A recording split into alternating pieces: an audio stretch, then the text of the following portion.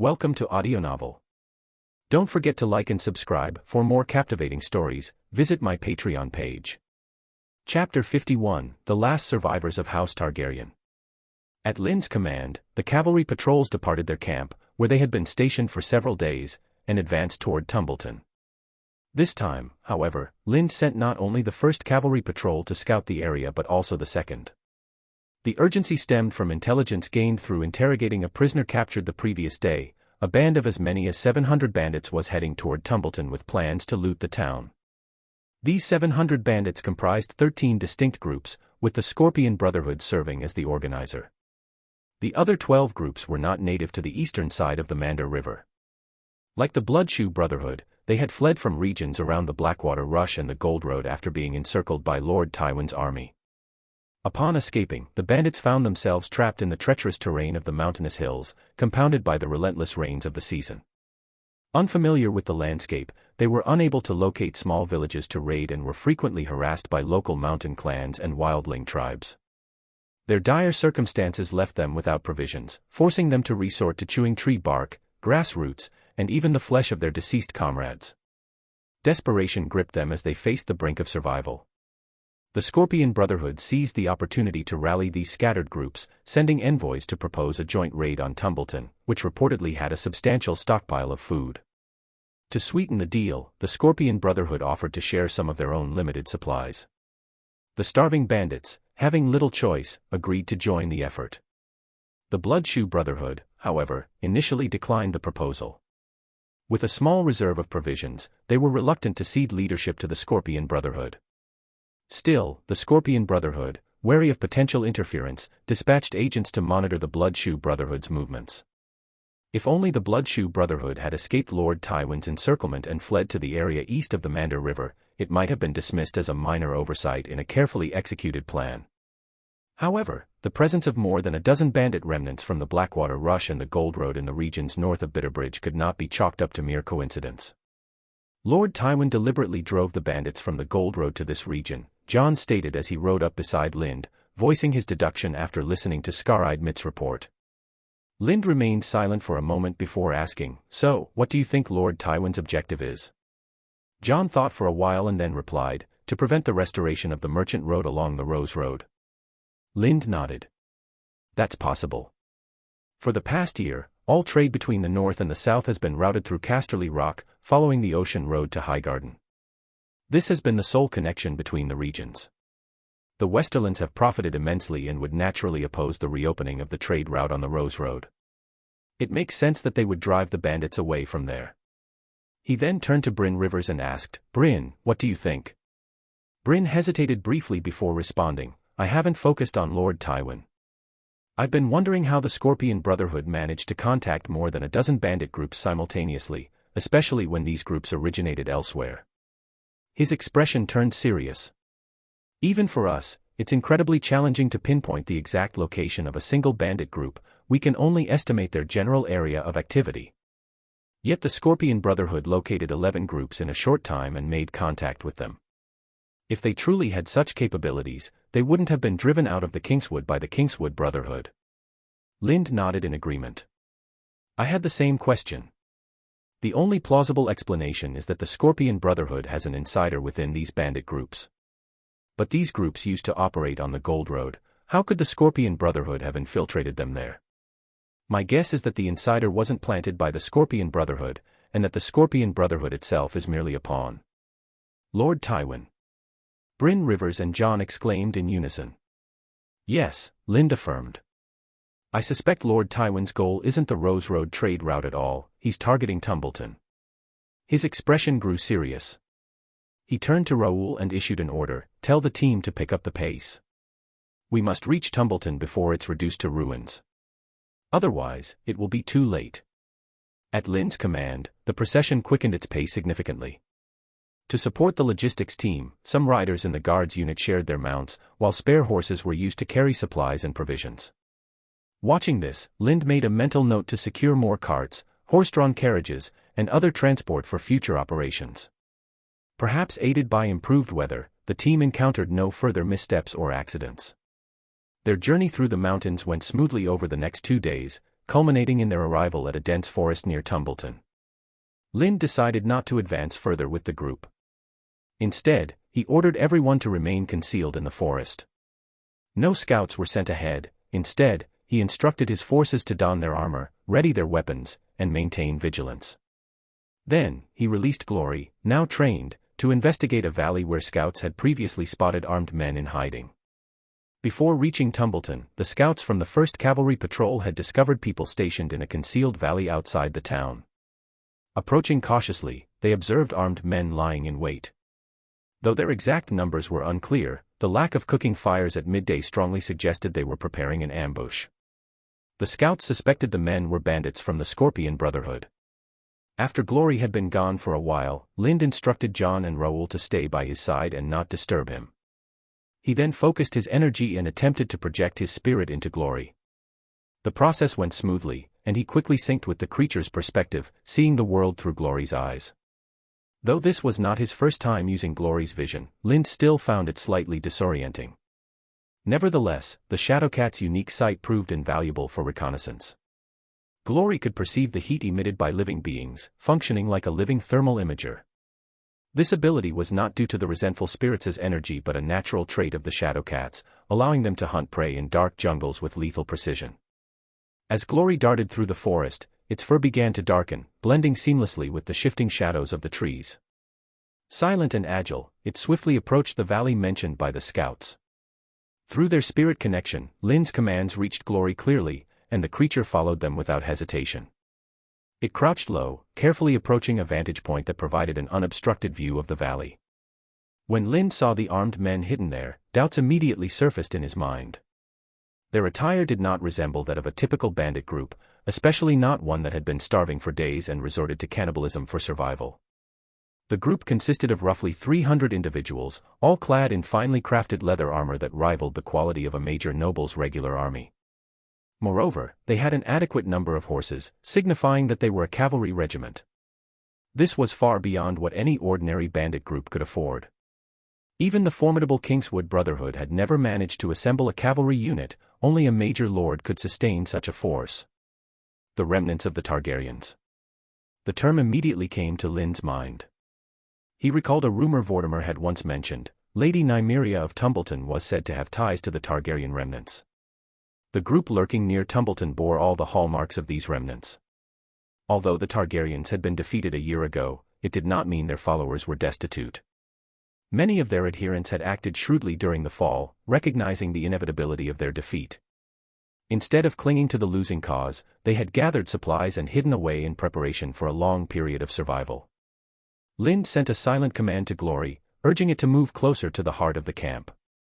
Obediently, the Shadowcat lowered itself until its belly nearly touched the ground, slipping through the shadows with practiced stealth. Avoiding the sentries with ease, it approached the camp until it was close enough to pick up snippets of conversation among the armed men. "Lord Hagen, how long do we have to stay here?" someone asked impatiently.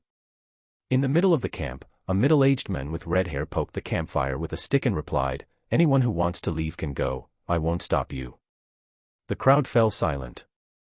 They all understood too well that leaving the group meant certain death within 10 days. Many were eager to capture any of them and deliver them to King's Landing for a reward. "The order I received from the prince is to protect the lady. I will not leave here," the middle-aged redhead said coldly, his gaze sweeping over the few by the campfire. "You have nowhere to go and came to me for help. I accepted you and took care of you. You should be grateful. Understand?" The faces of the group darkened, but they bowed their heads and murmured, "Yes, my lord, we understand." Afterwards, the small group, evidently finding it unbearable to remain, each made an excuse and left. Once they were gone, the red-haired man signaled to his subordinates with a discreet nod. One by one, they too got up and left. It was clear the men no longer trusted the deserters and intended to deal with them decisively. Lind, observing the scene through Glory's eyes, decided it was enough. He already knew these people were likely the former Kingsguard Prince Lewin Martell's sentinels, tasked with protecting Lady Nimriia Footley.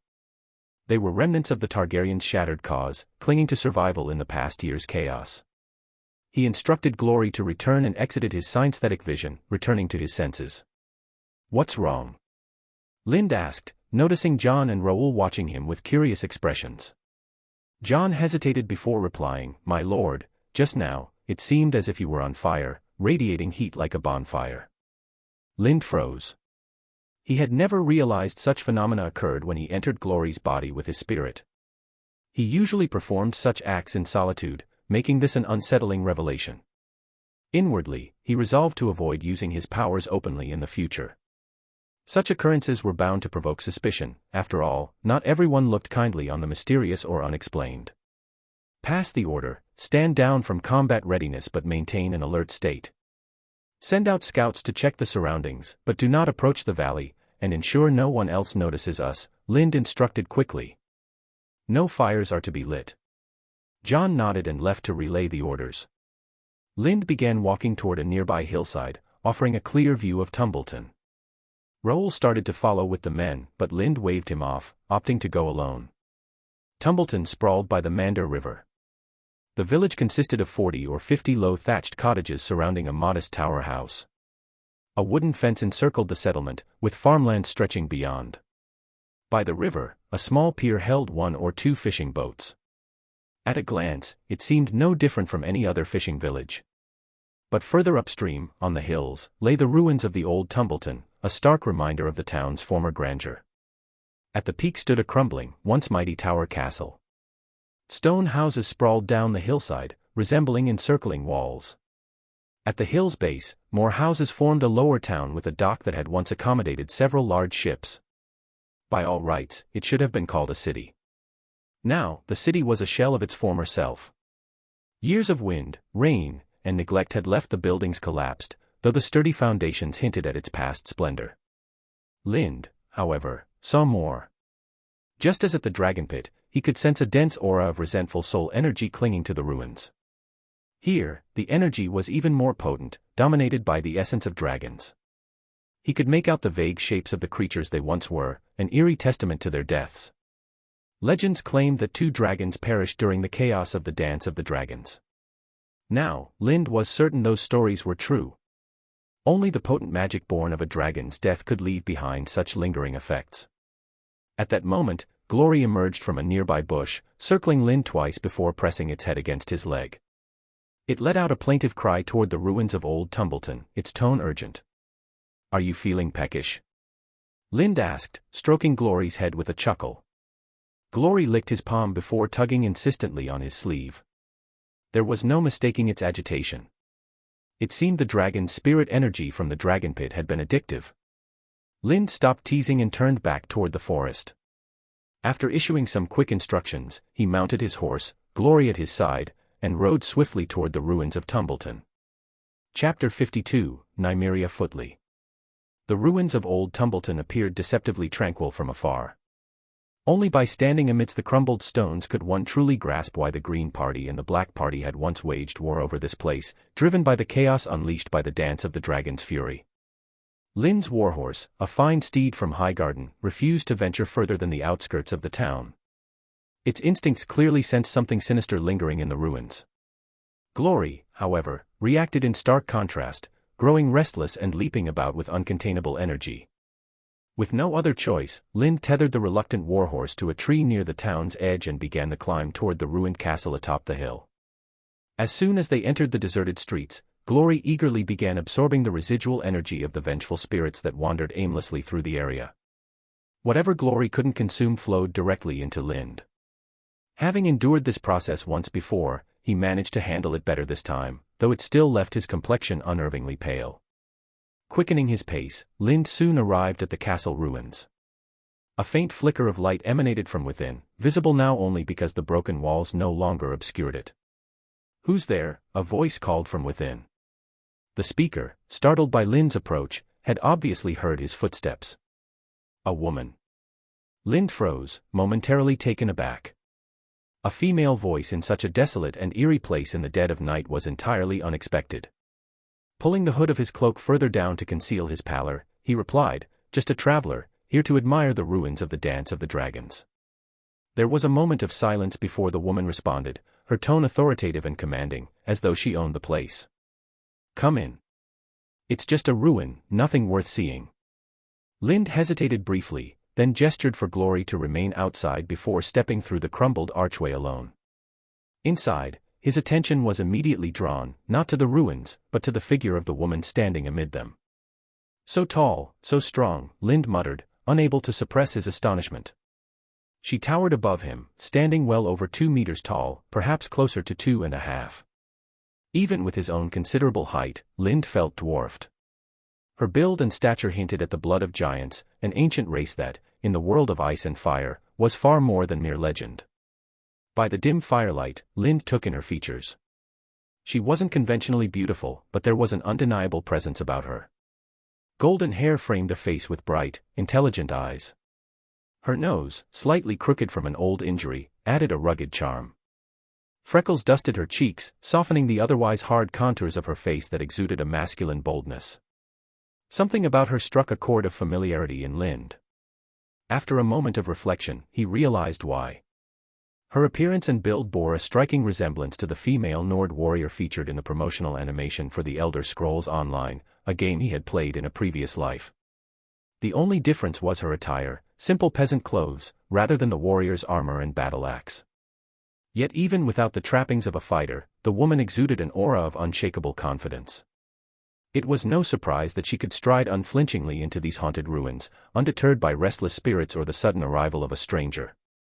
As Lind observed the imposing woman before him, she, too, was scrutinizing him. To her, Lind appeared just as peculiar. It wasn't his cloak and hood, though odd for such a dark and deserted place, nor his finely crafted leather armor and battle boots, ill-suited for a mere traveler, that drew her attention. What truly struck her as strange were the 4 swords he carried. Along with the 2 at his waist, he bore another pair strapped to his back. A seasoned warrior herself, she immediately identified the weapons. The swords on his back were half-swords, while those at his waist were full-sized knightly swords. The latter intrigued her most. While she could wield such swords with her formidable strength, using them with precision was an entirely different matter.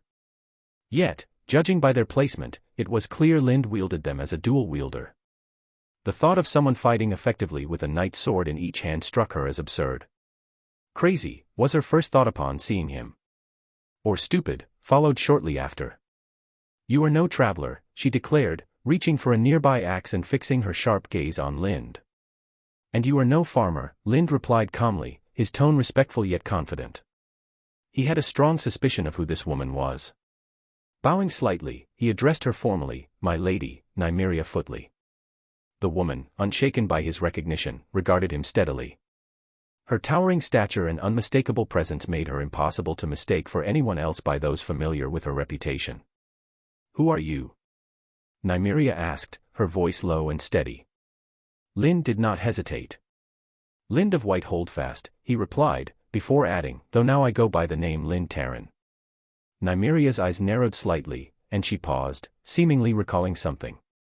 Lind of White Holdfast, she murmured. The bear hunter. Clearly, the tale of the bear hunter had reached even these parts.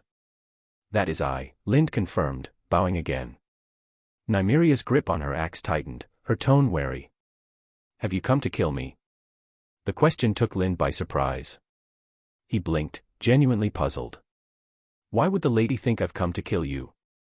Nimriia studied him carefully, then slightly eased her stance. With a faint smirk, she said, perhaps because I am rumored to be the bastard daughter of Prince Lewin, a Targaryen loyalist and martyr. Or perhaps it's because I've taken a coveted position and stirred envy. Lind chuckled softly.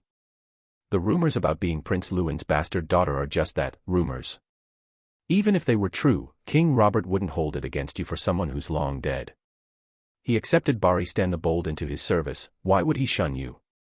As for occupying a desirable position and invoking jealousy, well, that's more plausible.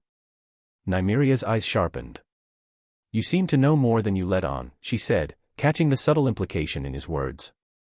Just a little, Lind admitted with a slight nod.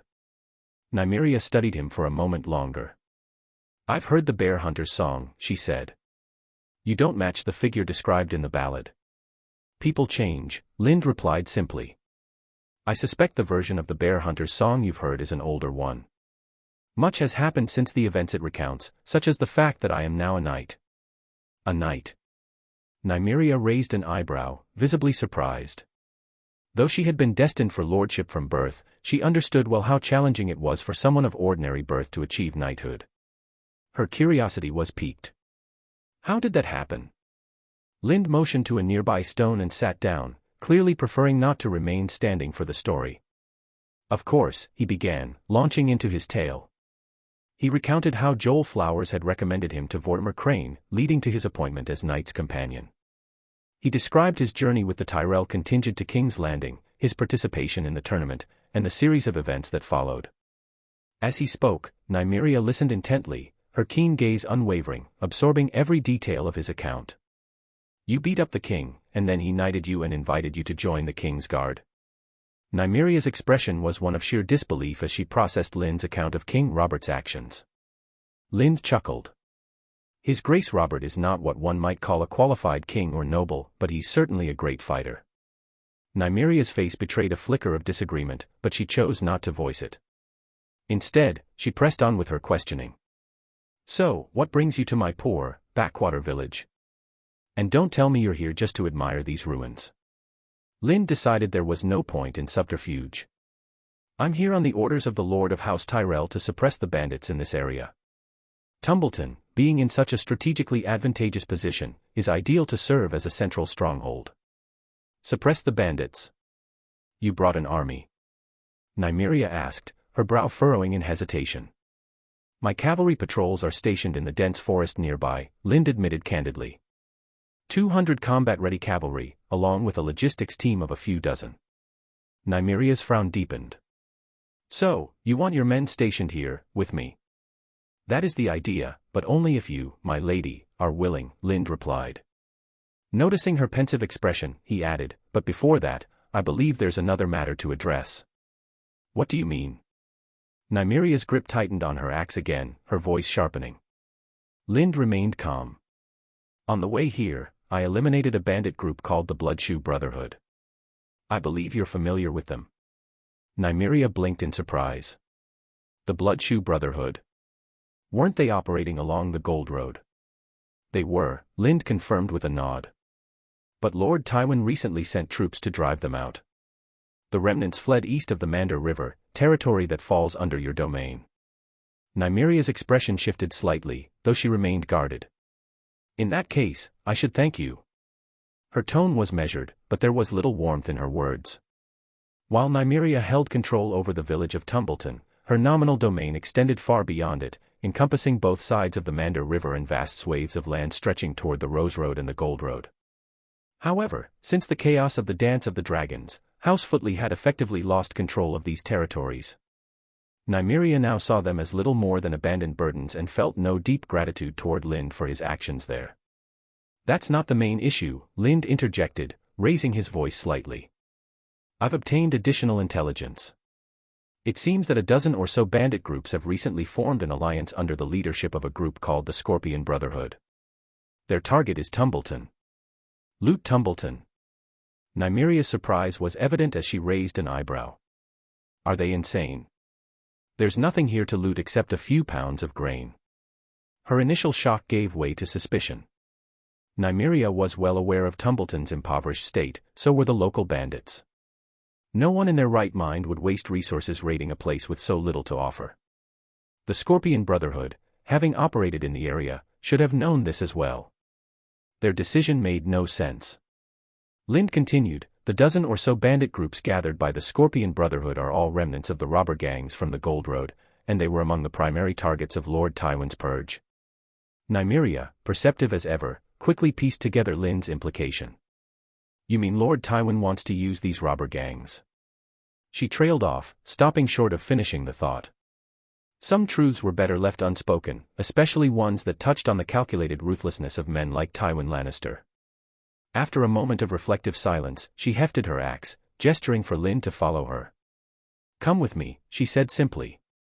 Lind rose without objection and trailed behind her as they left the ruins of the castle. The two moved in silence for a time, the chill of the night settling around them, broken only by the crunch of their footsteps on the rough ground. Nimriia abruptly stopped, raising her axe defensively as her sharp eyes fixed on a shadow shifting near a ruined wall. Be careful. Over there. She warned. Don't worry, my lady. That's my partner, Lind reassured her, stepping forward to prevent any misunderstanding. From the shadows emerged Glory, the sleek shadowcat, padding silently to Lind's side. It rubbed affectionately against him, then turned its curious gaze to Nimriia. Lind was mildly surprised. This was the first time Glory had not displayed aggression toward someone other than him. Even Raoul, who fed Glory daily, wasn't spared the shadowcat's usual display of fangs and hostility. Yet here it was, calmly examining Nimriia. "Is this a shadowcat?" Nimriia asked, a flicker of astonishment breaking her composed demeanor. "Yes," Lind confirmed with a nod. "Are you a skin changer?" she inquired, her curiosity unmistakable.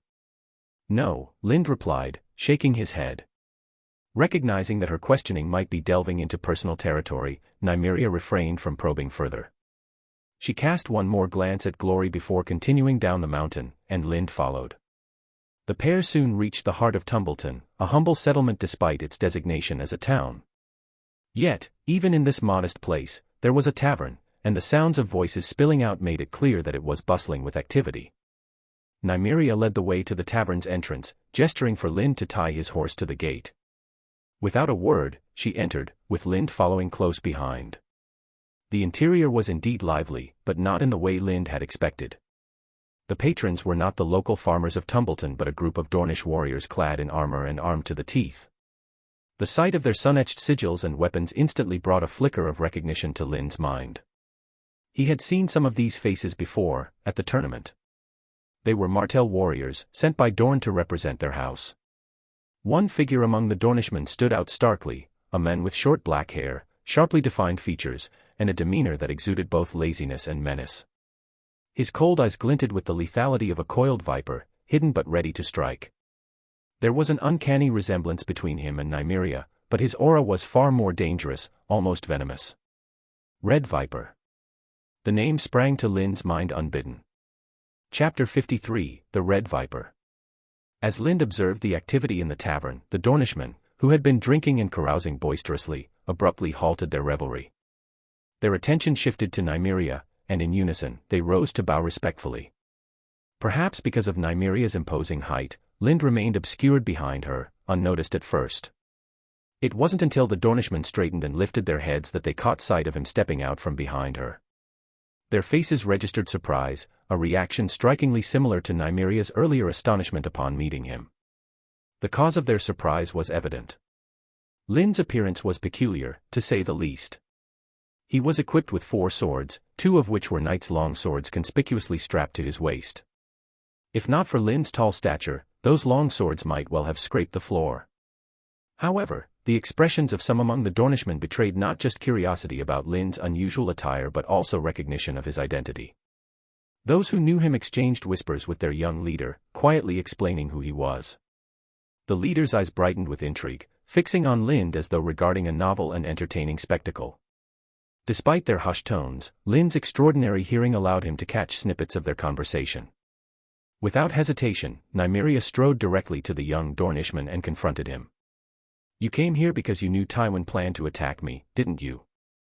"I've heard some rumors, though I wasn't certain," the young man replied, his tone languid as he straightened in his armchair. His gaze shifted to Lind. Lind the Bear Hunter, the name that's been circulating through every tavern in the Reach lately. "Did the Lord of House Tyrell send you?" "He has an interest in this region too."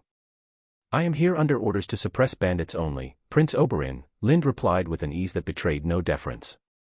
Oberin's brow arched slightly. He was unsurprised at being recognized but seemed intrigued by Lind's calm indifference toward him. "How many men have you brought?" Nimriia interjected abruptly, stepping back to place herself protectively between Lind and Oberin. Her wary tone suggested she anticipated trouble. Oberin gestured to the gathered Dornishmen in the tavern, counting almost 20 of them. Nimriia frowned. "With so few men, how do you plan to help me deal with the invaders?" Oberin shook his head dismissively. "I didn't come here to fight the invaders. If necessary, I'm here to take you south by boat." Nimria's temper flared. "I'm not going to Dorne. I am the Lady of Tumbleton." Oberin let out a derisive laugh. "A lord who cannot even protect their own lands." His expression grew serious as he continued, "You know how critical Tumbleton's location is. It borders the Westerlands, the Reach, and the Crownlands, with the Stormlands and Riverlands not far off. No ruler would permit a powerful lord to control such a pivotal region. After the Dance of the Dragons laid waste to Tumbleton, it was never rebuilt, not because House Footley lacks the will, but because the great lords around it won't allow it." Nimria's frustration boiled over. "Then let it remain abandoned." "You don't need to shout at me," Oberin replied coolly, gesturing toward King's Landing. "Your enemies are over there, cousin." "Shut up. I'm a Footley, not a Martell." Nimriia retorted fiercely, her tone laced with resentment. The Red Viper looked at Nimriia with calm intensity. "You carry the blood of House Martell in your veins, ever since the day you were born. Deny it all you like, but that will never change the truth." His words struck a nerve. Nimria's expression darkened as her anger receded, replaced by a cold, steely demeanor. Her voice turned icy. "Get out. Leave my lands now. I don't need your help for anything, I only want you gone. Return to Dorne immediately." It was clear to the Red Viper that Nimriia was serious. She wasn't bluffing, she truly wanted them gone. The lazy air he had maintained until then dissipated. His presence turned sharp, dangerous, like a viper poised to strike. The tension spread throughout the room. The Dornishmen stood as one, their hands resting on the hilts of their weapons, ready to act at Oberin's command. Lind, unfazed by the sudden escalation, crossed his arms and gripped the hilt of his sword, assuming the opening stance of the banished knight's swordsmanship. If he was to use Tumbleton as a base, it was only natural that he would defend its lord. As Lind made his move, Oberin's gaze shifted from Nimriia to him. A sudden and unfamiliar sensation overtook the prince, an instinctual awareness of danger unlike anything he'd felt before. It was as if the faintest wrong move would summon death itself. The rest of the Dornishmen felt the oppressive air of looming death, though they couldn't pinpoint its source as keenly as Oberin could. Nimriia, standing in front of Lind, remained oblivious to the shift in atmosphere. She only noticed the nervous expressions on the faces of Oberin and his men, puzzling her. Oberin didn't act rashly. Instead, he raised his hand, signaling his men. They visibly relaxed at the gesture, releasing their weapons. One by one, they silently exited the tavern. After they had all left, Oberin followed suit. As he passed Nimriia, he paused briefly, looking up at her. "You'd be wise not to rely on the people hiding in that valley. They've been bait from the beginning, Jon Arryn's trap. If you make direct contact with them, King's Landing will have all the justification it needs to act openly, rather than the covert measures they've used so far." He hesitated for a moment, then added, "I'll leave a team near Bitterbridge. If you—" "No," Nimriia cut him off firmly. "There are no ifs. Even if I die, I will die in my own land." Oberin said nothing more. He strode away, but as he passed Lind, his gaze lingered on the warrior briefly. His eyes drifted to the snarling glory at Lind's feet as he left. "Why aren't you leaving yet?" Nimriia asked, her tone grumpy as her gloomy expression remained. Though the Red Viper had left, her mood had not improved. Lind, unperturbed, replied calmly, "My lady, you have not yet agreed to let my men station inside your territory. I need your decision so I can determine my next steps." Nimria's eyes narrowed with disdain. "Is this how House Tyrell plans to annex my territory? By pretending to clear out the bandits?" "Of course not," Lind replied with a shake of his head. "If the Tyrells truly intended to take over your lands, they wouldn't need to act at all.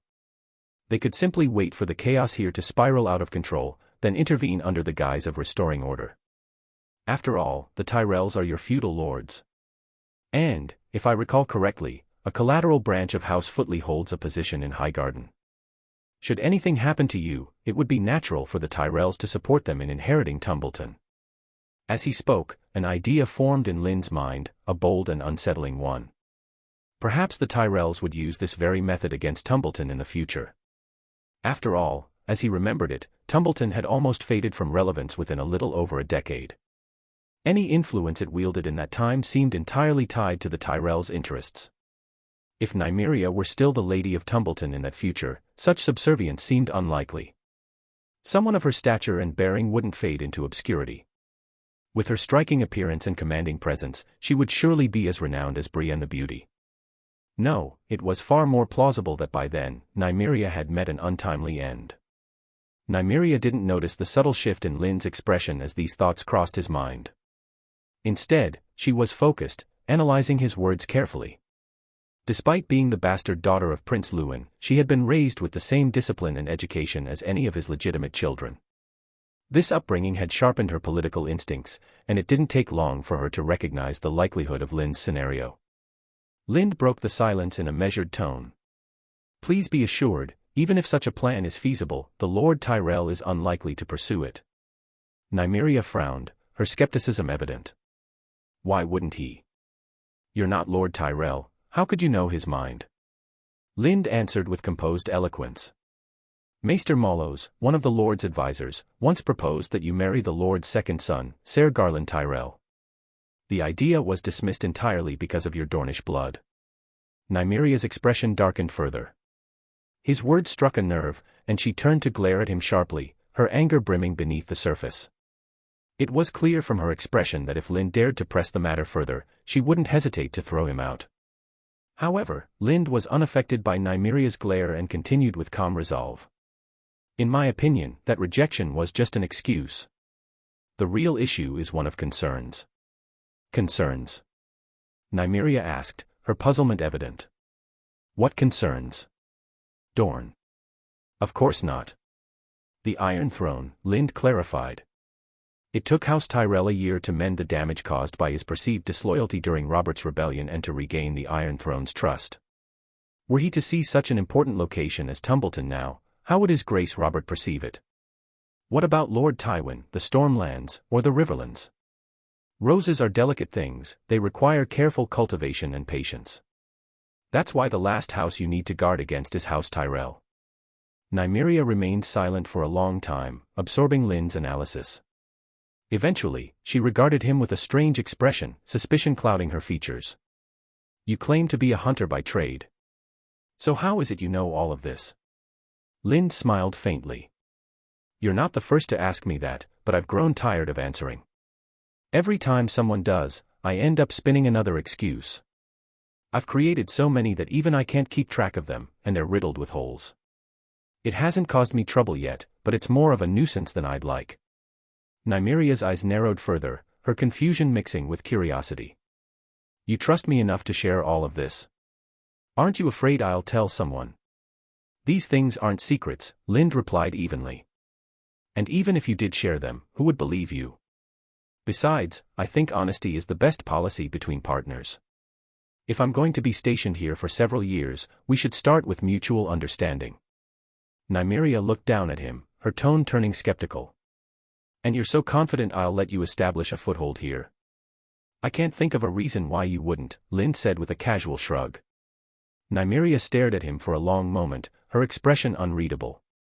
Finally, she said, I need time to think about it. That is your right, my lady, Lynn replied with a slight nod. Once you've made your decision, just send someone to inform me. With that, Lynn turned toward the tavern's exit. Just before crossing the threshold, he paused, looked back, and said, Prince Oberin gave you good advice earlier, about not contacting the people in the valley. I share his concern. It seems like an obvious trap. I understand, Nimriia replied, her tone calm but resolute. Lynn studied her reaction. From her composed demeanor, he surmised she had already suspected the truth about those people, which explained her decision to remain in close proximity without engaging with them. Deciding there was nothing more to add, he left the tavern, mounted his horse, and began his ride toward the outskirts of Tumbleton. This unplanned visit to the ruins of old Tumbleton had yielded significant results. Not only had he made contact with its lord, but he had also encountered the legendary Red Viper of Dorne. As he passed through the wooden fence wall of Tumbleton, heading toward the dense forest where his men were stationed, Lynn suddenly reined in his horse. He dismounted and turned toward a small hillock nearby. Standing atop it, as if waiting for him, was the Red Viper. Lynn called out, Prince Oberin, it seems you've been expecting me. May I ask what this is about? Red Viper descended the hill, steel lance in hand, his tone casual but laced with intent. Two things. First, I want to know if you have any plans to harm Nimriia. Second, I want to see if the so-called first swordsman of the Seven Kingdoms lives up to his reputation. Lind froze, puzzled. First swordsman of the Seven Kingdoms. I wasn't aware I held such a title. It's what your admirers have started calling you. After all, legends rarely rise from the ranks of commoners. The Red Viper chuckled lightly, his gaze shifting to the small shadowcat at Lind's feet. Is this the gift from the female shadowcat in your story? Yes, Lind answered with a nod. A beautiful creature, the Red Viper remarked, his tone carrying a hint of envy. Lind reached down to stroke Glory's head, a soft smile forming. Yes, he's a fine little companion. Red Viper stepped closer, his sharp gaze locking onto Lind. This is the first time we've met, but I sense you're a man of honor. Now tell me, will you harm Nimriia Footley? Of course not, Lind responded without hesitation. The two men stared at each other in silence for a long moment before the Red Viper spoke again, his voice measured. I believe you, Bear Hunter. With that, he stepped back, twirling his lance. Now for the second matter. Fight me. Chapter 54, Garrison Permit. Facing Red Viper's challenge, Lind did not hesitate and agreed immediately. Since acquiring the Sword of the Banished Knight, he hadn't had the opportunity to truly measure his strength against a worthy opponent. And as the foremost swordsman in the Seven Kingdoms, and possibly the entire world of ice and fire, Red Viper was more than suitable for such a test. Lind casually tied his horse to a wooden stake nearby, gestured for Glory to move away, and approached Red Viper. As he walked, he unsheathed the two greatswords hanging at his waist. The moment Lind's greatswords were drawn, Red Viper's relaxed demeanor vanished. His eyes turned fierce, his body lowered into a stance of readiness, and he adjusted his grip on the lance repeatedly. His feet moved quickly, circling Lind, probing for weaknesses in his stance. Nimriia, who had just left the tavern, felt a hunch and walked toward the edge of the village. There, she came upon the sight of Lind and Red Viper squaring off in an open area. She stopped to watch, her expression wary. Though Nimriia had heard the Bear Hunter's song and knew of Lind's reputation as a formidable warrior, she doubted he could defeat Red Viper. Only days ago, she had faced Oberin herself. She had once defeated dozens of suitors with ease, but against Oberin, she had been completely outclassed. He had parried her every strike effortlessly, treating her attacks as though they were from a child wielding a sword for the first time. By the end of the encounter, she was utterly spent. The memory of that humbling defeat lingered as she watched the two men. To her, Red Viper was more legend than man, and the tales of Lind paled in comparison. Meanwhile, the standoff between Lind and Red Viper remained unbroken. Oberin continued circling, shifting his stance, searching for a vulnerability in Lind's defense. Yet, despite Lind's seemingly open stance, Oberin sensed an overwhelming threat from each perceived gap, as though any attack would provoke a devastating counter. Red Viper understood that allowing the standoff to continue would only erode his fighting spirit. If he delayed further, he feared losing any chance to challenge Lind effectively. With this in mind, he opted for the safest course of action, an aggressive charge. Lunging with his spear, he aimed to capitalize on its reach and test Lind's defenses. But as soon as Oberin moved, Lind responded. It was as though he had anticipated the attack. With astonishing speed, Lind sidestepped diagonally, narrowly avoiding the spear. At the same time, his right hand wielded a knight's greatsword in a motion akin to a spear thrust, aiming directly for Oberin's chest. The combined length of Lind's greatsword and his extended arm rivaled the reach of Oberin's lance, catching him off guard. He hadn't expected anyone to wield such a massive weapon with such dexterity and control using only one hand. Forced to act quickly, Oberin dodged by rolling to the side, barely avoiding the blade's tip. Though the roll seemed ungainly, Oberin used it to retract his lance and immediately countered, lunging again with a stab aimed at Lind's thigh. Lind, however, reacted with unorthodox agility. Leaping into the air, he executed a mid-air somersault. As he descended, his two greatswords swung downward in a wide arc toward Oberin. The sheer force and range of the attack left Oberin with no time to dodge. He raised his lance with both hands in an attempt to block the strike. Though the steel shaft of the lance withstood the blow, the immense impact bent the weapon and sent a shockwave down Oberin's arms, numbing them. The force drove him to one knee, leaving him defenseless as Lind's swords crossed at his neck. Lind didn't linger with his blades poised over Oberin's throat. He quickly stepped back, sheathing his swords, and stood silently, waiting for Oberin to recover. Although Red Viper accepted his defeat, his face betrayed disbelief. Before the duel with Lind, he had never imagined he could lose, let alone so decisively and swiftly. He replayed the fight in his mind, analyzing the simplicity of Lind's swordsmanship. The techniques were nothing extraordinary, straightforward thrusts with a straight sword and slashes with dual swords.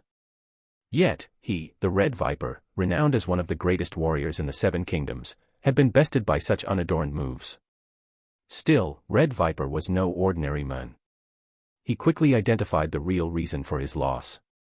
While Lind's techniques were simple, his speed and strength were anything but ordinary.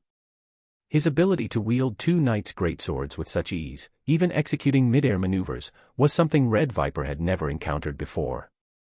Even more concerning was his realization that knowing Lind's methods wouldn't change the outcome. Lind's sheer physical superiority in speed and strength placed him on a different plane entirely. Without resorting to poison or underhanded tactics, defeating him seemed almost impossible. "Who taught you swordsmanship?" Red Viper asked, standing up and discarding his warped lance. "The warrior," Lind replied, making the sign of the seven gods. Red Viper raised an eyebrow, his expression briefly incredulous before turning wordless. Without further inquiry, he pivoted and walked away. Lind watched Red Viper leave, a satisfied smile playing on his lips. The duel had given him clarity. If Red Viper was the benchmark, he no longer had reason to fear any opponent in direct combat. His only vulnerability now lay in other methods, such as poison or deceit.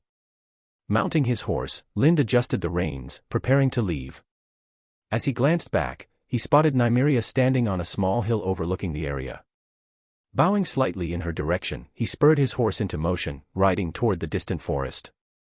Nimriia remained rooted to the hillside, her mind reeling. She had never expected the Red Viper to lose, much less in such an overwhelming fashion. It felt surreal, as though she were trapped in a dream. For a long while, she stood there, struggling to calm herself. "My lady, there is news from over there," a voice interrupted her thoughts. She turned to see an older man dressed as a maester but lacking a chain around his neck. His expression was grave. "It seems they're growing impatient. They've begun using threats. I suspect they might not even wait for the supposed bandits to arrive before launching an attack under the guise of bandits." "No, Maester Yevs," Nimriia responded seriously. "The bandits are coming. They're already very close. Distribute the weapons. At the very least, the villagers should be able to defend themselves." The Maester sighed but nodded. "Yes, my lady," he said, turning to carry out her orders. "Wait, Maester," Nimriia called after him. When he turned, she continued, "Draft a document authorizing House Tyrell's bear hunter, Lind, to use the old castle as a base for suppressing the bandits. The authorization will be valid for 4 years. House Tyrell." Maester Yevs froze briefly, then bowed and departed without comment. The following day, as Nimriia signed the document granting Lind authority, his scouts returned with critical information. They reported the current position and movements of the bandit alliance. The bandits were roughly 15 miles northeast of Tumbleton, moving slowly and making no effort to conceal their approach. They were expected to arrive within a day. However, the scouts also uncovered additional, troubling details. Another force was trailing the bandits, a group of about 300 men, well armed with long spears and clad in leather armor. They moved in a disciplined, military fashion but bore no identifying badges or insignias, making it impossible to determine their allegiance. Despite the lack of outward identification, Lind quickly deduced their origins. Only a handful of powerful lords in the surrounding region had the resources to field such a covert, well-trained force.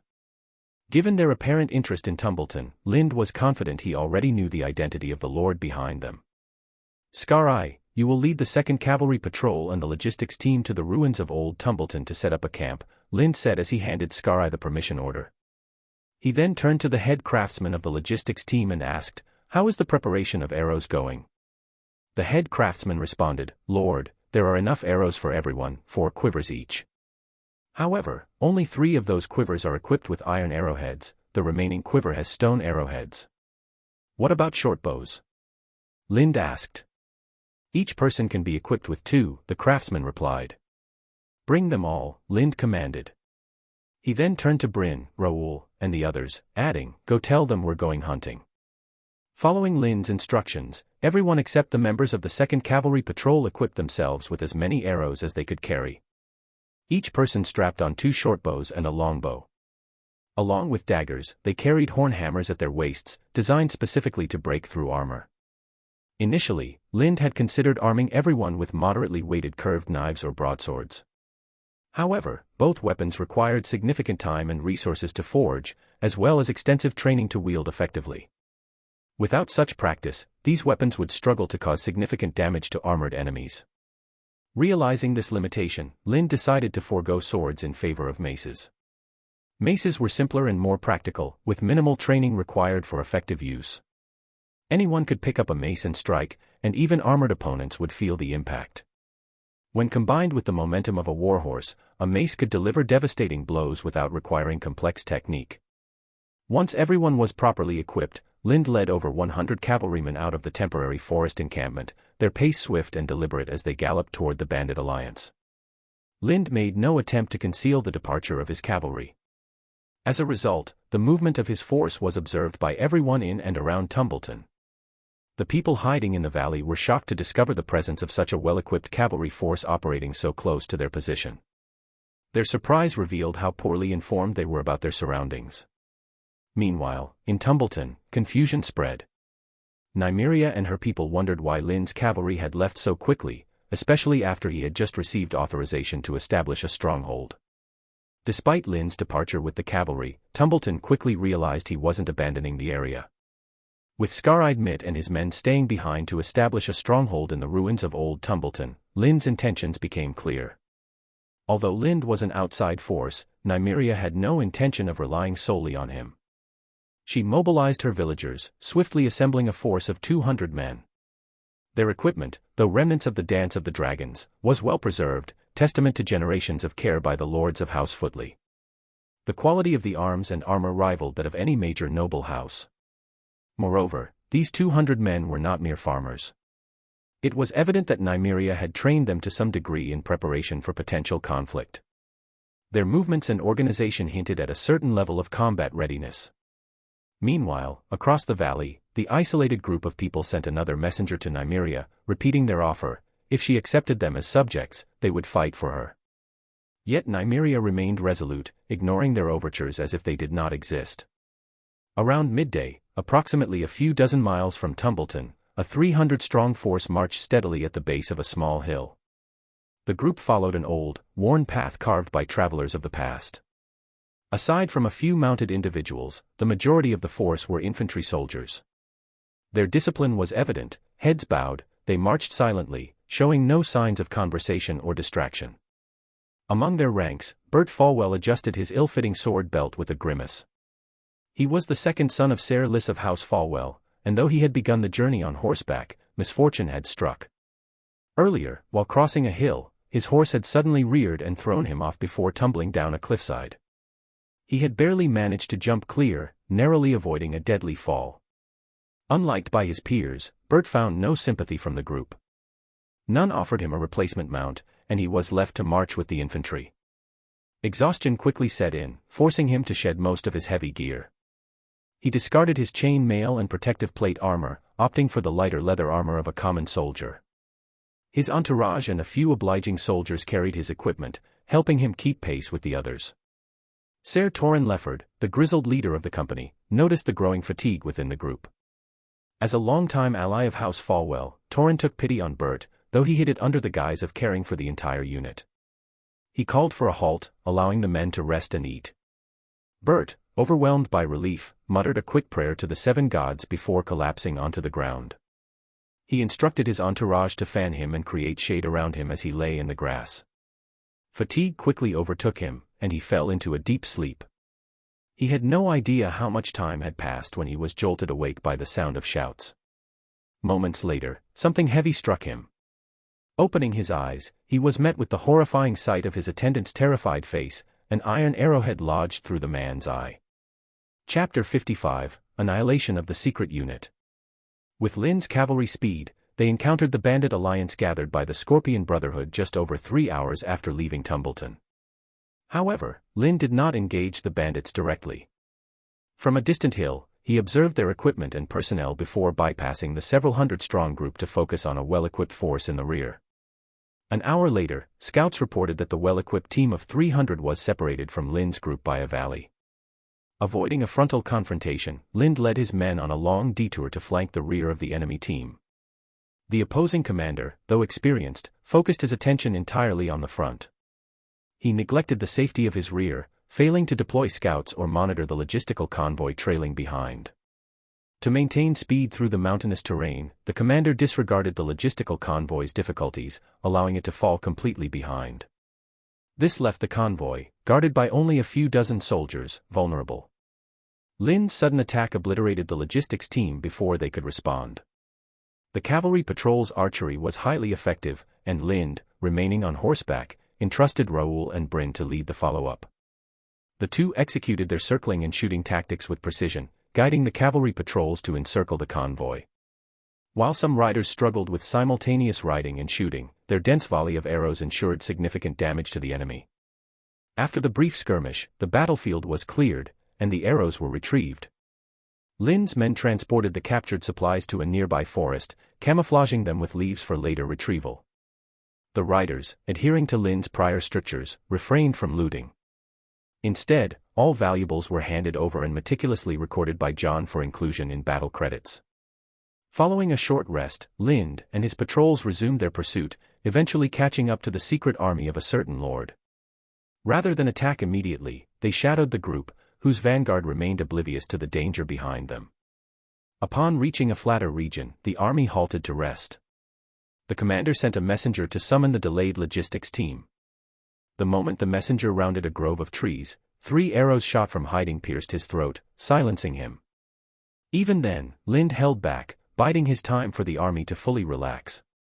The recent rapid march had exhausted the soldiers, and the absence of obstacles along their route had bred complacency. At the rest stop, most soldiers sat down and quickly succumbed to sleep. While the enemy commander had prudently dispatched soldiers to nearby highlands for surveillance, Lind had anticipated this move. His men reached the highlands first, ambushing the scouts and donning their uniforms to pose as allies. From this vantage, they fed Lind updates on the unsuspecting army below. "Remember what I told you?" Lind reminded Raoul and Bryn when the time was right. "Surround the enemy and shoot arrows, don't charge head-on," Raoul and Bryn repeated in unison. Lind nodded approvingly before turning to John. "Are you sure you want to charge with me? It will be safer with Raoul and the others." John adjusted his helmet, the steel catching a brief glint of sunlight, and drew his long sword from his waist. "My lord, I am your officer and should be by your side," he replied firmly. "Please don't worry. I've participated in several battles with Lord Roger. This little scene will not affect me." Seeing John's determination, Lind said nothing further. He picked up his helmet, secured it in place, and issued a sharp command to the 10 shock cavalrymen he had carefully selected. "Let's go." Lind led the 10 riders, all experts in mounted combat, charging forward along the mountain path. Raoul and Bryn, without hesitation, split the remaining mounted archery team into 2 groups and followed closely behind, flanking the primary charge. The sound of the hooves was subdued due to their small number, allowing them to move stealthily. As Lind and his group passed through a dense forest at the base of a small hill, they approached the resting army. The soldiers, lulled by exhaustion and complacency, failed to notice the approaching danger. Even the sentries, who briefly caught sight of the riders, assumed it was the logistics team bringing supplies. It wasn't until the riders drew closer that one sentry spotted the difference in clothing and the glint of weapons. Panic flashed across his face. "Enemy," he began to shout, but an arrow from Lind's short bow struck him mid-word.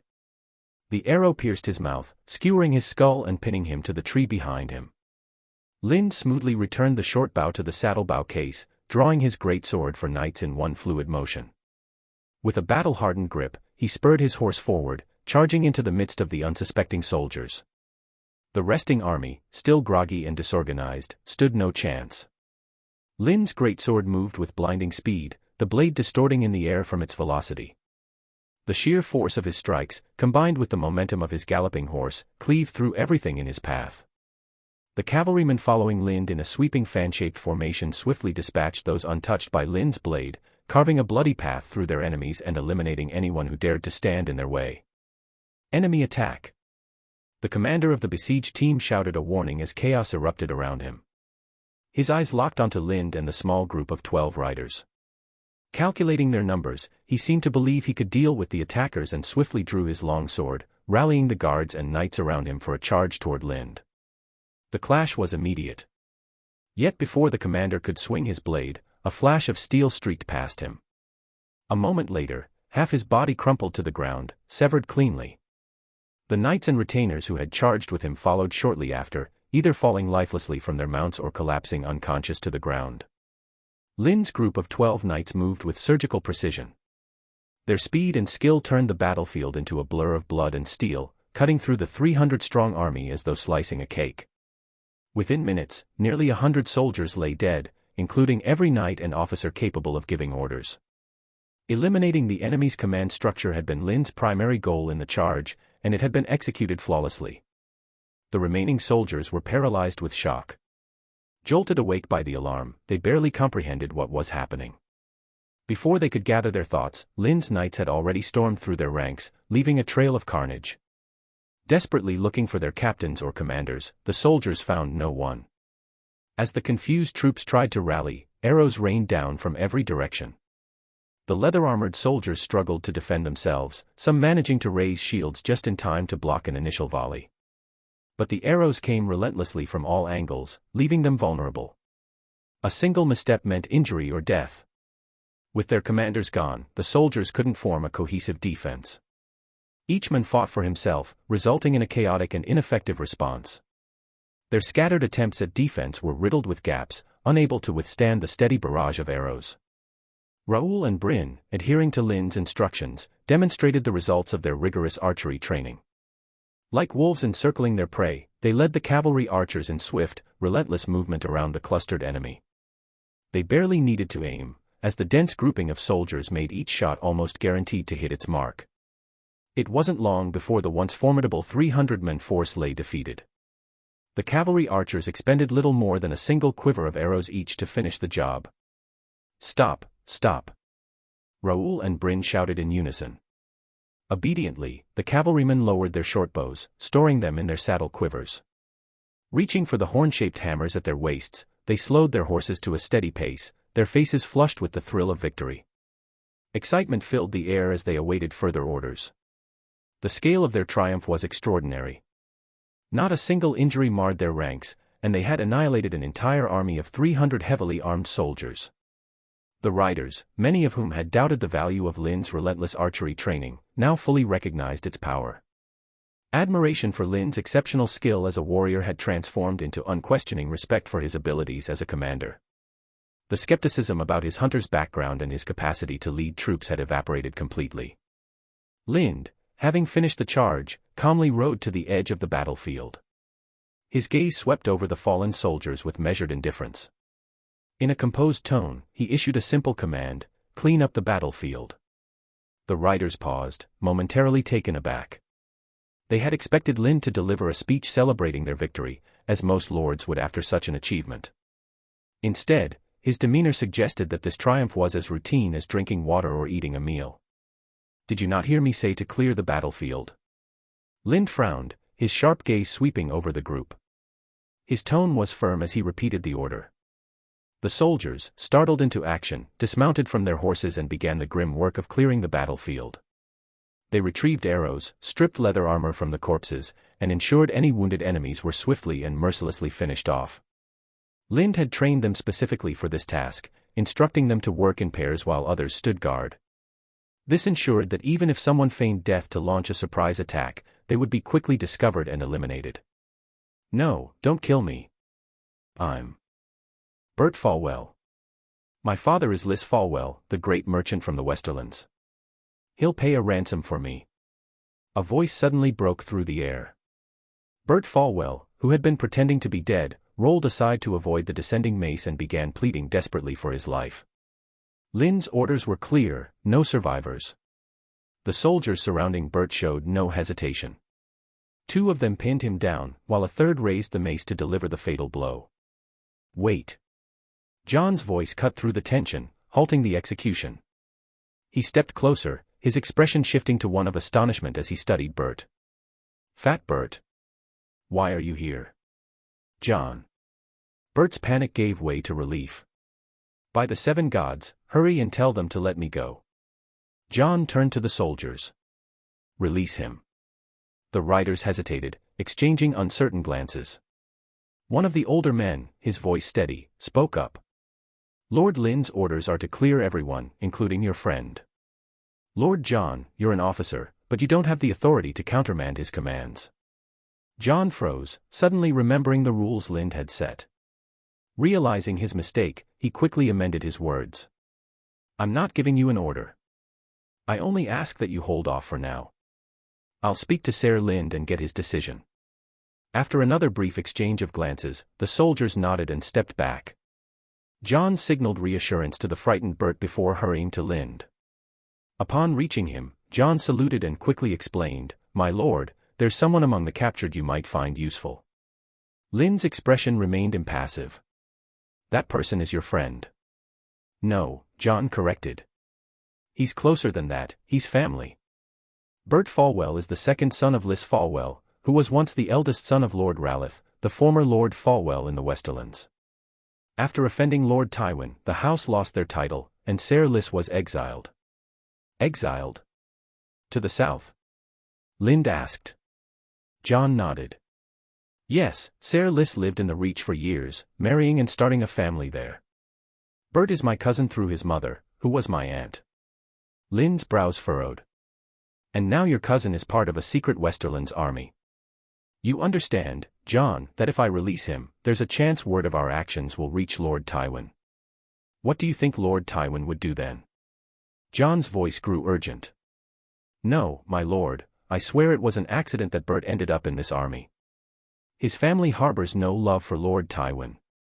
Even after receiving a pardon 4 years ago, Ser Lys has avoided staying long in the Westerlands or with House Fwell. He spends most of his time at sea to avoid drawing Tywin's attention." At that moment, Bryn approached, adding his perspective. "I've heard of Lys Fwell. He's a well-known sea merchant in the Westerlands. Land merchants are common there, but sea merchants of his caliber are rare." Leaning closer to Lynd, Bryn added, "Didn't Muse mention he's been having trouble sourcing certain goods? Maybe this could help." Lynd considered Bryn's words before giving a measured nod. "Bring Bert here. If he proves useful, perhaps this will work in our favor." Chapter 56, A Simple Solution. "You are Bert Fwell?" Lynd asked, looking down at the somewhat short and stocky knight before him. "Yes, my lord," Bert replied, bowing his head. Lynd sat down on a boulder and gestured for Bert to do the same, pointing to a nearby one. "Tell me, what is the purpose of your army?" Bert glanced at Jon, who nodded in encouragement.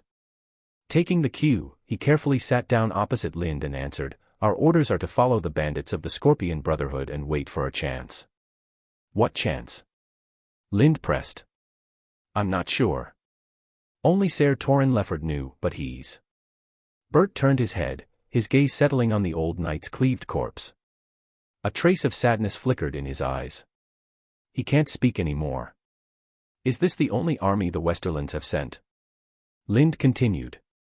"For now, we're the only ones," Bert replied. "Do you mean other armies from the Westerlands will come later?" Jon interjected, unable to contain his curiosity. Bert nodded. "When I left, I saw several armies gathering. I just don't know if they're being sent here." "How large is this army?" Jon asked again.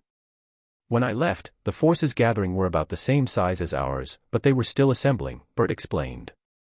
"The final army should be quite a bit larger." Lynd frowned, his thoughts growing heavy. This was troubling news.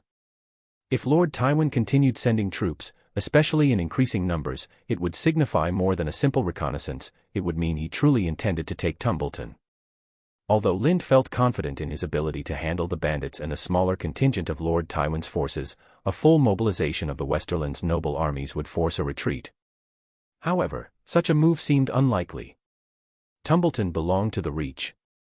A full-scale invasion by the Westerlands would provoke open war between the two regions, something the Iron Throne would not permit. This led Lind to suspect that Lord Tywin's gathering of troops might have another purpose entirely. Yet, with so little information, Lind couldn't form a definitive judgment. The need for an intelligence network loomed in his mind, though he knew it was a plan for the future. How many spies from the Westerlands are embedded within the Scorpion Brotherhood's bandits? Lind asked. I don't know, Bert admitted. Only Ser Torrin would have known. Lind studied Bert intently. Why did you join this army? With all due respect, Lord Bert, you don't strike me as someone suited for combat. Bert shrugged helplessly. The Fwells needed to send someone, and I was the unlucky choice. If I hadn't joined the army, I'd be in Old Town at the Citadel by now. You were planning to study at the Citadel? Lind inquired. Yes, Bert replied honestly. I've loved reading since I was a child. My dream is to become a maester. Lind's mind flicked to a familiar image, Samwell Tarly. The resemblance between the two men, in both build and temperament, struck him. Both shared a thirst for knowledge. When this is over, I'll let you go to the Citadel to study, Lind declared decisively. But until then, you'll stay with me. Bert Fwell is dead for now. Do you understand? Bert, knowing his life was spared, broke into a joyful smile. Overcome with gratitude, he repeatedly thanked Lind for his kindness. John, pleased that his cousin would survive, approached and gave him a reassuring pat on the shoulder. Lind continued, however, I don't keep idle people around. Before you leave, you'll need to contribute. For now, you'll work with John as my clerk. Bert froze momentarily but quickly answered, yes, my lord. By the way, Lind added, you don't seem to know who we are. John, take him downstairs and explain our situation. Let him know what needs to be done. Understood, my lord, John replied. He then led Bert aside and began explaining their background. The moment Bert had seen John, he had guessed that the group was connected to House Tyrell, but he had no clear understanding of Lind's identity. Even after John introduced Lind by name, Bert looked puzzled. He could not recall any noble family with the surname Taryn. Bert's confusion stemmed from his isolation over the past several months. Being constantly with the army, either in the barracks or on the road, he had lost touch with events in the wider world. Thus, he knew nothing about Lind, whose reputation had already spread across the Seven Kingdoms. It wasn't until John recounted Lind's exploits in detail that Bert understood. Lind was not from an old noble family but a self-made man whose rise was as extraordinary as it was improbable. Bert couldn't help but marvel at Lind's sheer luck. Yes, it was luck that amazed Bert, not Lind's strength. Bert, an avid reader of histories and biographies, had never come across a story in which a commoner from a hunter's background ascended so quickly. To be knighted by the king in mere months and entrusted with command of troops was unheard of. What astonished him further was the autonomy Lind had been granted. The Tyrells not only valued him highly but also allowed him to recruit soldiers and expand his forces, a privilege even the old Highgarden nobles rarely enjoyed. This piqued Bert's curiosity, and he no longer regretted the delay in his studies. Observing the rise of such a remarkable figure firsthand was as fascinating as anything the Citadel could offer. Meanwhile, the battlefield was swiftly cleared. Everything of value, leather armor, clothing, weapons, and equipment, was stripped, leaving only naked corpses behind. Witnessing this, Bert couldn't help but remark, my lord, this is truly undignified. They should at least be left with a piece of clothing. I'm poor now and won't waste any usable supplies, Lind replied calmly. Besides. He turned his gaze to Bert and added, all men must die. Since they entered this world naked, it's only fitting they leave it the same way. With that, Lind ordered Bryn Rivers to lead the first cavalry patrols, transporting the loot and the supplies from the earlier logistics team back to the Tumbleton stronghold. He, meanwhile, would continue pursuing the bandit alliance ahead. My lord, aren't your forces a bit too few? There are 600 or 700 bandits, Bryn expressed with concern. That's enough. They're just bandits, and they've already lost their nerve. The guards unit has plenty of men, Lind replied confidently. Then, as if struck by a thought, he turned to John and Bert. You'll stay with Bryn and help transport the spoils. You won't be needed for the next battle. Yes, my lord, both men answered promptly. Let's move, Lind commanded, looking toward the guards unit, already prepared to march. As soon as the order was given, the cavalry patrols, having just finished resting, quickly set off under Lind's command, following the tracks left by the bandit alliance in the direction of Tumbleton. The team moved at a fast pace, and in theory, they should have been able to catch up to the bandit alliance, which was trudging slowly ahead, within an hour. However, it seemed that Lind was at odds with the land itself. Since entering the territory, heavy rains had hindered their march. Even now, as they traveled along the road, flash floods suddenly appeared, forcing the group to take a detour and waste several hours. It wasn't until late evening that they finally caught up with the bandits' alliance. They were now less than 5 li from Tumbleton, separated by 2 hills. The bandits, rather than attacking Tumbleton that night, had set up camp, conserving their strength. They ate the last of their food and prepared for the battle they anticipated the following day. The leaders of the bandits displayed some competence. Before setting up camp, they had sent sentries to the surrounding hills to guard against surprise attacks. Unfortunately, the sentries were not as diligent as their commanders had hoped. After days of marching and food shortages, they were exhausted. They stood watch briefly but soon found places to rest, waiting for food to be brought up to them. That rest became their final one. After eliminating the sentries, Lind stood on the hillside, observing the scene below. Though it was growing dark, he could clearly make out the bandits scattered across the ground. They had unloaded their equipment and were completely relaxed, showing no signs of preparedness, just like the previous group Lind had encountered. Such an opportunity was too good to pass up.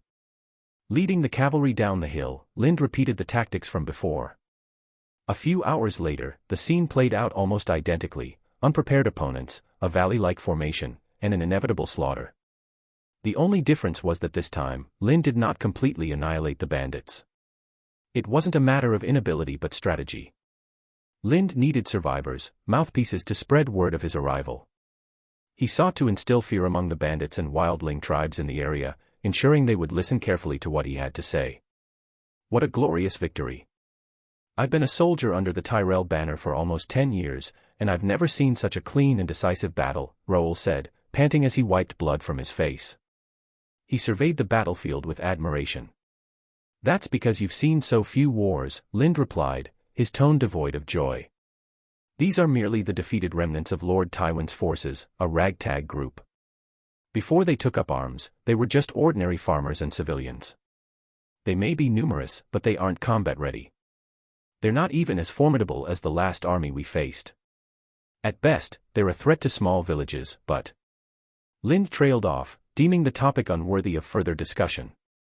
Instead, he asked, "How many men did we lose?" 2 dead and 11 injured, Raoul reported. Lind froze momentarily before asking, 2 dead? How did that happen? Raoul hesitated before answering, in a very foolish way. They didn't sit properly in the saddle, fell off, and were trampled to death by the horses behind them. Lind was silent for a moment, then said, "Make sure to intensify training. I don't want to see anyone else die because they fell off their own horse and got trampled." "Yes, my lord," Raoul replied, bowing his head. The bandits were at their wits' end. Apart from the Scorpion Brotherhood, who carried some valuable items, the rest had nothing of worth beyond their weapons, most of which would need to be remelted before they could be reused. Although Lind appeared confident and in control, he was uncertain about how the battle would unfold from Tumbleton onwards. This was his first time leading an army into battle, not only in this life but in all his past lives. Now, however, his heart began to settle. Everything had progressed far better than he had anticipated. His attempts at mounted archery had proven effective, though the battle had exposed several flaws. For instance, the short bow lacked the power to penetrate shields, and the saddle's design made it impossible to free both hands during combat. These were technical issues, but they could be resolved with the help of skilled craftsmen. The most pressing concern was the expansion of his army. Archery tactics required sufficient numbers to be effective. The current group of just over 100 men was inadequate to maintain arrow coverage or achieve significant lethality. To reach this level, he needed to expand to about 500 soldiers. Finding suitable recruits, however, was a major challenge. While the wildling tribes, mountain folk, and bandits entrenched in the area might be subdued and recruited eventually, that was a plan for the future. For now, Lind needed an immediate source of soldiers. The people in the valley might be. Lind thought, recalling the inhabitants of the valley outside Tumbleton. They seemed like a viable source of recruits who could be brought into combat quickly. However, their identity posed a significant problem. Until this issue was resolved, neither Nimriia Footley nor Lind himself could approach them directly, as he now represented House Tyrell. As Lind cleared the battlefield, Bryn's first cavalry patrols returned to Tumbleton. Passing through the town with their spoils, they transported the loot to the ruins of the old castle. There, piece by piece, the armor and weapons were carried into a temporary storage facility that had been fashioned from the ruins. "They've already won," the old maester asked in amazement as he stood on the hillside, watching the spoils being transported. "Something's wrong?" Nimriia Footley asked. Her sharp eyesight allowed her to see that much of the armor among the spoils was complete standard-issue equipment, and the weapons were of fine quality. It didn't resemble the gear of a mere band of robbers. "Perhaps we should ask them." The old maester began, but before he could finish, a fast horse came rushing down the slope nearby, heading toward Tumbleton. "My lady, it's Wick," he exclaimed. Hearing this, Nimriia immediately ran down the hill to the village entrance. The rider approached, breathing heavily. As he neared, he saw Nimriia and reported, "My lady, it's all over. The thieves have been wiped out." Chapter 57, Collaboration with Nimriia. "I can't believe you solved my big problem so easily," Nimriia Footley said in disbelief as she received Lind, who had just returned from the battlefield, in her tower house. Lind replied in a deep voice, "It was just luck. They never expected to face an army like mine. They thought Tumbleton was all they had to deal with." "What are you going to do next?" Nimriia asked. "Build a stronghold," Lind said. "First, rebuild the dock. Transporting supplies by road is too much trouble. There are too many mountains, canyons, and hills here, making it hard for wagons to travel. The old roads have been abandoned for too long, and many parts are damaged. Without repairs, they're simply not fit for use." He paused before adding, "You wouldn't mind if I demolish some ruins to use the stone, would you?" "No, not at all," Nimriia replied. "If there weren't so few people here and so little need for houses, those ruins would have already been taken down. This tower house, for instance, was built with stones from the old town hall, and it's held up very well. It's been standing for hundreds of years." "Thank you, my lady," Lind said. "No, I should be the one thanking you," Nimriia said, bowing her head toward him. She added, "I imagine you have much to do, Sir Lind, so I won't waste your time. But I hope you can tell me about battles when you have a moment. Are you eager to fight?" Lind asked with interest, instead of taking his leave immediately. Nimriia turned her gaze to a massive two-bladed axe hanging on the wall beside her and admitted, "Yes, I long for battle, but unfortunately, my status means I cannot fight freely." Lind's eye shifted to the axe. He could tell it was made from high-quality materials, with steel comparable to the knightly swords wielded by Garland. Its excellent condition suggested it was well maintained, with the most recent care given only a few days ago. "May I?" Lind asked, pointing at the giant double-edged axe. "Of course," Nimriia nodded. Lind walked over, removed the axe from the wall, and swung it casually a few times. Despite his ease in wielding it, the axe was far heavier than his knightly greatsword, nearly as heavy as two combined. "I can see you don't know how to use an axe," Nimriia said with a laugh, watching his clumsy movements. She stood, took the weapon from his hands, and demonstrated her skill in the tower room. Her technique was impressive, clearly developed to suit her strength and build. The movements were designed for group combat, allowing her to cut down enemies over a wide area with powerful swings. However, the large arcs and sweeping attacks made the style less suited for individual duels. "Who taught you to fight?" Lind asked curiously as Nimriia finished her demonstration. Nimriia steadied her somewhat chaotic breathing, returned the giant axe to its rack, and replied, "The champion of a competition in Meereen. Someone paid a lot of money to have him teach me how to fight." She seemed disinclined to dwell further on the topic and instead turned to Lind. "I watched you fight the Red Viper last night. You defeated him very easily. Do you think the Red Viper is weak?" Lind asked in return. "No. If the Red Viper is considered weak, then what am I, who is like a child before him?" Nimriia shook her head.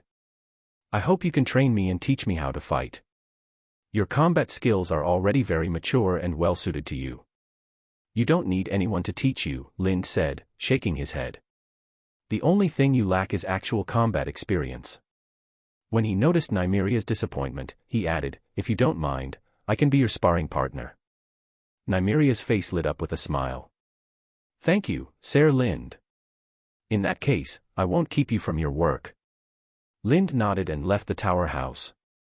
As he passed through the village, he noticed the curious gazes of the townsfolk. Word of his victory over the bandits had clearly spread throughout Tumbleton. Lind also took the opportunity to observe the people. He noticed they were strong and healthy, resembling soldiers more than farmers. Their gait suggested some had received military training. They would make ideal soldiers, but the drawback was that they were all bound to masters. Returning to the ruins, Lind instructed Jon to document everything that had occurred in the past few days, Lord Tywin's plans, the remnants of the Targaryens hiding in the valley, and Lady Nimriia Footley's attitude. After Jon finished writing, Lind sealed the report with wax and handed it to him, instructing him to take a few men and deliver it immediately to Lord Tyrell. To minimize risk, Lind directed Jon to avoid the road. Instead, he arranged for a fisherman in Tumbleton to purchase a small boat. Jon was to travel down the Mander River and switch to horses upon reaching Bitterbridge. After Jon's departure, Bert assumed the role of steward. Though not a skilled fighter, Bert excelled in administrative duties and provided valuable advice on constructing the stronghold. With ample stone and foundations available, the camp's buildings were erected swiftly. Within 2 days, a prototype camp was completed. Further work was needed to build facilities like barracks and stables, but progress was steady. However, rebuilding the pier presented challenges. While the Mander River appeared gentle, even in the hilly upstream region, its waterway had height variations that made upstream navigation difficult. In the past, long paddle boats with rowers enabled cargo to reach Tumbleton from downstream. But with Tumbleton in ruins, those boats and their rowers had vanished, making it impossible for supplies from Bitterbridge to travel via the river as Lind had planned. This meant overland transport remained the only viable option, prompting some to question the effort spent rebuilding the pier. Both Bryn and Roel felt that the focus should be on suppressing bandits and training the army, viewing the pier as a waste of manpower with little impact on their immediate goals. Bert, however, believed otherwise. He argued that rebuilding the pier could significantly aid Lind's cause. Once repaired, the pier would allow the abandoned road connecting Tumbleton to the Rose Road to be reopened, creating a more efficient trade route. Although Lind would not directly benefit from taxes on the trade route, he could use his exemption rights to establish a freight business and generate funds for his military expenses. In Bert's opinion, Lind now possessed a significant sum of money, over 20,000 golden dragons. While this seemed like a substantial amount, it wouldn't last long without a steady income stream. Salaries, post-war rewards, and other expenses would create a considerable financial burden.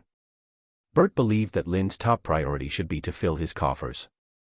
Although Bert's point was valid, he didn't fully understand Lind's situation. The 200-strong army under Lind didn't require salaries or payment for daily consumables like food and fodder. However, Bert was correct in one regard: Lind did need to secure additional funds. He intended to expand his army, and half of the costs for the expanded force, salaries, food, and equipment, would fall on him. Furthermore, there would be rewards and other expenses, which together amounted to an enormous sum. Lind also didn't want to follow the common practice of recruiting farmers, arming them with their own weapons, and disbanding them after the war. He wanted to train a group of professional soldiers loyal solely to him, an army he could retain even after the current anti-bandit campaign ended. With this in mind, expenses for weapons, equipment, and other needs made 20,000 golden dragons seem insufficient. Despite these challenges, Lind remained committed to rebuilding the wharf, though he had no intention of undertaking the project alone. "You want to restore and rebuild that abandoned wharf?" Nimriia asked, freezing momentarily at Lind's proposal. "No merchant ships have docked there for over 100 years. What's the point of rebuilding it now?" "No merchant ships are coming now, but that doesn't mean they won't in the future," Lind explained seriously. He laid out his plan to rebuild the wharf, clear the abandoned road connecting to the Rose Road, and eliminate the bandits, mountain folk, and wildling tribes that infested the area. This would open the route to merchant caravans heading south from the Rose Road. After finishing his explanation, Lind added, "This will benefit you as well. The taxes generated by the caravans would provide a significant income. You could also build warehouses and trading centers, and I believe Tumbleton will soon regain its former prosperity." Nimriia looked at Lind with a strange expression. "Ser Lind, you are supposed to be a knight of House Tyrell, aren't you?" "Yes," Lind replied with a nod. Nimriia laughed. "Then why does it feel like you're a knight of my house Footley?" "The Lord granted me a tax exemption for a certain number of years," Lind said with a smile. "If the trade route through Tumbleton is opened, I can use that exemption to generate considerable profit. I've always believed in a win-win situation. It's rewarding to help your companions while also benefiting yourself." "In that case, I agree to rebuild the destroyed dock," Nimriia said straightforwardly. However, seeing Lind's expression remain unchanged, she asked, "Are there other issues?" "There are two," Lind admitted. "First, I don't have enough manpower. My people are occupied with training and other tasks related to suppressing the bandits, so I can't spare enough men for the dock's reconstruction." Nimriia smiled. "So, after all that, you're asking me to rebuild the pier?" "I can pay the people involved in the reconstruction," Lind offered. "There's no need. Since the pier is mine, I'll provide the people and the funds," Nimriia replied, shaking her head. "What's the second problem?" Lind continued, "The second problem is the boats. Ordinary boats can only travel downstream, but to go back upstream to Tumbleton from the middle reaches, you'll need the special long-oar boats that were used in the past." Before he could finish, Nimriia interrupted, "Don't worry about that. Some of the older people among my subjects still know how to make those long-oar boats. I've heard that as long as they don't carry too much cargo, these boats can return upstream to Tumbleton by rowing alone." "In that case, it's settled," Lind said with a nod. "I'll also clear the abandoned road as soon as possible." "Wait, Ser Lind," Nimriia called out as he was about to leave. "Although you've finished talking about your plans, I still have something to discuss." Lind looked briefly surprised but quickly regained his composure. "Please go ahead." Nimriia said, "I hope to cooperate with you in suppressing the bandits." "Aren't we already cooperating?" Lind asked, puzzled. "The cooperation I'm talking about is in warfare," Nimriia clarified with a serious expression. "The army of House Tyrell you lead will have to leave here sooner or later and return to Highgarden. If I'm to maintain the smooth flow of the merchant road in the future, I'll inevitably need to clear out any bandits that gather. To prepare for that, I want to personally lead troops in every anti-bandit operation you participate in from now on." It had to be said, Nimriia's proposal was enticing. Lind had been considering how to recruit farmers from Tumbleton just 2 days ago. Now, Nimriia was offering troops on her own initiative, saving him the need for additional costs. This was advantageous in every way. However, Lind didn't agree immediately. After a moment's thought, he said, "Although I don't know the exact population of Tumbleton, I estimate it doesn't exceed 2,000 people. More than half of that number are likely old, weak, sick, or disabled. Of the remaining few hundred, I'd guess fewer than 200 could immediately take up arms. Moreover, these 200 people are Tumbleton's key labor force, essential for farmland reclamation and planting. If there were significant casualties, it might destabilize Tumbleton, which is the rear for our operations. I wouldn't want anything to go wrong here while we're fighting at the front." Nimriia smiled. "Ser Lind, you're mistaken. While I only directly control Tumbleton, my jurisdiction extends over 37 villages within my territory, with a total population of more than 70,000. I can deploy 10,000 young and strong fighters."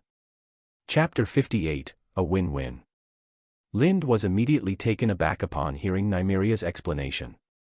He had never imagined that she would possess such formidable power. However, it didn't take long for him to sense that something was amiss. If Nimriia was truly that strong, how could she allow bandits to run rampant in the area? Moreover, why would she require the protection of troops sent by her father to secure Tumbleton? Realizing the inconsistencies, Lind mulled it over briefly before discerning the trap in Nimriia's words. With a mix of exasperation and amusement, he glanced at Nimriia, who had turned her face away to avoid meeting his gaze. "My lady," he said, "may I ask if all 37 villages in your territory are truly under your control? Forget about conscripting soldiers, can you even collect taxes from those villages?" Nimriia coughed awkwardly to mask her embarrassment before responding with a touch of defiance. Those villages have severed ties with Tumbleton because of the bandits. They're not under my control at the moment, but once the bandits are dealt with, they'll inevitably fall back under my command. So, to put it plainly, Lind said, directly addressing the matter, it's not you leading troops to assist me in suppressing the bandits. Rather, it's me leading troops to help you recover your lost territory. He couldn't help but chuckle. May I ask, my lady, was this your plan all along? Yes. Now that her intent had been exposed, Nimriia saw no point in continuing the charade. She nodded and said, in truth, this strategy will also benefit you, Sir Lind. It's not just me who stands to gain. Go on, Lind said, gesturing for her to elaborate. Nimriia asked, Sir Lind, are you familiar with how the King's Guard eradicated the Kingswood Brotherhood? Yes, Lind replied with a nod. At first, the King's Guard struggled to eliminate the Kingswood Brotherhood, Nimriia explained. The primary reason was that the villages around the Kingswood provided them with shelter and supplies. In essence, those villages served as the Brotherhood's logistical base. Eventually, the King's Guard altered their strategy. They began targeting the villages, winning them over with bribes and concessions. Once the villages stopped supporting the Kingswood Brotherhood, the Brotherhood was quickly wiped out. You're suggesting that the villages here are similar, Lind surmised. They provide shelter and resources to the bandits operating in this territory. Not only that, Nimriia said with a wry smile, her tone betraying a hint of discomfort at the state of her domain. Some of the villagers may seem like ordinary farmers, but as soon as they spot a caravan, they turn into bandits. Despite her embarrassment, she pressed on. If you want to eliminate the bandits in this region, you'll inevitably have to confront those bandit villages. My involvement won't hinder that effort, it will lend it legitimacy. Nimriia's argument was undeniably compelling, and for the moment, Lind found himself unable to refute her reasoning. After a moment of thought, Lind extended his hand toward Nimriia and said, I don't think I have any reason to refuse this kind of cooperation, my lady. Nimriia revealed a slightly smug smile, shook Lind's hand, and replied, in that case, we have an agreement. Lind nodded. Yes, we have an agreement. Of course, if you need to sign an oath contract with me, you can. No need. I never believe in oaths, Nimriia said with disdain. The two discussed the general direction of their cooperation further. After confirming the key issue, that Lind would take the lead in the anti-bandit operation, they left the follow-up details to Nimriia's maester and Lind's steward to finalize. Upon returning from the watchtower to the camp in the ruins, Lind relayed the details of his discussion with Nimriia to his subordinates. Although the decision had already been made, he wanted to hear their thoughts. Bryn Rivers couldn't help but exclaim, this Lady Nimriia is truly extraordinary. I can see the shadow of Lady Shella Went of Harrenhal in her. Both come from fallen noble houses, and both are doing everything they can to keep their houses going. Raoul and Scar-eyed Mitt, less familiar with high-level politics, instinctively felt the arrangement would be beneficial to them. Bert, however, after a moment of thought, said, I don't think all the 37 villages Lady Nimriia mentioned are east of the Mander River. There should be quite a few west of the Mander River that are nominally part of Tumbleton. Now that Lord Tywin's army is operating there, if we help her recover those villages, we'll inevitably clash with Lord Tywin's forces. Wouldn't that defeat your original purpose? Hearing Bert's analysis, Lind frowned, and everyone else fell into deep thought. After a while, Bert spoke again. In fact, we don't need to worry too much about the villages west of the Mander River. What do you mean? Are you saying we should abandon those villages and let the Westerlands take them? Raoul asked, clearly displeased. Of course not, Bert replied, shaking his head. We should focus on dealing with the bandits east of the Mander River and the villages that have broken away from Lord Nimriia's control. Once we've recovered those villages, we can ask Lady Nimriia to write an open letter of thanks to Highgarden, praising them for sending Sir Lind to help Tumbleton fight off the bandits and retake her villages. She could also mention, in passing, that the Westerlands army is occupying the villages west of the Mander River, which are lands belonging to the Reach. I see. Bryn exclaimed, his expression brightening with understanding. You want to force Highgarden to take action. Bert shook his head, about to clarify, but Lind interjected, seemingly grasping Bert's intent. No, he's not forcing Highgarden to take action directly. He's forcing them to write an accusation letter to the Iron Throne. Bert nodded with a smile. For any noble, entering another lord's territory without authorization and occupying villages is a serious transgression. If done secretly, it might pass unnoticed, but being openly caught changes everything. Once Highgarden sends a formal complaint to the Iron Throne, even Lord Tywin, with all his power, won't escape the condemnation of the other 6 kingdoms. In the end, he'll be forced to recall his troops and relinquish control of the villages. The only remaining question would be the condition of the villages upon their return. Given Lord Tywin's character, he would undoubtedly prefer to destroy the villages completely rather than relinquish them. However, this outcome would not be entirely disadvantageous for Nimriia.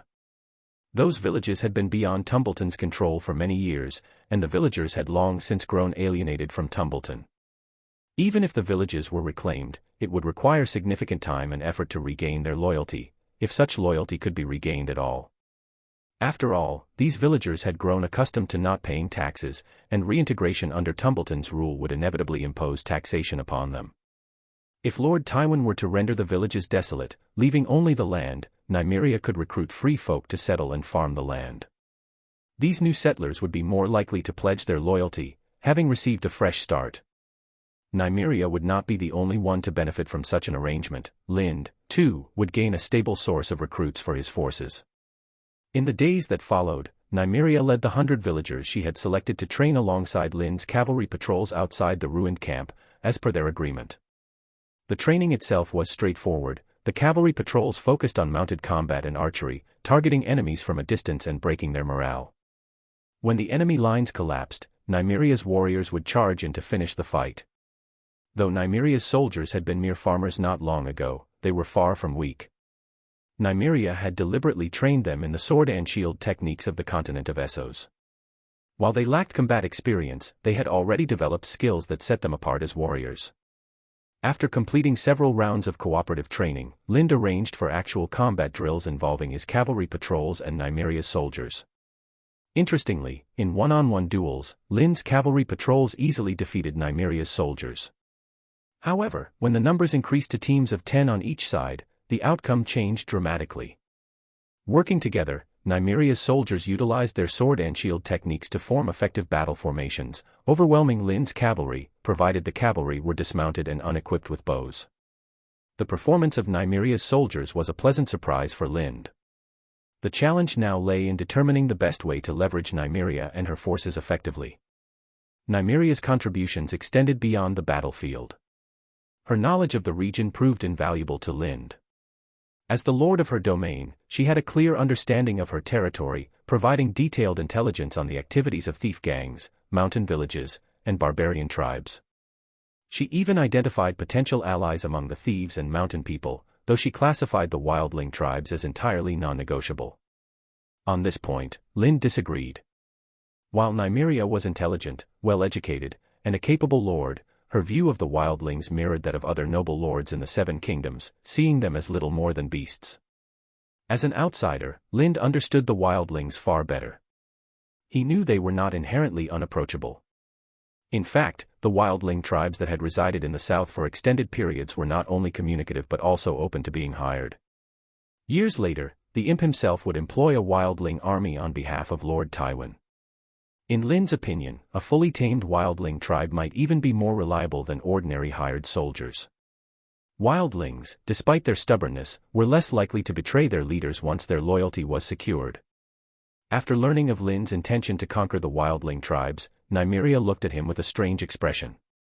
Bryn, Raoul, and Scaride also revealed odd expressions, while Bert appeared thoughtful. "Bert, it seems you have a different opinion," Lind asked, noticing Bert's reaction. Everyone turned their attention to Bert, as his recent actions had earned their respect and acceptance. "Yes, my lord," Bert nodded. "In fact, I spent some time with a wildling tribe a few years ago. At the time, I had injured my leg and was abandoned in the forest by my companions. If not for that wildling tribe, who saved me and cared for me until I healed, I might have died." He glanced at Nimriia. "I think the outside world is too discriminatory toward the wildling tribes. If you trace the ancestors of the great nobles and lords of the 7 kingdoms, they all originated from wildling tribes. The wildlings are no different from us. I believe your idea of reconquering them is feasible. Lind nodded, then turned to Nimriia. Lady Nimriia, do you know where the nearest wildling tribe is? Although I still doubt that the wildling tribes can be conquered, I have no objection if you want to try, Nimriia replied after some thought. If you follow the Mander River upstream, there's a place called Buttock Ridge. A wildling tribe is based there. They migrated from the Riverlands over a decade ago and now number around 3,000. They typically fish and hunt for a living and rarely attack the surrounding villages. If you must choose a tribe to recover, they would be a good starting point. I know that wildling tribe, Bert added. We passed near them during the previous march. Their warriors were watching us from the trees on both sides of the line, but I couldn't determine their exact numbers. If you plan to approach the wildling tribes, you should take Glory with you, Nimriia suggested, pointing at the shadowcat lounging at Lind's feet. She laughed. Many wildling tribes worship the shadowcat, and yours is so unique that, with some effort, it might even be revered as a holy spirit by the tribes. Though Nimriia's words were partly in jest, they reminded Lind of Glory's potential in influencing the wildlings. Glory had grown significantly since leaving King's Landing. Standing on all fours, its back now reached Lind's waist, making it comparable in size to an adult shadowcat. Its growth showed no signs of stopping, and Lind couldn't predict how large it would become. Lind had entertained the idea of riding Glory in the future, but the shadowcat strongly resisted being ridden, even by him. While Glory could play a critical role in the effort to recover the wildling tribes, Lind decided against taking it immediately. The current Glory wasn't yet intimidating enough. Lind could sense that, after absorbing the energy of the vengeful spirits from the ruins of old Tumbleton, Glory would soon undergo another period of growth. Based on past experiences, this phase would last around 10 days. By then, Glory would likely exceed the normal size of a shadowcat. Coupled with its ability to alter the black and white stripes on its body, Lind believed that Glory's appearance would leave a lasting impression on the wildling tribes. Chapter 59, Resolving Hidden Dangers. In the open space in front of the ruins of the camp, Lind completed his daily sparring session with Nimriia. Handing the Great Knight's sword to Bert and Raoul, he instructed them, maintain it with the tarpaulin, then put it back in the sheath. I want you to go somewhere with me, Nimriia said, taking a towel from the old maester to wipe the sweat from her brow. She glanced at Lind, who showed no sign of exertion, and a flash of envy crossed her face before she spoke in a low voice. Hearing such a familiar phrase, Lind froze. In his previous life, a woman had once said something similar to him, but the aftermath had been deeply upsetting. Seeing his expression darken, Nimriia couldn't help but ask, "Is there a problem, Sir Lind?" Pulled from his memories, Lind couldn't resist asking, "Are you going to break up with your sweetheart, and I'm pretending to be your new boyfriend?" Nimriia's expression turned irritated. She glared at Lind as if he had insulted her and even raised the axe in her hands, as if ready to give him a whack to bring him to his senses. Lind quickly explained, "Sorry, my lady. Your words triggered some bad memories." Nimriia gave him a strange look but chose not to pursue the matter. She returned to the topic at hand. "I made a promise to the leader of the valley. I'm going to meet him." Lind frowned. "You shouldn't go meet those people," he said. "I've given it a lot of thought," Nimriia replied seriously. "If the Iron Throne truly wants to get rid of me, the fact that they're stationed so close to Tumbleton would be reason enough, even without direct contact. Instead of waiting for a disaster that may or may not happen, it's better to take the initiative and remove the potential threat." "Remove it?" Lind hesitated for a moment before asking, "You mean to?" Nimriia noticed his misunderstanding and clarified, "No. I just want them to leave." If they wanted to leave, they would have already gone. "How are you going to convince them?" Lind asked. Nimriia gripped the giant axe in her hand. "It's simple. Their job is to protect me. I just need to prove that I no longer need protection." Lind considered her words. "If you feel this is necessary, as your companion, I won't argue. Glory and I will come with you to check for any undesirables lurking around." "Thanks," Nimriia said with a nod. After nightfall, Nimriia left the camp. Lind donned his cloak, took his horse by the reins, and followed. When he caught sight of Nimriia, however, he froze. Normally, she wore leather armor or simple robes. Tonight, she was clad in a striking full suit of steel armor, with a white cloak draped over her shoulders. She looked awe-inspiring and heroic. The only imperfection was the size of her warhorse, which appeared somewhat small compared to her imposing figure. "Try my horse," Lind said, leading his horse over to Nimriia. Lind's horse had been carefully selected to suit his tall frame. Though it still looked somewhat smaller beneath Nimriia's oversized figure, it was a clear improvement over the skinny horse she had been riding, which looked as if it might collapse at any moment. Nimriia didn't waste words. She dismounted from the frail horse and took the reins of Lind's warhorse. Meanwhile, Lind fetched a new warhorse from the camp. With a grin, Lind remarked, "With a figure like yours, perhaps only a Dothraki seahorse would be appropriate." Nimriia shot him a dirty look, then nudged her horse's belly and rode off toward the nearby hill. Lind didn't follow immediately. Instead, he waited until she had gone some distance before setting off, leading Glory alongside him. Trailing Nimriia, Lind climbed over a hill, skirted a stagnant lake, and passed through a dense forest until they emerged into a relatively open meadow. Nimriia signaled Lind to stay back before riding alone into the open space. As soon as she entered the meadow, 5 warriors clad in cloaks emerged from the forest and stood before her. They bowed solemnly, and Nimriia, without rejecting their gesture, began speaking to them. Lind kept his distance, refraining from eavesdropping. Instead, he dismounted, retrieved his bow and arrows from the saddle, and, accompanied by Glory, began surveying the dense forest around them. It wasn't long before Lind noticed something unusual. More than 20 heavily armed warriors were moving hastily through the forest, weapons in hand. Among them, he recognized a familiar face, the leader of the remnants of the Targaryens who had surrendered. Lind had seen him before in their valley camp, through Glory's eyes. Realizing the potential threat, Lind readied his bow to deal with the group in the forest. However, before he could act, Glory pressed firmly against him, transmitting a strong hunting mood through their shared mind connection. "It's up to you, don't make a big noise," Lind said, nodding. Since it was rare for Glory to take such initiative, he did not stop it.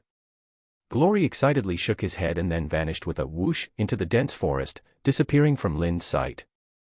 Lind didn't remain idle, waiting for Glory's return.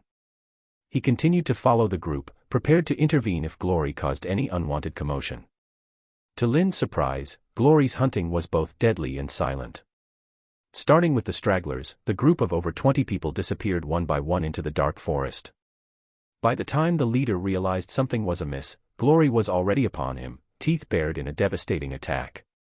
In less than 5 minutes, the entire group had vanished without a trace into the dense forest. What astonished Lind even more was Glory's return. It wasn't until Glory reached the bushes beside him that Lind's extraordinary senses detected his presence, and Lind suspected this was only because Glory wanted to be noticed. Previously, Glory had never been able to hide his movements so completely. This newfound ability to conceal himself went far beyond the natural stealth of a shadowcat. Lind could feel a certain force emanating from Glory, enhancing his concealment by muffling sound and blending his form seamlessly into the shadows. Lind recalled that during Glory's earlier attacks, there were moments when the strikes were not immediately fatal. Yet, even when the targets resisted, their movements produced no sound. Those standing only a few steps away remained oblivious. Lind speculated that after absorbing the energy of the vengeful souls in the ruins of Tumbleton, Glory had awakened new abilities, just as it had gained the ability to alter his fur color after absorbing the energy of the Dragonpit's resentful souls. Glory's newfound strength was undoubtedly a boon for Lind. In future nighttime raids, this ability would provide a significant tactical advantage. However, since he had anticipated Glory's growth after absorbing the energy, Lind did not display overt excitement. Instead, he petted Glory's head in approval and used a handkerchief to clean the blood around Glory's mouth before continuing his patrol of the forest. After about half an hour, Lind completed his patrol and returned to the area near the forest meadow. By then, it seemed Nimriia had managed to convince the personal guards sent to protect her by Prince Lewin before his death. The 5 captains of the guards now struggled to stand upright, supporting each other. One of them, his head covered in blood, looked as though he might collapse at any moment. After a few final exchanges, the 5 captains bowed to Nimriia once more before limping away, helping each other as they departed. Nimriia remained standing in the meadow, appearing lost in thought. Lind approached quietly, standing beside her without saying a word, waiting for her to regain her composure. After a while, Nimriia abruptly said, "The armor I'm wearing was modified from the armor he used to wear in Dorne. I've always hated the Dorne crest on it, so I've never worn it. If you don't like the crest, I can have the craftsman change it for you," Lind replied, studying her. "But, is changing the crest enough? Do you really only hate the crest?" Nimriia frowned but didn't respond. Instead, she walked closer to Lind, sniffed the air around him, and asked, "Did you just fight? Why is there such a strong smell of blood?" "It wasn't me, it was Glory," Lind said, petting the Shadowcat's head. He then recounted what had happened in the dense forest.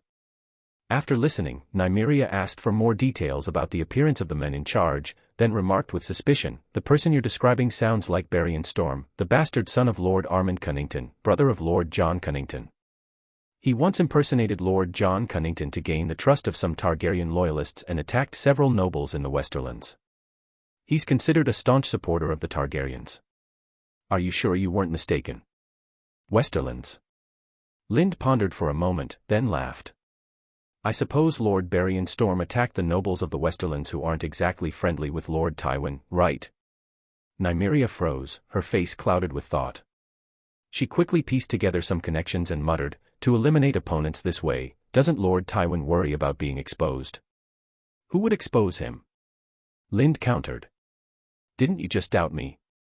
Who would ever suspect that a hardcore Targaryen supporter might actually be working for Lord Tywin? And even if someone did figure it out, who would believe them? Can they produce solid evidence to challenge him?" Nimriia mounted her horse, scowling. "That's really dirty." "Dirty?" Lind raised an eyebrow. "This isn't dirty, it's the craft of true nobility. Achieving your goals without force. What could be more satisfying? This is the kind of strategy you should learn." "Forget it. I can't stomach that kind of thing," Nimriia said, shaking her head. She pulled her reins and started back toward the camp.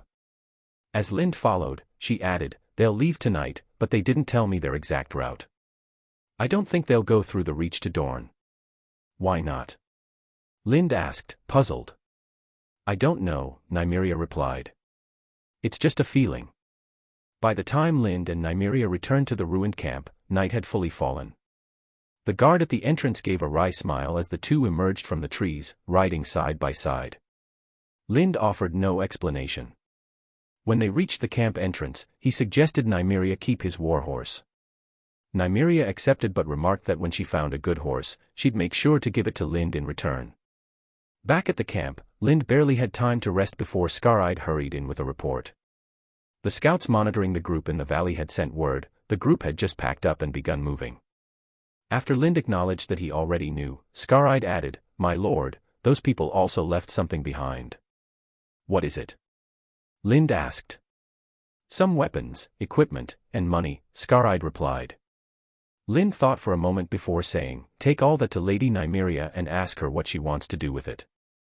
Scar-Eyed nodded and stepped back, quickly gathering his men to head to the valley and retrieve the items. Not long after Scar-Eyed departed, Roel came to see Lind. "What is it?" Lind asked with a frown. "Is there a problem with the camp construction?" "No," Roel replied, shaking his head. He hesitated before saying, "There's something you may not have noticed, my lord, but I feel I should bring it up. It might affect the morale of the team." "What's so important?" Lind asked suspiciously. Roel hesitated again, speaking vaguely. "The barracks are full of men, with only a few women among the cooks. These men are full of energy and have some money in their hands." Lind was stunned for a moment, then realized what Roel was hinting at. He couldn't help but laugh. "You're not actually suggesting that I bring in prostitutes, are you? Even if I wanted to, where would I find them? And how many would be willing to risk being robbed by bandits to come to this remote place of Boulder?" "You don't need to look for them elsewhere," Roel said carefully. "There are actually some right here. You could discuss it with the lady and ask some of the women from Tumbleton." "You're insane." Lind stared at Roel with wide eyes. "You want me to go to Lady Nimriia and bring this up? I don't know if she'd chop me up alive, but if she finds out this was your idea, you're a dead man, and I won't stand in her way." Roel shrank back, embarrassed, and muttered, "Actually, it's not necessary to say anything. Some of the guys down there are already doing it. Lynn's expression grew serious. Both parties are willing. Yes, it's voluntary, Roel quickly confirmed. Lynn thought for a moment. Pass on my words, tell the men that if they can't control themselves, what they do is their own business. But one thing must be clear, everything must be consensual. There must be no coercion. Pay the women what they're owed, and if there's any trouble, I won't be lenient. Yes, my lord, Roel said, sweating profusely as he left Lynn's room in a hurry. Chapter 60, The Underlying Purpose. After more than 10 days, the camp had been completely rebuilt. It now included enough housing for the current troops and additional accommodations for the future expansion of the army. While the overall design was simple, it provided adequate shelter from the wind and rain, greatly easing the minds of Lynn's cavalry and boosting their morale. During this time, Lynn continually sent scouts to gather information about the surrounding mountain people, wildling tribes, and villages, while also tracking any bandits they encountered. However, the bandits in this region rarely maintained fixed bases of operation. They roamed within defined areas, making it difficult for the scouts to follow them for long before losing the trail. Using the scouts' reports and cross-referencing them with information provided by Varys and Nimriia, Lind compiled a detailed map of the power distribution in the upper Mander River region. East of the Mander, west of Kingswood and the Rose Road, and south of the Blackwater Rush, there were 18 freefolk villages, 7 hill tribes, 4 wildling tribes, and a dozen bandit groups of varying sizes. While not all of these factions were overtly hostile, none viewed Lynn's anti-bandit army favorably. This sentiment was exacerbated by the negative actions of Bitterbridge's forces and the Iron Throne's army in the past. Bitterbridge had sent an army to suppress the bandits, but when they failed to find any, they targeted mountain villages under the pretense of eradicating bandit strongholds. They looted these villages, taking advantage of the absence of young men who had left to work elsewhere. However, on their way back, the Bitterbridge forces were ambushed by a wildling tribe, lured into a swamp where most were killed or injured. Only a handful survived, returning with fabricated stories about their failure to suppress the bandits. The army sent from King's Landing was even more egregious. They looted every freefolk village they encountered and returned without engaging the bandits at all. In contrast, the bandits entrenched in the area refrained from looting local villages, opting instead to conduct trade with the villagers. To the local populace, the bandits were far less harmful than the so-called suppressors sent by the noble houses. It was clear which side the villagers would support. This also clarified for Lynd why House Tyrell chose to ensure the safety of the Rose Road through patrol cavalry and fortified posts rather than launching large-scale operations to eradicate the bandits. To eliminate the bandits entirely would require wiping out all the freefolk villages, mountain villages, and wildling tribes in the region, a move that would utterly destroy the Tyrell family's reputation. Worse, the ultimate beneficiaries of such actions wouldn't even be the Tyrells. As for why House Tyrell had entrusted Lynd with so much authority to suppress the bandits, it likely stemmed from his recent affiliation with the house. If anything went wrong, the Tyrells could distance themselves from his actions. Moreover, King Robert's evident appreciation for Lynd during the banquet at the Red Keep provided a safeguard. Any missteps might not result in severe punishment from the Iron Throne. Understanding the true complexities of the region, Lynd was grateful for his cautious approach. Instead of directly attacking the bandits, he had established a foothold in Tumbleton, built a rapport with Lady Nimriia, and secured her cooperation in the war against the bandits. With Nimriia's support, Lynd now had a legitimate basis for dealing with the local powers. As long as he acted within reason, no one could easily accuse him of wrongdoing. Lynd's current challenge was deciding his next course of action. Should he retake the freefolk villages, hillfolk villages, and wildling tribes one by one? Or should he first focus on eliminating the bandit gangs near the abandoned road, restoring the road's connection to the Rose Road, and thereby reconnecting Tumbleton to the outside world? To that end, Lynd gathered his subordinates to ask for their opinions. Nimriia, having heard of the meeting, also came to participate in the discussion. Everyone shared their perspectives. Some suggested addressing the villages first, citing the successful precedent of the Kingswood Brotherhood's eradication, which demonstrated that resolving village-related issues was essential to eliminating banditry. However, others countered this idea, pointing out that the King's Guard had succeeded by bribing villages with money and supplies, a strategy backed by the Iron Throne. Lynd, lacking such resources, would find it impossible to replicate that approach. Another group proposed clearing the roads first, reopening Tumbleton's commercial routes. This would allow Lind to accumulate funds, which could later be used to address the free villages. Still, some argued for dealing with the wildling tribes first. Once the tribes were recovered, they reasoned, the additional manpower would make subsequent tasks significantly easier. Although each opinion had merit, none aligned with what Lind had envisioned. "Why don't we tackle them simultaneously?" Nimriia suggested after studying the map of regional power distribution that Lind had redrawn. "I can take my men to each village, one by one, and reclaim them in my name. Meanwhile, you can focus on the wildling tribes. Once you recover the tribes and increase manpower, you can deal with the bandits. The mountain villages can wait until later." Nimriia's proposal was practical, yet Lind still shook his head, clearly dissatisfied. "We don't need to address all the villages and hill tribes," Maester Eve, who had accompanied Nimriia, suddenly interjected. "At this stage, we only need to deal with a select few." The room fell silent. Everyone turned to Maester Eve, surprised. Though familiar with Maester Eve, most had never heard him speak. He often accompanied Nimriia during discussions with Lind but had always remained silent, leading Raoul and others to wonder if he was mute. Adding to the intrigue, Maester Eve wore the title of Maester but not the academic chain of the Citadel. This was unusual, as only those who had committed serious transgressions had their chains stripped. Nimriia could have easily petitioned the Citadel for an official Maester but had instead chosen Eve as her advisor. This choice, coupled with the air of mystery surrounding him, only deepened curiosity. Now, with Maester Eve breaking his silence, all eyes were on him. Lind, initially surprised by Eve's interjection, quickly recovered and gestured for him to continue. Maester Eve pointed to several interconnected villages and mountain villages on the map and said, "We only need to control these villages and mountain villages. We can take our time with the rest, solving them over a few years." The others didn't see anything particularly special about the villages and mountain villages Eve had highlighted, but Lind's face broke into a satisfied smile. It was clear that Maester Eve's suggestion aligned perfectly with his thinking. In fact, Lind had already formed a vague plan upon seeing the spread of local powers across the region. However, the plan lacked a clear direction.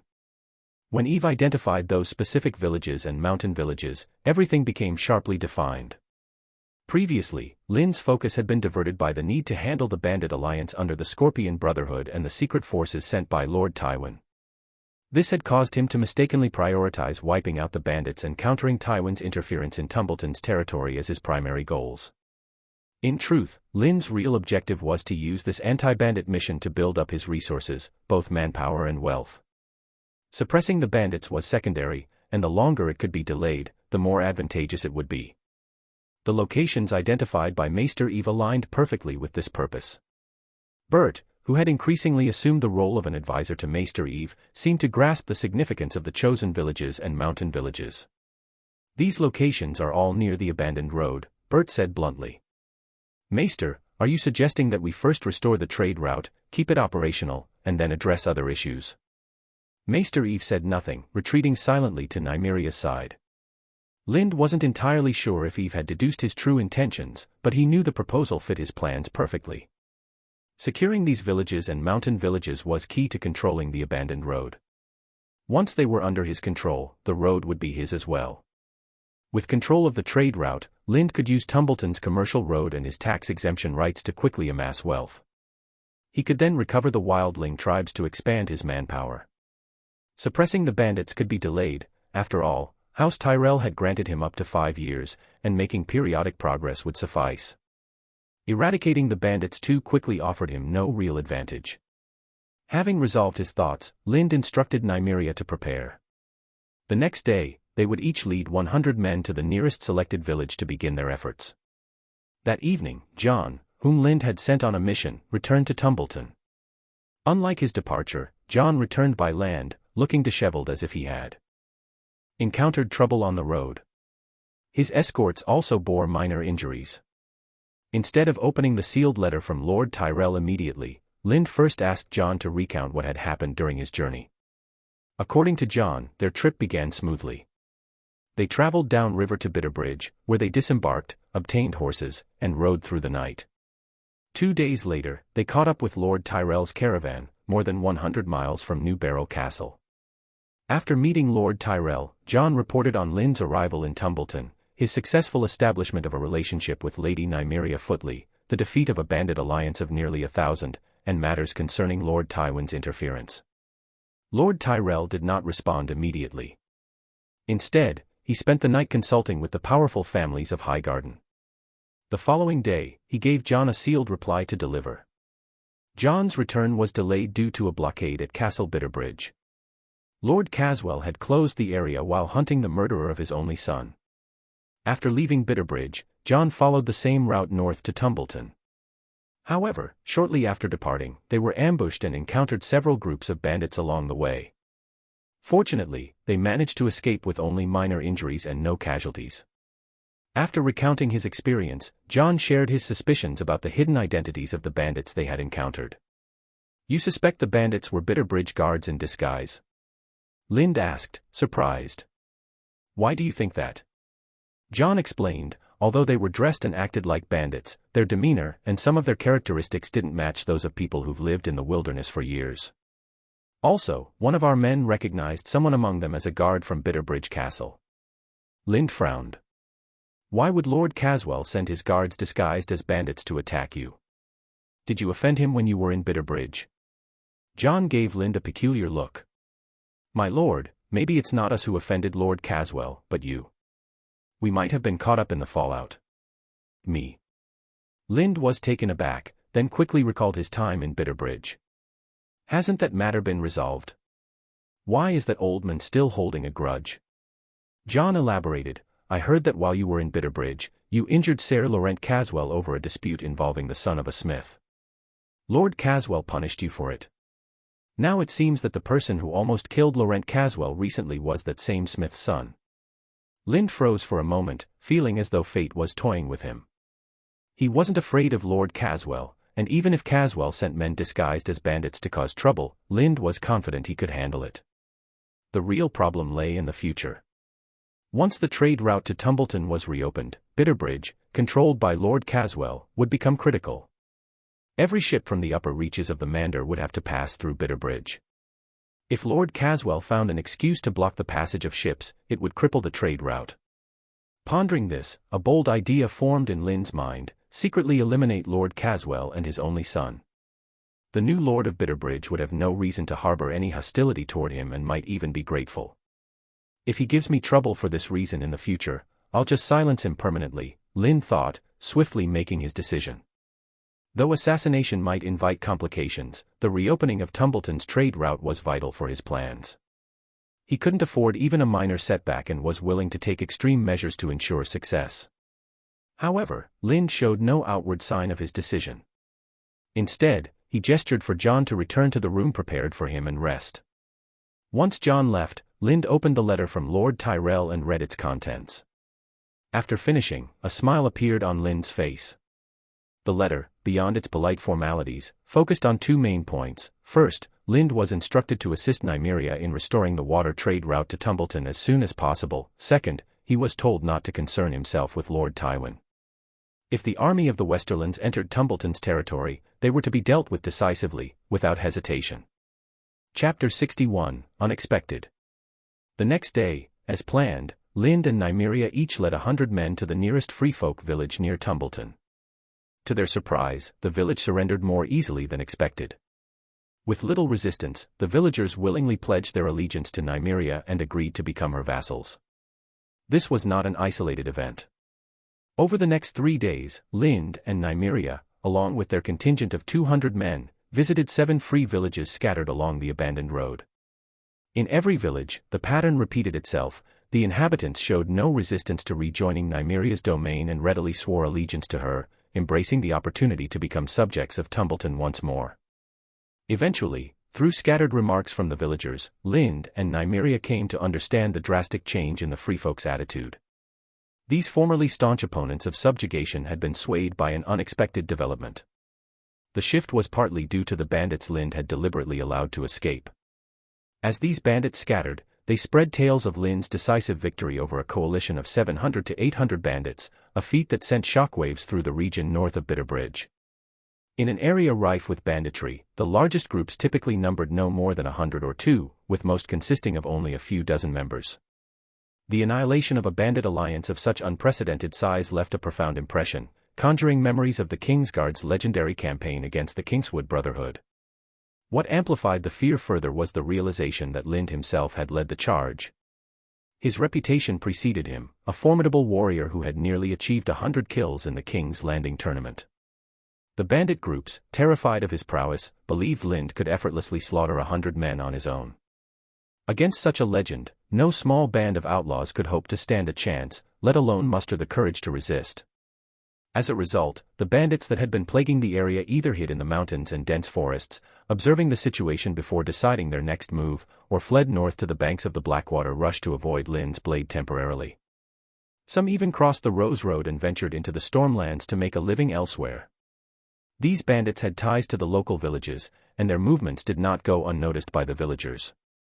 The fear and uncertainty affected the people, who perceived that the noble lords this time seemed determined to resolve the bandit problem once and for all.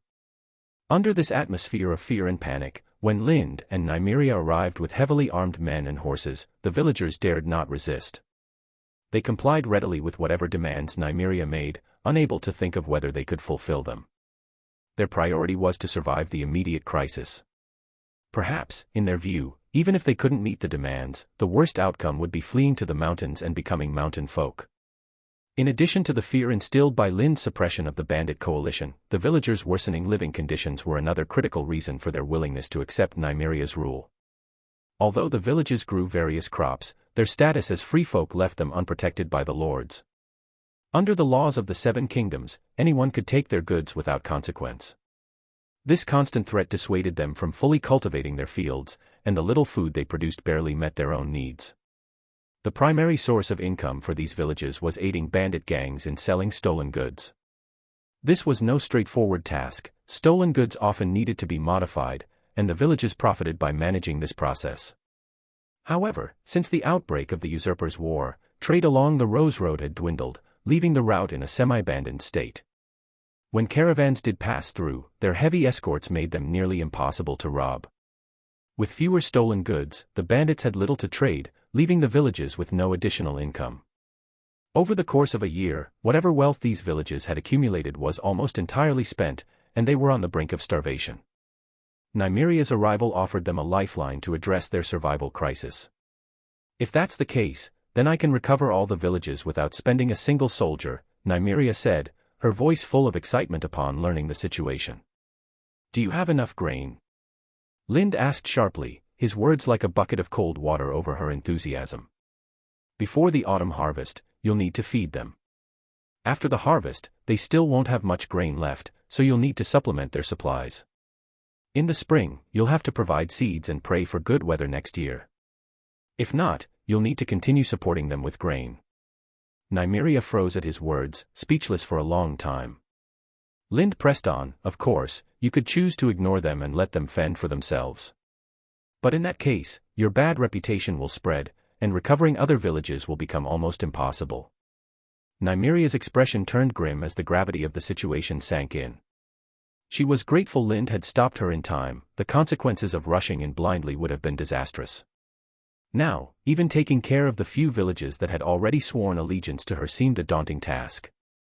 Lind noticed Nimriia's gloomy expression and said reassuringly, you don't have to worry too much. We can address their livelihood problems through work for food while solving the issue of repairing the roads in the process. Work for food? Nimriia asked, puzzled. Clearly, this concept was unfamiliar in their world. Lind explained, we can pay these villages in food to repair the roads. Once the roads are restored, the docks are rebuilt, the boats are ready, and trade routes are operational again, caravans will travel through this region. These villages can serve as rest stops for the caravans. When that happens, they'll find ways to earn extra income on their own and won't need your support. Nimriia nodded thoughtfully at his explanation before asking, are we still planning to visit the mountain tribes? Lind shook his head solemnly. There's no need.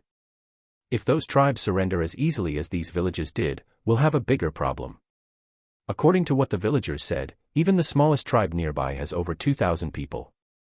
The mountain people aren't likely to surrender so easily, Nimriia replied with a laugh. The toughness of the mountain people here is nothing like that of the free folk in these villages. They're far wilder. Either you beat them so badly they can't lift their heads, or you cut off their heads entirely. Otherwise, they won't submit.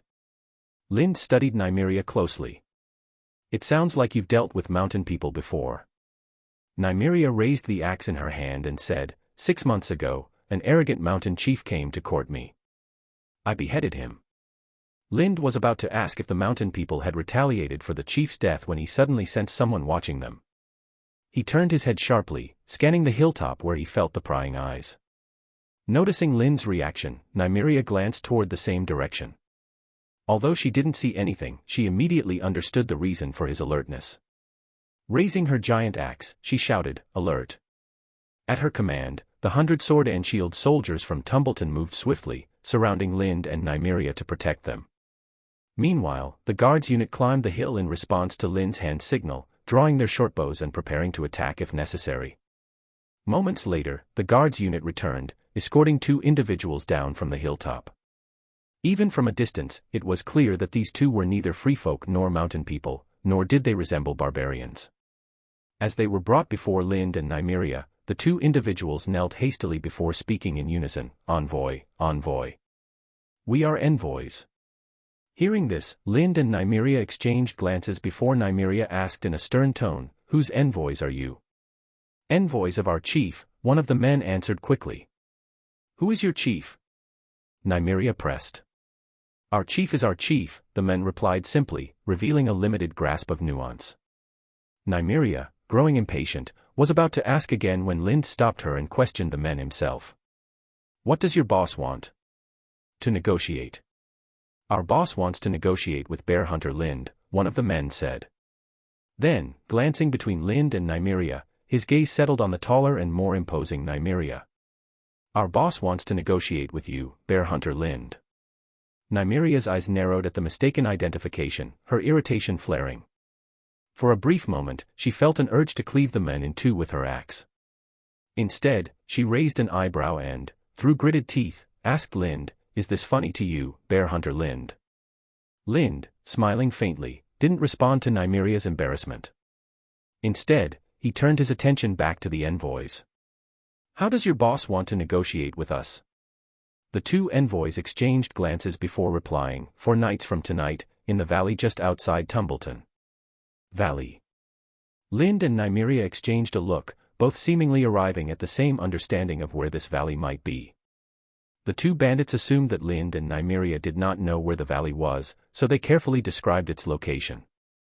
As Lind and Nimriia had suspected, it was the same valley where the remnants of the Targaryens had once hidden. "Release them," Lind ordered. The guards let go of the 2 bandits, who hesitated briefly before hunching over and pushing their way through the crowd. They fled quickly, disappearing into the nearest grove. "Do you really believe they were envoys?" Nimriia asked skeptically. Lind replied casually, "It's not like we lost anything. They were just 2 bandits." "I'm going with you that day," Nimriia stated firmly. Lind looked at her and nodded without objection. Although the 8 villages were successfully reclaimed, the work was far from over. Nimriia still needed to send food supplies to the villages and assign tasks for hiring villagers to repair the roads and other responsibilities. Lind, however, did not plan to manage these matters personally.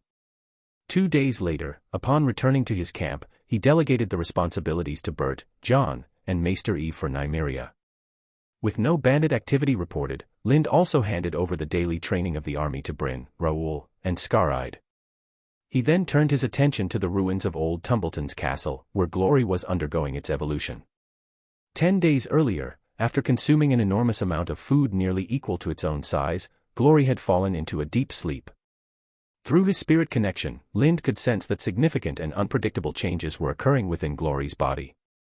To avoid drawing unnecessary attention, he had sent Glory to the castle ruins atop the hill, posted guards around the area, and waited for the transformation to complete. By the 10th day, Glory still had not awakened. If not for his connection with it, which assured him of Glory's condition, Lind might have feared the worst. However, just as Lind returned to the camp, he sensed that the changes in Glory's body had ceased, and it was gradually waking up. The transformation caused by the energy of the resentful souls appeared to be complete. Putting aside his other tasks, Lind went to the castle ruins to wait for Glory's awakening. As he had predicted, Glory's body had grown significantly during this evolution. Lying on the ground, its size now reached Lind's waist. Standing on all fours, Glory was as tall as Lind himself. Such a massive creature could now be considered a giant beast. This immense size reminded Lind of Arya Stark's dire wolf, Nimriia, from more than a decade later. The legendary Wolf King of the Riverlands had been similarly colossal. A large body had its advantages and disadvantages. On one hand, it could inspire fear and turn the tide of battle, while on the other, it made a creature an easier target for weapons like arrows. However, Glory seemed well equipped to handle such vulnerabilities. Upon examining its fur, Lind discovered that Glory's black and white coat acted like soft armor, capable of deflecting certain weapon attacks. The skin beneath the fur was even tougher, likely impervious to ordinary swords. Although the physical changes had stabilized, Glory's recovery was slow. Lind stayed by its side for an entire day and night before it fully regained its strength. When Glory finally rose, it appeared confused by its new, larger body. Spotting Lind, who now seemed much smaller by comparison, it hesitated before nuzzling him affectionately with its head. But Glory had underestimated its own strength. Despite applying minimal force, the gesture knocked Lind off his feet. Startled, Glory gazed at him with a face full of grievance, as if blaming him for not staying close. Chapter 62, Wenda the White Fawn. From the moment they left the camp in ruins, Nimria's eyes never left Glory, who stayed close by Lind's side. She stared at the creature in a daze, sometimes forgetting to breathe. It wasn't just Nimriia, even Lind's subordinates in the camp were left speechless and stunned at the sight of Glory. The massive beast seemed to bring the mythical era of their grandmother's bedtime stories to life.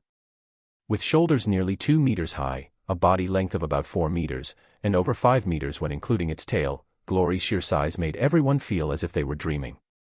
While Glory's appearance instinctively inspired fear, it also elevated the awe and respect everyone felt for Lind. Glory was undeniably terrifying, but Lind, who had managed to tame such a beast, appeared even more powerful, and even more fearsome. Nimriia had heard reports from her subordinates about Glory's transformation, but she had assumed they were exaggerating. She thought Glory's supposed growth was an illusion created by its thick, fluffy fur. Surely, she reasoned, the creature hadn't grown that much. However, the moment she saw Glory for herself, she realized her subordinates had not exaggerated at all. Glory had truly become a giant beast. This kind of growth, it's not normal, is it? Nimriia asked, barely concealing her astonishment as she turned to Lind. Lind shrugged nonchalantly. I wouldn't know. This is the first time I've raised a shadowcat. Maybe you should ask someone else who has. Nimriia caught the evasiveness in his tone and shot him a cold glare. While she suspected Lind knew more about Glory's rapid growth than he was letting on, she chose not to press the matter further. At that moment, Glory, walking alongside them, seemed to notice something of interest. Without warning, it leapt into the bushes on the side of the path, disappearing into the dense foliage in an instant. Nimriia had noticed Glory's movements but initially thought nothing of them. However, moments later, she realized something was amiss. The bushes around them were thick with shrubs and small trees up to 1 or 2 meters high, an environment where even a child more than a meter tall would struggle to move without being noticed. Yet Glory, with its massive size, had moved through the dense growth without disturbing a single branch. Its large body seemed almost illusory, making no sound as it vanished into the underbrush. The moment Glory entered the woods, it was as though it had disappeared entirely. Nimria's mind raced, recalling the many legends surrounding shadowcats, tales of the ghosts of the forest, the entourage of the stranger, and other ominous folklore.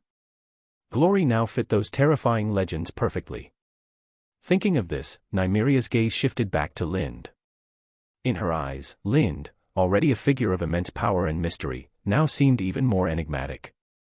She couldn't help but associate him with the legendary figures from ancient stories, like Brandon the Builder or Garth the Green Hand, each accompanied by creatures of magical or mythical origin.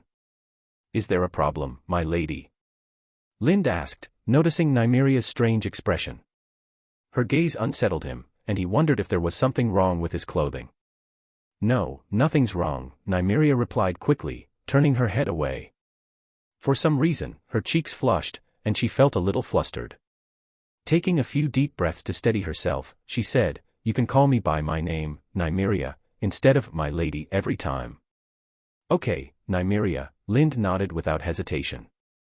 "So, can I call you Lind too?" Nimriia asked tentatively. Lind smiled. "Of course. We're friends. It's normal to call each other by our first names." As they walked through the forest, chatting casually, the mood between them felt more like a leisurely outing than a meeting with the leader of a band of bandits. Before long, they arrived at the small valley. At the entrance, a man stationed there raised his hand to signal them to stop. He then went inside to report their arrival. After a short wait, the man returned and gestured for them to proceed. This behavior didn't sit well with Nimriia. She frowned, scanning her surroundings. Something about the people here struck her as off. Though they looked like ordinary bandits at first glance, their demeanor was different. They exuded an air of discipline, more akin to seasoned warriors than common thieves. "Something's wrong. Be careful," Nimriia whispered to Lind. Lind nodded, already on high alert. He had noticed even more details than Nimriia. Initially, he suspected these people might be connected to Lord Tywin, but he quickly dismissed the thought. On closer inspection, he saw an unpolished emblem on the leather armor of some individuals. Lind recognized the mark. It belonged to a group he believed had been completely wiped out long ago. As they entered the valley, Lind and Nimriia found a makeshift camp set up by a group of over 100 people using remnants left by the previous occupants. Despite the proximity of Tumbleton and the hundreds of soldiers stationed there, these people showed no signs of fear. Instead, they lounged about with a relaxed confidence. When Lind and Nimriia arrived, the group's attention shifted. They stopped what they were doing and stared openly at the newcomers, their gazes bold and unrestrained. When they saw Nimriia's towering figure, some let out strange cries, as though mocking or marveling at her presence. Nimriia pulled the reins of her horse to a halt, jumped down, and retrieved her massive double-edged axe from its place on the horse's back. She turned to the crowd and bellowed, "Shut up, all of you sewer-born worm bastards. If you've got the guts, step out and fight me one-on-one. Or have you all had your bottoms cut off, so now you only hide in the crowd like a pack of court jesters when trouble comes?" Lind made no move to intervene, his demeanor calm. His hands rested lightly on the hilt of his great sword as he surveyed the crowd. Meanwhile, Glory, who had just caught an elk, received Lind's mental command and swiftly moved to the top of a nearby mountain within the valley. From its vantage point, the enormous beast silently watched the scene below. Nimriia's outburst silenced the valley. Though the crowd was clearly displeased by her insults, no one stepped forward to accept her challenge.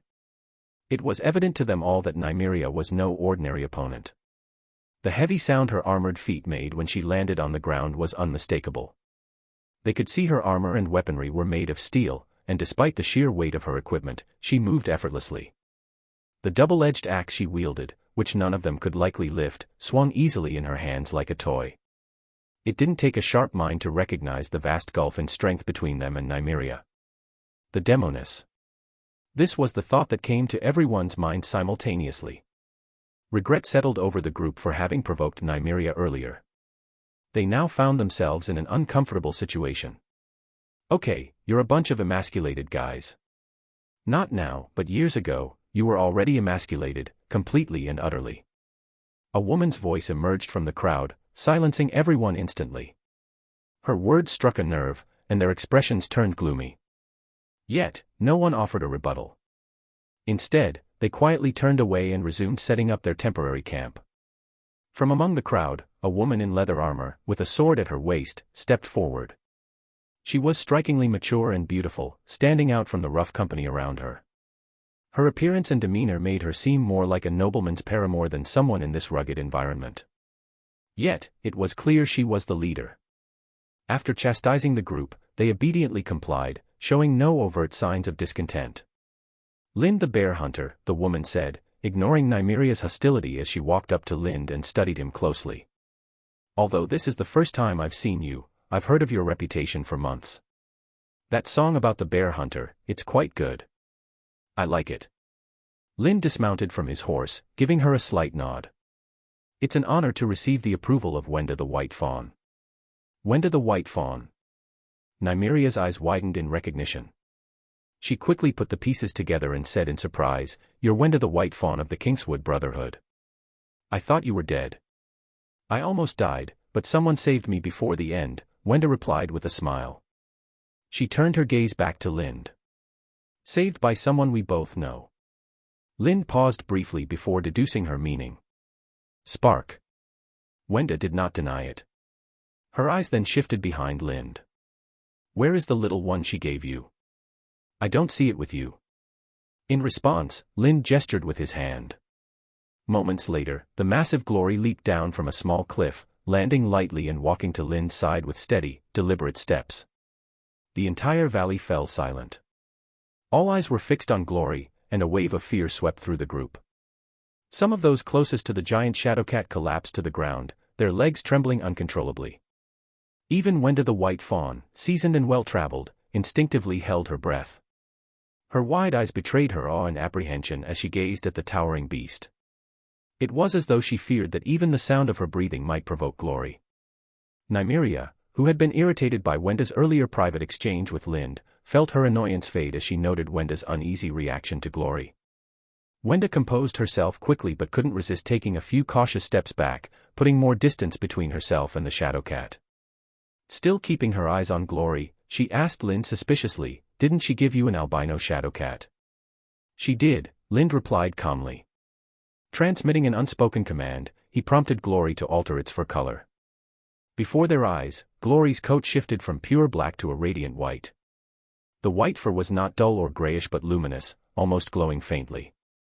In the dark, the effect would have been even more pronounced, casting an ethereal and holy light. The transformation lent Glory, who had just inspired terror in everyone present, an almost sacred air. At this moment, many of the bandits in the valley who held faith in the seven gods saw Glory's radiant, sacred aura and immediately thought of legendary stories from the faith's teachings. Without exception, they associated Glory with the divine beasts described in those tales. Overcome with reverence, they knelt down and began praying to Glory. Even those without faith revealed expressions of respect. Faced with Glory's faint white glow, they instinctively lowered their heads, afraid to look directly at it. Lind was somewhat surprised by the reaction of those around him. He hadn't anticipated that Glory's fur transformation would have such a profound effect. It made him consider how Glory's presence might wield even greater influence when dealing with wildling tribes in the future. However, the fact that Glory had inspired prayers from believers in the faith of the seven concerned Lind. This could potentially draw the attention, and perhaps the ire, of the Church of the Seven, something he wasn't eager to deal with. As he pondered this, he quietly instructed Glory to revert its fur back to its usual black and white stripes. Meanwhile, Wenda the White Fawn watched Lind and Glory with a mix of envy and jealousy. She had assumed Glory was just an ordinary albino Shadowcat. The revelation of its extraordinary nature left her in disbelief. Wenda couldn't help but feel a pang of jealousy, thinking of her long relationship with Spark, the child of the forest. Despite their history, Spark had never given her anything remotely comparable. The disparity gnawed at her. "Did you come to see me because of Spark?" Lind asked directly. Wenda didn't hesitate. "Spark told me you could take us in." Lind paused, momentarily stunned.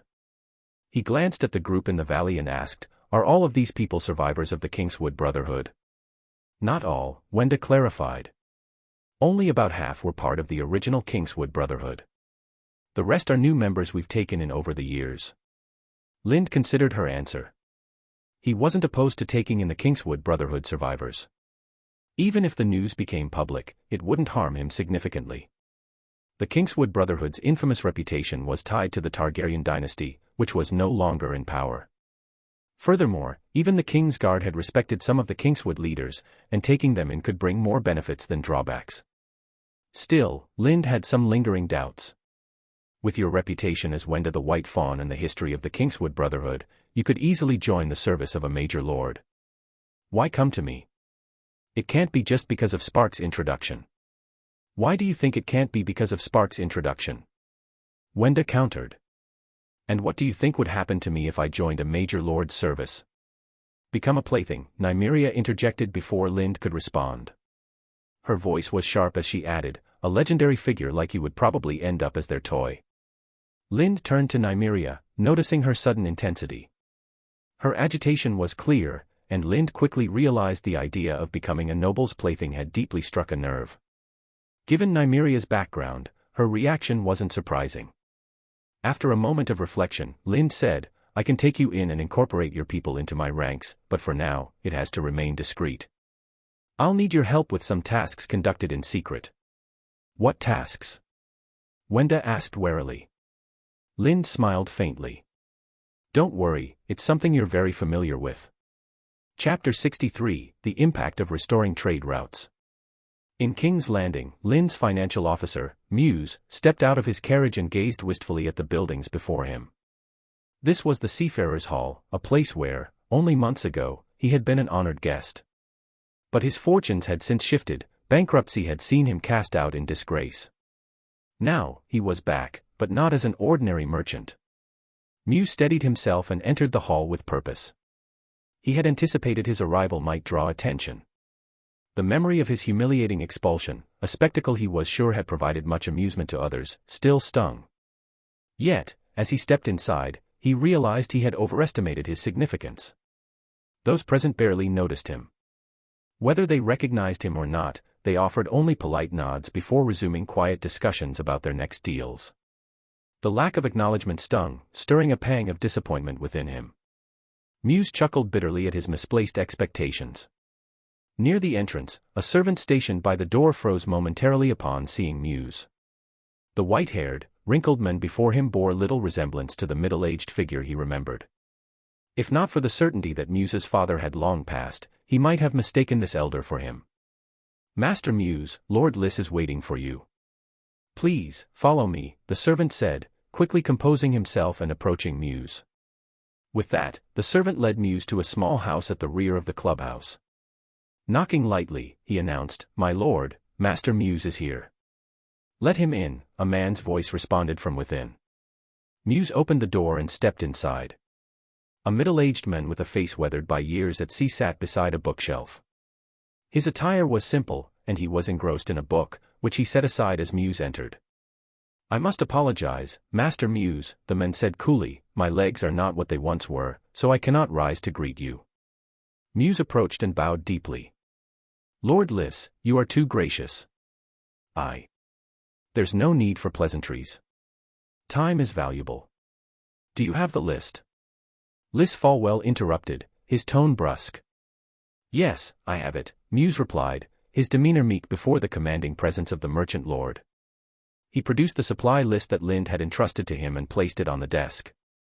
Lys took the list and began scanning its contents.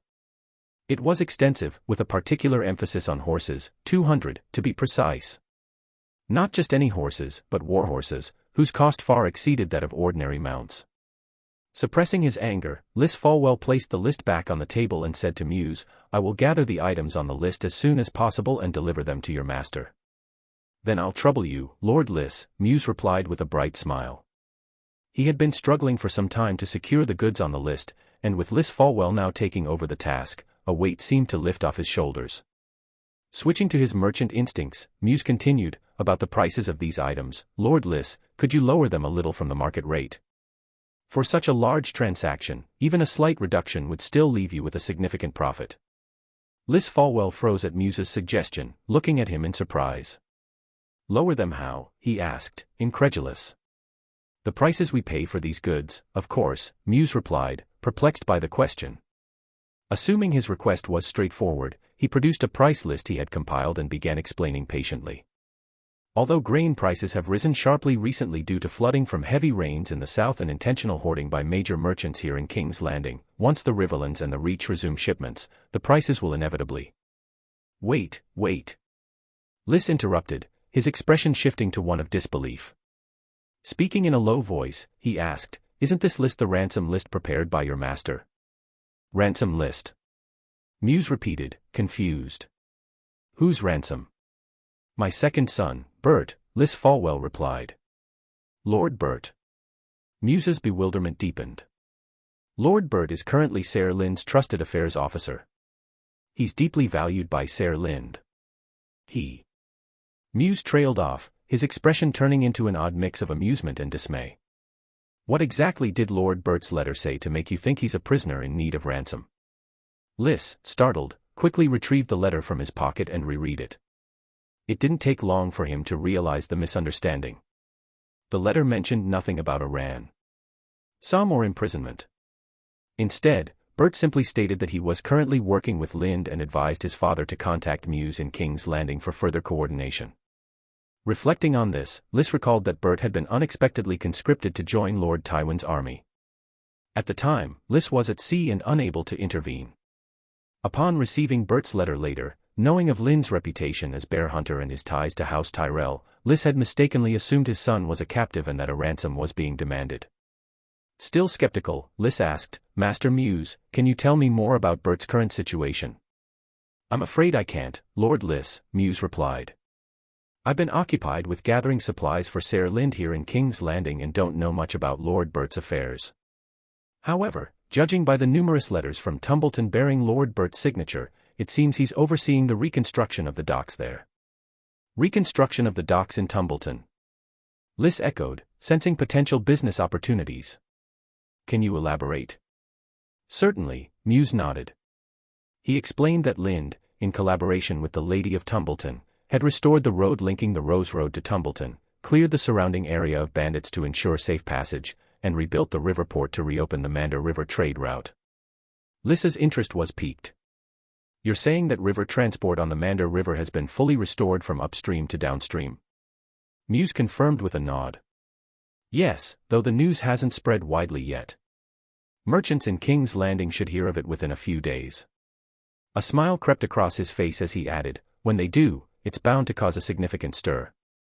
Mews's prediction proved accurate. The restoration of Tumbleton's infrastructure and the reopening of the Mander River trade route created an uproar among King's Landing's merchants. The opportunity was too lucrative to ignore. Caravans traveling along the Rose Road had yet to resume, forcing merchants to rely on the Ocean Road, which extended from Casterly Rock to Highgarden. This detour not only increased travel time but also subjected merchants to exorbitant commercial taxes in the Westerlands, severely cutting into their profits.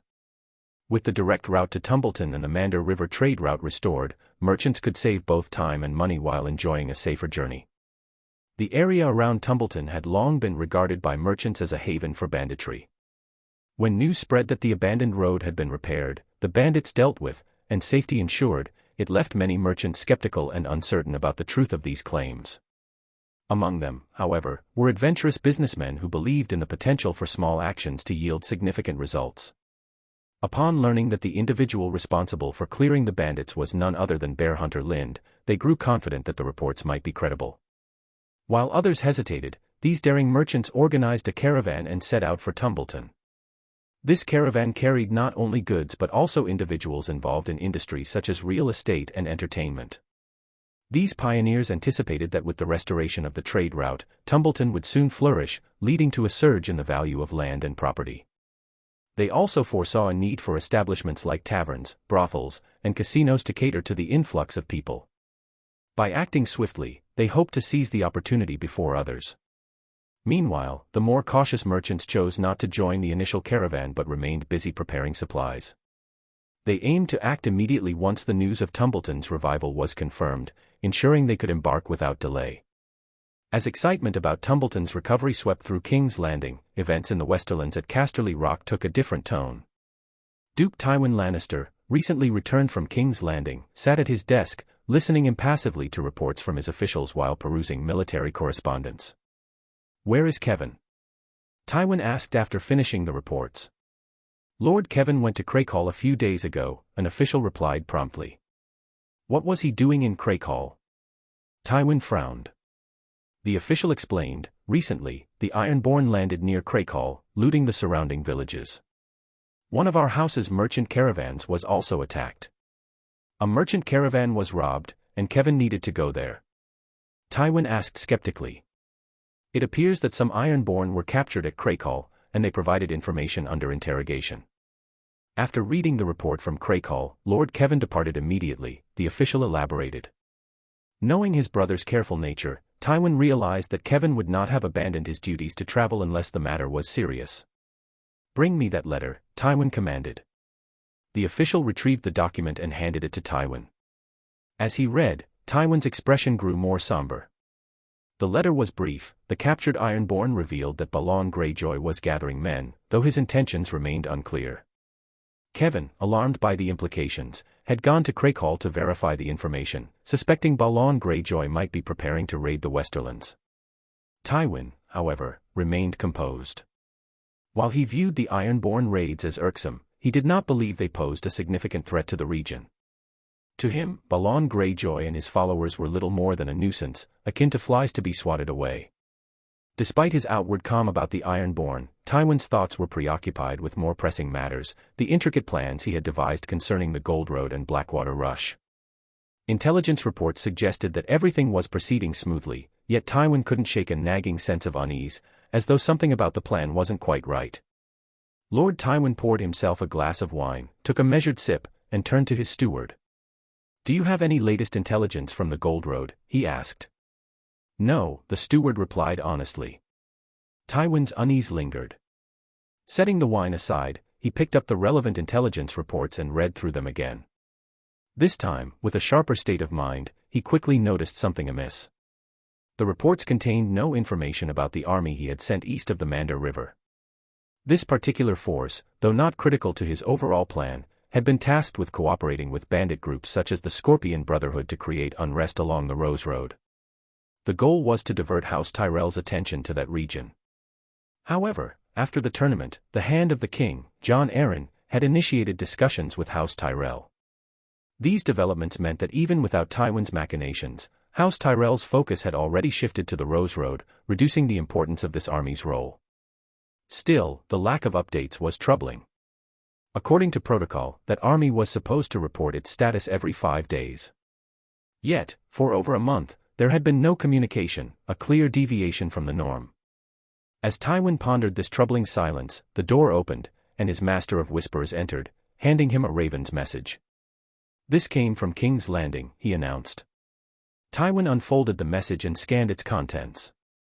His expression darkened, his face taking on a grim and serious cast. "Has it been confirmed?" Tywin asked in a low voice.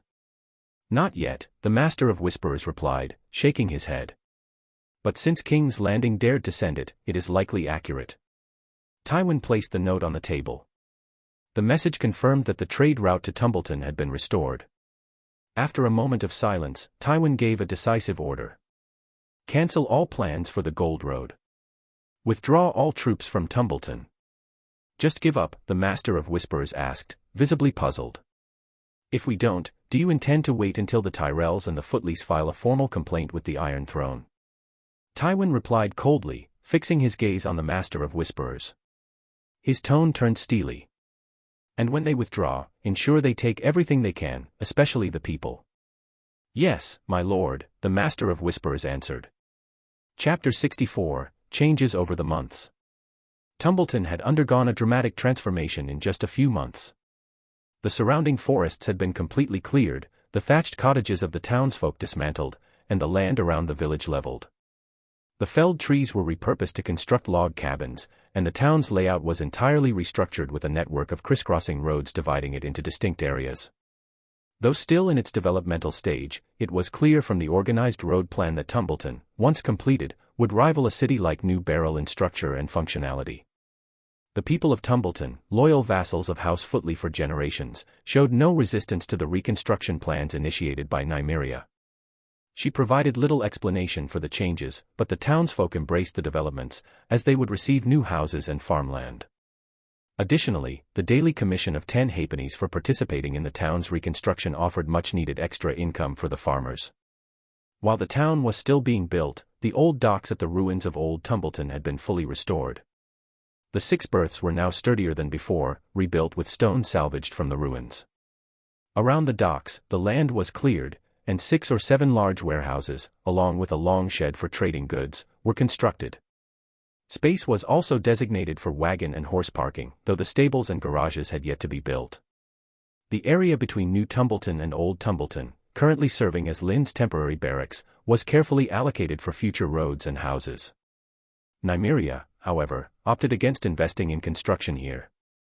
Following Maester Eve's advice, she decided to sell this land to incoming merchants. This approach would not only generate revenue but also tie the merchants to the burgeoning town of Tumbleton. As news spread of Lynd's successful restoration of the Tumbleton trade route, caravans began to trickle in. However, the longboats necessary for transporting goods were still under construction. In the meantime, Lynd purchased the merchant supplies, incorporating food and fodder into his army's logistics and storing other goods in the barracks warehouses. Once the longboats were completed and tested, Lynd tasked John with organizing a caravan to transport the goods to Highgarden. 10 days later, John returned to Tumbleton with 4 longboats laden with Highgarden specialties. Though the upstream journey carried less cargo than the downstream trip, the profits were substantial. The sale of these goods promised considerable wealth for Lynd. To celebrate the success, Lynd hosted an elaborate banquet. Soldiers, townsfolk, and caravans were all invited. The event served not only to mark the accomplishment but also to spread the word about the lucrative opportunities of the Tumbleton trade route.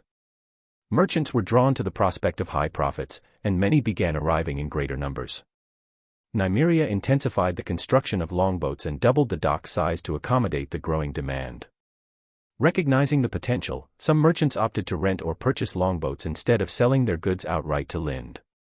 Others, unable to secure boats, stored their goods in warehouses, awaiting the completion of new vessels. Upon returning from Highgarden, John reported on the challenges faced during the journey. As Lynd had anticipated, the ship encountered an obstacle at Bitterbridge, where Lord Caswell blocked its passage. When John met directly with Lord Caswell, he recounted the attack he had encountered after leaving Bitterbridge. While he refrained from explicitly accusing Lord Caswell, his pointed hints left little doubt as to his suspicions. To solidify his position, John presented a reply letter from Lord Tyrell to Lynd, which emphasized the significance House Tyrell placed on maintaining the Mander River's waterway. Faced with such clear implications, Lord Caswell had no choice but to allow the ships to pass. On their return journey from Highgarden, the fleet encountered no further obstacles. This outcome left Lynd with mixed feelings. He harbored a desire to see Bitterbridge under the control of a more compliant lord, given its strategic importance to the Mander River trade. However, with Lord Caswell no longer presenting overt challenges, Lynd had no immediate justification to act and could only bide his time. Merchants had started arriving in Tumbleton months earlier, but instead of purchasing land and constructing permanent buildings, they set up tents near the ruined barracks and began trading with the soldiers stationed there. Though Lynd personally disliked establishments such as brothels, taverns, and casinos, he acknowledged their utility. They provided his cavalrymen with outlets to spend money and release pent-up energy, contributing to the army's overall stability. Nimriia, on the other hand, found the situation bittersweet. To her surprise, the first tax revenue collected in the newly rebuilt Tumbleton came from prostitutes rather than from transit goods. In the Seven Kingdoms, transit taxes were typically the most significant source of income for lords. For instance, transit taxes constituted a third of all taxes collected in Bitterbridge. However, following Lynd's advice, Nimriia had abolished the transit tax. While she didn't fully understand Lynd's reasoning, and despite Maester Eve's attempts to dissuade her with mockery, she trusted Lynd's judgment. Lynd chose not to elaborate further, confident that once the benefits of this decision became evident, Nimriia would understand its value without needing further explanation. It had been nearly 2 months since Lynd had encountered Wenda the White Fawn. In that time, he had united the remaining 100-odd members of the Kingswood Brotherhood under his command, forming a covert unit akin to the Night's Watch Rangers. In peacetime, they operated as bandits in the vicinity of Tumbleton, claiming the route between Tumbleton and the Rose Road as their territory. They expelled rival bandit groups to ensure the safety of caravans traveling the road. Publicly, the narrative was that the Lady of Tumbleton paid them a protection fee to keep the trade route secure and operational. Though Lynd appeared to be fully occupied with training in the barracks ruins and overseeing Tumbleton's reconstruction, he was far from idle. Each night, he utilized his shared vision with Glory to survey the surrounding areas, gaining a deeper understanding of the region. Lynd also experimented with the range of their spirit link. He directed Glory to swim across the Blackwater Rush and into the Riverlands, venturing as far as the outskirts of Harrenhal by the God's Eye. Even at such a great distance, their connection remained unbroken, as though Glory were still beside him. Through Glory's eyes, Lynd observed Harrenhal enveloped in a dense, angry spiritual energy that shrouded the ruined castle. Despite the intensity of this energy, it contained no dragon spirits, which left Glory uninterested in consuming it.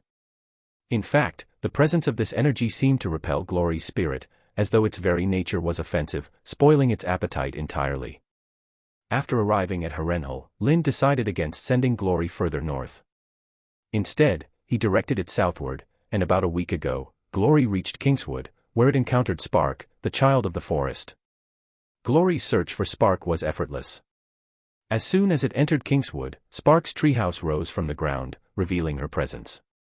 When Spark saw Glory for the first time, she was visibly startled by its enormous size and unique appearance. What amazed her even more was her ability to see Lind possessing Glory. Through this connection, she was able to communicate directly with Lind, who remained in Tumbleton. Intrigued, she asked about Glory's nature, particularly how it had become so extraordinary. Lind was forthcoming, explaining that Glory could consume vengeful spirits, which triggered periods of rapid growth. However, he concealed the fact that Glory could also devour dragon spirits. Despite her studies, Spark was unable to determine the full extent of Glory's abilities. She did confirm, however, that Glory's growth had not ceased, meaning that it would continue to expand in size and power as it absorbed more vengeful spirit energy. During the day, when Lind wasn't controlling Glory, he instructed it to remain hidden in the forest. However, Glory occasionally allowed itself to be seen by farmers and hunters, intentionally scaring them. It seemed to enjoy the reactions of terror it provoked.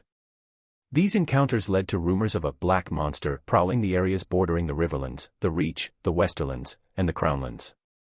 When the rumors reached Tumbleton, those who had previously seen Glory recognized the descriptions and quickly identified the black monster as Lind's pet. Some shared this information while drinking, but even though their accounts were consistent and supported by oaths, outsiders found the tales hard to believe. Though Lind avoided visiting the mountain villages and wildling tribes near Tumbleton himself, he frequently sent Glory to make appearances in those areas. The sightings left a psychological impression on the inhabitants, a tactic Lind planned to use to his advantage when initiating contact with them. Lind had originally intended to advance further upstream on the Mander River to Buttock Ridge and subdue the wildling tribes there. However, the unexpected appearance of Wenda the White Fawn, along with the addition of the remaining members of the Kingswood Brotherhood, changed his plans. With their inclusion, Lind no longer needed to expand his manpower through the conquest of wildling tribes. Moreover, the Kingswood Brotherhood proved far more effective in handling bandit gangs than the wildlings ever could be. Give these two documents to Scar and Bryn. The shipment they are in charge of needs to leave today, Lind said, signing and sealing the shipping documents.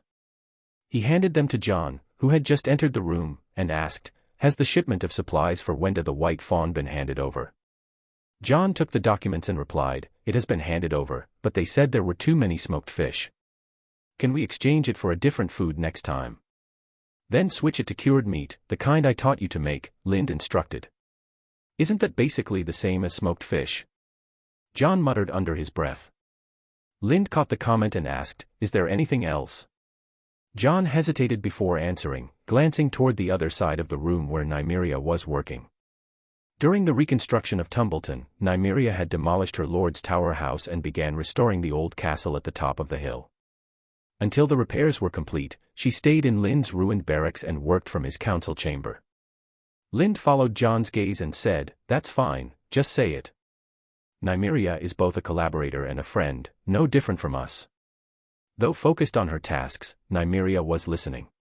Hearing Lind's words, she smiled, pleased. John finally spoke. "The finance officer, Muse, has already contacted Ser Liss," he said, placing a letter on the table.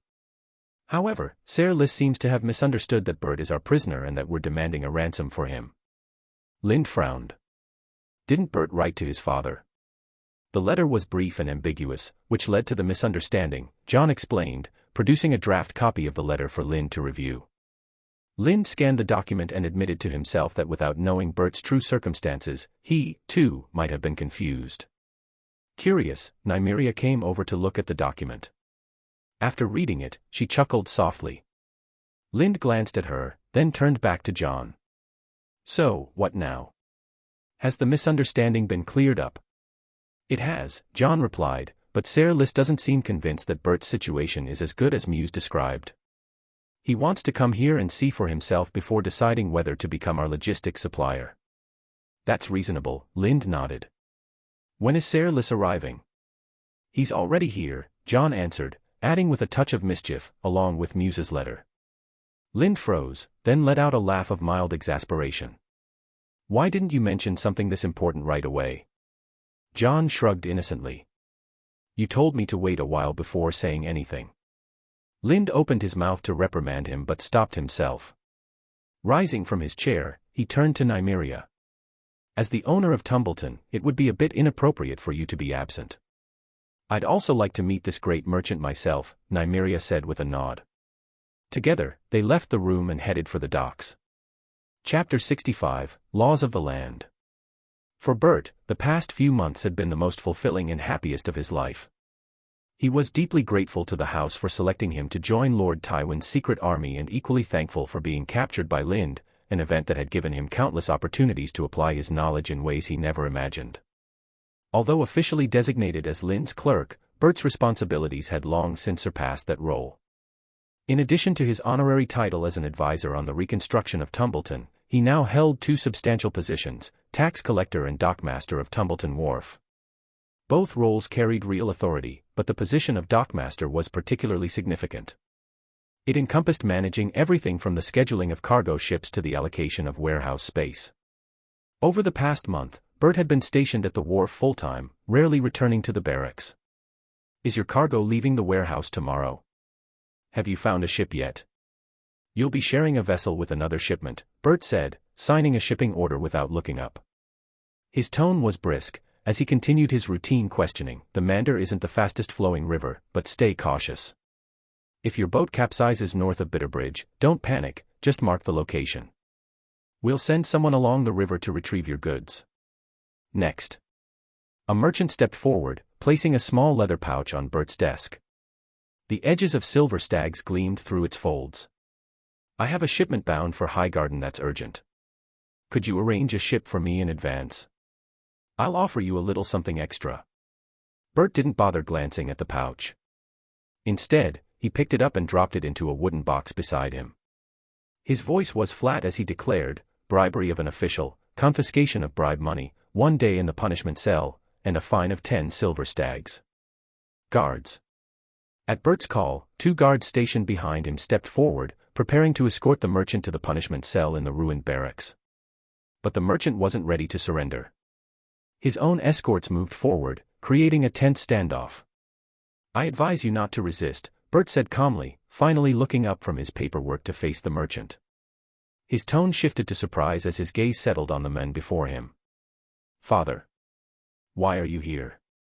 The merchant was none other than Fwell. Smiling, he replied, it seems you're doing well for yourself. Bert's face lit up with a smile but quickly reverted to its serious expression as a thought crossed his mind. He straightened up and said formally, Sir Fwell, your bribery violates the laws and regulations of Tumbleton. I must punish you according to the law. Please cooperate and do not resist. Turning to the guards, he added, take him to the punishment cell. The soldiers hesitated, unsure how to proceed. Bert's voice sharpened. Didn't you hear my order? Must I remind you of the military law issued by Sir Lind? Reluctantly, the guards exchanged glances before stepping forward. Addressing they said, Sir, please come with us. Don't resist. Fwell looked at his son with an expression of surprise, as if seeing someone unfamiliar. Then, with a faint smile, he raised a hand to signal his escorts to stand down. Wait for me at the inn, he instructed them. Turning back to the guards, he said, lead the way. With a composed demeanor, followed the soldiers toward the ruined barracks. At this moment, the merchants on the wharf, busy with their various tasks, fell silent. Their gazes shifted toward Bert, now tinged with a sense of awe. Meanwhile, Lind, Nimriia, and John were walking out of the barracks toward the docks. As they approached, Fwell, escorted by guards, passed by them. Their paths briefly crossed, and Lind and Nimriia gave a cursory glance before looking away. Having helped Nimriia draft Tumbleton's territorial regulations, Lind was no stranger to such incidents. It was not the first time someone had been fined or confined for breaking the laws. They had no concerns about offending nobles. Most of the merchants in Tumbleton were either commoners or agents purchasing goods on behalf of nobles, their lower status leaving them little room to resist the territory's laws. More importantly, the regulations Lind had established for Nimriia were far removed from the chaotic, arbitrary laws typical of the nobility. Tumbleton's laws were simple and boiled down to 3 offenses: bribery, fighting, and theft, essentially a local version of 3 laws. Punishments were equally straightforward: fines for minor infractions and confinement for serious ones. Confinement didn't mean imprisonment in a dungeon but placement in a dark, cramped room that Lind had prepared for cavalrymen and warriors who violated military rules. The experience was intentionally harsh, leaving a lasting impression on those punished. These laws and practices were part of a broader experiment by Lind, a test for his future territory. Tumbleton itself had become a trial ground for his governance strategies. As the 2 groups passed each other, John casually glanced at the escorted Liss. At first, he didn't recognize him, assuming he was just another individual who had violated the laws. But after walking a few steps, realization dawned. He stopped abruptly, turned back to confirm, and froze. My lord, my lord."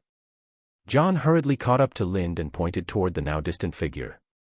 "The person who was just escorted away by the guards is Ser Liss." Lind and Nimriia paused, exchanging surprised looks before turning their gazes toward the escorted Ser Liss. At that moment, Liss, as if sensing their attention, turned back as well. He gave them a small wave. "John, go tell the guards to release him," Nimriia quickly instructed. "Wait," Lind interjected, halting John. "Is Bert at the docks right now?" "Yes," John answered after a moment's thought. "He's been there the entire time." Lind considered this for a moment before responding, "Then leave it. We'll visit Ser Liss after he's finished the punishment." Nimriia raised an eyebrow. "Won't this risk offending Ser Liss?" Lind shrugged nonchalantly. "If he's displeased, he can take it up with Bert. It's not us punishing him, it's his son." Hearing this, John couldn't help but inwardly sympathize with his cousin. He could already imagine how furious his aunt's husband would be when he emerged from the punishment cell. At this time, Ser Liss seemed to realize that neither Lind nor Nimriia had any intention of releasing him. The smile on his face froze, and he resignedly followed the 2 guards into the barracks. He was led to a row of small black cells resembling toilets, where he was locked inside. Since Ser Liss was already confined, Lind and Nimriia saw no need to proceed to the dock. Lind instructed John to inform Bert that they were aware of Ser Liss's detention. With that, Lind and Nimriia returned to the office in the barracks to resume their unfinished work. The following day, Ser Liss was released. Bert had taken the day off and waited outside the cell early in the morning. As soon as Ser Liss emerged, Bert escorted him back to the inn where he was staying. It was only in the afternoon that the father and son came to the barracks to meet with Lind and Nimriia. "My lady," Ser Liss greeted with a bow upon entering the office. Nimriia returned a slight bow and corrected him, "Ser Liss, I still prefer to be called Lady Nimriia, not my lady." Ser Liss smiled and turned to Lind. "Ser Lind, I've long heard of your reputation as the #1 swordsman in the 7 kingdoms, he said, his tone carrying a hint of amusement. "I didn't expect that my first impression of you would not be of your famous swordsmanship but of another side of you. Do you know? You remind me of someone." Hearing these familiar words, Lind froze for a moment before laughing. "Ser, you're not referring to Lord Randall Tarley, are you?" Ser Liss appeared surprised and asked, "Could anyone else have said such a thing to you?" "Lord Garland Tyrell and Lord Vortimer Crane have said similar things," Lind replied with interest. "Could it be that Lord Randall Tarley and I really do resemble each other?" Ser Liss smiled. "Not in appearance, but in certain actions, there is a shadow of similarity." As the conversation between the 2 flowed smoothly, unaffected by the previous day's events, Bert, who had been tense since entering the room, finally let out a sigh of relief. Ser Liss continued to chat with Nimriia for a while. During their conversation, he skillfully avoided mentioning Nimriia's rumored father, instead praising her mother. His sincere and respectful tone won Nimriia's favor, making her regard him as a trustworthy elder. Lind, however, watched Ser Liss with a peculiar expression. If he hadn't been certain of Ser Liss's identity, Lind might have thought he was dealing with Littlefinger himself. Both men were masters of rhetoric, skilled in earning trust and lowering others' defenses through conversation. It was clear that Ser Liss's reputation as a prominent sea merchant in the Westerlands was well earned. However, Lind also noted that Ser Liss was not among the influential figures in the years to come. It suggested that something significant must have occurred in the intervening time. The meeting concluded with a successful negotiation. Ser Lys agreed to become the exclusive merchant for Lynd's army and Nimriia's Tumbleton. He promised to supply food, weapons, and other goods at prices below market value and even offered to help procure rare items. Additionally, he proposed attracting merchants to settle in Tumbleton and Lynd's future territory, contributing to its rapid development. In return, Ser Lys requested that, unless he voluntarily relinquished the position, Lynd and Nimriia would not appoint another exclusive merchant. While Lynd hesitated at this condition, Nimriia agreed without delay. Her decision was not influenced by Ser Lys's earlier flattery but rooted in the norms of the Seven Kingdoms. Among most lords, exclusive merchants were typically fixed and hereditary, much like noble titles. To her, Ser Lys's request was both reasonable and customary. After careful consideration, Lynd found no disadvantages to Ser Lys's request and agreed. The three of them then signed an oath contract. Since there was no septon from the faith of the seven available, they settled for a maester who had completed his travels and was preparing to return to the citadel to act as the witness. Once each of them had received their copy of the contract, Ser Lys turned to Lynd and said, "I've already started working on the list you asked Master Muse to give me. Most items won't be a problem, but warhorses are proving a bit more difficult and may take more time." "That's fine," Lynd replied calmly. "There's no rush. Take your time. If possible, see if you can find a warhorse suitable for Nimriia's build as well. A horse that suits Lady Nimriia's figure?" Ser Lys repeated, glancing at Nimriia. Nimriia frowned slightly. Although her time with Lynd and the others had helped her grow accustomed to her unusually tall stature, being scrutinized still made her uncomfortable. Ser Lys suddenly said, "I might know of a horse that could suit the lady perfectly, but acquiring it might not be easy." Lynd's curiosity was piqued. "Tell me," he urged. Ser Lys paused, collecting his thoughts, before recounting the story. "Not long ago, I was in Sunspear and overheard people at a tavern talking about a herd of horses discovered in the mountains near God's Grace. Among them was a wild horse, extraordinarily tall and magnificent. It's said to be much larger than an ordinary wild horse. Many horse hunters have tried to catch it, but all failed. The horse is very clever and often leads its pursuers into packs of wild beasts. Quite a few hunters met their end in those mountains." As Ser Lys spoke, Lynd's interest grew, but Nimriia's expression darkened. Her aversion to things from Dorne was evident. Lynd weighed the idea of traveling to Dorne to capture the horse but, after some thought, shook his head. "It would take too much time. I can't afford to be away that long," he said, turning to Nimriia. "I'm sorry, I can't help you catch that horse." "That's okay," Nimriia replied with a smile, shaking her head. "The warhorse you gave me is already excellent. I don't need another." As he observed the exchange, Ser Lys's expression shifted subtly. An inexplicable smile formed on his face, as though he had noticed something others might have missed. Chapter 66, Discovery of a Silver Mine. "How many casualties?"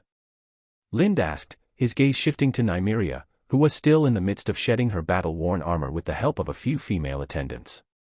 Scar-eyed, who had accompanied Nimriia on the mission to suppress the bandits, stepped forward and reported, 17 dead, 13 injured, 3 of whom are seriously wounded and will not be able to fight again, even if they recover." After a brief pause, he added, "The casualties were all guards from Tumbleton. None of our men were hurt." Lynd turned to Scar-eyed, his tone sharp. "Don't say things like that again. The guards from Tumbleton are also our men. Do you understand?" "Yes, my lord," Scar-eyed nodded. As Tumbleton's prosperity grew, bandits from the surrounding areas continued to converge.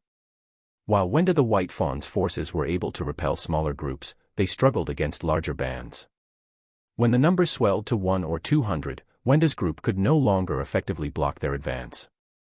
As a result, Lynd and Nimriia had to cooperate with Wenda from time to time to clear out the larger bands encroaching on Tumbledown Road. Initially, Lynd had personally led these expeditions. However, the bandits proved so easily dealt with that it felt excessive, like using a sledgehammer to crack a nut. Eventually, he delegated the task to the warlike Nimriia, sending the 2nd Cavalry patrols to support her efforts. The bandit group eradicated this time was composed of nearly 300 individuals, many of whom had originally fled from the Mandar region to the Stormlands. Now, they had returned, guided by members of their own who were familiar with the area. This marked the third major bandit eradication following Nimriia's recent army expansion. However, the results were less than ideal. Double-digit casualties suggested shortcomings in the newly expanded force. It had been a month since Lind signed the exclusive procurement agreement with Fwell. With sufficient supplies secured, both Lind's cavalry patrols and Nimriia's garrison guards had expanded. However, the expansion remained moderate due to the delayed arrival of new warhorses.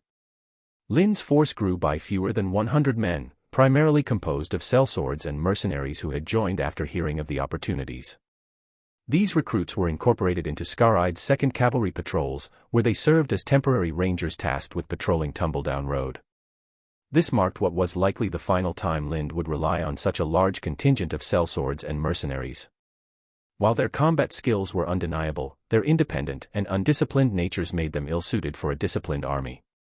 For this reason, they were assigned to the 2nd Cavalry patrols rather than the Guards unit. In contrast, Nimriia's expansion of the garrison guards was much larger, adding 300 new recruits. Unlike the Tumbleton Guards, these newcomers were refugees from the Riverlands, drawn by the promise of stability and security. It was no secret that Lord Tywin's army was withdrawing from the areas west of the Mandar River. Before the withdrawal, Lord Tywin had publicly declared that the campaign to suppress bandits along the Gold Road had concluded successfully, framing the withdrawal and subsequent disbanding of his forces as a logical step.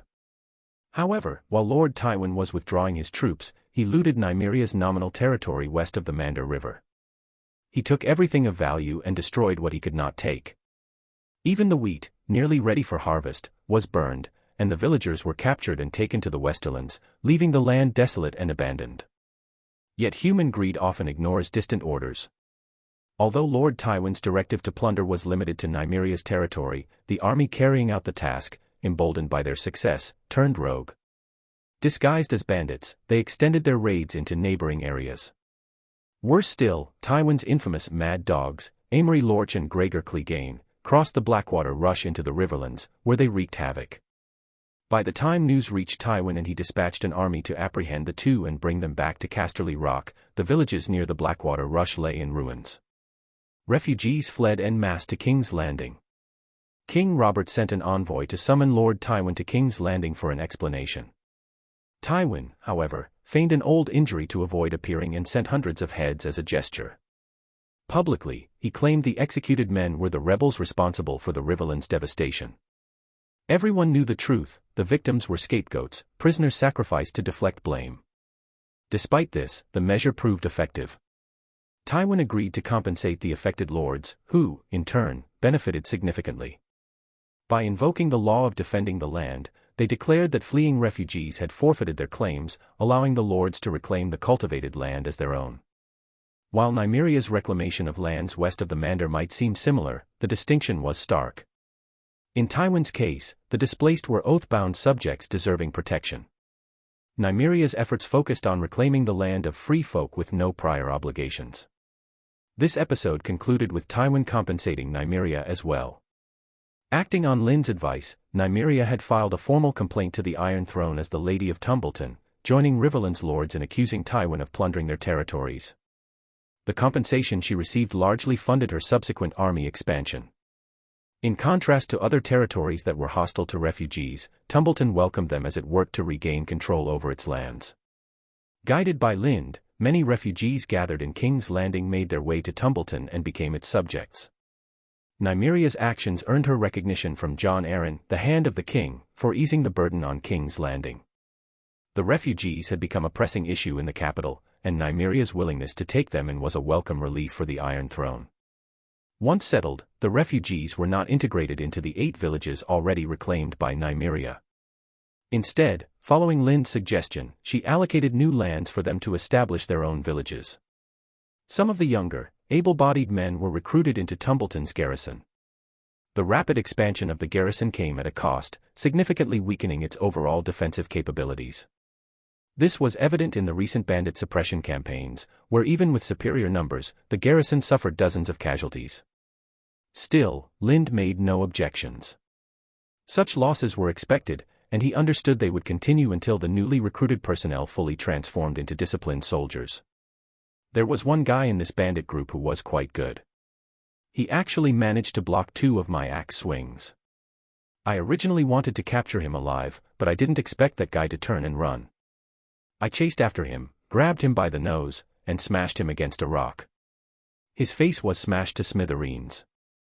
Back in the office, Nimriia was excitedly recounting her battle while wiping down her giant axe and applying oil to it, as was her habit.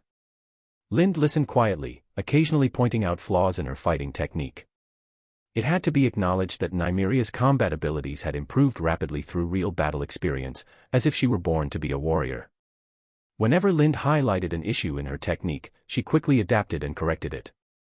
The last time they sparred, Nimriia had performed significantly better than the Red Viper. Against Lind's Knight's Greatsword, she not only withstood 3 consecutive strikes but also launched a dangerous counterattack. This was a marked improvement over the Red Viper, who had been completely on the defensive when facing the banished knight's swordsmanship. However, this did not mean Nimriia's overall strength surpassed that of Oberin. Her performance owed much to her familiarity with Lind's attack patterns, a knowledge Oberin lacked when facing Lind for the first time. You sent someone to investigate the situation on the west bank of the Mander River. Do you have the results yet? Lind asked as Nimriia placed her giant axe back on the weapons rack. Ruins. All I could see were ruins. Not a single person, not even an animal. All the farmland has been burned, the wells filled in, and even the 7 septs have been destroyed by those Westerlanders. At his question, the excitement drained from Nimriia's face, replaced by visible anger. Though the free folk in the west were not her subjects, more like a group of bandits who had seized her land, the land itself belonged to her.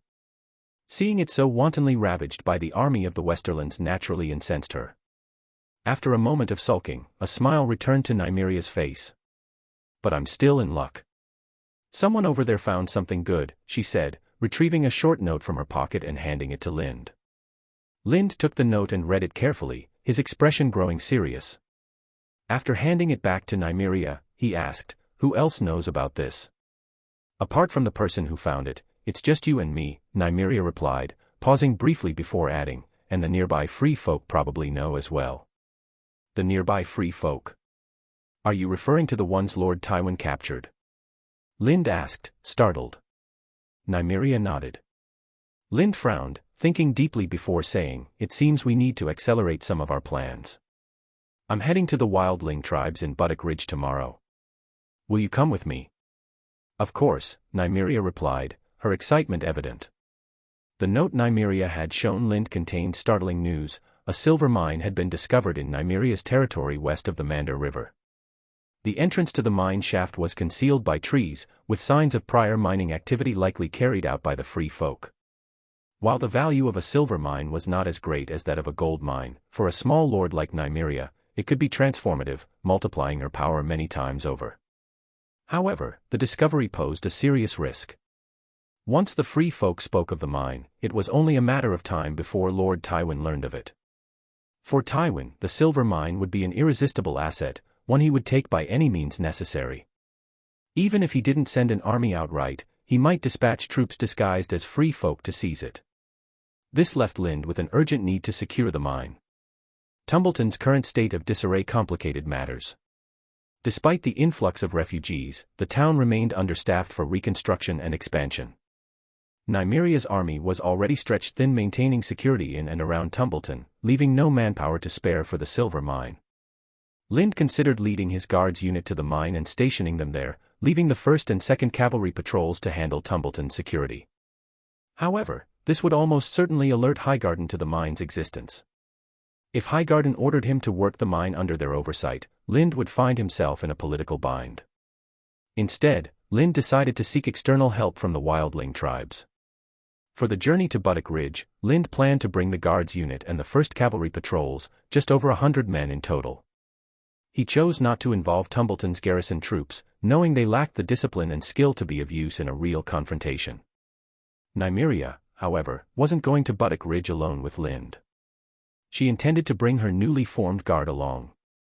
This elite group consisted of 20 members, half from the garrison guards and the other half recruited from sellswords and hired knights of proven strength. The key requirement for joining the guard was the ability to withstand Nimriia's attacks. After sparring with Lind, Nimriia often trained with her personal guard, possibly to rebuild the confidence Lynd's superior skill had shaken. This habit elevated her status in the eyes of her guard, fostering deep loyalty. In addition to her guard, Nimriia planned to bring her 2 female attendants. The attendants were twin sisters who had been part of a circus passing through Tumbleton en route to Highgarden. Skilled in knife throwing and proficient in scimitar and spear techniques from across the narrow sea, their performances originated in the fighting arenas of Meereen. Nimriia, drawn to their exotic skills, offered to recruit them as her ladies-in-waiting. Initially, the sisters, accustomed to a life of freedom, refused. It wasn't until Nimriia promised that, should they meet her expectations, she would appoint them as rare female knights of the 7 kingdoms, that they accepted the offer. Chapter 67, The Glory of the Old Gods. The Mander flows gently for most of its course, but beyond Tumbleton, as one travels upstream, the river becomes narrower and faster, punctuated by numerous waterfalls, making navigation by boat impossible. This transformation is due to the steeply rising mountains near Tumbleton, as if an underground giant were pushing the earth upward with his back. The tallest peak in this region is known as Snowstag Peak, named for the snow on its summit, which resembles a giant stag in motion. The surrounding, similarly snow-capped peaks are collectively called the Herd Peaks, as their formations evoke the image of stags gathered around their leader. Snowmelt from these peaks forms streams that flow into small depressions at the foot of the mountains, eventually creating lakes of varying sizes. Elevated far above Tumbleton, these lakes have an ethereal quality, earning the mountain range the name Sky Lake Mountains, a term coined by some maesters. Buttock Ridge lies next to one of the largest of these lakes, a critical water source for the Mander River. The area around the lake has long been inhabited, sometimes by mountain folk, sometimes by wildling tribes. The wildling tribe Lind intended to visit, the Gravel tribe, derived its name from its founder, who was born in a pile of gravel. They crossed the Blackwater Rush a decade ago and settled here. Their arrival displaced a mountain folk village after repeated conflicts, forcing the original inhabitants to relocate elsewhere. Over the past decade, the Gravel tribe's population has grown from around 1,000 to nearly 3,000, with most of the increase due to newborns. If given sufficient time, this growth could significantly increase their number of fighters, posing a threat to Tumbleton. See that moss-covered hillside. That's where the Gravel tribe's stone houses are, Wenda the White Fawn said, standing on a rock and pointing to the distant slope. Though Wenda had identified the location, Nimriia and the others struggled to discern any connection between the mossy hillside and the supposed stone houses. Those hillsides are indeed stone houses, but they're well camouflaged. You can't see them from here. Look at their reflection in the lake, Lind explained. His familiarity with the area, perhaps even surpassing that of the Gravel tribe, allowed him to pinpoint the key to uncovering the hidden houses. At Lind's suggestion, the group turned to the blue lake formed by snowmelt. Its surface mirrored the mountainside, and in the reflection, they could see the disguised roofs of the stone houses. Lind turned to Wenda and asked, "You're from the Gravel tribe?" Earlier that morning, when Lind announced his plans to visit Buttock Ridge, Wenda, who had been resting in Tumbleton, had rushed over. She claimed familiarity with the area and offered to guide the group. Although Lind had already gathered detailed information about the Gravel tribe's surroundings and inner workings through Glory, he accepted Wenda's offer. However, he remained curious about her motives. From his past interactions with Wenda, Lind knew she wasn't one to act without prompting. This was the first time she had volunteered for something, and Lind couldn't help but wonder what had prompted this sudden initiative. Wenda the White Fawn proved to be as familiar with the Buttock Ridge area as she claimed.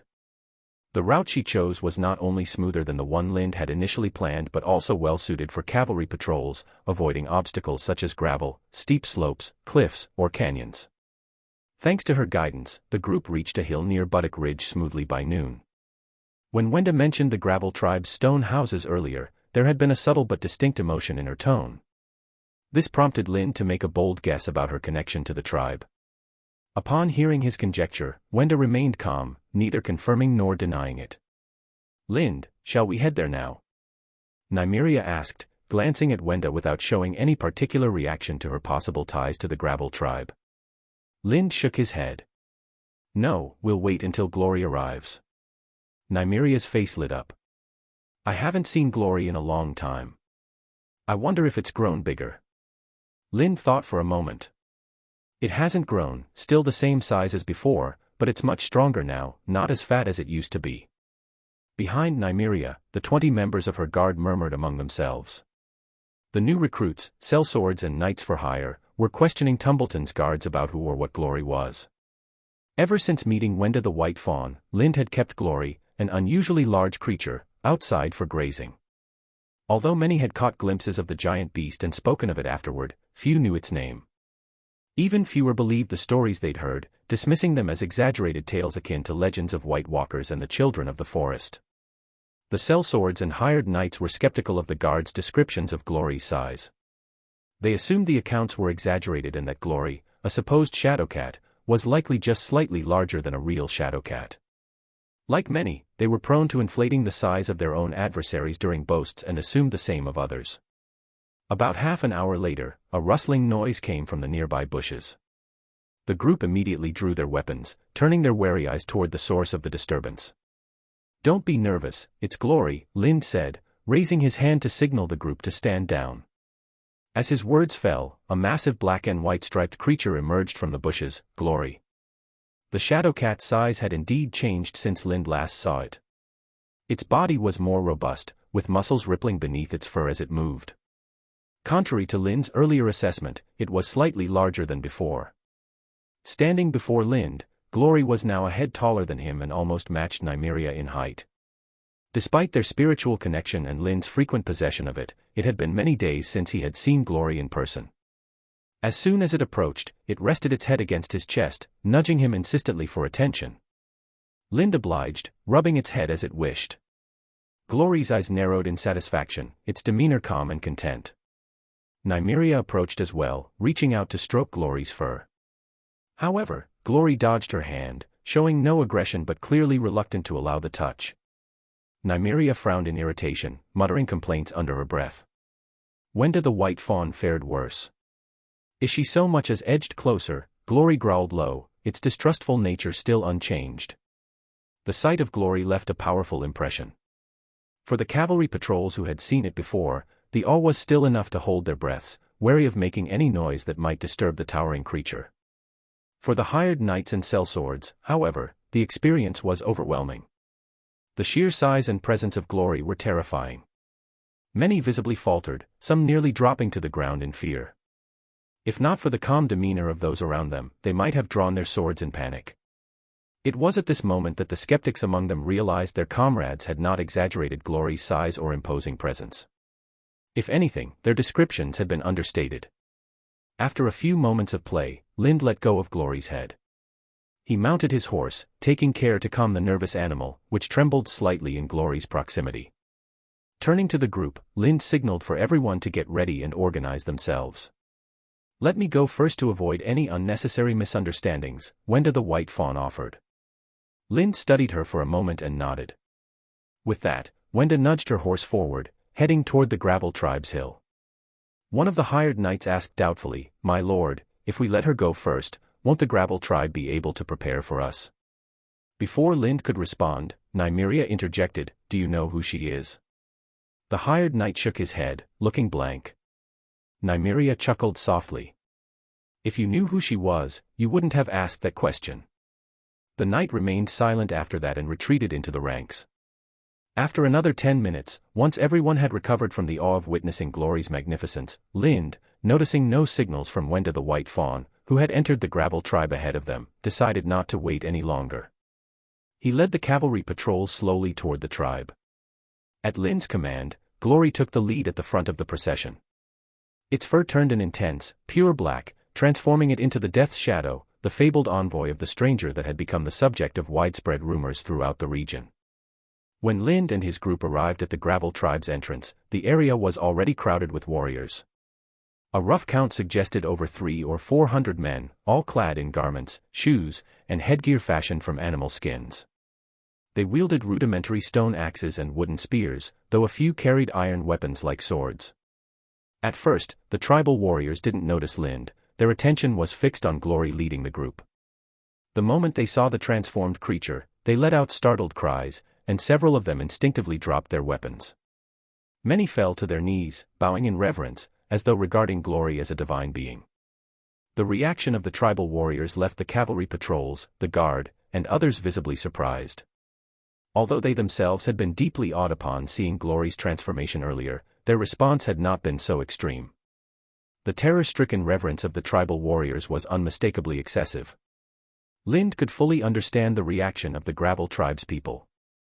After all, a terrifying beast capable of appearing like a ghost seemed, in every way, to embody the ancient legends of supernatural beings. In the days when Glory roamed freely, Lind had already begun laying plans against the Gravel tribe. He often sent Glory into the tribe under cover of night, instructing it to appear suddenly and use its mysterious abilities to vanish in full view, only to reappear silently nearby. On occasion, Glory would even kill individuals who harbored ill will toward it, all without a sound. Under these conditions, it didn't take long for the Gravel tribe to develop an intense reverence for Glory. Guided by the tribal shaman, many began to treat Glory as though it were one of their old gods. The Gravel tribe, unlike the followers of the Faith of the Seven, believed in the old gods, many of whom were tied to supernatural forces. In their eyes, Glory, with its spectral presence and abilities, had become a living embodiment of these beings. Lind had anticipated this response, understanding how easily Glory could be seen as an old god due to its otherworldly nature. The influence of Glory soon spread throughout the Gravel tribe and reached the ears of its shaman and chief. They led their followers to the tribe's gates to witness the being in person. However, the shaman and the chief perceived Glory in starkly different ways. The shaman, captivated by Glory's presence, immediately recognized it as one of the old gods they had been worshipping. Without hesitation, he led his apprentices and fellow believers to pour out of the tribe and prostrate themselves before Glory.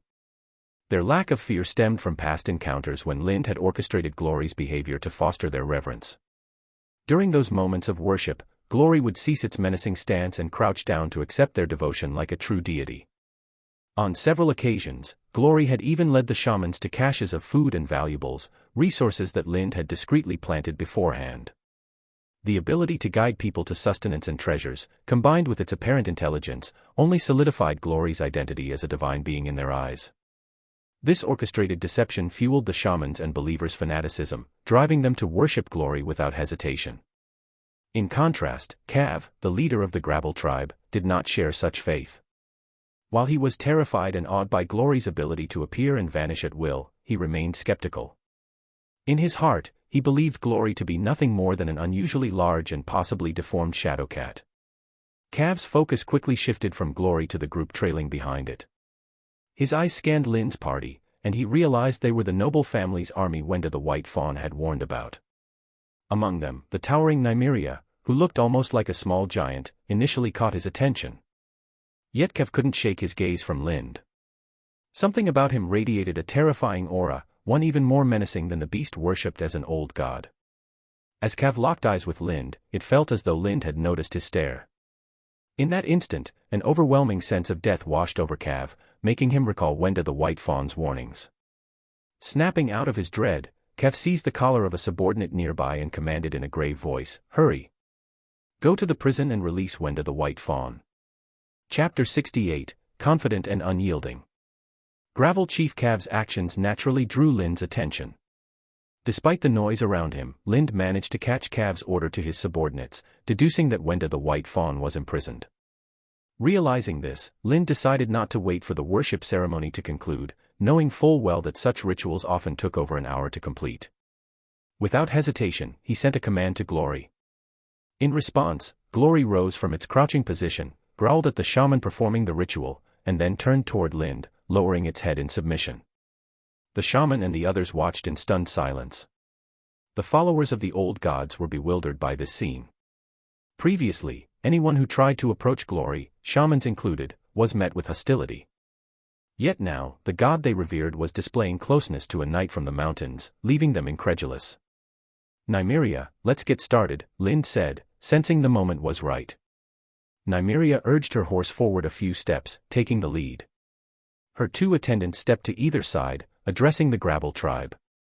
"People of the Gravel tribe, before you stands the Lady of Tumbleton, Lady Nimriia of House Footley, and the rightful owner of the land you stand upon. Where is the leader and shaman of the Gravel tribe? Step forward and meet your master." As the attendants made their proclamation, Lind's guard fanned out at his command, drawing their shortbows and holding them at the ready. Simultaneously, Nimriia's guard surrounded both Nimriia and Lind in a protective formation, prepared to intercept any attack. We of the Gravel tribe are free people. We have no master, shouted Cav, stepping forward with his men to face Lind and the others. He glanced at Nimriia before turning to Lind and addressing him. I know you, Bear Hunter Lind. They say you're the finest swordsman in the Seven Kingdoms. Lind ignored the pleasantry and cut straight to the point. Where is Wenda the White Fawn? Cav's face twitched, hesitant to reveal the situation. But before he could speak, a man behind him shouted, that backstabbing bitch is dead. We killed and ate her. Her meat's still in the pot. Want a taste, you mountain scum? Lind, having already surmised Wenda's fate, remained impassive, but Nimriia was not as composed. During their time together, she and Wenda had grown close, like sisters. Hearing of Wenda's death, rage consumed her. Without hesitation, she drew the massive axe from her saddle and hurled it at the men who had spoken. The spinning axe struck its target with devastating force, cleaving the men in two from shoulder to chest. The impact sent his body flying, knocking down several others before landing. As the axe struck, Nimriia spurred her horse forward, reaching the corpse in moments. She pulled the axe free and stood ready. The surrounding warriors, stunned by the sudden violence, reacted instinctively. Several attacked Nimriia with their weapons, but she met them head-on. Swinging her enormous axe with brutal precision, she killed 3 warriors in quick succession. When another rushed at her, she grabbed him by the throat and snapped his neck with a single, forceful motion. The onlookers froze. The silence that followed was absolute. Those who had raised their weapons to attack Nimriia hesitated, lowering them slowly as fear rippled through the crowd. Nimriia casually tossed the corpse to the ground, then rode back to Lind's side. In a low voice, she asked, I seem to have acted on impulse just now. I don't think Wenda is dead, is she? I don't think so, Lind replied calmly. Wenda is a big person. It would take more than 10 minutes to dismember her completely, cook her, and eat her. Nimriia wiped the blood from her face, shrugged, and said no more. Lind turned his gaze to Cav, whose face was livid, and said, Gravel tribe chief, this is the price for saying the wrong thing. Choose your words carefully, or you'll only find death. Are you threatening me, Bear Hunter? Cav snarled, his glare fixed on Lind. Then he turned to the Gravel tribe and shouted, Does the Gravel tribe fear threats? Tell me, do you fear? At this point, the Gravel tribe should have responded in unison, their morale restored after Nimriia's earlier display. But as Cav's voice fell, Glory let out a deafening roar. The sound was so powerful that the surrounding animals fled in terror. The cries of defiance that had been forming in the Gravel tribe's throats were swallowed in fear, leaving the entire group silent. The scene left Cav looking like a foolish performer, his bravado met with nothing but stunned quiet. Gravel tribe chief, I'm not threatening you, Lind said coldly, driving his horse forward until he was directly in front of Cav.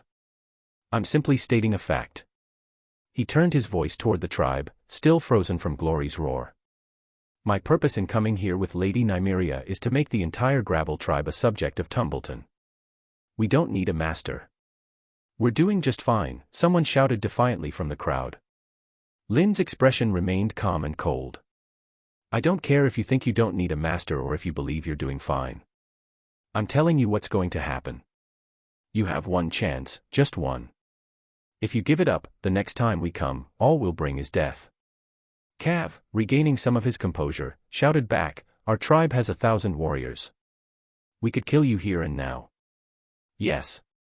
We have 1,000 warriors, and we're not afraid of you mountain people, another voice added, and the tribe's momentum began to return. 1,000 warriors. Lind sneered. He dismounted, stepping forward until he stood face to face with Cav. I will stand here alone. Your Gravel tribe can send all 1,000 warriors to fight me. If you kill me in this duel, Lady Nimriia will recognize this land as yours, and you'll never be driven out. But if I kill all 1,000 of your warriors in the duel, then... He paused, his icy gaze sweeping over the crowd. It seems you won't have any other options anyway. So what do you say? Will you wager your fate on this duel? You have every advantage, don't you? Why are you afraid? The tribe fell silent once again. Even the loudest voices from moments before were now hushed. Chief Cav stared at Lind, his mind racing. He knew exactly who Lind was and had heard of his legendary feats. Lind had nearly accomplished the impossible, killing 100 skilled warriors in a group combat during the Tournament of Champions. These were not ordinary men but experienced fighters, and Kev had no illusions about the outcome of a duel with Lind. Even if the Gravel tribe's 1,000 warriors fought him, Kev doubted it would be enough to stop him. As the surrounding area fell silent, the old shaman, who had remained quiet until now, suddenly spoke. "What are the benefits of becoming a citizen of Tumbleton?" "Granny whiz, you're crazy. How dare you?" Kev snapped, glaring at the shaman. But before he could finish, the old shaman interrupted him calmly. "Can you escape the fangs of the shadow of death?" Kev froze, his words caught in his throat. Fear flickered in his eyes as he glanced at Glory, standing not far away. He wanted to retort that he could, but deep down, he knew the truth. If that monstrous beast wanted to kill him, no cave, no number of protectors could save him. He had seen it before. The leader of a family had tried to hide and still met a swift, brutal end. The old shaman turned to address the crowd. "What about you? Can you escape the reaping of the shadow of death?" A heavy silence fell over the gathering. The earlier displays of Glory's power had left them deeply shaken, their fear and awe so overwhelming that resistance felt futile. Turning back to Cav, the old shaman continued, "In that case, what are you still clinging to?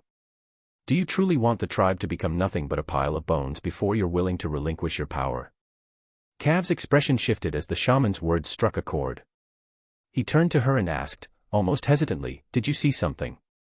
The old shaman did not respond directly, instead fixing her gaze on Lind and Glory, who had returned to Lind's side. At that moment, Wenda the White Fawn emerged from the crowd, unharmed and carrying herself with an air of authority. Despite her earlier capture, it was clear she still commanded a certain respect within the Gravel tribe, as no one dared lay a hand on her. "My lady, Ser Lind, I have caused you worry," Wenda said, bowing to Lady Nimriia and Ser Lind. Lind, already aware of her situation, simply nodded in acknowledgement. "It's good that you're safe," Nimriia said with a smile, though the blood staining her figure gave her a menacing appearance. Wenda then turned to Cav. "This is not the place for such discussions. Let's move to the Hall of Stones. Gather the leaders of all the houses in the tribe. This isn't a decision you can make alone, Cav." Cav opened his mouth to argue but hesitated, unable to find the words. Instead, he glared at Wenda before storming off toward the tribe. The old shaman said nothing further about the matter of citizenship. She bowed respectfully to Lind and Nimriia, then approached Glory, bowing deeply before the creature as if it were truly divine. Without another word, she turned and led the others back into the tribe. Some members of the tribe came out to clean up the bodies of those whom Nimriia had dealt with earlier. As they worked, they occasionally glanced at Nimriia, but their gazes were not filled with hatred. Instead, they were marked with awe. Though the impact of Glory overshadowed everything, Nimriia's display of strength was undeniable. In front of everyone, she had dispatched 4 or 5 tribal warriors with just a few decisive moves. Such power was something these people had never witnessed before. Among the tribe members who revered strength, some even began to feel a sense of respect toward Nimriia, and a few subconsciously thought that serving someone as formidable as her might not be unacceptable. Wenda the White Fawn, sensing that the worst was over, let out a small sigh of relief. She turned to Lind and remarked, "I never thought you, my lord, would subdue the Gravel tribe in such a forceful and direct manner." "This is a wildling tribe," Lind replied bluntly. Wenda caught the undertone in his words and shot him a pointed look before addressing Nimriia. "Lord Nimriia, please wait outside for now. Ser Lind and I will go in." Nimriia cut her off sharply, her tone firm. "No, I must go in. They are becoming subjects of my Tumbleton, and I must be personally involved in this matter." Lind said nothing, silently agreeing with Nimriia's decision. He doubted there would be any real danger within the tribe, and even if there were, Nimriia's earlier performance had shown she was more than capable of defending herself. If a fight broke out, Lind felt no need to worry about her and was content to let her have her way. Before entering, Lind instructed the guards unit to remain outside the tribe but cautioned them not to let their guard down. Though he believed the subjugation of the Gravel tribe was nearly complete, he knew nothing was certain until the very end. Nimriia initially opposed having her guard follow her into the tribe, but after both Lind and Wenda advised her against taking unnecessary risks, she relented. Once the decision was made, the group entered the Grabble tribe, with Glory walking alongside them. On their way to the council hall, the ordinary members of the tribe looked at them, though their eyes were fixed more on Glory than the humans.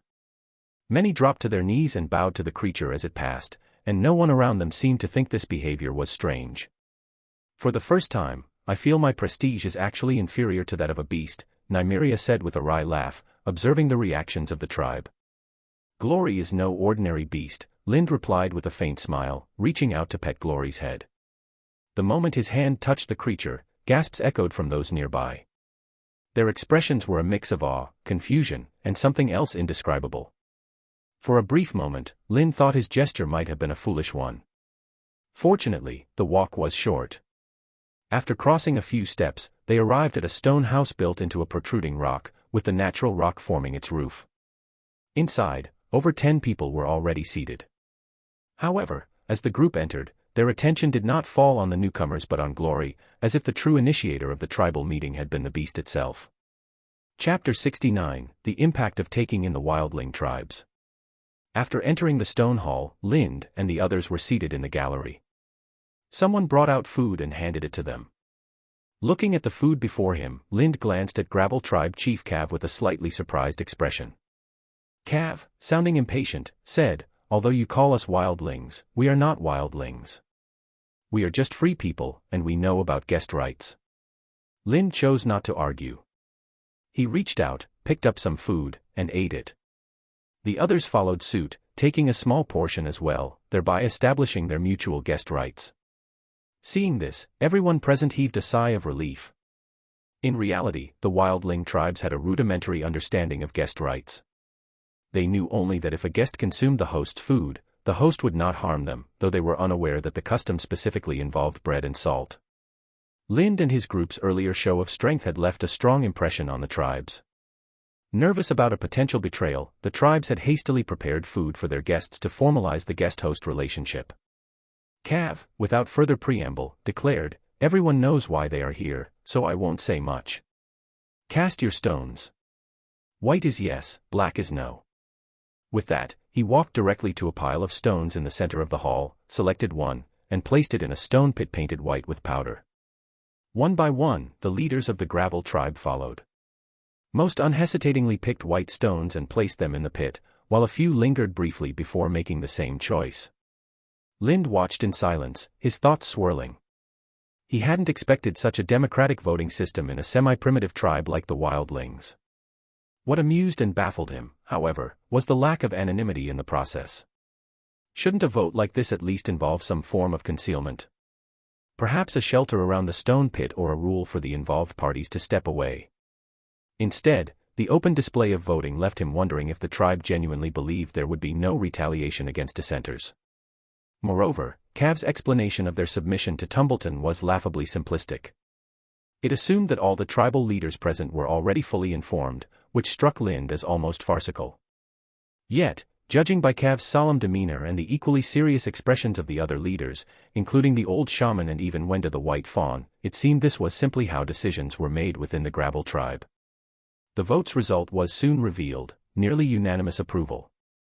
Only the old shaman cast a dissenting vote, symbolically dropping a black stone into the black pit.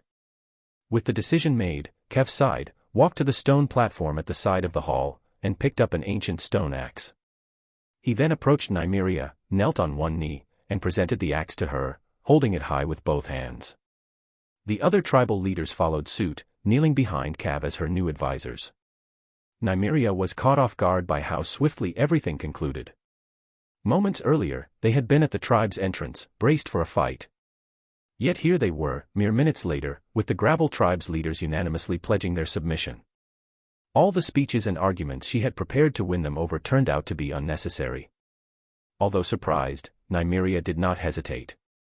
She took the axe in both hands, raised it high above her head, and recited the Lord's oath to all the leaders of the Grabble tribe, both big and small, affirming their status as a citizen of the Grabble tribe and her responsibilities as its lady. After Nimriia completed the Lord's oath, the leaders of the Grabble tribe, led by Wenda the White Fawn, recited the oath of loyalty, pledging their allegiance to her. Once the oaths were exchanged, Nimriia handed the axe, the symbol of the Gravel tribe's authority, to a female attendant for safekeeping. She then addressed the leaders with the plan she had discussed with Lind beforehand. Since you have become my subjects, it is my duty to take care of you.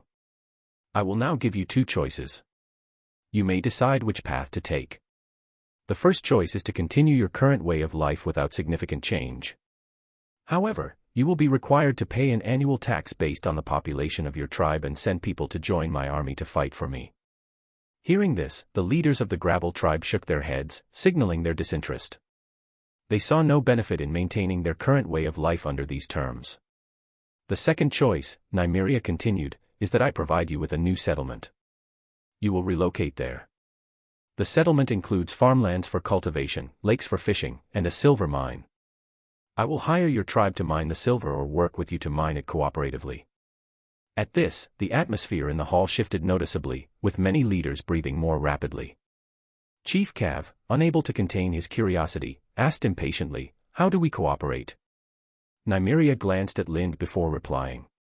The cooperation is straightforward. The silver mine will be entirely managed by your tribe, while I will send supervisors. 95% of the silver's yield will go to me, and 5% to your tribe. 20%, one of the house leaders interjected before Cav could respond. Give us 20%, and we'll do it. Nimriia's expression remained firm. Only 5%, she said decisively. And your tribe will also be responsible for the silver mine's security. The house leader appeared ready to argue further, but Cav silenced him. After a moment, Cav nodded and said, "We agree."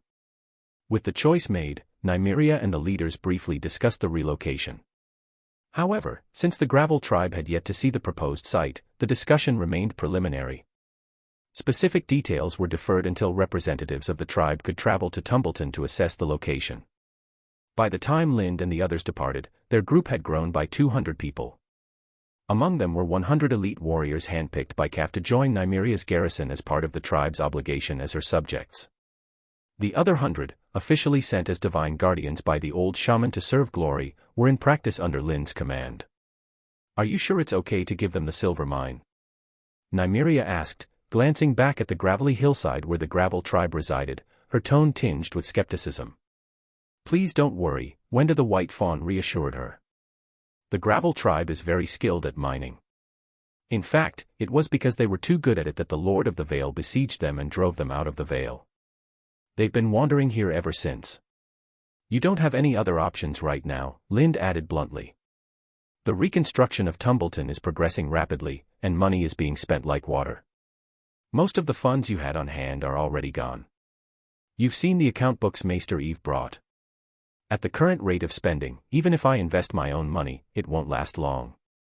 You need a steady and profitable source of income. The silver mine is your only viable option at this stage." Nimriia expressed her concerns. "I don't have an issue with letting the Gravel tribe manage the mining. My concern is the mine's location. It's too far from Tumbleton. If a large force from the west attacks them, I'm afraid we won't be able to provide timely assistance. Can the Gravel tribe defend themselves on their own?" "That's a valid concern," Lind admitted with a nod. As Nimriia pointed out, if trouble arose at the silver mine on the west bank, reinforcements from Tumbleton would face logistical challenges. They would either have to detour upstream along the Mander River, wasting valuable time, or risk an ambush by crossing the river with boats. After a moment of thought, Lind said, "It seems we need to find a way to build a bridge near Tumbleton." Nimriia nodded in agreement. A bridge connecting the east and west banks near Tumbleton would provide much-needed control over the west bank, which was currently underutilized. After their return from the Gravel tribe, Lind handed over the tasks related to the Gravel tribe's migration, silver mining, and the bridge construction to Bert and John, focusing only on overseeing the broader plans. Nimriia followed his lead and delegated similar responsibilities to Maester Eve. However, given Eve's advanced age, she selected several individuals who had come to Tumbleton seeking work. Some of these people, having previously served as squires for nobles, had enough knowledge to assist Eve in handling these matters.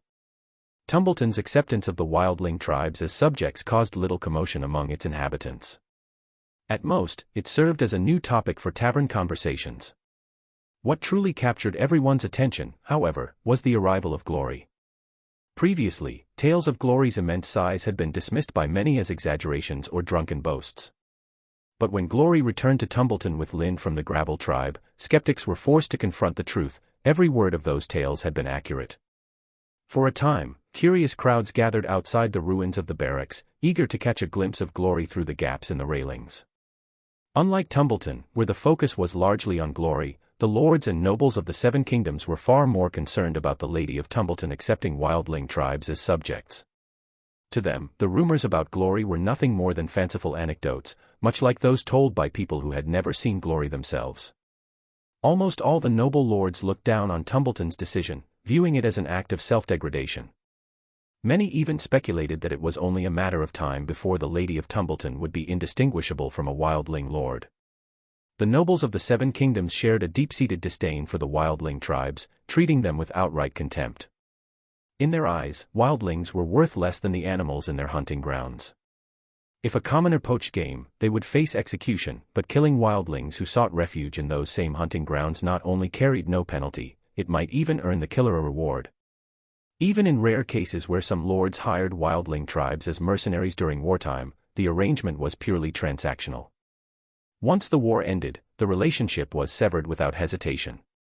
In some cases, the contract might be terminated before the war was even over, with wildlings who had recently fought alongside the lords slaughtered as enemies. This history of betrayal was precisely why wildling tribes harbored deep mistrust for the oaths of the lords. When news of Tumbleton's actions reached the wildling tribes, their reaction mirrored that of the lords and nobles, though their scorn was directed at the Gravel tribe. They derided the Gravel tribe's leader as foolish for believing the promises of Tumbleton's lord and entertaining the notion that wildlings could ever be considered subjects.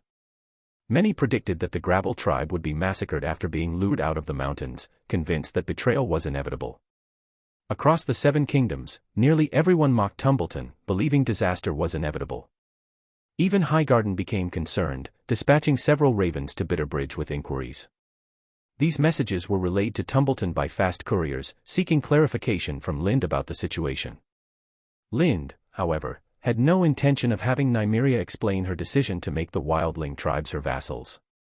He understood that the lords' prejudices were too entrenched for any explanation to change their minds. Instead, he decided to redirect Highgarden's attention to something else: the silver mine.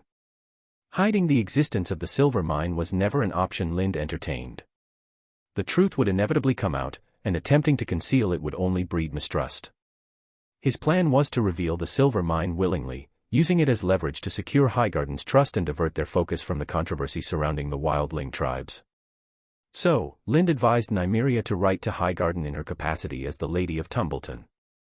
In the letter, she reported the discovery of silver mines in the central part of her territory on the west bank of the Mander River. He also suggested mentioning that the Westerlands might already be aware of these silver mines. At the same time, Nimriia was to formally request Highgarden to grant Tumbleton the right to mint the silver stag coin. The wardens of the Seven Kingdoms each hold the right to mint coins. This includes not only currencies unique to their own regions, such as Highgarden's rose coin, but also widely circulated currencies like golden dragons, silver stags, and halfpennies, used throughout the Seven Kingdoms and even in parts of Essos. For example, the Lannisters of the Westerlands control the largest gold mine in Westeros, responsible for producing about 70% of the golden dragons in circulation. This wealth has made the Lannisters the richest nobles in the Seven Kingdoms, giving rise to the adage that even their excrement is made of gold. Typically, the right to mint coins is reserved for the Lord Paramounts of each kingdom. However, when a Lord Paramount's territory lacks the appropriate mines, they may grant minting rights to a lord with access to valuable resources. In such cases, the lords must pay substantial taxes to the Lord Paramounts in return for this privilege. Nimriia, while intelligent, lacked a deep understanding of coinage rights due to her limited exposure. Her thinking was straightforward: if she obtained the right to mint coins, she wouldn't need to sell the mined silver or at a low price. Instead, she could mint her own silver stags, which would hold greater value for her to use directly. Lind, however, saw the broader implications. Control over the right to mint coins could translate into significant economic power. In some cases, economic influence could rival or even surpass military might in its impact. Additionally, through correspondence with Fwell, Lind learned of large silver mines recently discovered near Slavers Bay in Essos, which had caused the price of silver ore in the free cities to plummet. If Nimriia secured the right to mint coins, Fwell could supply large quantities of inexpensive silver ore to Tumbleton. There, it could be minted into silver stags, turning the price differential into pure profit. This arrangement would be nearly as lucrative as mining the silver ore locally, offering a unique economic advantage. Chapter 70, 2 Letters. The reply from Highgarden has arrived, Nimriia said, beaming as she walked through the door and placed the letter in Lynn's hands. 6 days had passed since the letter announcing the discovery of the silver mine was sent by ship to Highgarden. As before, the Raven had carried it to Bitterbridge, where a rider then delivered it. Now, the long-awaited reply had finally reached them. Without even glancing at the letter, Nimriia promptly delivered it to Lynd. He took the letter, noting the wax seal still intact, and broke it open.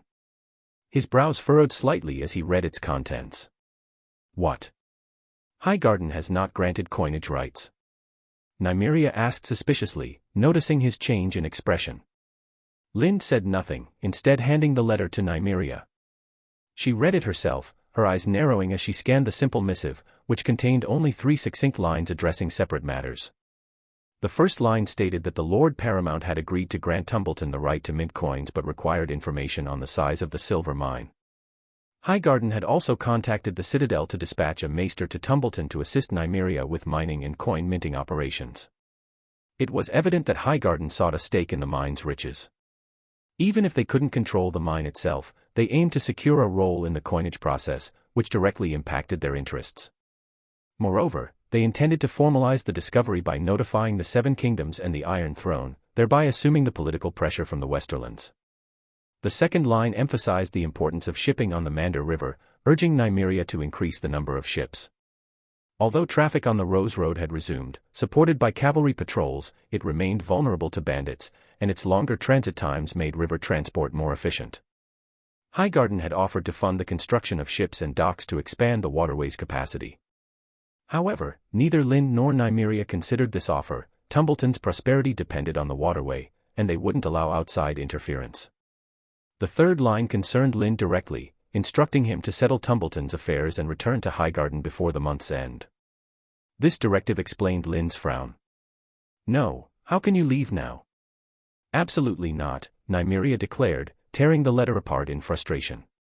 Let's just pretend we never received it. Lynd chuckled at her impulsive reaction. This letter wasn't delivered by a raven, it came by messenger. Tearing it up changes nothing. Then why don't we just get rid of the messenger? Nimriia suggested, her tone fierce. Lynd shook his head. It's not about the messenger. Even if you deal with one, Highgarden will send another. Do you plan to eliminate every messenger they send? That would only raise more suspicions. Nimria's face darkened as she fell silent, deep in thought. After a moment, as though making a monumental decision, she took a deep breath and turned to Lynd. Let's get engaged, she announced boldly. You, Lynd Taryn, as my suitor, will be my betrothed. The room fell silent. Nimria's 2 handmaidens, Bert and Maester Eve, who had been waiting to report on bridge repairs, and even the personal guards at the door all stared at her in stunned disbelief. Nimria's face flushed crimson, her embarrassment palpable. Lynd was equally stunned. He hadn't expected such a declaration and was momentarily at a loss for words. Although Lynd initially saw Nimriia as merely a collaborator, a partner who could help him accumulate his initial capital, his feelings toward her had grown over time. As they got to know each other, he developed a genuine fondness for her straightforward nature. However, marrying Nimriia, becoming the husband of the Lady of Tumbleton, and even assuming her position as the Lord of Tumbleton were never serious considerations for him. In fact, these options were at the bottom of his list, only to be entertained if all his other plans failed. This reluctance stemmed not only from his confidence in his abilities but also from his view of Tumbleton as a place suitable only for those content with the status quo. The region's geography inherently limited its potential for expansion.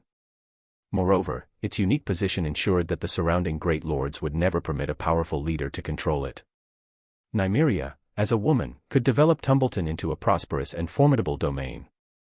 Yet the surrounding lords, steeped in discrimination and misconceptions about women, would downplay her achievements and fail to see Tumbleton as a threat. Lynd, however, was different. Were he to control Tumbleton, his leadership would likely alarm the neighboring lords, including those in Highgarden. When Lynn didn't respond immediately to Nimriia's sudden proposal, and with the astonished gazes of those around them adding to the tension, Nimriia's blush deepened, turning into embarrassment and irritation. She felt a powerful urge to vanish into the ground to escape the moment. Just as she was about to lower her head and retreat in mortification, Lynn stood, took her hand gently, and gestured for everyone else in the room to leave. "You really surprised me today," he said, motioning for her to sit.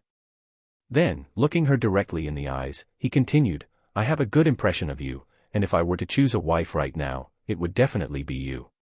Hearing his words, Nimriia couldn't help but smile. Yet, she sensed there was more to his statement, and whatever was left unsaid wasn't going to be what she wanted to hear. "But I cannot marry you," Lynn added, as she had anticipated. "The reason?" Nimriia demanded, her voice calm yet firm. There was no anger in her tone, only determination. Lynn didn't shy away. He shared part of his plans and ambitions, outlining the potential disadvantages of their union in detail. His explanation was measured, laying out the challenges they would face should they marry. As she listened, Nimriia's initial embarrassment faded. Her expression steadied, and she gave thoughtful consideration to Lynn's words. Reluctantly, she found herself acknowledging that her proposal might have been somewhat impulsive. After reflecting, she admitted to herself that she held a good impression of Lynn, perhaps even a hint of love, but she also realized it was indeed too soon to consider marriage. "I'll forget what I just said, and you should too," Nimriia said, composing herself. She took a few deep breaths, suppressed her embarrassment, and did her best to appear calm. "Yes, my lady," Lynn nodded in response. Nimriia asked in a low voice, "What now? You're being transferred back to Highgarden, so are you just going to give up on everything here and leave it to me?" "I think we've both misunderstood," Lynn said, picking up the torn letter from the ground. Piecing together the final sentence, he examined it closely and continued, "It seems Highgarden only wants me to return alone. The cavalry patrols are to remain here to continue the anti-bandit mission." Nimriia speculated, "Do you think they're going to send someone else to take credit for your work?" "It's possible, but I think it's highly unlikely," Lynn replied, shaking his head. He analyzed further, "You are the Lady of Tumbleton, and the cavalry patrols need your permission to operate here. The influential figures in Highgarden may excel at scheming for power, but they wouldn't be foolish enough to think they could seize control of everything with a single appointment. House Tyrell would never permit such a breach of faith." He paused briefly and added, "Still, we shouldn't be unprepared. Before I leave, I'll assign you the men of the Grabble tribe. I'll take John with me. Bert will be removed from his role as steward and reassigned to serve in your domain as a minor official. As for the 2nd Cavallari of the Scarred Eye, their sellswords, I'll have him take some of them and integrate them into your garrison. For now, they'll serve as rangers. The Tyrell-appointed cavalry patrols will remain in the barracks under Bryn's command." Nimriia nodded, her expression resolute. "Well, I know what to do. If someone really is sent from Highgarden to replace you, I'll make that person disappear. There are plenty of bandits here anyway, accidental deaths happen all the time." Lynn did not object to Nimriia's blunt statement. In truth, if Highgarden did send someone to supplant him, decisive action might indeed be necessary. Before he departed, Nimriia addressed the people present with unwavering seriousness.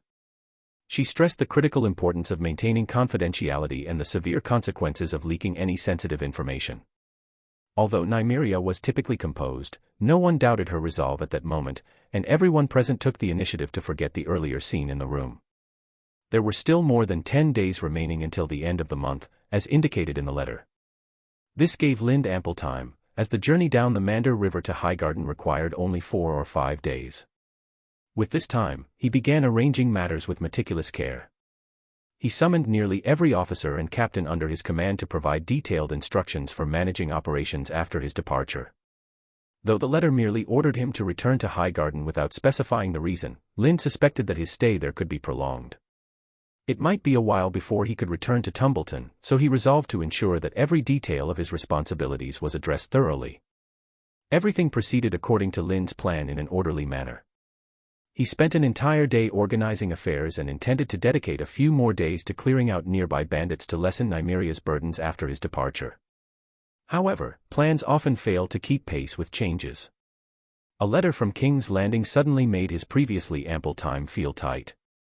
The letter was delivered by men in Varys's service, containing only a brief message requesting Lind to make a trip to King's Landing, with no further explanation. Nonetheless, Lind could guess that it might involve the weapons and armor forged from Valyrian steel. Nearly 6 months had passed since he had last discussed Valyrian steel with Varys.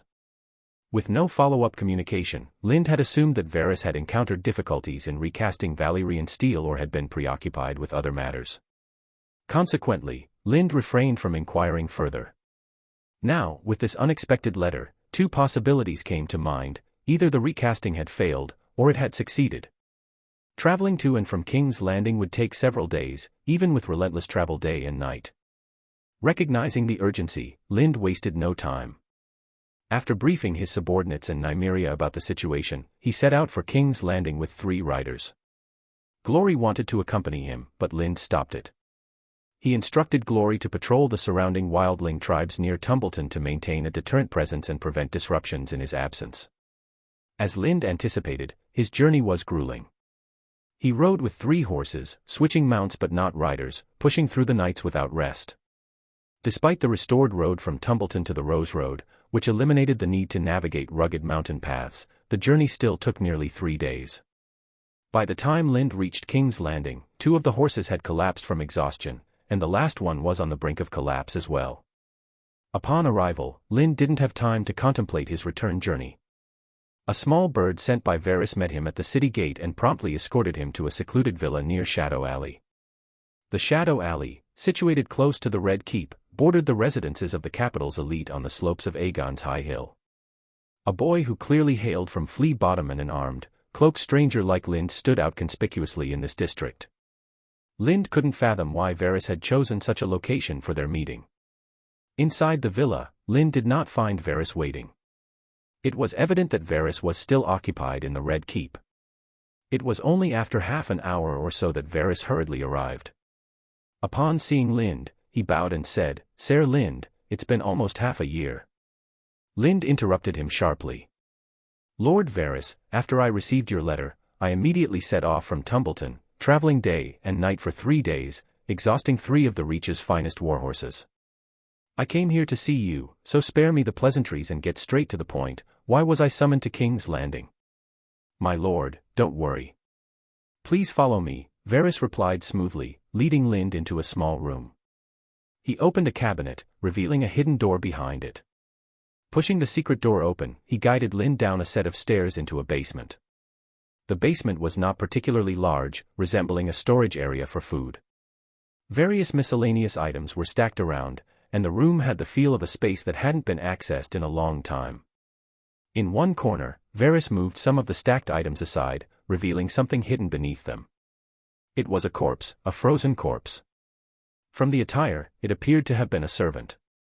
In another context, perhaps in a location equipped with refrigeration, the presence of a frozen corpse might not have been so shocking. But this was King's Landing. Even though the autumn rains had ended and winter was approaching, the city was still stiflingly hot, with no snow or ice to be found. Yet, here was a frozen corpse, showing no signs of thawing, lying in front of him. The sight left Lind incredulous. Chapter 71, The Banished Night Set. "What's going on?" Lind looked at the frozen corpse and couldn't help but ask Varys, who stood beside him.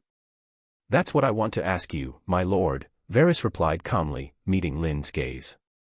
Lind frowned. "What do you mean?" Varys withdrew his hand from his sleeve and pointed to something beneath the corpse. "My lord, what do you see there?" Lind followed his gesture and quickly noticed that the frozen corpse was pinning down 2 knightly swords. The bodies were pressed so tightly against the swords that only their handles were visible. "My knightly swords have been forged," Lind exclaimed, his voice tinged with excitement. "Yes," Varys confirmed, his eyes steady. "They were forged more than 2 months ago. I intended to present them to you along with the full suit of armor, so I stored them here. However, the armor proved exceptionally difficult to forge. After 2 months, not a single piece had been completed, so I decided to give you the swords first. When I came here a few days ago to retrieve them, I found this scene." "This corpse is?" Lind asked hesitantly. "One of my servants," Varys replied. Fortunately, I sent him to fetch the swords. If I had gone myself, I might be the one frozen here. Lind studied the frozen corpse more closely and quickly concluded that its fate was tied to the pair of knightly swords inscribed with dragon runes. The supernatural power hadn't manifested initially because the runes had not yet absorbed enough surrounding magic to fully integrate with the swords. Over the months, the accumulated magic, without Lind, the banished knight, to channel it, had become unstable. The first person to interact with the swords had inadvertently triggered the latent power, leading to the servant's tragic end. Now that the magic had been fully discharged, even Varys could handle the swords safely. However, Lind did not explain this to him. Under Varys's watchful eyes, he approached the frozen corpse and reached for the exposed hilt. Varys, standing nearby, seemed anxious. His mouth opened as if to warn Lind, but no words came out. Nevertheless, his hand slipped from his sleeves, ready to intervene if anything went wrong. Lind grasped the great knight's sword, its Valyrian steel gleaming faintly, and felt no adverse effects. As he pulled the sword free, the frozen corpse shattered into countless shards of ice, scattering like broken glass. Varys held his breath, transfixed by the sight. Though he had witnessed countless arcane rituals and mysterious phenomena in Essos, nothing compared to this. Despite his deep-seated hatred and disdain for magic, he felt an undeniable desire to wield such power. Lind, too, was taken aback. The corpse's shattering reminded him of the White Walker's deaths, as if there were a connection. In his memories as the banished knight, his swordsmanship could channel an extraordinary cold that froze enemies and slowed their movements, gradually harming them. But this complete shattering effect was entirely unfamiliar. Could the dragon rune's effects vary depending on the world? Lind wondered silently. "Sir Lind, are you all right?" Varys asked, noticing that Lind had been standing still for some time. Concerned but hesitant to touch him directly, Varys picked up a piece of wood and gently prodded Lind's back. "I'm fine," Lind replied, shaking off his thoughts. He set aside his doubts for the moment and examined the knightly swords in his hands. As he held the swords, he felt a faint, cold energy pass into his body. It reminded him of the energy from a resentful soul that had once coursed through Glory's body, though this was far weaker and caused no visible changes to his skin. The banished knight's greatswords were thicker and wider than the standard sword hanging at Lind's waist, yet their weight was surprisingly light, comparable to that of a pure steel sword. The dragon runes engraved on the blades were perfectly integrated, their surfaces smooth and seamless, as if the runes had naturally grown into the metal. This phenomenon, known as dragon rune precipitation, indicated that the runes had fully merged with the swords and begun to produce effects. Lind had inscribed the swords with 3 types of runes: ice, storm, and lightning. For now, only the ice rune had activated. The other 2 required more time to absorb and harmonize with the magic before they could awaken. "Are you satisfied?" Varys asked. "Yes, very good, perfect." Lind gave a high evaluation. "That's good," Varys nodded. "Let's go up first. I've prepared a pair of sword sheaths for you, the ones you have now probably won't fit these swords." With that, he turned and walked back the way they had come, and Lind followed. After they returned to the surface, Varys instructed Lind to wait for a moment and soon returned with a pair of sword sheaths. The sheaths, crafted from the hide of some kind of reptile, were perfectly sized for the pair of Valyrian steel knightly swords. Lind eagerly removed the temporary knightly swords he had been using and replaced them with the banished knight swords, hanging them at his waist. He then stepped out of the room and into the cottage's courtyard, where he began testing the swords. Drawing one, he executed a few simple movements before sheathing it and repeating the process several times. With each attempt, he adjusted the position of the sheaths until they felt perfectly natural. "Thanks. I'm very satisfied with this pair of swords," Lind said, expressing his gratitude once more. For him, possessing the banished knight swords completed his swordsmanship. With them, he felt confident he could withstand a siege of 1,000 men, let alone 100. Varys observed Lind's satisfaction, and a smile crept across his face. The stronger Lind became, the more beneficial it was for him. In Varys's mind, Lind's status had significantly shifted from a few months ago. Back when Lind left King's Landing, Varys had viewed him merely as a powerful warrior who had dabbled in mysterious forces. Now, however, the transformations in Tumbleton over the past months revealed something more. Lind's actions, disrupting Tywin's plans, restoring the Mander River shipping routes, showed a keen grasp of political maneuvering. Even with the ongoing presence of bandits and wildling tribes around Tumbleton, Varys suspected Lind was deliberately allowing them to remain for reasons of his own. The most surprising development, however, was Tumbleton's acceptance of a wildling tribe as part of its populace. To Varys, this was unprecedented. It was as unimaginable as the good masters, wise masters, or great masters of Slavers' Bay elevating their slaves to the status of ordinary folk. While the idea seemed absurd to him, Lind's actions resonated with Varys's own ideals. Over time, he began seeing Lind less as someone to exploit and more as a genuine partner.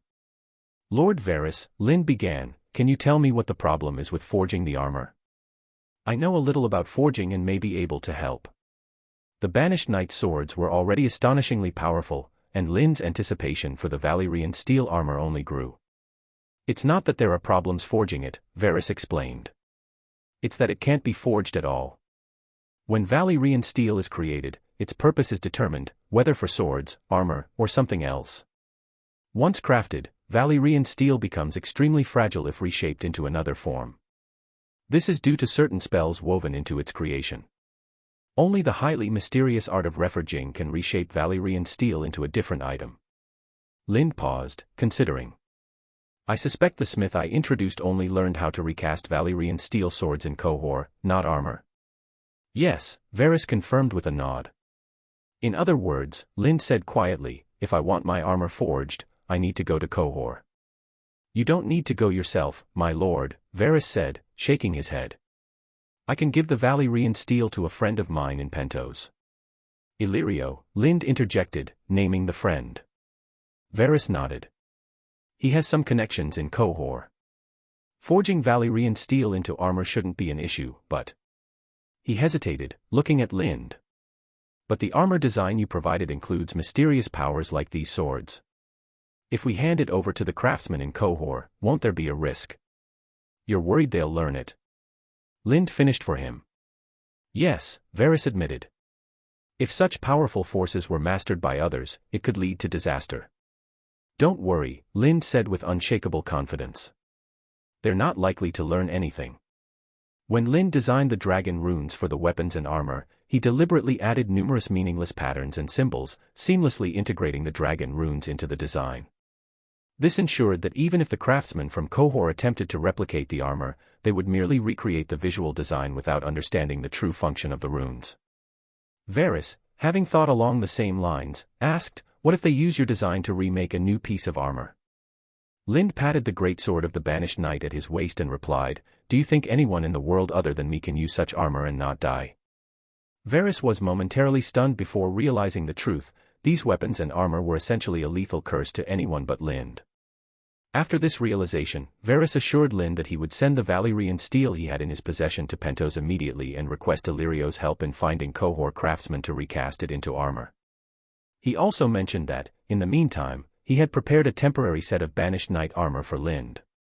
This armor, made of ordinary steel, lacked the intricate patterns but replicated the style of the Banished Knight armor. Leading Lind to an upstairs room, Varys revealed a single armor display stand, which held a complete set of Banished Knight armor. Lind's design for the Banished Knight's full-body armor combined heavy and light elements. It included standard gauntlets and leg armor, with heavy plating for the body, an additional animal skin cape, and a family crest hem, along with a cloak that made the armor exceptionally weighty. The helmet was a light dragon crown design, magnificently crafted and complementing the overall look. As Lind gazed at the armor, fragments of his memories as the Banished Knight stirred within him, creating an overwhelming urge to don the armor. He stepped forward, meticulously removing each piece and putting it on. Thanks to the ingenious snap design of the Banished Knight armor, it required no squire's assistance to equip, a stark contrast to most knightly armors of this world. Once fully armored, Lind moved around to test its fit and functionality. Despite its considerable weight, which would leave an ordinary person struggling to walk, Lind's exceptional physical prowess allowed him to move with ease. He began with simple movements, testing the range of motion at each joint. Satisfied, he progressed to more dynamic movements, dodging and evading in the confined space of the room. Finally, he performed acrobatic maneuvers, including airborne somersaults, all while clad in the full set of armor. Varys stood nearby, utterly astonished. He was well aware of the armor's weight, just the cape, hem, and shoulder pads alone were burdensome enough to render most strong men immobile. Yet Lind moved with such agility and precision that it seemed as though he were nothing heavier than cloth. For Varys, this display offered a profound insight into Lind's extraordinary strength. Chapter 72, Temporary Leave from Tumbleton. After confirming that the full-body armor of the banished knight, devoid of runes, could still provide him with significant support, Lind decided to stop testing it further. Following some strenuous exercise, he found that he felt no fatigue at all, and his breathing remained steady. He expressed his gratitude to Varys with a simple, "Thank you, Lord Varys." "It is my honor to please you, my lord," Varys replied with a deferential bow. Lind handed over 2 knightly swords he had previously removed and said, "Lord Varys, I would be grateful if you would sell these swords for me. They're of no further use to me." He then secured the broad-bladed half-swords, along with their sheaths, to the specially designed buckles on his back. Varys accepted the 2 great swords and said, "Allow me to hold onto these for now. When your reputation grows even more illustrious, these swords might fetch a far better price." Lind offered no objection and asked, "Lord Varys, is there anything else? If not, could you prepare some good horses for me? I need to return to Tumbleton immediately and take a ship to Highgarden." Varys appeared surprised and asked cautiously, "You're heading to Highgarden? Have you received an order from there?" Lind gave him a pointed look. "Your little bird seems to have a hand in everything. Even secrets like this can't escape their reach." "It wasn't my little bird," Varys said with a faint smile. "I deduced it. Your task of suppressing the bandits hasn't yet been completed. If you're leaving Tumbleton, it must be on an order from Highgarden." Lind smiled and asked, "Then tell me, Lord Varys, can you deduce why Lord Mace ordered me to drop everything and return to Highgarden?" Varys paused and thought before replying, "I suspect it's related to the tournament in God's Grace in 2 months." "God's Grace?" Lind repeated with a puzzled expression. "Isn't that part of Dorne?" Varys nodded slightly, his tone tinged with admiration. "Lord Willis Tyrell has long been committed to easing the centuries-old animosity between the Reach and Dorne. Over the years, he's persuaded certain lords and nobles from both sides to consider reconciliation. This tournament, held at the Castle of the Gods in God's Grace, will see attendance from a majority of Dorne's lords and nobles. Willis plans to bring along heirs from the Reach who share his vision to participate in the tournament, using the event to draft a peace agreement with Dorne's leadership." Lind couldn't help but feel that Willis Tyrell's efforts were overly idealistic. The enmity between Dorne and the Reach spanned millennia. Animosity so deeply entrenched couldn't simply be erased through negotiations or ceremonial exchanges. He asked doubtfully, "Does the Queen of Thorns approve of this?" Although Varys admired Willis's determination, he was realistic about the outcome. "The Queen of Thorns hasn't opposed his plans, but I believe she intends to use this as a lesson. When Lord Willis's efforts inevitably fail, it might bring him back to reality." Understanding dawned on Lind. "So, I've been summoned to Highgarden to serve as Lord Willis Tyrell's escort and ensure his safety." Varys nodded. "That seems likely.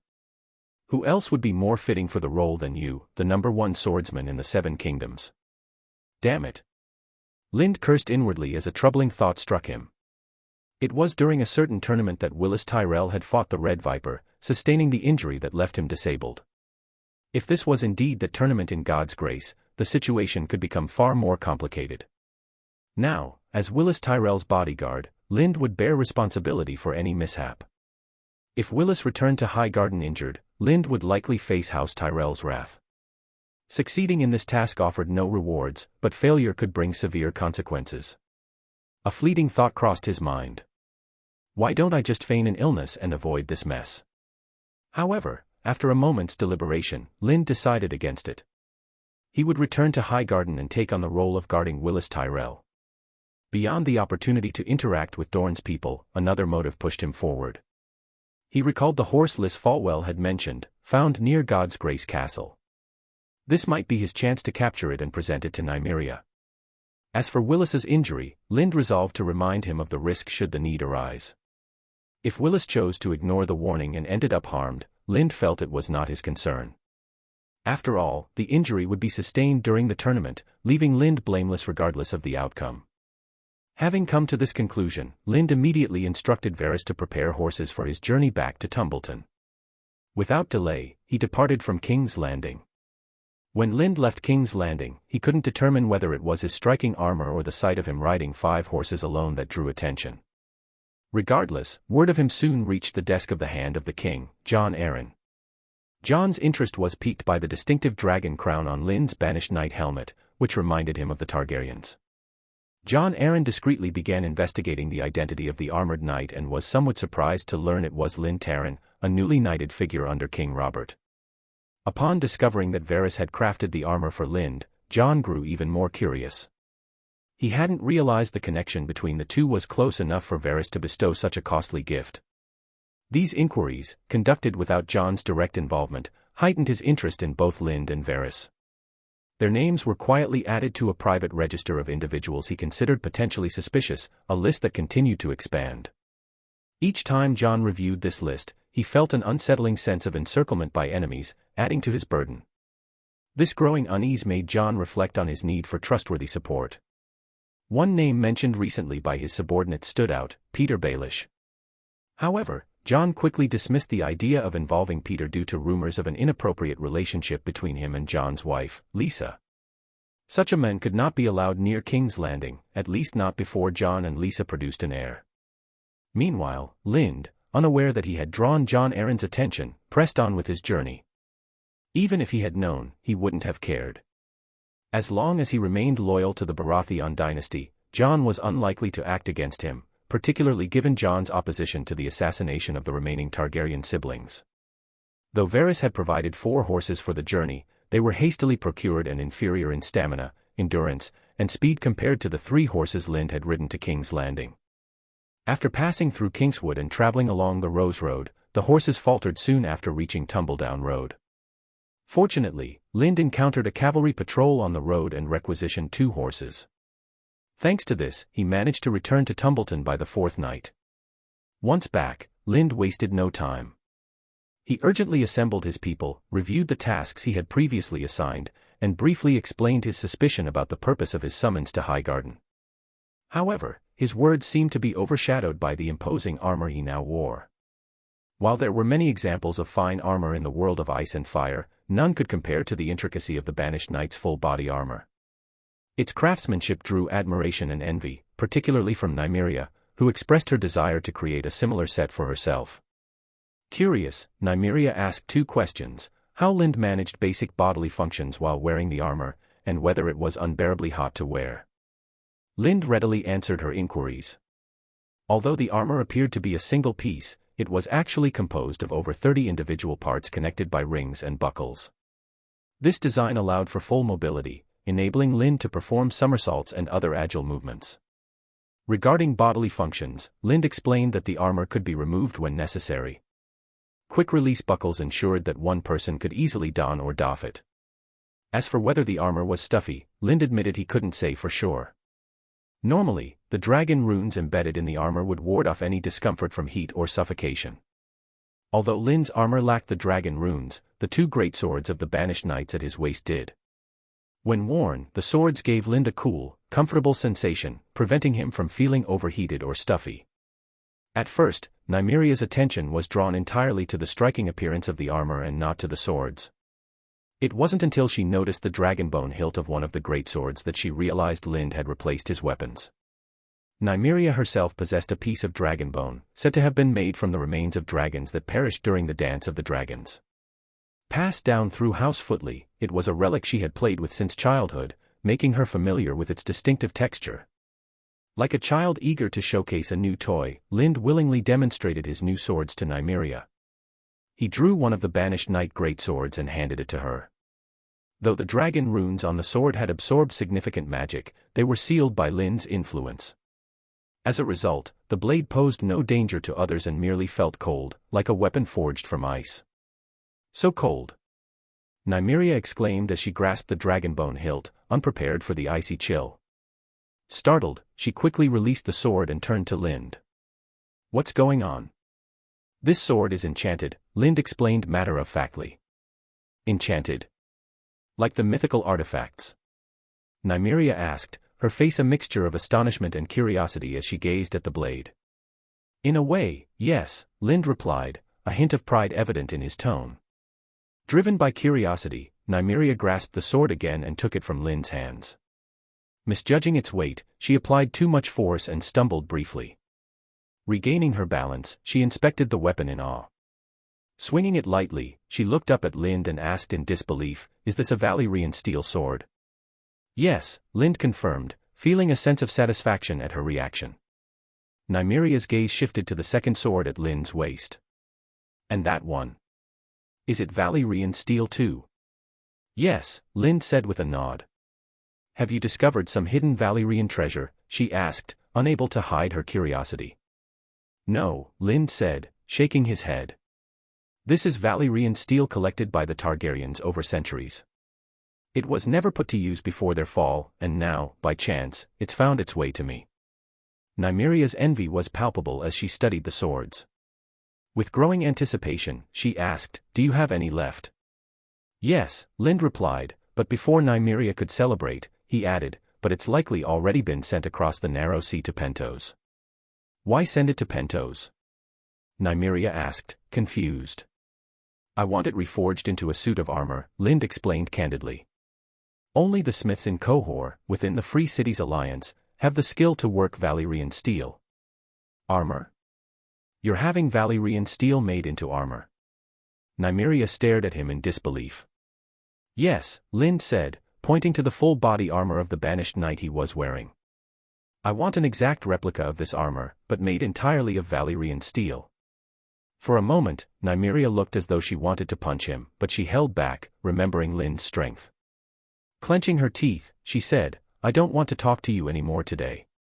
Despite her words, Nimriia was at the docks to see Lind off when he boarded the merchant ship bound for Highgarden. She urged him to return as soon as possible. "I'll bring you a gift when I come back," Lind said as he directed his horse, Glory, to stay in the cargo hold. Then he turned to Nimriia. Nimriia, suspecting Lind might visit God's grace during his journey, understood what he meant by gift. Smiling, she replied, "I'll be looking forward to it." Before departing, Lind addressed his subordinates. "I'll leave everything here in your hands." They all assured him they would guard the place well and await his return. Only John, who was accompanying Lind to Highgarden, seemed dissatisfied. He suspected why Lind had chosen to bring him along and felt frustrated. Despite his loyalty and effort, Lind still didn't seem to fully trust him. Yet, John also understood Lind's reasoning. If he were in Lind's position, he might have done the same. Moreover, returning to Highgarden didn't seem like a bad idea. Staying behind in Tumbleton could mean being pressured by his family into duties he wanted no part of. Following Lind might spare him from such troubles. Chapter 73, On the Road. The longboat Bert arranged for Lind was the largest available, crewed by a seasoned captain and sailors who had traversed the Mander River countless times. While they could not claim to know every detail of the waterway, they were confident in navigating its safest paths. Bert initially planned to send Lind and his companions alone, without cargo. However, Lind objected, reasoning that the journey could earn dozens of silver stags, an opportunity too valuable to squander. Relenting, Bert packed the cargo hold with all the furs accumulating in the warehouse. This left Lind and the others seated atop the goods, a situation that elicited a resigned sigh from Lind. The boat ride presented no trouble for Lind or John, but Glory, the massive shadowcat, suffered greatly. Seasickness left it sprawled over the cargo, listless and still. It only stirred slightly to lick Lind's palm when he stroked its head. Fortunately, the magical energy imbued in the banished knight's greatsword seemed to alleviate Glory's discomfort. Lind removed both swords and placed them in Glory's care, which brought it a faint semblance of vitality. Despite Glory's apparent misery, its mere presence aboard the vessel was enough to captivate the crew. For those who had only heard tales of the enormous shadowcat, even its subdued state commanded awe and astonishment. Nighttime sailing was strictly avoided to minimize risk, so the ship moved at half speed after dusk. Only with the dawn, when the river's fog had lifted, did the captain give the order to resume full speed. By midday, they reached Bitterbridge, shaving nearly half a day off the usual travel time. As the ship passed beneath the stone arch bridge spanning the Mander, Lind's gaze lingered on Bitterbridge Castle at either end. A pang of emotion stirred within him. Just months ago, he had crossed this very bridge as a mere squire. Now, he returned as a knight, commanding respect and bearing king's recognition. The memory of a smith's son who had once caused him trouble surfaced, prompting Lind to question John about the men. John, who had narrowly escaped death from the Lord of Bitterbridge's vengeful wrath, shared Lind's curiosity. After considering for a moment, John said, "Someone spotted him at the docks of Tor in Dorne, boarding a cargo ship bound for the other side of the narrow sea. I think he's fled." Lind merely nodded at this news, betraying no emotion. The ship did not halt at Bitterbridge but continued downstream. The stretch of river between Bitterbridge and Long Table was remarkably flat. To maintain a reasonable pace, the ship relied on wind and additional rowing. The gentleness of the terrain also caused sediment from upstream to accumulate, creating a fertile delta plain. Combined with silt deposits from the Blue Burn tributary, this region was rich enough to yield several crops annually with minimal effort. However, the proximity to the Rose Road and the surrounding mountains made it a haven for bandits, particularly Dornish raiders who crossed over to plunder and fled back to Dorne. The constant threat of violence deterred cultivation, despite the land's incredible fertility. As the Lord Paramount of Highgarden began purging the bandits, hopes grew that this region would soon become a vital grain-producing area for House Tyrell. While sailing, Lind occasionally spotted cavalry patrols and ragged farmers trudging along the river road. Their movements reflected Highgarden's resolve to bring order to this land. The boat's slow progress brought it to the confluence of the Blue Burn and Mander rivers by late evening, marking their arrival in the territory of House Merryweather of Long Table. After a day and night of travel, the crew was visibly fatigued. The captain directed the boat to dock at Long Table's pier to rest before continuing. The Long Table Pier, located at a natural river bend east of the castle, appeared newly constructed. Though the facilities were incomplete due to limited funding and manpower, the tax collector had already begun operations, ensuring the pier was functional despite its shortcomings. While Lind's ship was docked at the pier, the tax collector approached to collect the transit fee. Since it was late at night and there was no light, Glory, having changed its fur back to black, blended seamlessly into the shadows and went unnoticed by the tax collector. When the captain presented the tax exemption certificate bearing Lind's seal, the tax collector's expression soured. He muttered curses under his breath and left in frustration. From his demeanor, it was evident that the lords along the Mander River harbored significant resentment toward Lind's tax exemptions. Owen Merryweather of Long Table Hall was known as one of the few staunch royalists in the Reach. During the reign of the Mad King, he had been exiled from Westeros after being stripped of his lands and titles after failing to defeat Robert Baratheon during the rebellion. However, rumors suggested that Owen, who served as Hand of the King at the time, had already realized the Targaryen dynasty was doomed. Allegedly, he had intentionally allowed Robert to win, giving him the time needed to consolidate power. These rumors seemed credible, as after Robert's ascension, Hand of the King Jon Arryn dispatched agents to Essos to locate Lord Owen and his family, restoring his lands and titles. Consequently, Lord Owen became deeply loyal to King Robert. Though nominally a vassal of Highgarden, in practice, he took orders directly from the Iron Throne, serving as a key royal presence in the Reach. This loyalty fostered Owen's resentment toward directives from Highgarden, including the tax exemptions granted to Lind by the Lord Tyrell. Owen viewed these policies as an attempt to strip wealth from his vassals, and his perspective influenced many of the lower-ranking officials of Long Table. For Lind, however, this animosity was of little consequence. As long as no deliberate obstacles were placed in his path, there was no need for conflict. After resting overnight, Lind's ship set sail before sunrise. Once past Long Table, the Mander River entered its midstream section, where the waters flowed more quickly but were shallower. Numerous shoals and reefs dotted the river, posing navigation challenges. Fortunately, the current was not overly strong, allowing sufficient time to avoid hazards as they were spotted. The captain instructed a sharp-eyed sailor to climb the railing and keep watch, guiding the boat safely through the treacherous waters. In the midstream stretches, more boats appeared on the river. These were small and agile vessels, adept at weaving through the dense shoals and reefs. While they carried limited cargo, their maneuverability was unmatched. However, the introduction of longboats from Tumbleton had taken a share of their business, breeding resentment among their crews. Still, the longboats, typically escorted by guards armed with crossbows, faced no direct retaliation, only occasional spitting or muttered curses as they passed. Because the river was too perilous to navigate at night, Lynn's ship docked at a makeshift pier in a small fishing village called Freshfruit Village before dusk. The village was situated in a natural river bend ideal for docking. Alongside Lynn's vessel, over 20 boats were anchored there, including 13 long-oared boats from Tumbleton. This fishing village fell within the territory of Cider Hall. Being on the periphery of the domain, it seemed undervalued by its rulers. Had Cider Hall recognized its strategic importance, the pier might already have been expanded 3- or 4-fold. The sheer number of docked boats, each equipped with armed escorts, gave the area an air of safety, leading many to lower their guard. The next morning, as the river mist lifted, several boats' crews began shouting that their goods had been stolen during the night. Fortunately, the losses were minimal. Unlike the others, who had no idea who the culprits were, Lynd had seen everything through Glory's eyes the previous night. He had watched as thieves emerged from the water, climbed onto the boats, stole the goods, and retreated to the small fishing village. The targeted ships were all from Grassy Vale, located upstream on the Blueburn. They carried goods from the Stormlands. While there was no direct competition with Tumbleton shipping yet, Lynd believed such rivalry was inevitable. For that reason, he found their misfortune mildly satisfying.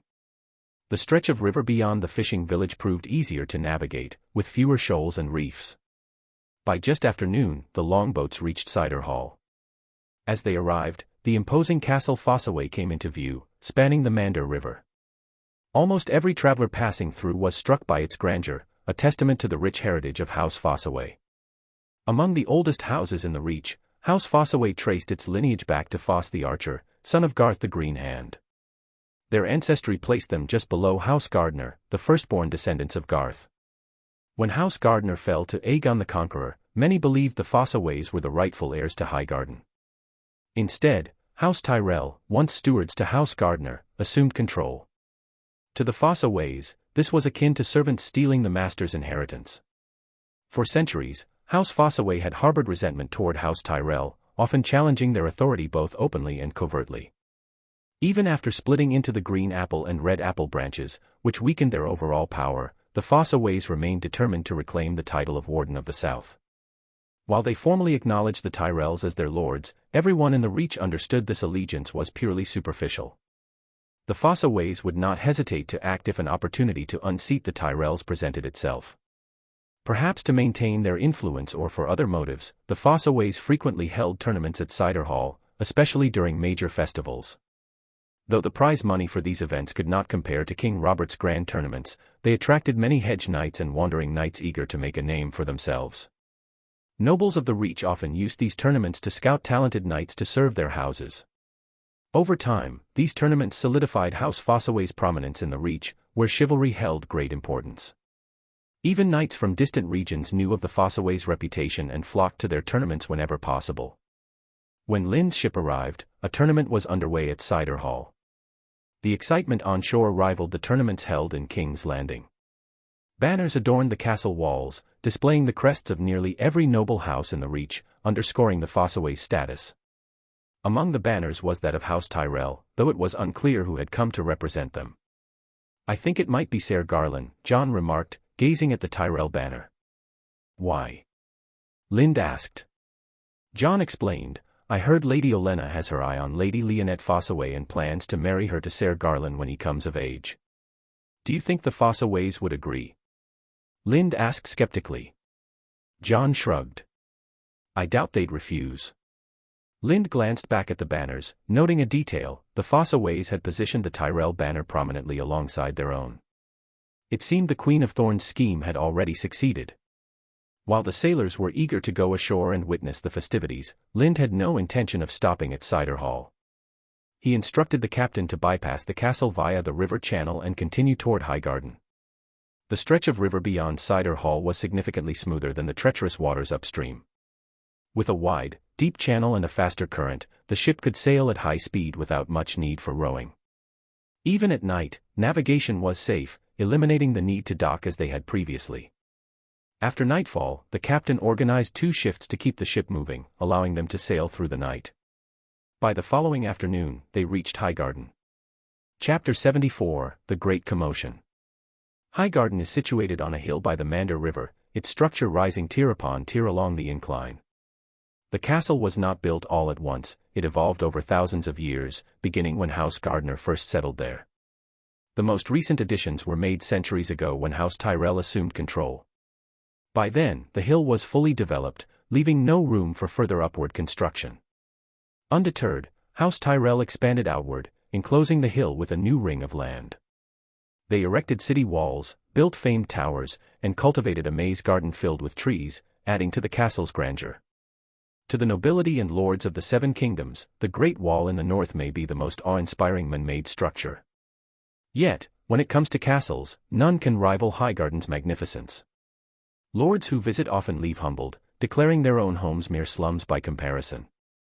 Inside and out, Highgarden is adorned with flowers, trees, and vines. Its white marble walls gleam softly through a curtain of greenery, casting a serene glow under the sunlight. The air is perpetually rich with the fragrance of blooming plants, creating an atmosphere that makes one feel deeply connected to nature. There is a legend that the House Gardner prayed to the old gods when Highgarden was first constructed, receiving their blessings for perpetual good weather and abundant harvests.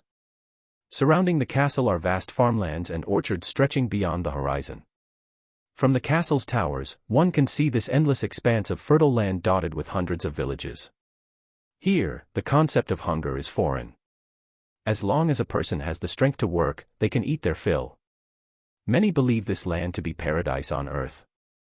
The area from Highgarden's northwest city wall to the Mander River forms its outer city. A coastal bridge spans the river, linking the city directly to this district. The outer city features a bustling dock area, commercial hubs, and lively tavern districts, but no slums.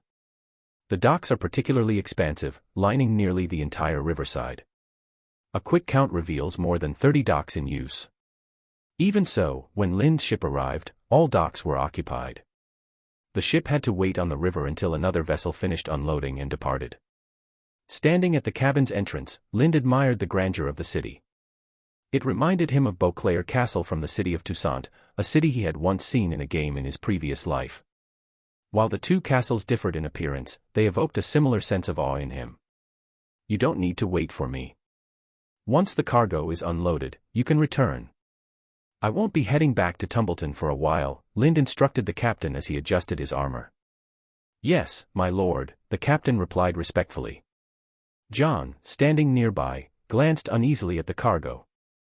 "My lord, your arrival might cause quite a stir, don't you think?" he asked cautiously. Lynd understood John's concern. Turning his gaze to Glory, who was eager to leave the cabin, Lynd briefly considered whether bringing Glory along had been a mistake. But breaking the mind connection due to the distance could lead to even greater trouble, so he resolved to take things as they came.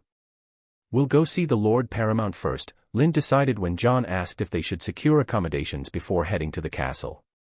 John nodded and followed him out of the cabin and onto the dock. Lynd stepped onto the wooden planks, with Glory leaping down beside him. As soon as Glory's limbs touched the ground, a ripple of panic swept through the dockworkers.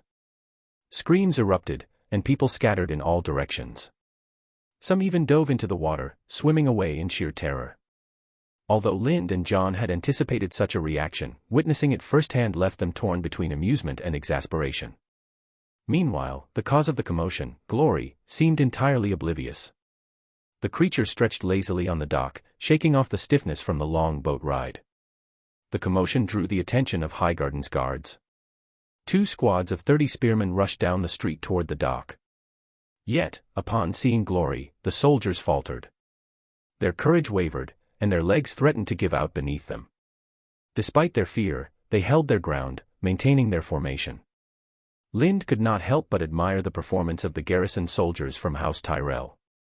It seems the Tyrells' ability to hold the position of Warden of the South isn't just due to their political acumen, he thought. At that moment, John stepped forward and addressed the 2 captains of the garrison loudly, "Sonner and Conti, have you 2 already forgotten me after just a few months?" Hearing the familiar voice, the 2 captains snapped out of their panic. Their attention shifted from Glory to John, and they exclaimed in unison, "Master John, why is it you? Why wouldn't it be me?" John replied, his tone familiar. He and the 2 captains had a long history. Before John became Roger's steward, he had served as the captain of the garrison guard for several years, and these 2 men had been his subordinates. "John, my lord, what is that? one of the captains asked nervously, pointing at Glory. "That is Ser Lind's pet, Glory," John explained calmly. "The Lord is aware of it, so there's no need to worry. Ser Lind won't let Glory harm anyone. Ser Lind has been summoned by the Lord to return to Highgarden, and I am accompanying him as his steward." Ser Lind. The two captains exchanged confused glances, their gazes shifting toward Lind, who stood next to Glory. Although they had never heard of anyone named Lind among Highgarden's notable figures, the imposing and intricately crafted armor Lind wore left no doubt that he was someone of significant status. However, while the captains hesitated, several soldiers in the garrison, frequent patrons of the local taverns, quickly recognized who John meant. One of them called out, "John, my lord, is this Ser Lind the bear hunter? Did he really kill 100 men in King's Landing a few months ago?" Hearing their men's questions, the two captains finally realized who Ser Lind was. One of them spoke up, "Master John, Lord Vortimer commanded that as soon as Ser Lind arrived, he was to be brought to the castle immediately." He hesitated, glancing uneasily at Glory. "However, Lord Vortimer didn't mention such a large creature. Are you sure it's not dangerous?" John patted his chest with confidence. "I guarantee there's no danger. You two should lead the way, disperse the crowd, and make sure Northwest One gets too close." The captains nodded, immediately organizing their men to clear the area and maintain order. They directed the remaining dockworkers to give Lind and Glory a wide berth while preparing to escort them to the castle. Meanwhile, the initial panic among the dockworkers began to subside.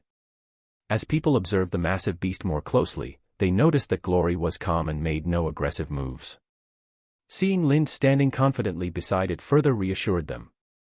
To many, Glory now seemed more like a trained, exotic creature than a wild, dangerous animal. Curiosity soon began to replace fear. Onlookers who had hidden in corners or buildings now peeked out, whispering to each other about the mysterious knight and his enormous companion. Some ventured closer, though they kept a safe distance, marveling at the sight. Among the murmuring crowd, a few recognized John. His prior role as captain of the garrison guard had made him a familiar figure in Highgarden. Those who knew his current position as a steward quickly deduced the identity of the heavily armored knight John treated with such respect. As Lind led Glory, following the lead guard toward the castle's entrance, shouts of "Bear Hunter! Bear Hunter!" rang out from some people standing in the houses lining the road. These were individuals who had guessed Lind's identity and were fans of the song of the Bear Hunter. Lind heard the cries, glanced briefly in their direction, waved his hand in acknowledgement, and continued on without pausing. This simple gesture was enough to confirm his identity, and Lind found himself surprised by how far his reputation had spread in Highgarden. Wine, poetry, and knightly legends were central to Highgarden's culture. From noble lords to common folk, all were enamored with such romantic themes. Among them, the song of the Bear Hunter had captivated the region like no other work in decades, some said even in the past century. More than just a popular melody, the song had revolutionized the art of poetry, breaking away from traditional forms and inspiring a new system of composition. In Highgarden, bards had eagerly embraced the song's innovation. They studied every note and lyric, eventually creating the Bear Hunter chanting school in just a few months. But while bards focused on the song's artistry, ordinary people were enthralled by its content, which painted vivid images of Lind's exploits. Even before Lind reached King's Landing, the song of the Bear Hunter had already made its way to Highgarden and become a staple in its taverns. By the time he arrived, his legend had spread widely throughout the city. The return of Lord Tyrell, accompanied by those who had attended the tournament, added fuel to the fire. The stories of Lind's feats, like receiving cubs from the Shadowcat in the Kingswood, participating in the tournament, killing 100 men, and earning a knighthood from the king, took on new life. That this legendary figure hailed from the Reach made the tales all the more thrilling for the locals. To the common people of Highgarden, Lind the Bear Hunter had become a near-mythical idol. News that he had accepted a mission from the Lord to suppress bandits north of Bitterbridge only heightened their admiration. Many wandering knights had already set off to join him, hoping to share in his glory. Later reports of Lind's triumphs, his defeat of thousands of bandits, his assistance to the Lady of Tumbleton in rebuilding the town, and the reopening of the Upper Mander River navigation route, only amplified his reputation. When word spread that Bear Hunter Lind had arrived in the outer city of Highgarden, the dockside district buzzed with excitement. The news of the massive beast accompanying him, Glory, added to the fervor. People spilled into the streets, hoping to catch a glimpse of the man and his legendary companion, but by the time they reached the streets leading to the castle, Lind was already approaching its gates. Determined not to miss him, the crowd surged toward the castle entrance. By the time Lind arrived at the castle square, it was already teeming with people. Even the rooftops of nearby houses were crowded with onlookers. 8 guards from the outer city were struggling to keep the throng from pressing too close to Glory, whose imposing presence caused a mix of awe and apprehension. Lind, standing beside Glory in the square as he waited for a reply from within the castle, cut a striking and unmistakable figure. Before seeing him in person, everyone had their own image of what the bear hunter might look like. But as they took in the sight of Lind clad in the armor of the banished knight, with the towering Shadowcat Glory at his side, it was clear that reality exceeded imagination. He was the embodiment of the legendary figure described in the Song of the Bear Hunter. At that moment, someone, whether a good-natured bard or a mischief-maker, suddenly began singing the bear hunter's song. Other bards, who had been idly observing, quickly joined in, and soon, the ordinary people also began singing the familiar lyrics. Although their voices clashed and blended unevenly, the effect was powerful and rousing, filling the air with a sense of unity and excitement that made hearts race and blood boil. Why did you cause such a commotion the moment you arrived? Ah, what is this? Vortimer, alerted by the castle guards, had rushed toward the gates. Even before he reached them, the strains of the bear hunter's song reached his ears, echoing through the square outside. As he rounded the corner, he shouted in exasperation but abruptly cut himself off when his gaze fell upon the massive figure of Glory. The sight of the towering Shadowcat froze him in his tracks. He instinctively stepped back and placed a hand on the hilt of the long sword at his waist. "My lord, it's been a few months since I last saw you, but you're as spirited as ever," Lind said, stepping forward to place himself between Glory and Vortimer, bowing courteously. "Lind. You're Lind." Vortimer responded, startled by the voice emerging from behind the imposing dragon crest helmet. His eyes moved to the knight clad in dazzling heavy armor, and his gaze fixed on the emblem of a long sword emblazoned near the hem. Lind removed his helmet, cradling it in his hands, and said, "Yes, Lord Vortimer." "Where did you get this armor?" Vortimer asked, his voice edged with disbelief as he gestured at the intricate suit. His reaction was understandable. The armor, with its ornate design and full-plate construction, was unlike anything he had ever seen. It seemed impossibly heavy, and if Lind hadn't just walked toward him in it, Vortimer might have doubted anyone could move while wearing it. "A friend helped me make it," Lind replied, deliberately vague. Vortimer did not press further, though curiosity flickered in his eyes. Then, his attention shifted to Glory. "Is that your Shadowcat cub?" he asked, pointing at the massive creature. "Yes," Lind confirmed with a nod. Vortimer's gaze swept over Glory, comparing its current size to what he remembered from their last encounter. "It's grown this much in just a few months?" he asked incredulously. "Maybe it's eating a lot," Lind replied with a faint smile. Vortimer's expression twisted into one of disbelief, clearly interpreting the response as flippant. He opened his mouth to ask another question but was interrupted by a loud chorus of "Bear Hunter! Bear Hunter!" erupting from the square outside the gates. "Come inside. If you stay out here, you'll cause even more chaos," Vortimer said, glancing at the growing crowd. People were pushing and jostling one another, their excitement spiraling into disorder. Without hesitation, Vortimer ordered the guards to open the castle gates and allow Lind inside. As Lind and Glory entered and the gates closed behind them, the fervor outside began to settle. Yet, the crowd didn't disperse entirely. Groups lingered, gathered in clusters, their conversations animated as they relived the spectacle. The sight of Lind in his magnificent armor and the imposing presence of Glory had left a deep impression. Now, the people whispered and speculated in awe, piecing together the events they had just witnessed. Chapter 75, The Rose and the Golden Flower. Vortimer instructed John to wait in the guard room by the door for a moment before leading Lind deeper into the castle alone. "Lord Vortimer, what's going on? Why is everyone?" As they entered a maze of trees, a middle-aged man in armor emerged from one of the pathways, his tone serious as he walked toward them. Due to the corner at the maze's exit, the men initially only noticed Vortimer, who was leading the way, unaware of Lind and Glory following behind. It wasn't until he rounded the corner that he saw them, and his reaction mirrored Vortimer's earlier one. He froze, his words dying on his lips, and instinctively reached for his weapons. "Lord Verwell, I would like to introduce you to Lind Taryn, the bear hunter I mentioned earlier, Vortimer said, a smile breaking across his face at Igon's startled expression. He stepped aside to allow Igon and Lind to meet. Lind, this is the Lord's captain of the guard. He oversees all the castle guards and close protection officers of Highgarden. Together with Lord Roger, he manages the internal and external armed forces and is among the Lord's most trusted advisors. Lind the bear hunter. Igon Verwell repeated, his eyes moving from Lind, clad in magnificent armor, to the imposing presence of glory. For a moment, he seemed too shocked to speak. Lord Igon, Lind said, bowing respectfully. Sir Lind, Igon quickly recovered, realizing his lapse in decorum, and returned the bow. It was clear he was a knight steeped in tradition. Weren't you in the garden? Why are you here? Vortimer asked, his tone curious. What else could it be? Igon gestured toward the castle gates. A guard reported that a large crowd has gathered in the square outside. It feels like an uprising. An uprising. Vortimer chuckled and turned to Lind with an amused look. On your first visit to Highgarden, no less. This is unprecedented, it'll surely be recorded in Maester Lomae's annals of Highgarden. As he jested, Vortimer explained the events outside the castle to Igon, whose astonishment only deepened.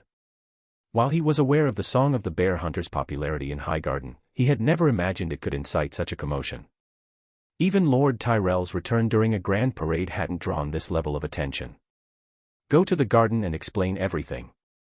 I'll take him to see the Lord, Vortimer instructed.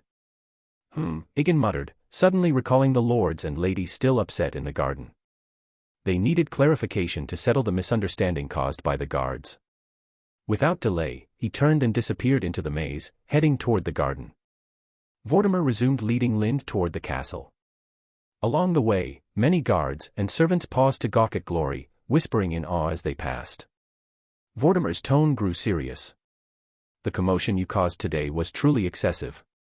Someone will undoubtedly use this as a pretext to criticize you. Ignore them, they're just envious of your achievements in Tumbleton. I understand, my lord, Lind replied with a nod. It's clear from what we saw earlier that you've gained quite a bit of popularity in Highgarden, Vortimer said, his tone measured. Though it may be fleeting, it's enough to unsettle the lord.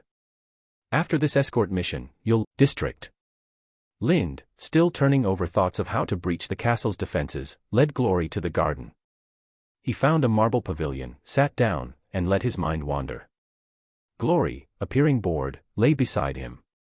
Occasionally, she rested her head on Lind's thigh, inviting him to pet her. After some time, Lind heard a rustling noise from the maze of trees behind him.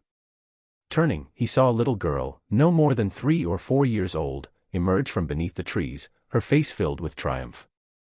She froze briefly upon spotting Lind and seemed momentarily embarrassed. Brushing leaves from her clothes, she straightened her posture and gave him a graceful bow befitting a noble lady. Good afternoon, sir, she greeted. Good afternoon, lady, Lind replied with a nod. The little girl started to walk away, lifting her skirts carefully.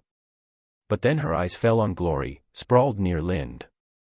Unlike others who shrank back or avoided the massive beast, her expression was full of wonder and curiosity. With unexpected boldness, she stepped closer and reached out to touch Glory. Sensing the movement, Glory shifted away, avoiding her hand. The great beast turned its massive head, baring its teeth in a warning snarl and letting out a low, menacing growl. The girl, undeterred, reached out again. Glory's temper flared, its instincts urging it to lash out and bite her. However, Lind reached out in time, placing one hand firmly on Glory's head while using the other to gently block the little girl's hand. Glory doesn't like to be petted, he said calmly. It makes it feel very uncomfortable, and when a beast feels uncomfortable, it will want to bite. The little girl nodded as if she understood, withdrawing her hand. She refrained from trying to touch Glory again and instead sat down beside Lind. Her gaze lingered on Glory with unabated curiosity. Is its name Glory? She asked. Yes, Lind replied casually. The girl's curiosity deepened. Is it a shadow cat? I've seen one before, Sir Barn gave Brother Willis a stuffed shadow cat. It looked a lot like this one, but it was much smaller and didn't have so many colors in its fur. Yes, it is a shadow cat, Lind confirmed. As he answered, his gaze shifted slightly, observing the girl with a trace of scrutiny. The way she had addressed Willis Tyrell left little doubt in Lynn's mind that this child was none other than little Rose, Margaery Tyrell herself. In his previous life, forums discussing Game of Thrones had frequently featured polls for favorite female characters, with Margaery Tyrell, Daenerys Targaryen, and Cersei Lannister often occupying the top 3 spots. Margaery, known as Little Rose, had even won over Daenerys, despite the latter being the story's central protagonist, on more than one occasion. Yet Lynn didn't particularly like Little Rose. His disdain wasn't rooted in her penchant for political maneuvering but in the sense of artifice she exuded. Everything about her, her words, her actions, her demeanor, felt premeditated, as though meticulously designed to achieve her ultimate ambition, the throne. To Lynd, she seemed more like a polished construct than an authentic person. In some ways, however, Lynd recognized the irony of his judgment. His own past actions, the Song of the Bear Hunter, the tournament, Tumbleton, had all been deliberate steps toward accumulating power. The difference, he thought, was agency. His efforts were driven by his own initiative, while Margaery's trajectory seemed orchestrated by another's hand, the Queen of Thorns. "Can I see the helmet, sire?" The little girl's attention shifted suddenly, her gaze alighting on the banished knight's helmet tucked under Lynd's arm. Her curiosity was plain. Lynd handed her the helmet without hesitation. She tried to lift it with both hands but quickly realized it was far too heavy for her. Reluctantly, she let Lynd hold it for her as she examined it closely. "Is this a dragon?" she asked, pointing to the crown in the shape of a flying dragon atop the helmet. "Yes," Lynd nodded. The little girl frowned slightly, her expression turning serious. "The craftsman you hired was careless. They even got the crown wrong," she remarked critically. "This dragon has 4 legs. Real dragons only have 2. I saw a picture of a dragon in Maester Malos's library." Lynd didn't refute her observation because she was correct. In this world, dragons indeed only had 2 legs. 4-legged dragons existed in the banished knight's homeland, but they were considered lesser dragons here. The distinction was stark, like that between a human and a monkey, 2 entirely separate species. The girl's face lit up with pride at having discovered the mistake and pointing it out. "Margaery, you're being naughty. We agreed to go through the maze and see who could get out first, but you're hiding." A little boy emerged from the maze exit near the grove, his voice ringing out as he scanned the area. His eyes landed on the little girl sitting in the pavilion, and he immediately ran over, loudly accusing her. However, as he approached and caught sight of Glory, he froze in his tracks. The words he was about to say stuck in his throat as fear filled his wide eyes. "Come here, Margaery. It's dangerous over there. Come here." Despite his evident terror, the boy summoned the courage to take a few hesitant steps forward, frantically waving at the little girl to move away. "It's fine, Loras. As long as you don't touch Glory, it won't bite," Margaery said casually, waving him off like she was well acquainted with the beast. But when she noticed Loras still wouldn't move, she added with a hint of disdain, "Loras, you're such a coward." "I'm not scared." Loras snapped, the taunt driving him to action. Swallowing his fear, he forced himself to step forward and entered the pavilion. Once inside, he positioned himself between Margaery and Glory, puffed out his chest in an attempt to appear brave, and offered Lynd a salute befitting a young noble. "Good afternoon, sire," he said, his voice steady. "Good afternoon, Master Loras," Lynd replied, returning the salute. As if reassured that Glory posed no immediate threat, Loras's initial fear quickly dissipated. His attention shifted to Lynd's impressive banished knight suit, and his eyes sparkled with admiration.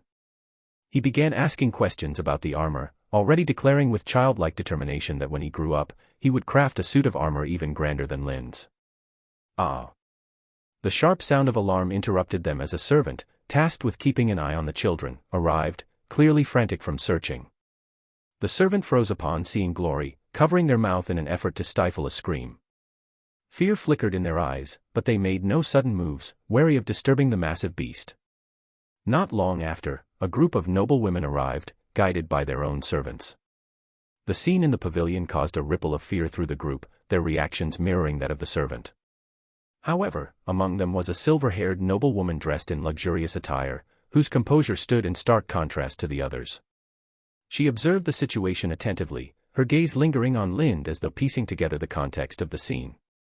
Signaling to the others to remain calm, she began walking towards the pavilion. Though trepidation lingered, the noblewomen followed her lead, keeping close as they approached. "Good afternoon, Sir Lind. I just heard Lord Egon mention you, and I was curious about the size of the beast he spoke of." "I didn't expect to meet you so soon," the noblewoman said, her tone polite and measured as she addressed Lind upon reaching the gazebo. "Mother," Marjorie and Loras said in unison, confirming the noblewoman's identity. Recognizing her instantly, Lind stood up from the stone bench. Drawing on the courtly manners he had learned in King's Landing, he bowed respectfully and said, "Good afternoon, my lady." Chapter 76, The Envious Vortimer. Although Lady Allery Hightower didn't feature prominently in the book, Lind was deeply impressed by her character. This woman had lived with her sharp-tongued mother-in-law, the Queen of Thorns, for decades, yet her demeanor and character remained unaffected. Truly, her resilience and temperament were beyond imagination. House Hightower stood as one of the most powerful families in the Reach. Its lineage wasn't just the oldest in the region but among the oldest in all of Westeros. Their ancestors had begun settling the land ages ago, and to some degree, nearly all the prominent lords and nobles of the Reach carried Hightower blood in their veins. When the Queen of Thorns arranged for Lord Mace to marry a lady of House Hightower, it was undoubtedly one of her wisest decisions. This alliance with House Hightower ensured that ambitious Reach lords, like House Florent, were forced to suppress their schemes. "Lind. You're Lind the Bear Hunter?" Loras exclaimed in surprise when he heard the lady address Lind. "Loras, you should address him as Sir Lind," the lady gently corrected, patting Loras on the head.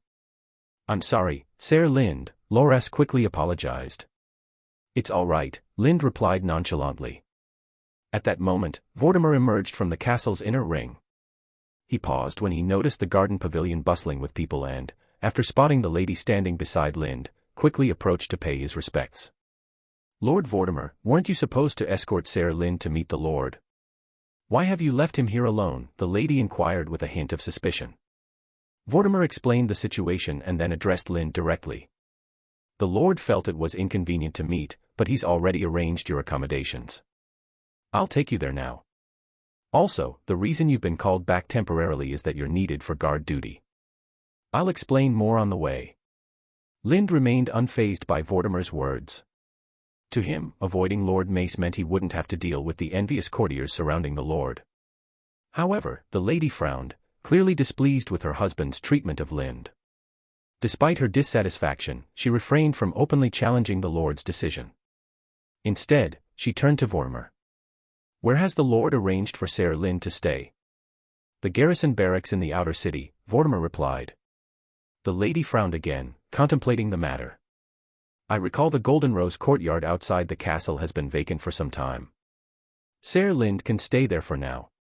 "But..." Vortimer hesitated, clearly uneasy. "If anyone questions it, say it was my decision," the lady asserted firmly. She then turned to her head maid. "Send someone to escort Sir Lind to the Golden Rose courtyard and instruct the staff there not to neglect him." Smiling at Lind, she added, "I hope you find the Golden Rose courtyard to your liking. I have other matters to attend to, so please excuse me." Taking a child by the hand, she departed from the pavilion, leading her entourage away. As she left, Vortimer remarked enviously, "You're a lucky man, getting to stay in the Golden Rose courtyard." "Is the Golden Rose courtyard special?" Lind asked, puzzled. Vortimer provided a brief explanation. It was built by House Tyrell as a summer residence. At that moment, a maid arrived in a hurry, bowed, and informed them that she had been instructed by the lady to escort Lind to the Golden Rose courtyard. Before departing, Vortimer summoned a guard and headed to the outer wall's guardroom, where he fetched John, who was waiting there. The group then exited through the East City Gate, requested horses from the gate guards, and began their journey. The road to the Golden Rose courtyard was quiet, likely because it was nearing evening. Only a few farmers and farm women could be seen tending to the farmlands and orchards on either side of the path. It was already evening when the group arrived at the Golden Rose courtyard, the perfect time for the estate to reveal its full splendor. The setting sun cast its golden light on the clusters of golden roses both inside and outside the manor, making each bloom gleam as though crafted from gold. Golden Rose Courtyard, situated at the foot of a hill on Highgarden's outskirts, owes much of its charm to the natural springs on the hill. These springs feed into water channels that merge into a stream, which flows into an artificial lake excavated at the hill's base. The heart of Goldenrose Courtyard lies beside this tranquil lake. In contrast to the opulent marble grandeur of Highgarden's castle, the Goldenrose Courtyard is a study in simplicity. Constructed entirely of wood, it avoids excessive decoration or elaborate carvings. Instead, its beauty lies in its naturally growing gardens and modestly furnished rooms, creating an atmosphere where anyone, from noble lords to humble beggars, could feel at ease. The lady had arranged for Lind to stay in the Mirror Lake Hall lake within the Goldenrose Courtyard, rather than the Torch Tower where most guests were accommodated. This choice subtly signaled that Lind was regarded as a valued advisor to the house. After the maid departed, Lind instructed the servants to prepare fresh meat for Glory. He then removed his weapons and armor, carefully placing them on the armor stand and weapon rack in his room. Those two swords. Vortimer's sharp eyes caught something unusual about Lind's swords. He gestured toward them, silently asking for permission to inspect them. Lind nodded. These two swords are a bit special, so handle them carefully. Though Vortimer did not yet know what made the swords unique, he heeded Lind's warning. As soon as he gripped the hilt of one, a sharp, biting cold surged through his palm, spreading up his arm until it felt nearly frozen and numb. Startled, he instinctively released the sword. The moment he let go, the cold dissipated, but the lingering chill in his arm made it clear how potent the effect had been. Rolling up his sleeve, Vortimer examined his arm and noticed faint signs of frostbite. "What's going on?" he asked, still in shock. "That sword carries magical properties," John interjected with a smirk. He had once made the same mistake of touching the banished knight's great sword out of curiosity, and seeing Vortimer now suffer a similar fate brought him a degree of satisfaction. A magical sword? Vortimer's expression shifted to one of bewilderment as he tried to comprehend. Lind observed the scene and realized that the dragon rune magic imbued in the banished knight's great sword affected individuals differently. For instance, Nimriia had experienced only a mild chill and had even managed to lift and swing the sword without difficulty. In contrast, Vortimer and John had felt the freezing cold spread so intensely that prolonged contact might have caused serious harm. As the numbness in Vortimer's arm finally subsided, he eyed the great sword with lingering apprehension. Yet his curiosity about the weapon only grew stronger, now coupled with a desire to see the blade unsheathed. Lind seemed to understand Vortimer's thoughts. Without a word, he drew one of the banished knight's swords and placed it before him. "Is this Valyrian steel?" Vortimer exclaimed, immediately recognizing the unmistakable rippled patterns of the blade. As a seasoned master-at-arms from a lineage steeped in the tradition of swordsmanship, Vortimer knew the significance of a Valyrian steel blade. Such weapons were coveted treasures for any warrior or knight. Even noble lords longed to acquire one, often spending their lives searching in vain. For example, the lords of House Tyrell had scoured the world for a Valyrian steel sword to add to their armory, yet their efforts remained fruitless. However, Lind now possessed a knight's greatsword made of Valyrian steel, leaving Vortimer momentarily speechless. Then, as if struck by a sudden realization, Vortimer pointed to the other greatsword of the banished knight and asked, "That one isn't also made of Valyrian steel, is it?" "Yes, my lord," Lind confirmed with a nod. Hearing this, Vortimer's mind went completely blank. He briefly wondered if he was dreaming, so surreal was the revelation. "Have you found Valyrian treasure?" he finally managed to ask, the question reflecting the only plausible explanation he could think of. "No," Lind replied, shaking his head. "These two knightly swords and this armor were all gifts from friends." Vortimer found Lind's answer almost absurd. In the Seven Kingdoms, even a lord as wealthy and powerful as Tywin, the Warden of the West, wouldn't simply gift away a Valyrian steel sword. It sounded like a casual deflection, almost too implausible to take seriously.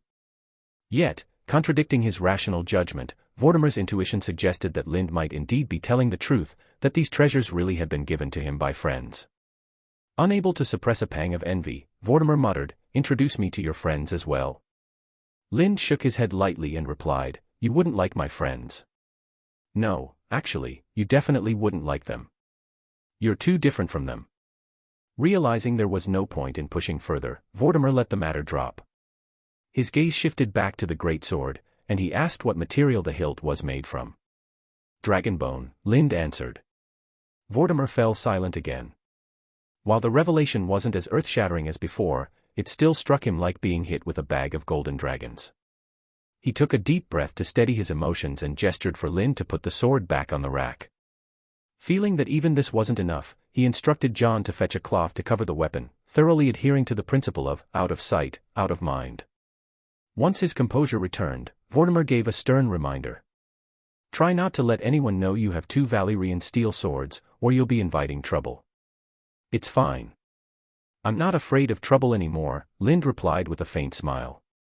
Vortimer was taken aback by Lind's calm confidence but decided not to press further. Instead, he shifted the conversation back to the pressing matters at hand. Turning to John, who had remained nearby, Vortimer continued, earlier, the Lord wanted you to bring glory to the council hall, but some people stopped you. While they claimed their concern was that glory posed a danger and that the Lord couldn't be risked, their real motive was jealousy that you're on the cusp of becoming a knight with property. Lind's smile turned wry. I didn't realize I'd become so unpopular already. I haven't even set foot in Highgarden, and I've somehow managed to make enemies there. Enemies? Don't flatter yourself, Vortimer said with a faint smirk. Your achievements in Tumbleton have gone to your head. To them, you're not an enemy, just a minor annoyance. They might dislike you, but it's not worth their effort to plot against you. You're not important enough to be invited to their games, let alone to sit at their table. You're really hurting my feelings here, Lind said dryly, though his face betrayed no sign of offense. It was clear he wasn't taking Vortimer's remarks to heart. Vortimer fixed Lind with a cold stare and continued, the main reason for bringing you from Tumbleton to Highgarden this time is for Lord Willis's upcoming trip to Dorne in a few days. You will serve as his escort to ensure his safety along the way. Is it the tournament in God's grace? Lind asked, seeking confirmation. Vortimer paused, momentarily stunned, before narrowing his eyes suspiciously. How do you know? A friend guessed it while we were traveling, Lind replied casually. You seem to have plenty of friends, Vortimer said, his tone carrying a slightly pointed undertone as he gave Lind a meaningful look. He continued, originally, this had nothing to do with you. I am responsible for Lord Willis's safety, and several knights from noble houses in the Reach will also accompany us. These knights are all well known and have proven themselves in tournaments across the region. However, your reputation as the so-called #1 swordsman in the Seven Kingdoms doesn't sit well with some people. Combined with how smoothly things went for you in Tumbleton, there are concerns you might complete the anti-bandit mission too quickly and claim the rewards. To delay you, they recommended you for the position of captain of the guard for this trip, effectively stalling your mission. As Vortimer finished, Lind couldn't help but smile faintly. Those envious of him had no idea that delaying the anti-bandit mission was exactly what he wanted. Extending the mission's duration gave him the opportunity to reap greater rewards and build a more secure foundation for himself. While these actions were intended to inconvenience him, the outcome was favorable, and Lind found no reason to feel angered. Vortimer went on, there is one more thing I need to warn you about. On the journey to Dorne, you're likely to face provocations from the knights traveling with us. No matter how insulted or angry you may feel, you must not respond with excessive force. These knights are not like the ones sworn to House Tyrell under oath. They come from the service of various lords, and some might even be heirs to noble houses. Striking too hard could cause significant trouble. Hearing this, Lind's expression shifted subtly. A faint frown appeared, and a look of unease crossed his face. Vortimer leaned in slightly, his tone dropping as he added, there's something else you should be aware of. Lord Willis's main objective in visiting God's Grace Castle is to negotiate peace with Dorne. This mission is controversial. Many in the Reach oppose it, and plenty in Dorne do as well. You should expect attacks and assassinations along the way. Casualties are inevitable. I understand, my lord, Lind replied with a composed smile. Vortimer gave him another sharp look. I didn't say anything. So, what exactly do you understand? Chapter 77, The Queen of Thorns. While Lind and Vortimer discussed matters in their room in the Golden Rose courtyard, Lind was also a topic of conversation in the Highgarden Gardens. The noblewomen had departed at the command of the Queen of Thorns, leaving only the Tyrell family and a few trusted handmaids. Once the candles were lit and the garden bonfire kindled, the servants withdrew to a respectful distance. Castle guards stood watch nearby, ensuring no one could eavesdrop. What's going on with that bear hunter, Lind? Olenna Redwine, the Queen of Thorns, asked Lord Mace Tyrell, who had just arrived from his meeting. Her expression was unreadable. You told him to suspend his mission, summoned him from Tumbleton, then vanished and sent Vortimer to deliver a single sentence. On top of that, you stuck him in the barracks. What exactly are you trying to do? Have you grown so arrogant lately that you've forgotten yourself? The Queen of Thorns, though diminutive, barely taller than two children standing side by side, spoke in a soft but piercing voice. Her words carried such clarity and weight that everyone present could hear her distinctly. With each syllable, an intangible aura of authority filled the air, stifling everyone except her granddaughter, Marjorie Tyrell. Olenna's commanding presence was a constant force, and Lord Mace, visibly uneasy, struggled to respond. Mother. Lady Allery began, intending to intercede for her husband. Shut up, Allery. You shut up, Olenna snapped, her tone sharp and uncompromising. I'm teaching my son a lesson. This puffed-up Lord Pufffish, who swells at the slightest offense, is not your concern. Stand there and say nothing. Turning back to Mace, she demanded sternly, Now, Mace Tyrell, answer me. What were you thinking? Lowering his head, Lord Mace muttered, Mother, he's just an ordinary knight, one newly knighted by the king. The Queen of Thorns rose from her chair and approached him, her glare sharp enough to cut through stone. Are you deaf? Can't you hear the cheers outside the walls? Has no one informed you about what happened in the outer city this afternoon? And yet you dare to call him an ordinary knight? Has a White Walker devoured your brain? Lord Mace's head drooped further, and everyone around him followed suit, avoiding her piercing gaze. Olenna returned to her chair, her tone heavy with disappointment. Lord Mace, explain why you summoned Ser Lyn Taryn to Highgarden. Mace whispered, Willis was traveling to Dorne, and I feared for his safety. I brought Ser Lyn here to protect him. So you admit you summoned him to safeguard your son, your heir, Olenna replied, her voice slightly calmer. Shouldn't you then make an effort to win him over? Why have you ignored him? Are you not concerned that your indifference might foster resentment, causing him to falter in protecting Willis? He wouldn't dare. Mace's face betrayed a flicker of panic, though his words were defiant. He's just a knight. If he... Before he could finish, Olenna cut him off. Why do you still see Lyn Taryn as just a knight? Have all the fools surrounding you pried open your skull to stuff it with dung? You've read the reports about him. You know how highly regarded he is in Tumbleton, yet you continue to dismiss him. Mace hesitated. But, he isn't the Lord of Tumbleton. Before he could elaborate, Olenna grabbed a roll of parchment from the table and hurled it at him. Here's some intelligence from Tumbleton that you discarded without a thought. Read it, now. Mace froze, then picked up the letter and read quickly. His expression grew grave. Olenna's voice was laced with controlled fury. Before returning to Highgarden, the Lady of Tumbleton, Nimriia Footley, offered to marry him. Although he refused, if he were to show interest again, he could easily become the Lord of Tumbleton. Do you still think such a man is merely an ordinary knight? Mace was silent, avoiding her gaze. After a pause, he asked, why did he refuse? I'd like to know that myself, Olenna admitted, her tone uncharacteristically uncertain. A noblewoman from a lesser Tyrell branch ventured hesitantly, perhaps, it's because Lady Nimriia is too unattractive. Olenna shot her a withering look. Is there anyone in the world uglier than your husband? Even he has suitors scrambling for his hand. What difference does it make if Lady Nimriia isn't a beauty?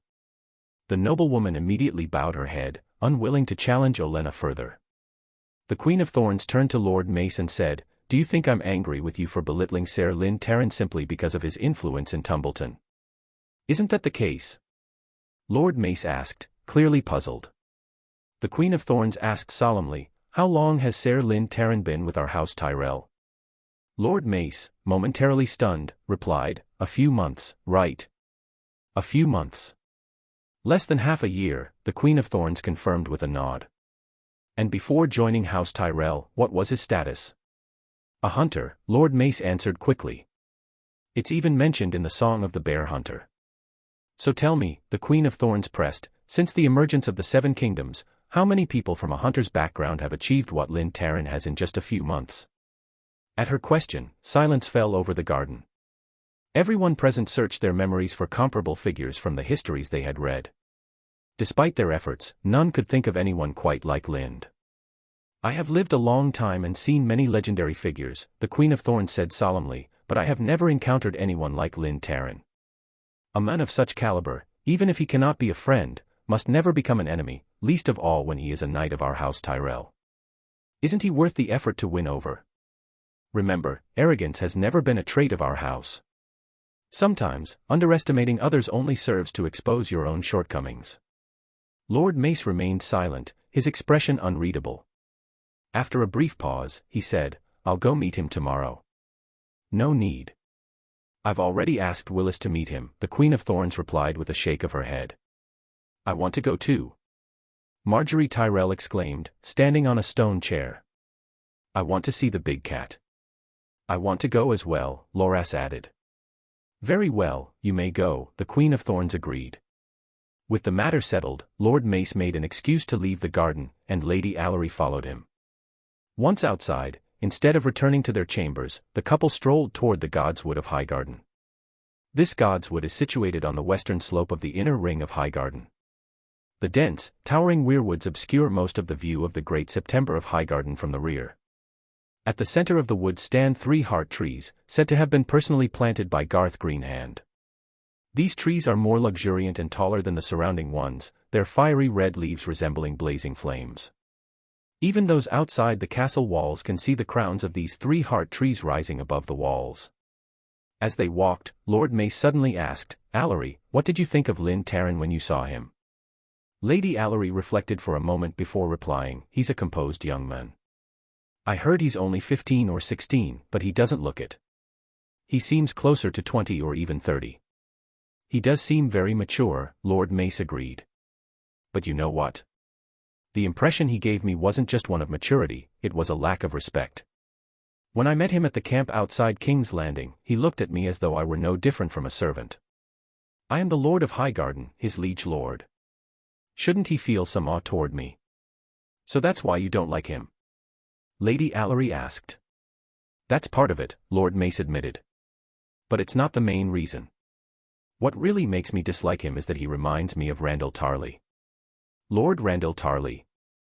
Lady Allery asked, taken aback. She recalled Lind's appearance and shook her head. "They don't look alike at all. I'm not talking about his appearance. It's the aura he gives off," Lord Mace clarified. Lady Allery considered this and eventually nodded. "You're right. There is something about him that's similar." Lord Mace sighed. "One Randall Tarley is enough to drive me mad. I don't need another to torment me." Seeing her husband's frustration, Lady Allery smiled and took his hand. "Lord Tarley may be rigid, but he's never given you poor counsel. You should be grateful to have such a steadfast vassal." Lord Mace shrugged, clearly unconvinced. By this time, they had reached the 3 heart trees. They stood before them in silence and performed an ancient prayer ritual.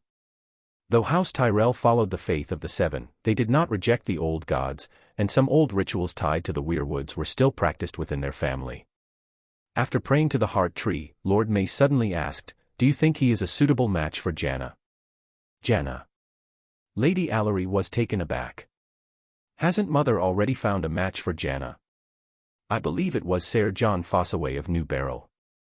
Lord Mace explained, "But Mother only has him in mind, she hasn't formally approached New Barrel." "No," Lady Allery shook her head firmly. "A marriage alliance with New Barrel concerns the stability of the Reach and your ability to suppress the Red Apple Fossaways. There can't be any mistakes. Even though no contact has been made with New Barrel, Mother has deliberately spread the news among the noblewomen, waiting for New Barrel to hear the rumors and send Sir John Fossaway to propose. If you marry Janna to someone else now, the Green Apples will take it as an insult and join forces with the Red Apples. That would not be good for you." "Well, you're right. It really can't be changed," Lord Mace agreed, nodding at her reasoning. "Then which other marriageable women are there in the family?" Lady Allery interrupted, narrowing her eyes. "Wait, why do you want to marry Sir Lind off so badly? Don't you dislike him?" Lord Mace muttered, "Didn't you see how Mother was earlier? She values Lind Taryn very highly, and I'm worried that one day she might lose her head and give Marjorie to him." "You're crazy. How old is Marjorie?" Lady Allery stared at her husband in disbelief, slightly hurt. And even if you lose your head, Mother won't. Leave Ser Lind alone and let Willis handle it. Lord Mace shrugged and said nothing more. Lady Allery sighed as she looked at her husband, whose mediocrity often frustrated her. Casually, she changed the topic, asking, "Have you thought about which manor or village Ser Lind should receive as a reward for completing the task of suppressing the bandits north of Bitterbridge?" Lord Mace shook his head dismissively. "What's the point of thinking about that now? He hasn't even completed it yet. Besides, he might not even succeed." Lady Allery retorted, "You've read all those reports from Tumbleton. Do you really think it's possible for Ser Lind to fail?" Though he didn't want to admit it, Lord Mace knew deep down that it was only a matter of time before Lind completed his mission. Even if envious rivals tried to hinder him, their schemes could only delay the inevitable, not prevent it. After a moment's thought, Lord Mace said, "Why don't we assign him a nearby manor or village? Having someone like him close by would give people peace of mind." Lady Allery sighed, already disappointed in her husband's judgment. She pointed out bluntly, "Have you forgotten what happened in the outer city this afternoon? Mother just mentioned how much influence he's already gained since coming to Highgarden. If he stays here for long." There was no need to say more. Even Lord Mace, with his limited insight, could see where the situation might lead. His expression grew serious. After a moment of contemplation, an idea seemed to strike him, and he suddenly laughed. "Do you remember that our family has an enclave on the other side of the Red Mountains?" "The other side of the Red Mountains?" Lady Allery thought for a moment. "You mean the land across from Will Castle?" "Yes," Lord Mace said, appearing pleased with himself.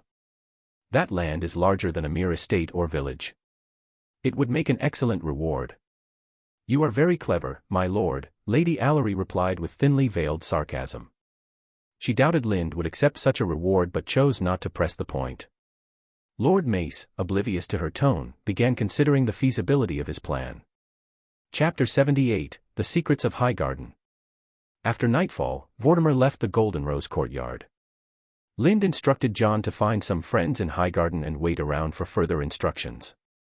Once John had left, Lind instructed the guards not to disturb him, closed the door, and lay down on the bed, settling into a comfortable sleeping position. As always, he connected with Glory through their mental bond, entering a state of shared vision and merging his consciousness with the creature. Glory, receiving Lind's orders, silently slipped into the shadows, avoiding the guards as it left the Golden Rose courtyard and galloped toward Highgarden. Perhaps due to being confined on the ship for several days, Glory seemed especially energetic, even trying to run toward nearby farms to tease the farmers. Lind quickly stopped it, and Glory diverted to a flower field, rolling around playfully. Though the rose thorns posed no harm to its tough hide, they became entangled in its fur, reducing its ability to remain concealed.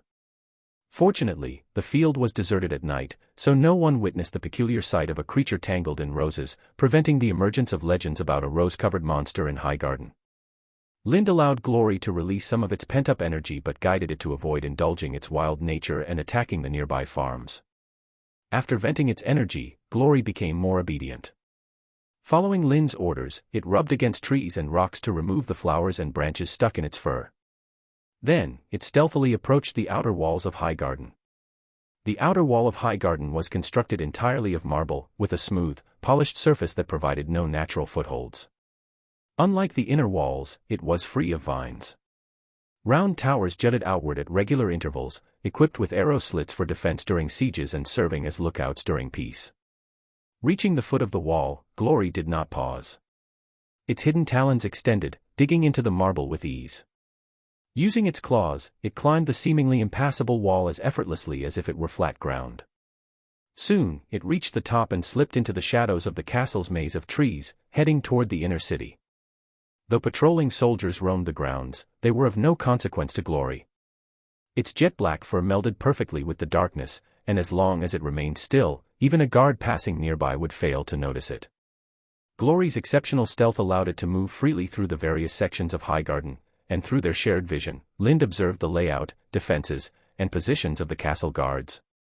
He mentally noted several potential plans for infiltrating the castle if necessary. Glory refrained from entering important buildings. Its large size, while an asset elsewhere, made it impossible to move undetected in smaller spaces. Even its impressive concealment abilities could not render it entirely invisible in such confines. However, Glory's special vision, akin to thermal imaging, enabled it to identify the locations of House Tyrell's residences and other influential households within Highgarden. While Lind harbored no current hostility toward House Tyrell, he habitually prepared for any eventuality. Observing Highgarden's layout ensured he would not be caught off guard if circumstances changed. After gathering sufficient information, Lind prepared to recall Glory, but the creature appeared distracted. Its focus repeatedly shifted toward the godswood within the castle grounds, as though drawn by something. Despite refraining from moving toward it, Glory lingered, awaiting Lind's command. Curious, Lind recalled the rumors surrounding Highgarden's godswood and deduced that Glory had likely sensed an extraordinary presence there. Intrigued, Lind gave the order to investigate. Eagerly, Glory rushed toward the godswood, arriving at its edge in no time. Without waiting for further instructions, it plunged into the forest and reached the 3-heart tree said to have been planted by Garth Greenhand himself. Through Glory's eyes, Lind observed something extraordinary. The 3-heart tree seemed to vanish, replaced by the image of a giant with antlers and green skin. The being lay as if asleep, its massive form breathing deeply. With each breath, green winds emanated from its mouth, spreading through the air and nourishing the surrounding lands. Lind realized this was likely the source of Highgarden's prosperity. The avatar of Garth Greenhand appeared to be constantly rejuvenating the land, ensuring good weather and abundant harvests. To Lind, this avatar bore a resemblance to Spark, the child of the forest in Kingswood, though there were differences. Spark was a solid entity of concentrated power, while the Greenhand avatar seemed more ethereal, a manifestation of pure energy. At that moment, Glory transmitted an overwhelming desire to devour the energy before it. The intensity of the urge was tens of times greater than when it had encountered the vengeful spirits infused with a dragon's soul. It was as though the avatar of Garth Greenhand was an irresistible feast. After sensing Glory's desire to devour, Lind immediately issued a firm order to stop it from consuming the Garth Greenhand's avatar. However, Glory's instinctual craving was so overpowering that it repeatedly broke free of Lind's control, attempting to defy his command. Fortunately, through repeated, extremely firm orders and by using his spiritual bond with Glory to calm its emotions, Lind managed to suppress its hunger and bring it back under control. To prevent further incidents, he instructed Glory to leave Highgarden and return to the Golden Rose courtyard immediately. Lind understood that if Glory were to devour the Garth Greenhand's avatar, it could achieve another remarkable evolution. However, the act would cause irreversible damage to Highgarden. The land's fertility, which ensured year-round abundant harvests, would deteriorate, drastically weakening House Tyrell's power. This would embolden the ancient nobles and lords of the Reach, who already held House Tyrell in contempt, likely plunging the region into prolonged civil unrest. Though chaos could sometimes serve as a ladder to power, it depended on one's position. For someone like Littlefinger, who had minimal military strength and whose rise was nearing its peak, chaos could elevate him further. But for Lind, with ample room for advancement still ahead, stability was crucial. His growth relied on the strong foundation of House Tyrell, and chaos would only benefit the older noble families, like the Fossaways. Lind knew he wouldn't gain enough from such upheaval to justify the risk. Moreover, Lind feared that Garth Greenhand might still be alive. Allowing Glory to consume the avatar could draw the attention of this legendary figure, the ancestral founder of the Reach. In the tales, there was no clear account of Garth Greenhand's death. Instead, he appeared in different eras, such as during the time of Brandon the Builder, spanning millennia. Considering the near-immortal nature of the children of the forest, it was plausible that Garth also possessed a similar lifespan. If he had gone unseen, it might be due to the diminished power of magic in the world. While Garth's current strength might not rival his ancient legend, he was still a near-divine being compared to Lind. Facing such a figure was something Lind would rather avoid. Glory returned to the Golden Rose courtyard, clearly displeased with Lind for denying its feast. Instead of seeking attention as usual, it lay in front of his door in silent protest. Lind didn't mind. He knew Glory's temper was fleeting and that it would soon forget its frustration. Sure enough, after a while, it slammed the door open, approached Lind, lay under his bed, and rested its head on his arm. It only stirred when he stroked its head. The next day, Lind left Glory on the hill behind the courtyard. Dressed without armor, his sword at his side, he planned to explore the outer city of Highgarden with Jon. The previous day, the crowded main street had kept him from fully appreciating the city's vibrancy, so today, he aimed to study its structure and prepare ideas for his future castle. However, plans changed. Just as Lind and Jon were about to leave, Vortimer arrived at the Golden Rose courtyard with the 3 Tyrell siblings. They met outside the main gate, and Vortimer introduced Lind to Willis Tyrell. The two exchanged a look. Vortimer had often spoken of Willis, praising his exceptional talent with the lance. If not for his age and status, Willis might have already become an undefeated champion in the Reach's jousting tournaments. Despite being only 13, Willis had the frame of an adult, though his lean build and studious demeanor gave him the appearance of a maester rather than a knight skilled in swordsmanship and lances. Perhaps influenced by the events in the Godswood the night before, Lind felt a faint resemblance between Willis and Garth Greenhand. It wasn't in appearance but in temperament, a sense of connection to something ancient and enduring. Willis, too, observed Lind with interest. He had been in the council chamber the previous day when Vortimer informed Lord Mace that Lind had arrived at Highgarden and awaited at the inner ring's gate. Eager to meet the famed swordsman, heralded as extraordinary by his younger brother Garland, Willis had been anticipating this encounter. Later, Vortimer explained that Lind had been stopped because his pet Shadowcat was so enormous, so he couldn't resist asking just how large it was. In the council chamber, Vortimer made a gesture to demonstrate its size, leaving everyone shocked and deepening his curiosity about the animal. He had loved animals since childhood and seemed to possess an extraordinary affinity for them. Creatures that typically avoided human contact would willingly stay close to him.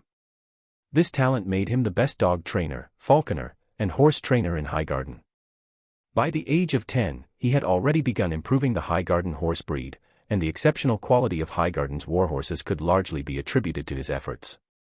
However, he did have some regrets. Despite his talents, he had never been able to tame extraordinary creatures like shadowcats or dire wolves. A year ago, a merchant captured a shadowcat and sold it to him. He attempted to tame the creature but failed. The shadowcat neither attacked him nor showed any signs of affection. It refused to eat and eventually starved to death in its cage. He had the shadowcat taxidermied by a knight skilled in taxidermy. The preserved shadowcat remains in his study to this day. This incident left him deeply depressed for a long time, and only recently has he begun to recover. Now, someone else has successfully tamed a shadowcat, and it is just as extraordinary as ever. This piques his curiosity about Lind, and he has a vague sense that he and Lind share certain similarities. Unfortunately, despite being the Lord's son, his influence in the council chamber is limited, and he cannot sway the decisions of the officials and the powerful. He missed the chance to meet Lind initially.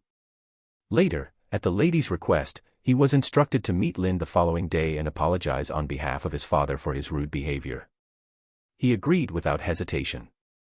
When Willis finally met Lind, the famed protagonist of the Song of the Bear Hunter and the so-called legendary swordsman of the Seven Kingdoms, he found himself unsurprised by Lind's appearance. In fact, he was quite pleased. Lind matched both his expectations and Garland's detailed descriptions perfectly. As Lind and Willis observed each other, Marjorie grew impatient. She approached Lind, tugged on his clothing, and said, "Sir Lind, where is your cat?" "The cat is playing in the mountains," Lind replied with a smile. "If you'd like to see it, Lady Marjorie, I can call it back." "Good, good. I want to see the big cat," Marjorie exclaimed, jumping with excitement. Loras, though tempted to mimic his sister's enthusiasm, glanced at Willis nervously and restrained himself, standing dutifully by her side. "Sir Lind, where are you going?" Willis asked, joining the conversation. Lind replied honestly, "I want to go to the castle and take a look. Yesterday, we were in such a hurry that I didn't get to properly see the outer districts of Highgarden." "Let him be your guide to the outer districts," Vortimer interjected, pointing at Jon with disdain. "And show you the brothels." When he was the garrison captain in the outer districts, he spent more time in the beds of prostitutes than in his own bed at home. "Lord Vortimer, I have grown up," Jon sighed wryly, regretting his youthful indiscretions. Willis suggested, "The outer city is very chaotic in the morning. If we go now, we might be disappointed when we return.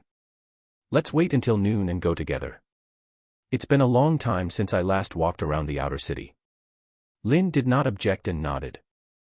"As you command, Lord Willis." Chapter 79, Willis Tyrell. Willis stared at Glory, crouching on the ground, for a long time, lost in thought and completely forgetting the real reason he had come. Marjorie and Loras crouched on either side of him, cautiously reaching out to touch Glory now and then. Each time, it avoided their hands and bared its teeth in warning, causing them to withdraw quickly.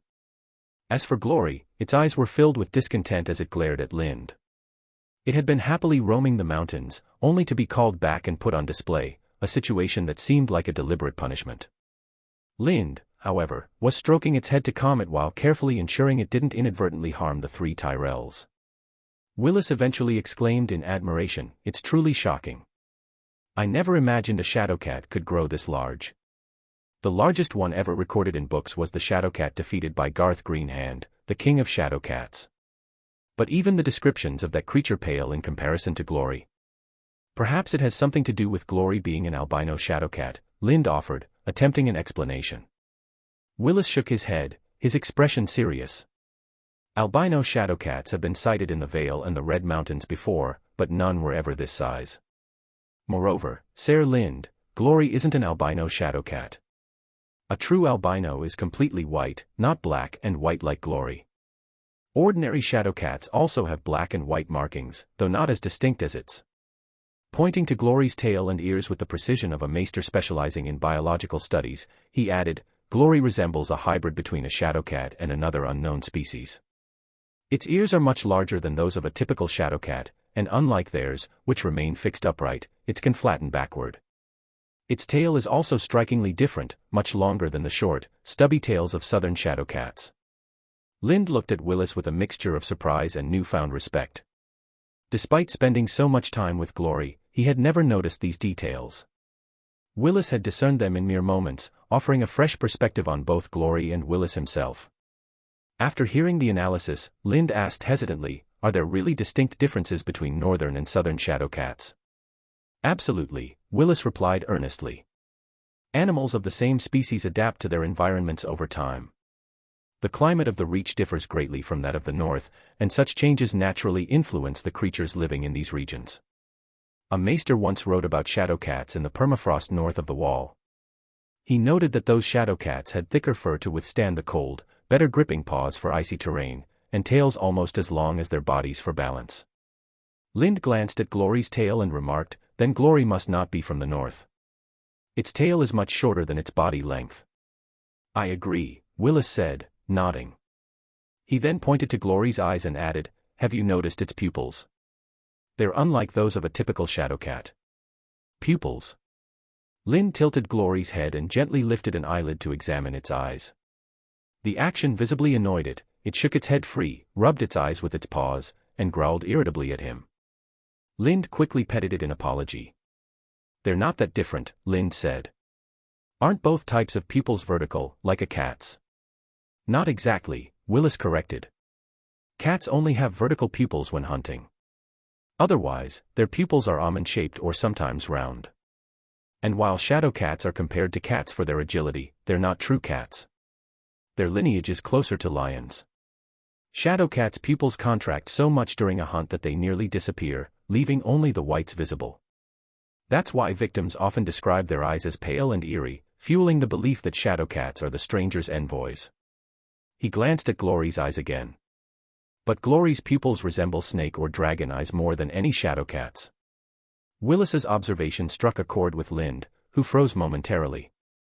Willis's casual remark felt eerily accurate. Perhaps Glory's unusual pupils were a result of it absorbing dragon soul energy from the resentful souls. Just then, Willis reached out, intent on touching Glory. Its reaction was instantaneous and intense. It sprang up, bared its fangs, and growled menacingly, its body low and tense. Vortimer and the guards swiftly stepped in, shielding Willis and drawing their weapons, prepared for any attack from the enraged creature.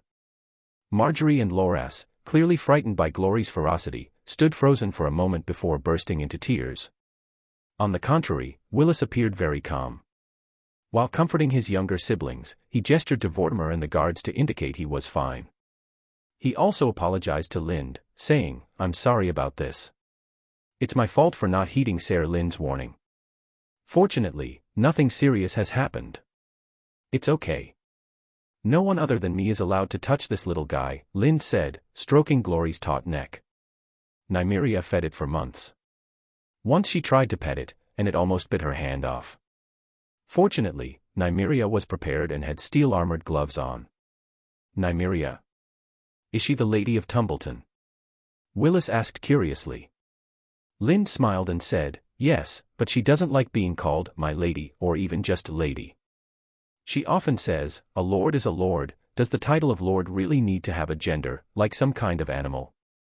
Lady Nimriia is truly extraordinary, Willis said with a laugh, then asked, it is rumored that only someone who has defeated the lady in a duel is eligible to marry her.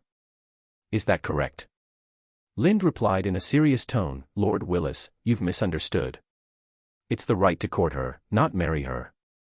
Only those who defeat her in a duel earn the privilege of pursuing her. Is Lady Nimriia very strong? Willis asked again. Very much so, Lind answered truthfully. No one in the Reach should be able to withstand a single attack from her in a straight fight.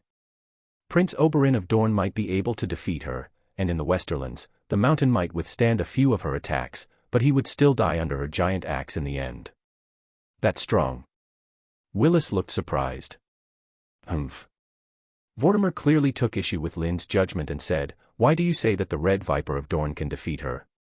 Because they have fought. Lind saw no reason to hide Nimriia's connection to Dorne. It was common knowledge among those who mattered, and it might even benefit Nimriia to have it openly acknowledged. So he told the truth. When I arrived in Tumbleton with my troops, I happened to meet Prince Oberin. He was very concerned about Nimriia's safety and wanted to take her to Dorne with him, but Nimriia refused. She has always believed she is a native of the Reach, the Lady of Tumbleton, and has the responsibility to defend the land. Even if she must die, she would die in Tumbleton. After hearing Lind's account, everyone present gained a vivid impression of the Lady of Tumbleton and developed respect for her actions and principles. Willis pondered for a moment, then asked Lind, Sir Lind, as you've also heard from Lord Vortimer, I'll be going to the tournament in God's Grace, Dorne, in a few days. This is my first time participating in a tournament, so my father is not at ease and has summoned you from your anti-bandit duties here, mainly to escort me safely on the road. Apart from participating in the tournament, I also want to do something to improve relations between the two places, Lady Nimriia and Dorne. I do not recommend that you do this, Lord Willis. Without waiting for Willis to finish, Lind understood his intentions and directly dissuaded him. Nimriia does not have much affection for Dorne. If you want to take her to Dorne and use her bloodline to improve relations between the two places, it will only backfire in the end. I understand, Willis said, quickly grasping Lind's meaning. He laughed self-deprecatingly and added, Master Mallows always said I was too young to understand the ways of the world.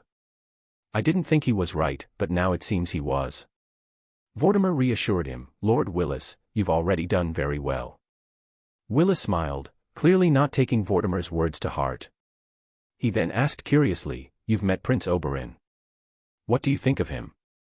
He is a very charming man, Lind said honestly. If I hadn't joined House Tyrell and he had invited me at the time, I think I would have followed him to Dorne without hesitation. When Willis heard Lind's words, he didn't look displeased. Instead, he said with relief, fortunately, Garland met Sir Lind first. Otherwise, our House Tyrell would have lost a legendary figure. The guards present did not disagree with Willis's statement. In their opinion, having such a giant beast as a companion was indeed worthy of the title, legendary figure. However, if Willis referred to Lind's other rumored title of the first swordsman of the Seven Kingdoms, some might have felt differently. At that moment, Vortimer suddenly asked curiously, since you encountered the Red Viper, you must have fought, right? What was the result? Lind didn't answer but simply looked at Vortimer with a knowing smile. Vortimer didn't press further, as if he had seen the answer in Lind's expression. Willis watched the two of them with interest as they engaged in this silent exchange. Big Cat, the big cat is leaving. Marjorie shouted, pointing at Glory, who was preparing to sneak away. Lind glanced at Glory and waved, signaling that it could leave. Relieved, Glory quickly leaped onto the roof and disappeared from view in a few bounds. Lind then led Willis and the others into the house, while the guards remained outside at Willis's command. As soon as they entered, Willis noticed the banished knight's suit of armor displayed on an armor stand. Being fond of jousting and knightly pursuits, he naturally admired knight armor. However, Lind's suit was strikingly different from the armor worn by knights of the current 7 kingdoms. The difference lay not only in style but also in its structure. To an untrained eye, the full armor of the banished knight might seem no different from that of an ordinary knight. But someone like Willis, well versed in the intricacies of armor construction, could discern the differences. The most obvious distinction was the flexibility of the joints and locks in this armor, far surpassing the rigid designs of contemporary knightly armor. This increased flexibility allowed for a greater range of movement. "Sir Lind, may I pick it up and take a look?" Willis asked politely. Of course, Lind replied with a nod. He wasn't concerned about his armor being imitated. When he first designed it, he had already considered the possibility of replication. However, Lind knew that even if someone succeeded in copying it, very few would be able to wear such a full suit of armor effectively.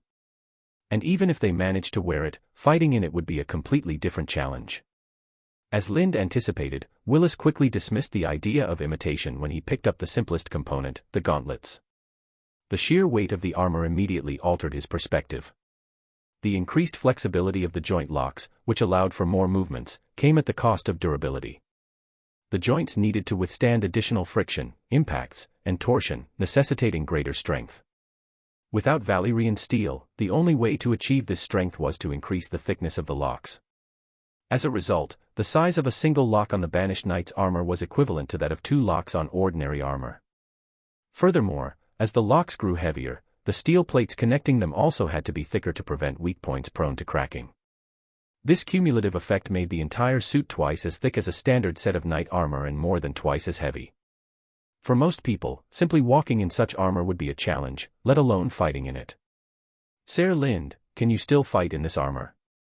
Willis asked curiously as he placed the gauntlet back on the stand. Lind didn't respond verbally, offering only a faint smile. Willis recognized the same silent, knowing expression he had observed earlier between Vortimer and Lind, immediately grasping its meaning. He added with genuine interest, "I would truly love to see Lord Lind fighting in this armor." Lind replied solemnly, "Then Lord Willis should pray that we encounter enough enemies on the way to God's grace." Chapter 80, The High Tower. In the following days, Willis spent most of his time with Lind. Even during meetings to discuss matters related to the trip to God's grace, he would summon Lind to join discussions with the young, influential nobles of the Reach. Although Willis included him in these meetings, Lind understood that his advice, even if offered, would not be taken seriously by these powerful young nobles. This time, nearly all the nobles and lords allied with House Tyrell had sent their heirs or second sons to accompany the journey to Dorne. Apart from fostering relationships with the Tyrell heir, this trip was seen as an opportunity to train these young nobles. Whenever Lind attended such meetings, he came fully armed, even wearing a helmet, and stood silently like a statue. He only responded casually when Willis directly sought his opinion. Highgarden placed far greater importance on this trip to Dorne than on the journey to King's Landing led by Garland 6 months prior. For this occasion, 2,000 ordinary soldiers were deployed alongside 300 hedge knights. Combined with the sworn knights sent by various lords to protect their heirs and second sons, the total number of knights exceeded 500. Including the attendants and squires of these knights, the figure easily doubled. These were just the combatants.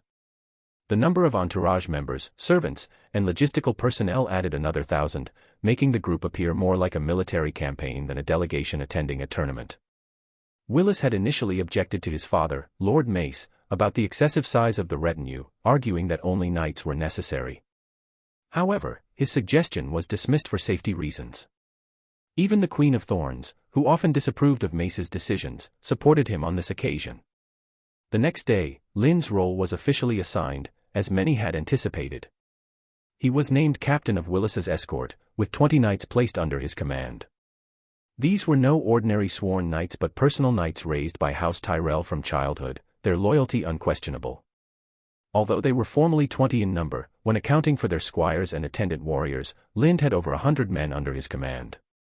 He had initially assumed that earning their respect and obedience would require demonstrating his capabilities, but this proved unnecessary. The knights followed his orders unconditionally, proving even more reliable than those under his command in Tumbleton. After receiving a weather report from the White Raven of the Citadel Conclave confirming no major storms in the summer sea for the next 2 months, the group departed Highgarden and began their journey along the Rose Road toward Old Town. The route to God's Grace had been a topic of heated discussion in the preceding days. Willis himself favored traveling via the Prince's Pass, passing through Sandstone, Hellholt, and heading north to Ironwood and Tor before turning south to God's Grace. This route would allow the group to visit the domains of several prominent Dornish lords, fostering goodwill and paving the way for a peace agreement. However, most opposed this plan, deeming it too dangerous. Many of the Dornish lords along this route had long-standing enmities with the Reach, some involving blood feuds. A sudden outburst from any of them could put the entire group in grave danger, with little chance of escape. After much discussion, the group ultimately decided on a safer route, traveling south along the Rose Road to Old Town, then crossing the summer sea by ship to Sunspear, and finally ascending the Green Blood River to God's Grace. The journey to Old Town took 19 days and was entirely uneventful. With an army of thousands, any bandits in the area wisely avoided them. The only issue for Lind was that the march was far too monotonous. The knights accompanying the group, however, did not share his sentiment. For them, the trip presented a rare chance to exchange skills. Each evening, after setting up camp, they gathered for small tournaments. Heirs and second sons of the lords and nobles cheered enthusiastically for their knights, creating an atmosphere more akin to a festive outing than a military march. Lind had cautioned Willis to restrain the knights and maintain proper discipline within the army, but Willis dismissed the concern, reasoning that things were still under control and it was acceptable for everyone to relax until they reached Dorne. Lind chose not to press the matter further. In his view, once he had expressed his opinion, it was up to Willis to heed it or not. There was no point in continuing to argue. For the remainder of the journey, Lind refrained from offering any additional advice. His interactions were limited to giving brief instructions about guard duties for his knights. Otherwise, he remained silent, standing beside Willis like a statue. If not for occasionally reaching out to pat his pet, Glory, one might have mistaken him for a dummy. Glory's presence caused quite a stir among the knights when the troops gathered. Its reputation exceeded Lind's own, and many knights had first heard of Lind because of his pet. While Lind's renown as the greatest swordsman in the Seven Kingdoms was largely dismissed as exaggerated boasting, the knights were still cautious. After witnessing Lind use Glory to shred a wooden dummy clad in plate armor during training, none dared to challenge him. Willis noticed that Lind didn't fit in with the knights and nobles of the group. Despite his efforts to bridge the gap, neither Lind nor the others showed much interest, and the matter was eventually dropped. Upon arriving in Old Town, Willis planned a 2-day stay. The first day was dedicated to securing enough ships to transport the army, and the second to meeting with House Hightower, other nobles in Old Town, and the archmaesters of the Citadel, as well as offering prayers at the Starry September. House Hightower, Willis's maternal relatives, treated his visit with great significance. A day before the group's arrival, Baelor Hightower, Willis's uncle and heir to House Hightower, rode out to greet them and arranged a large camp outside Old Town to accommodate the thousands traveling with the procession. Upon reaching Old Town, Willis and the noble knights prepared for the evening's formal dinner at the High Tower. Although Lind's status wasn't high enough to warrant an invitation to such an exclusive gathering, his role as captain of Willis's guards earned him a spot on the guest list. However, the 20 knights under his command were ordered to remain outside the castle. The High Tower, one of the oldest structures in Westeros, stood as Old Town's most striking landmark. Its eternal flames, visible from afar, burned high above the clouds.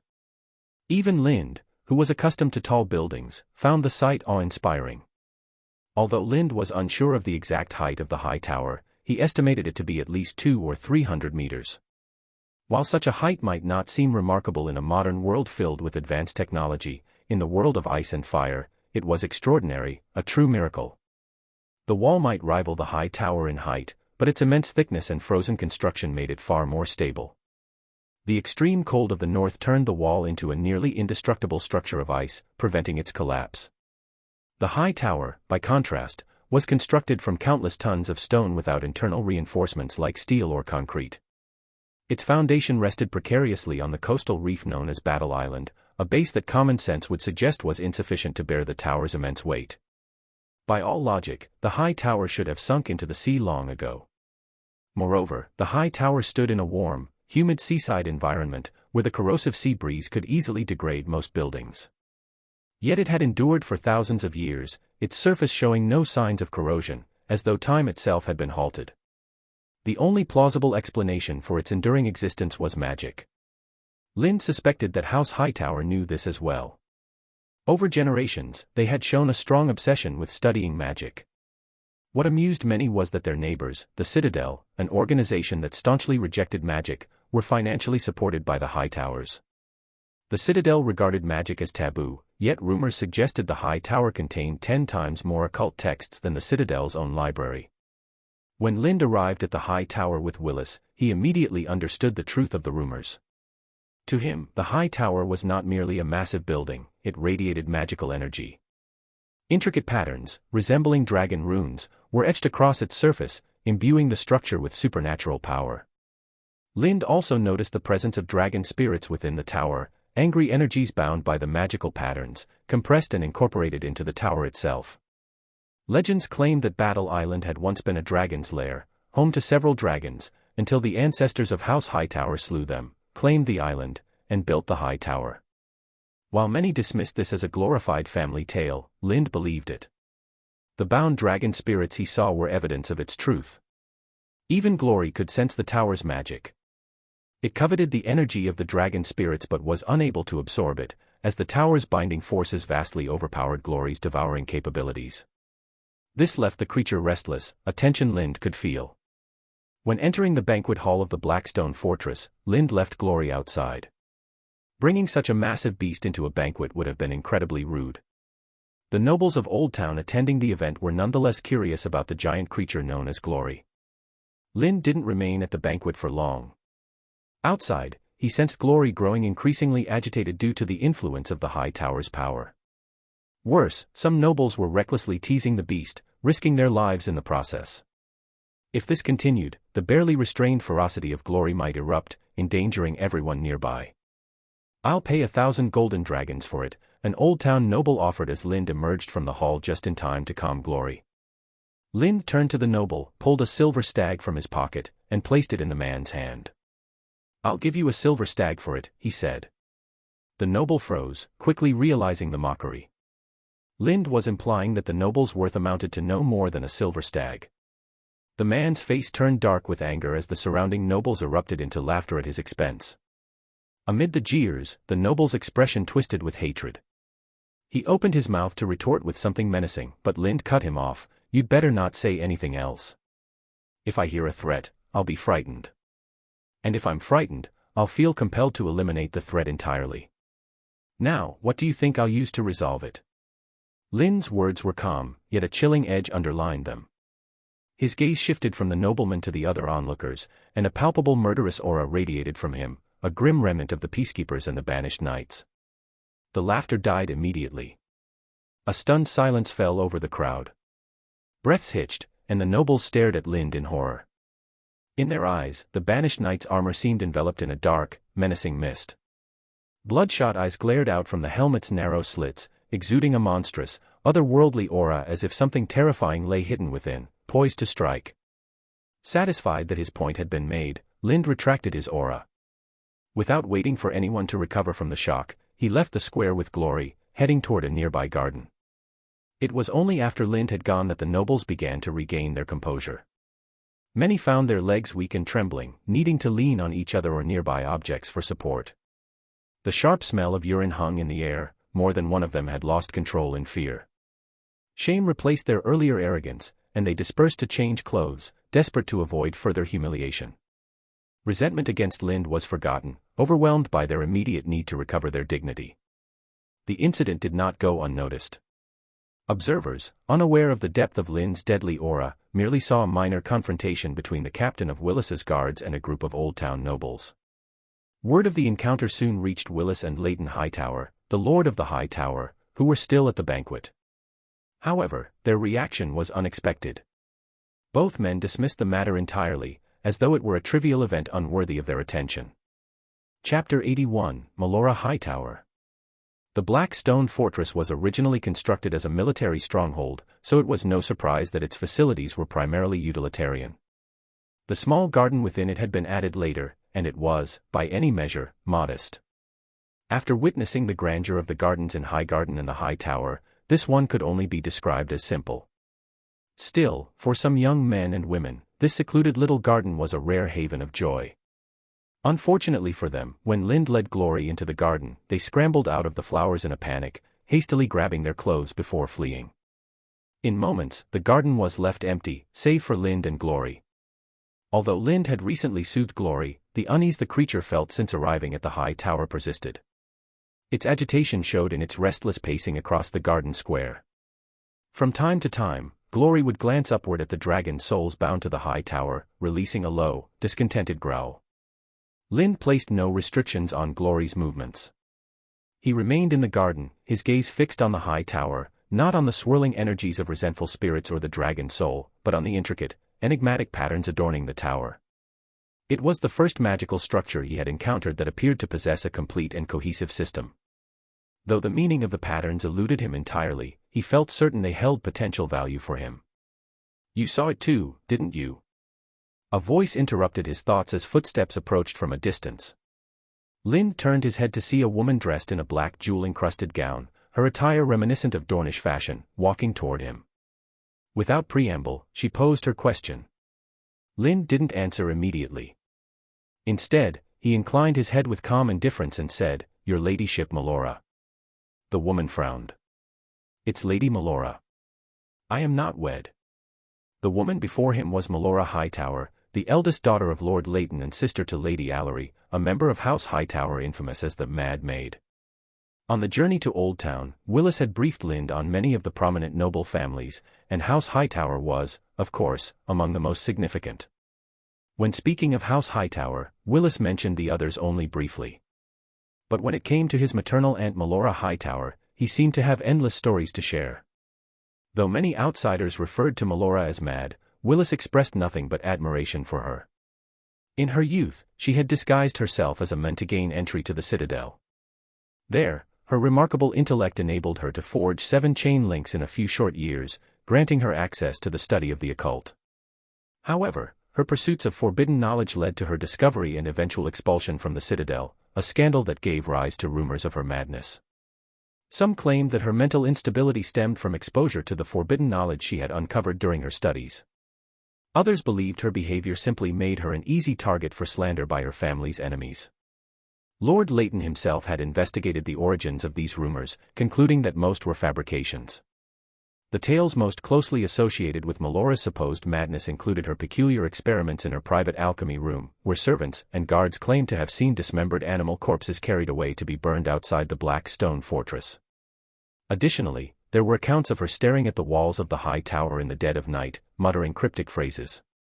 Despite Lord Leighton's efforts to suppress these stories, they spread throughout Old Town and beyond, cementing Melora's reputation as a madwoman. However, Melora seemed utterly indifferent to public opinion. Since her expulsion from the Citadel, she had secluded herself in her quarters and alchemy lab, rarely interacting with the outside world. Her tarnished reputation mattered little to her, certainly less than the tools in her lab. Even so, for occasions like today's banquet, where the heir of Highgarden and Lord Leighton's grandson were guests, Lord Leighton insisted on the attendance of all his family members. Thus, Melora made an appearance. When she entered the banquet hall, a stunned silence fell over the room. Part of it stemmed from her notorious reputation, but there was another reason: the years had done nothing to diminish Melora's youth and beauty. It should be noted that Melora was only a year younger than Baelor Hightower, the eldest son of Lord Leighton. However, when she stood next to Baelor, they looked like father and daughter. When she stood next to Lord Leighton, they appeared more like grandfather and granddaughter. Even when compared to Lyness Hightower, the youngest of their sisters, Melora looked younger.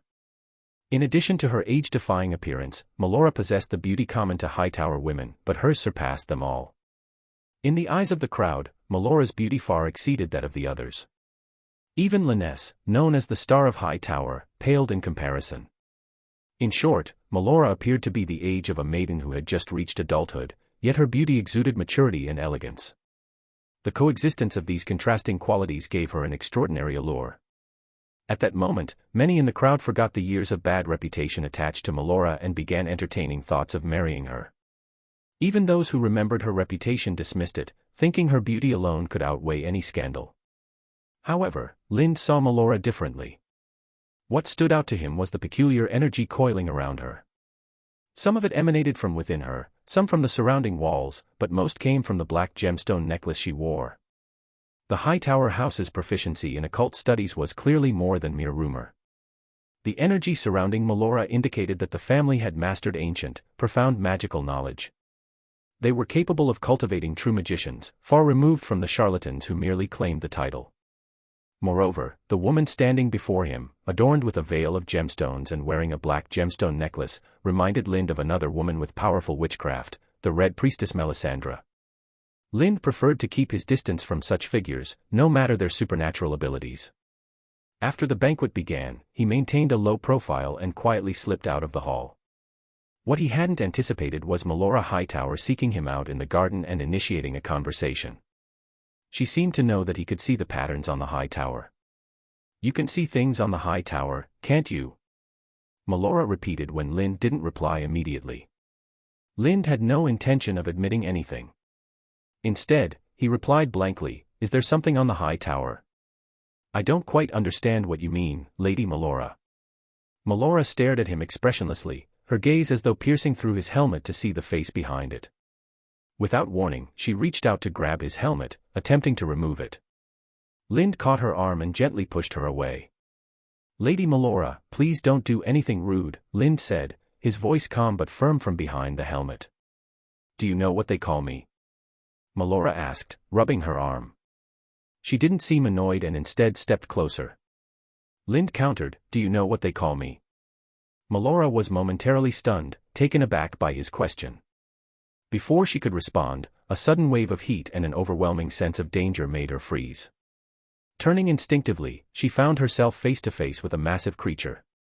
Glory's head loomed over her shoulder, its vertical pupils staring directly into her eyes. Melora froze, stunned. When she entered the garden earlier, Glory had been hidden in the shadows, its natural camouflage concealing its presence. Now, Melora had no idea where this enormous beast had come from. What she could see, however, was the hunger in its eyes. The monster seemed ravenous, and Melora felt it was about to make her its prey. Just as her panic peaked and she prepared to scream, an armored hand pressed down on the creature's head, gently but firmly pushing it aside. The hunger in Glory's eyes vanished instantly. Obediently, the beast moved its head away. As the armored hand withdrew, Glory even licked Lind's palm before pacing off into the garden.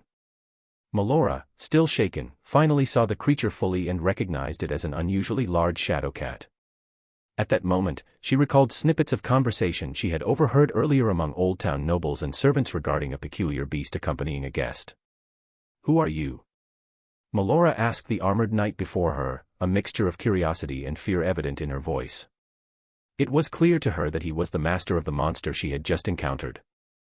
Melora had spent years isolated in the high tower, detached from the outside world, consumed by her studies of the arcane knowledge housed in her family's extensive collection. Her understanding of the world remained frozen in time. She still believed House Targaryen ruled the Seven Kingdoms, unaware that the dynasty had fallen over a year ago. Naturally, she had no knowledge of Lind, a rising figure whose fame had spread across Westeros in the past 6 months. Initially, her plan for the evening had been simple: attend the banquet briefly, then retreat to her room to continue reading.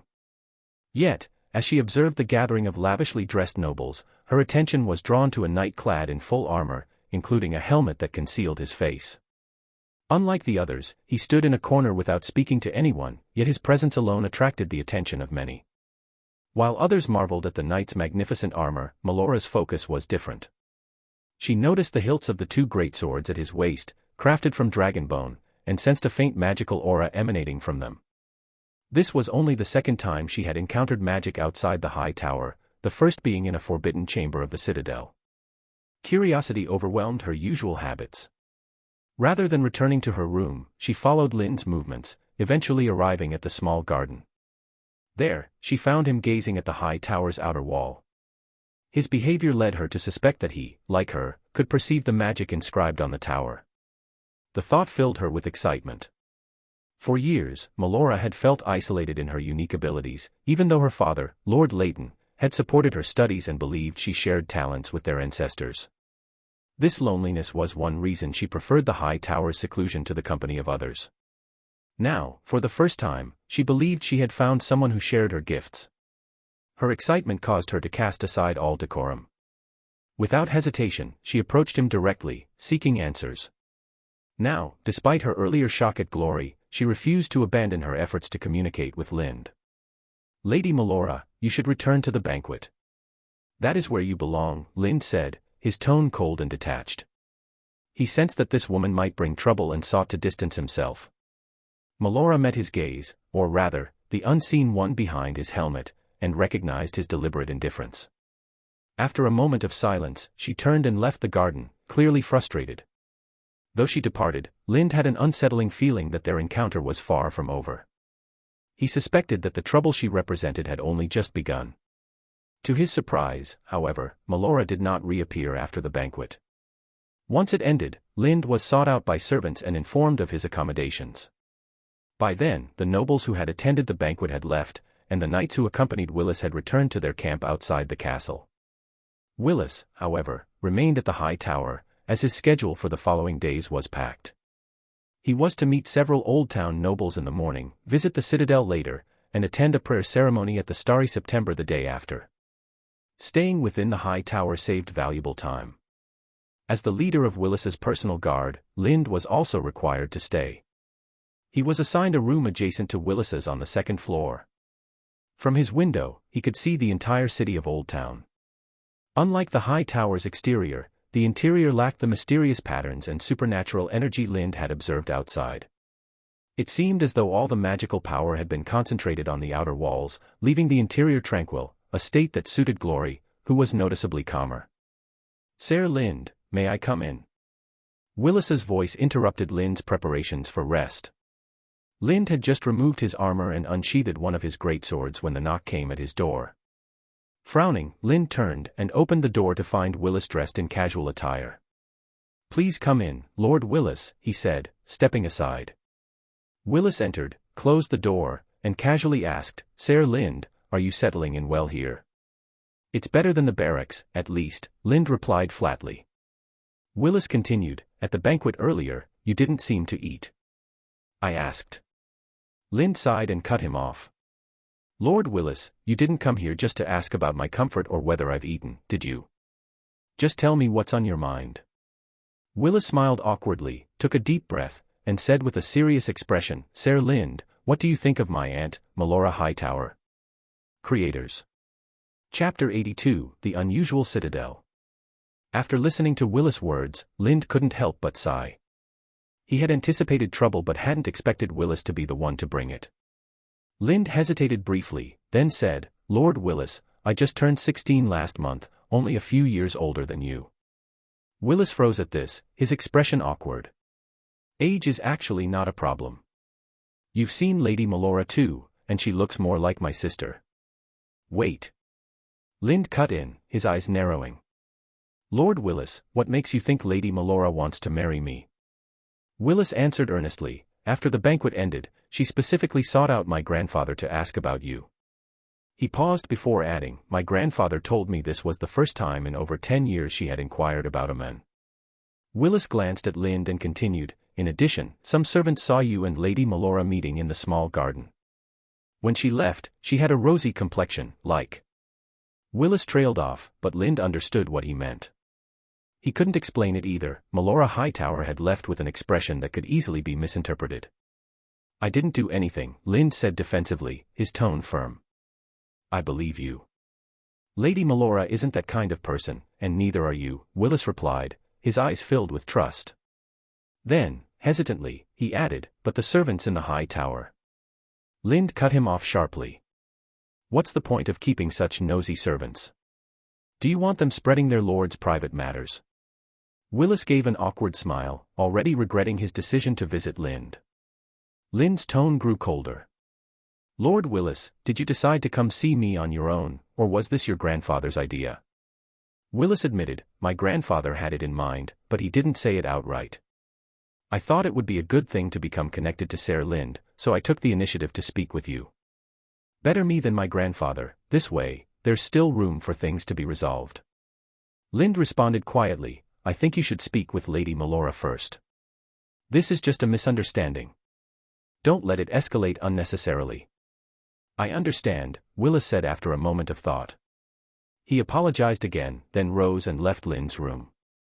The next morning, Lynd accompanied Willis on visits to several prominent nobles and sea merchants in Old Town, eventually accompanying him to House Tyrell's Rosebank. During this time, Willis did not bring up Melora Hightower again, as though the previous night's conversation had never happened. Melora herself did not appear before Lynd again. When Lynd returned to the High Tower at noon, he overheard the guards discussing how several of the Hightower house's vassals had sent marriage proposals for Melora Hightower to Lord Leighton. It had been over a decade since the Mad Maid's infamous reputation had taken root, and this was the first time in years that a noble had willingly proposed to her. This didn't surprise Lynd. After Melora Hightower, who had stayed out of the public eye for over 10 years, revealed her stunning beauty at the banquet, the marriage proposals were inevitable. So far, only nobles from Old Town had proposed, but Lynd knew it wouldn't be long before those from the wider reach followed suit. For most ordinary nobles, marrying Melora Hightower would be an extraordinary stroke of luck. First, there was the obvious allure of marrying a beautiful wife. Even if she was a little eccentric, that was a small price compared to the immense dowry she would bring. Second, marrying her meant gaining the powerful support of House Hightower, which could elevate one's status significantly. Most importantly, such a union meant becoming in-laws with House Tyrell, the ruling family of the Reach, an invaluable connection for any noble in the region. Which do you think Lord Leighton will choose as my maternal aunt's husband? Willis asked suddenly during lunch, his tone casual yet inexplicable. Although he didn't directly indicate whom he was asking, Lynd had a strong sense the question was aimed at him. Deciding to avoid the topic altogether, he feigned ignorance and said nothing. Instead, the nobles around Willis eagerly took up the question, offering their own answers one after another. Noticing Lynd's deliberate silence, Willis shrugged and responded half-heartedly to the other nobles' opinions. He didn't press the question further. In the afternoon, Willis continued with his plans and visited the citadel to meet with several archmaesters. The citadel, situated along the Honeywine River, consisted of a collection of tall stone towers and domed buildings. Each housed extensive libraries containing countless books. To protect against natural disasters such as high tides and tsunamis, the buildings were constructed on raised stone platforms about 10 meters high. These elevated foundations also kept the ground dry, preventing moisture damage to the valuable tomes within. Massive stone arch bridges connected the structures, with maester dormitories built atop these bridges. The citadel had only one entrance, located at the main gate. In times of war or danger, the maesters could close the gates to keep the conflict outside. However, they occasionally allowed refugees to seek shelter in the open spaces beneath the citadel's raised platforms. Due to the citadel's strict policies, Lynd and others bearing weapons were not permitted inside. While Willis held his private meeting with the archmaesters, Lynd and others had to wait at the scribe's hearth, a nearby area outside the citadel. Only nobles who had previously studied at the citadel or advisors with maester status could accompany Willis inside. Lynd couldn't help but feel a pang of regret at being unable to explore the citadel's library or see the renowned astrolabe crafted by the scholars of this world. However, his disappointment was short-lived as his attention shifted to the bookstalls at the scribe's hearth.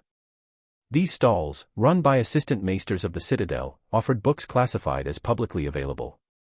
They also provided transcription services for texts housed within the citadel's library that weren't available at the stalls. Most of the assistant maesters operating these stalls were impoverished individuals. While education at the citadel was free, living expenses were not, and the citadel permitted them to earn income this way to prevent them from abandoning their studies due to financial hardship. Browsing the stalls, Lynd quickly noted that most of the books were histories or biographies. There were accounts of the Seven Kingdoms, family histories of various lords, and trade chronicles. However, technical works on subjects like metallurgy or agriculture were noticeably absent. While Lynd browsed the bookstalls, others in the scribe's hearth began to observe him and his companion, Glory. The morning's visits to Old Town's nobles had already drawn significant attention to the mutant Shadowcat, and now the commotion continued. Many maesters studying biology flocked over, eager to document the unique creature's features. Despite their scholarly curiosity, these maesters weren't reckless. When Glory began growling menacingly and adopting a threatening posture, they prudently backed away, retreating to a safe distance. The tense situation persisted until Willis emerged from the citadel, putting an end to the spectacle. Lind had selected a few books to read on the voyage to Sunspear. After leaving Old Town, they would spend a long time at sea, and it would be tedious without something to occupy their time. However, Lind only chose a handful of books because of their high cost. Just these few sets had cost him several golden dragons. The Citadel had long been capable of producing paper, but the quality was poor. The brittle sheets crumbled in dry conditions and grew moldy in humid environments, making them unsuitable for books. Instead, this fragile paper was primarily used for raven letterheads. Formal books, on the other hand, were still written on parchment, which contributed to their exorbitant price. Another reason for the high cost was that all books were painstakingly handwritten by maesters. For example, it took over a month for a maester to copy the King's Chronicle, which documented the early history of the Seven Kingdoms. The process involved more than simply transcribing text. Maesters also had to replicate numerous illustrations, intricate arabesque patterns, and other decorations, as these might conceal hidden information. Every detail had to be duplicated with precision. The steep cost of books led Lind to briefly consider the potential of papermaking and printing. He imagined how these tools could generate wealth and attract talented individuals if he ever attained sufficient power. However, the idea was quickly dismissed.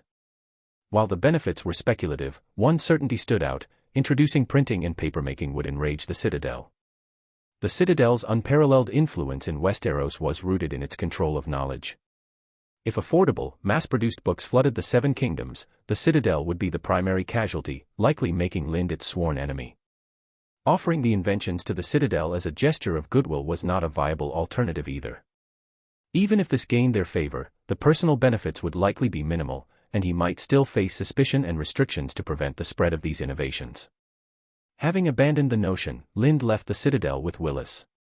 At the time, Willis's expression was less than pleased, likely because he hadn't achieved his objective there. His mood improved significantly later, however, when the Citadel presented him with 3 books as a parting gift. The first book was Wonders by Lomas Longstrider, transcribed by a Tyrell ancestor who had once studied at the Citadel. The second was The 9 Voyages by Maester Mathis, which chronicled the great voyages of Corlys Velaryon. The final book was a portion of Engines of War by Ermedon. Among the 3, Wonders held unique value due to its connection to the Tyrell copyist. The other 2, however, were intrinsically valuable. For instance, The 9 Voyages was originally a private collection of House Velaryon. It described the customs of the free cities and coastal kingdoms of Essos and detailed several undiscovered trade routes, each promising untold wealth. Every merchant and navigator coveted a copy, but the original remained securely on the island of House Velaryon.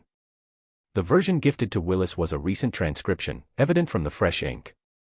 As for Engines of War, it was arguably even more valuable, despite being incomplete.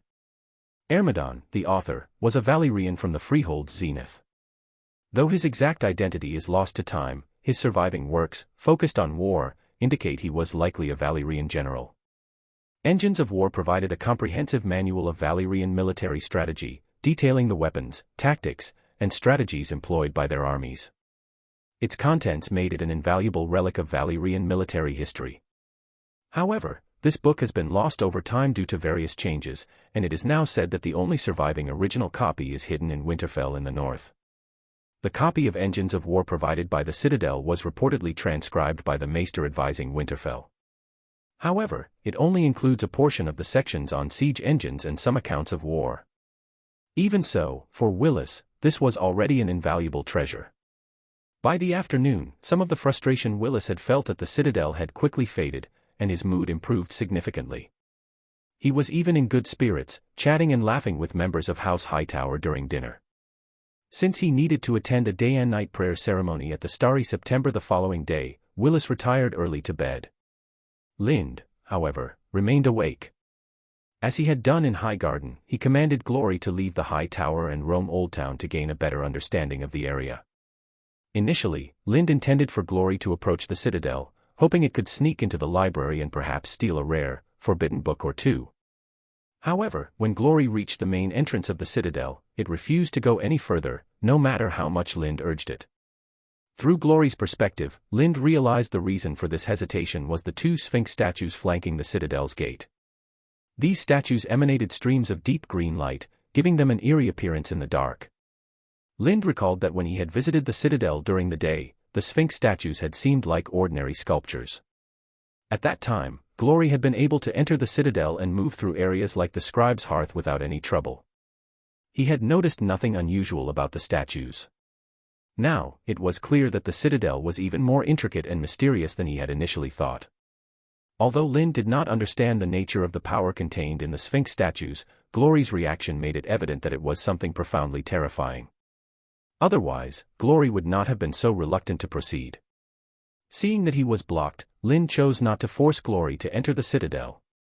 Instead, he recalled it, deciding to wait for another opportunity in the future to explore the citadel's interior. Chapter 83, The Second Day in Old Town. On the third day in Old Town, Lind and Willis arrived at the Starry September early in the morning. The Starry September stood atop the cliffs at the mouth of the Honeywine River, facing the citadel across the river and the high tower on Battle Island across the water. Together, these three iconic structures dominated Old Town's skyline. This site marked the beginning of the religious district, which stretched to the far end of the dock area. Religious establishments such as the Sailor September, the Lord September, the Seven Shrines, a mother house, and exotic temples brought by foreign sailors and merchants were scattered throughout. Encircling the dock area, these shrines and temples served both departing and returning travelers. Those leaving Old Town by water prayed for safe passage, while those returning gave thanks for their safe arrival. As the religious heart of Westeros, the Starry September had long lost its status as the seat of the High Septon, but its influence remained significant. Being far removed from the political machinations of King's Landing, it had retained its sanctity, a haven for the pious and devout followers of the faith of the Seven. Its religious laws were as strict as those of the citadel. Knights bearing arms, like Lind, were prohibited from entering and could only stay in the square outside. Thanks to prior arrangements by the Septons, the Starry September was closed to everyone except for Willis and the Septon guiding him through the prayers. Even the faithful had been redirected to other septs, with the entire day reserved solely for Willis, underscoring the importance the Starry September placed on him. Whether Willis was genuinely devout was debatable, but he certainly projected the image of a deeply pious man. For his visit to the Starry September, he shed his ornate garments and donned the humble robes of a cleric of the Church of the Seven. Barefoot, he began his journey at the Black Stone Fortress, crossing the arch bridge into the dock area and making his way to the Starry September. The path was not short, yet Willis adhered to an ancient ritual of the faith of the Seven. For every 7 steps, he recited a chapter and a prayer from the 7-pointed star Bible. The people of Old Town, most of whom were followers of the faith, were deeply moved to see the heir to the Reach and future Lord of Highgarden perform this ritual. They lined the streets, silently accompanying him as he prayed, as if witnessing a paragon in their midst. Only when he reached the Starry September, where the bishop welcomed him inside and the doors closed, did they disperse. The prayer session would last until the first rays of sunlight illuminated the 7-pointed star atop the September the next morning, during which time Willis would remain inside. Lind divided his knights and men-at-arms into 2 groups, positioning them at the entrances and exits of the Starry September square. He instructed the others to rest in a nearby house designated for aiding impoverished believers. He also sent Jon to the camp outside the castle to prepare for their departure the following day. There was no need to loiter around the Starry September unnecessarily. Though Lind was confident in Willis's safety within the September, he still patrolled its surroundings, eventually settling near the prayer room with his back against the wall. Focusing his heightened senses, he listened carefully for sounds from within, ensuring all was well. Meanwhile, Glory wandered around the Starry September, vigilantly observing the area. The day passed uneventfully and tediously. As the sun sank into the western horizon and dusk enveloped the city, municipal workers lit braziers along the streets, casting light over Old Town. Having sat by the prayer room all day, Lind had listened to the prayers continuously and could nearly recite the 7-pointed star by heart. He was struck by Willis's unyielding devotion. He had prayed tirelessly throughout the day, even after the accompanying Septon had left. If Lind hadn't already known Willis's true feelings toward the gods from their conversations, he might have believed him to be a devout follower of the faith of the Seven, comparable to Baelor Targaryen, the Blessed. In truth, Willis likely intended for the faith to see him as such, ensuring their favor when he eventually became Lord of Highgarden. In the Reach, the faith of the Seven wielded immense influence over the common people, despite lacking military power. Winning their support was tantamount to winning the hearts of the populace. These objectives, securing the support of the citadel to influence the nobility and the faith of the Seven to sway the common folk, were precisely what Willis had aimed to accomplish during his visit to Old Town. It seemed that things hadn't gone too well with the citadel yesterday. However, the citadel later sent 3 precious books to Willis as a sign of goodwill, which also symbolized a different form of neutrality on their part. As for today, matters were progressing much better at the Starry September. Judging by the attitude of the Septon there, everything seemed to be going smoothly. Lind overheard the most devout of the Starry September praising Willis' piety to his subordinates outside the prayer room, where Willis couldn't hear. The most devout also hinted that the Starry September needed the support of a powerful and influential figure to continue competing with the Great September of Baylor in King's Landing. After nightfall, Lind stopped monitoring the activities inside the September and returned to the square in front of it. Around that time, John arrived from the camp outside the castle to report some news.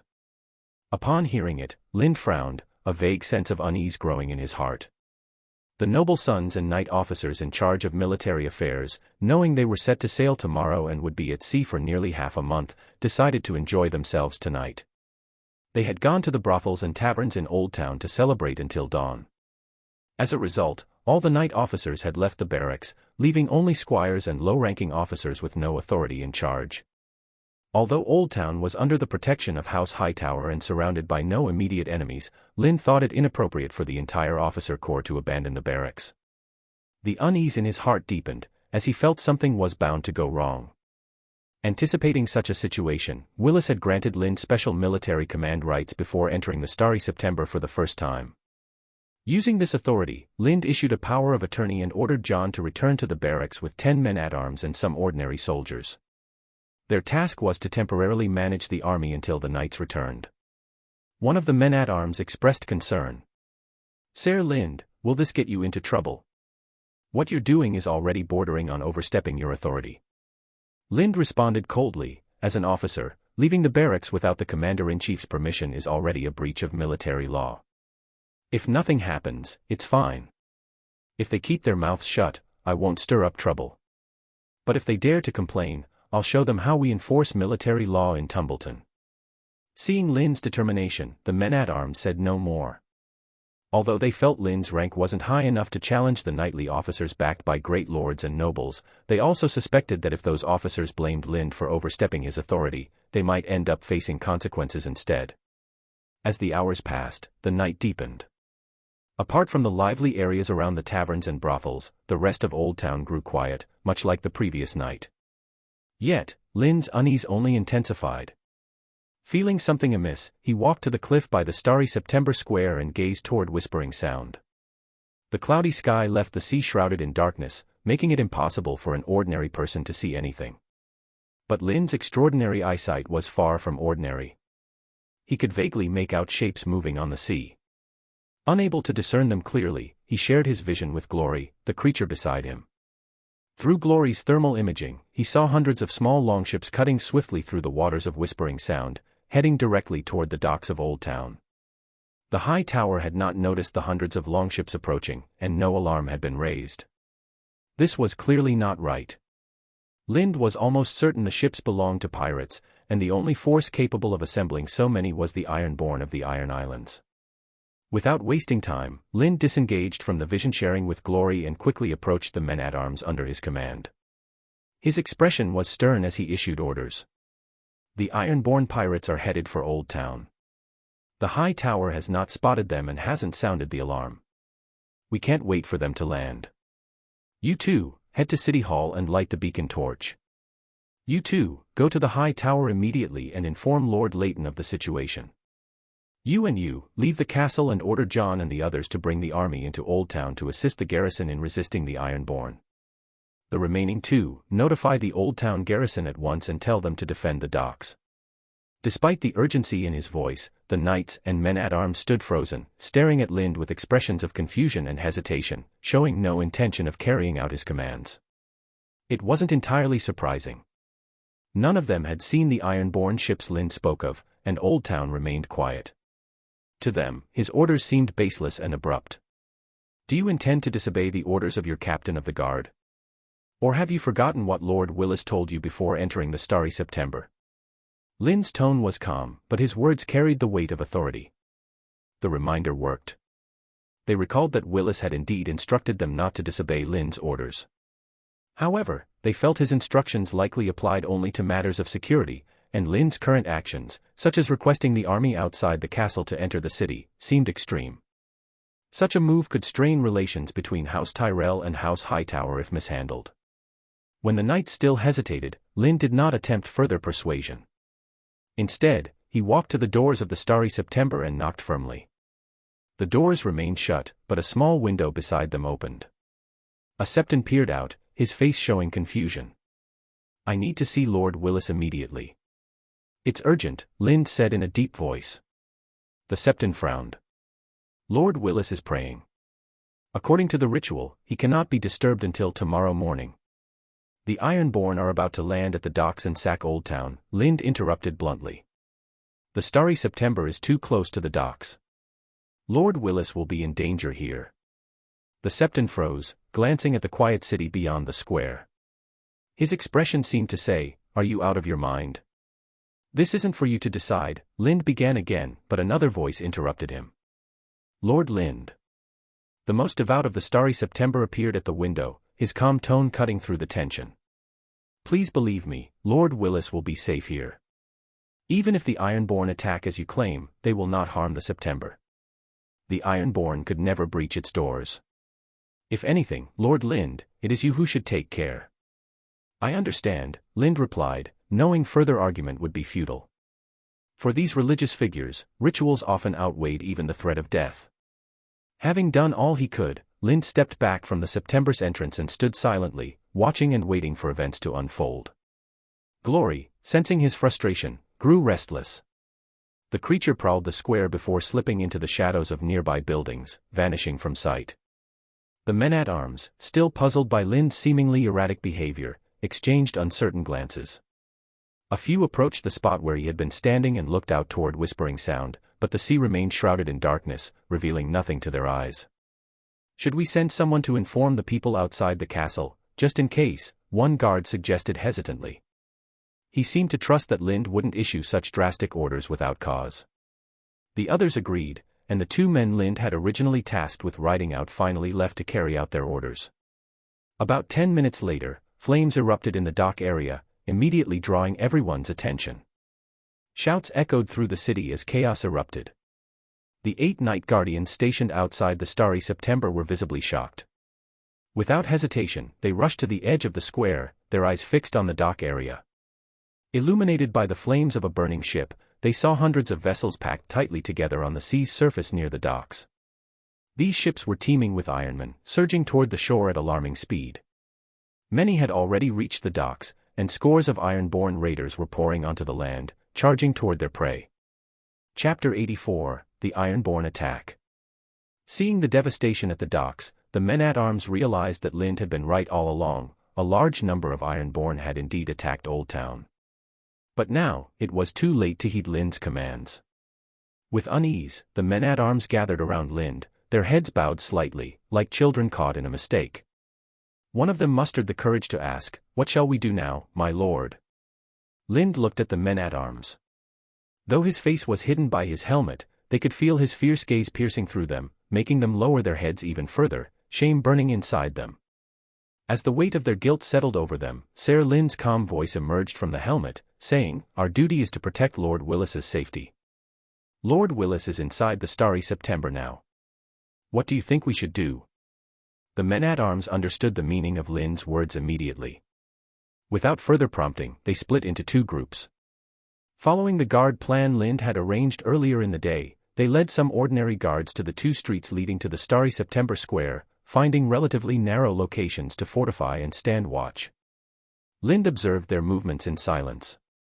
He neither corrected them for using this method of guarding nor instructed them to prioritize more pressing measures, like opening the gates of the Starry September to escort Willis away, heading to the barracks outside the castle, or retreating to the high tower, all of which were far safer options than staying put.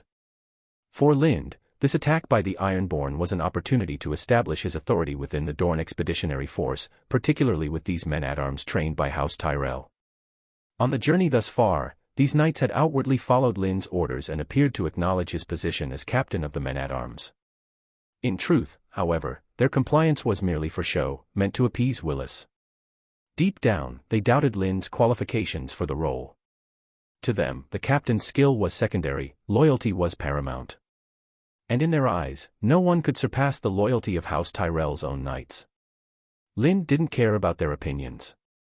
What mattered to him was that they carried out his orders without question. While their earlier disobedience was understandable, it was still a breach of his commands. On any other day, Lynn would have punished them to underscore the consequences of defiance. But now, there was no need, the Ironborn would punish them for him. Those who survived this invasion would never forget the importance of absolute obedience. Lynn stood motionless before the main entrance to the Starry September, his demeanor suggesting complete indifference to the chaos in Old Town. In truth, however, he had instructed Glory to climb to the top of a nearby building and use visual sharing to monitor the situation across the city. The leader of the Ironborn was clearly no ordinary raider. He had studied Old Town in advance and executed a well-planned assault. While Lind couldn't be certain why the High Tower's lookout had failed to sound the alarm, he was sure it had something to do with this cunning leader. The Ironborn's actions, though chaotic on the surface, revealed a clear strategy. Upon landing, they had immediately targeted the Old Town garrison's rest stop in the dock area, swiftly eliminating its defenses and looting the nearby warehouses. After securing the docks, the Ironborn split into 4 groups.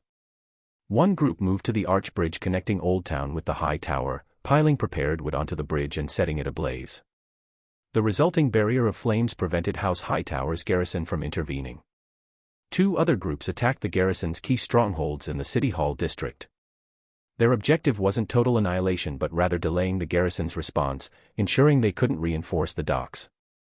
The final group rushed toward Old Town's gates, likely aiming to seize control and prevent House Tyrell's army from entering the city. Meanwhile, the bulk of the Ironborn surged into Old Town's commercial and wealthy districts, pillaging with abandon. A few stayed behind at the docks, continuing to loot and transport stolen goods. Despite the Ironborn's apparent dominance and their precise execution, Old Town was not defenseless. While the garrison's 2 main forces were preoccupied with the Ironborn's elite troops, this also meant those elite forces were tied up, reducing the threat to other areas. Moreover, Old Town was home to many sea merchants, seasoned from years of perilous trade and accompanied by capable escorts. Determined to protect their lives and property, these merchants and their guards joined the resistance against the Ironborn's looting. The leader of the Ironborn likely hadn't anticipated that hundreds of knights, who were supposed to be stationed in the barracks outside the castle, would instead be scattered across the taverns and brothels of the commercial district. While many were too drunk to stand, let alone fight, there were still some who could wield their weapons effectively. Additionally, although the arch bridge at the High Tower was blocked, the sea beneath the reef remained open. Lind had already observed boats carrying soldiers across the water toward the city from the opposite shore. These scattered acts of resistance, however, were insufficient to halt the Ironborn's plundering, they merely slowed it down. What would truly turn the tide was House Tyrell's army, which had already entered the castle. It was evident that John had followed Lind's orders. At the northern city gate, the Ironborn encountered the advancing Tyrell forces. A cavalry charge, followed by advancing infantry, quickly annihilated the Ironborn contingent there. The Tyrell cavalry then galloped toward the Starry September, presumably to secure Willis, while the remaining forces split into 2 groups, one heading to the garrison headquarters in the municipal district and the other to the docks. Although the burning barricades on the arch bridge had yet to be cleared, soldiers from House Hightower had already been ferried into the city and were engaging the Ironborn. In the commercial district, residents utilized available resources to fend off looters. Apart from the docks, the invading Ironborn elsewhere in Old Town were facing mounting difficulties. Still, Lind noticed that the leader of the Ironborn had no intention of retreating and seemed to have another plan in mind. A detachment of Ironborn from the docks began advancing toward the Starry September, clearly targeting Willis. Judging by their speed and the distance, they would likely reach the September before the Tyrell cavalry could intervene. Realizing a confrontation was imminent, Lind commanded Glory to hide and await an opportune moment to strike. Exiting the visual sharing state, he stepped into the square, facing the road descending from the docks. He drew the banished knight's greatsword and stood ready for the Ironborn's arrival. Lind's actions drew the attention of the men-at-arms, who quickly understood he had spotted the enemy. 8 knightly squires and 20 warriors moved to block the road, drawing their weapons and forming a line at the intersection. Soon, the Ironborn emerged around the corner, surging toward the starry September like a relentless tide. The knightly retainers felt no fear as they beheld the approaching horde. With weapons raised, they led the other warriors in a charge, clashing with the Ironborn in fierce combat. Although they managed to hold back some of the attackers, others bypassed the fight, slipping through surrounding alleys. Only a small force was left to besiege the men-at-arms, while the majority pressed onward toward the September. As the Ironborn swarmed into the square, Lynn's focus wavered momentarily. His sharp eyes caught sight of someone concealed within the crowd, a man with fair skin, strikingly handsome features, and piercing blue eyes reminiscent of the sea. A peculiar smile lingered at the corners of his mouth. Though he tried to blend in, the reverence in the other Ironborn's gazes made it clear he was their leader. At this moment, the Ironborn who had rushed into the square had already reached Lynn's side, raising their weapons to strike. What shocked them was that their target, so close, vanished suddenly. One after another, their bodies failed them, they collapsed, spinning uncontrollably to the ground. Though their eyes could still see, their minds clouded, and they swiftly lost consciousness. Lynd moved with the agility of a shadow cat, his twin swords weaving a deadly whirlwind. The sheer force of his strike surpassed that of a battering ram, leaving no one able to withstand him. In moments, the Ironborn were severed in half by the banished knight's greatsword. For the first time, Lynd wielded the banished knight's swordsmanship without reservation, paired with the Valyrian steel banished knight's greatsword. Against its ferocity, the Ironborn in their leather armor were as fragile as blades of grass, falling effortlessly without Lynd needing to invoke the dragon rune's power. In the blink of an eye, the square was drenched in blood as all who had charged forward were decapitated. The scattered body parts and pooling blood did nothing to deter the Ironborn still charging in from behind. They seemed blind to the carnage, mindlessly rushing into the square, only to meet the same fate, swords slicing through the air, cleaving heads and bodies. The mound of corpses on the square grew rapidly. Elsewhere, the situation was dire. 2 of the men-at-arms had fallen, unable to withstand the surrounding attacks. The remaining 6 knights struggled to defend themselves, their movements faltering under the relentless assault. The 20-odd men-at-arms had perished in the first wave of fighting, overwhelmed by the Ironborn.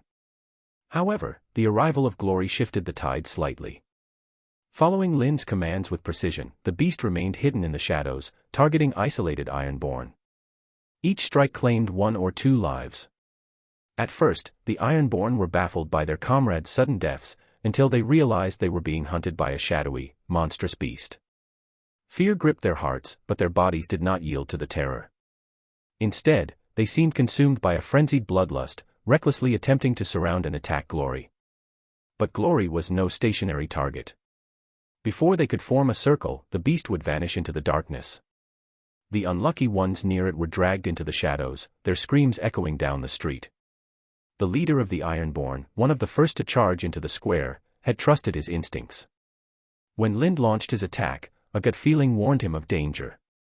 He pulled back just in time, narrowly escaping the deadly strike. From a safer distance, he witnessed the carnage, his men, torn to shreds, and Lynd, their executioner, fixing his cold, unyielding gaze on him. A chilling fear rooted the leader to the spot as a faint, indecipherable whisper drifted through his mind. He couldn't make out the words, but their meaning was unmistakable: run. Whether guided by the mysterious voice or sheer terror, the leader scrambled away, crawling through the press of his own men, ignoring the stomping feet and sharp blows from their weapons as he sought escape. Not once did he dare look back. His ordeal didn't end with his retreat. As he stumbled to his feet, a shadowy figure emerged in front of him, claws and teeth aimed for his throat. Acting on instinct, he threw himself to the ground, barely avoiding the lunging attack. Yet he wasn't fast enough, sharp claws raked his face, gouging his left eye. The searing pain was unbearable, but he didn't stop to assess his wound. He knew the danger wasn't over. Desperation drove him to charge back into the throng of his men, who unwittingly pushed him toward the square. Meanwhile, Lynd remained in the square, awaiting the Ironborn who kept coming to him. Each who entered met the same fate, slain before they could comprehend what was happening. But as he continued to cut down his foes, Lynd noticed something amiss.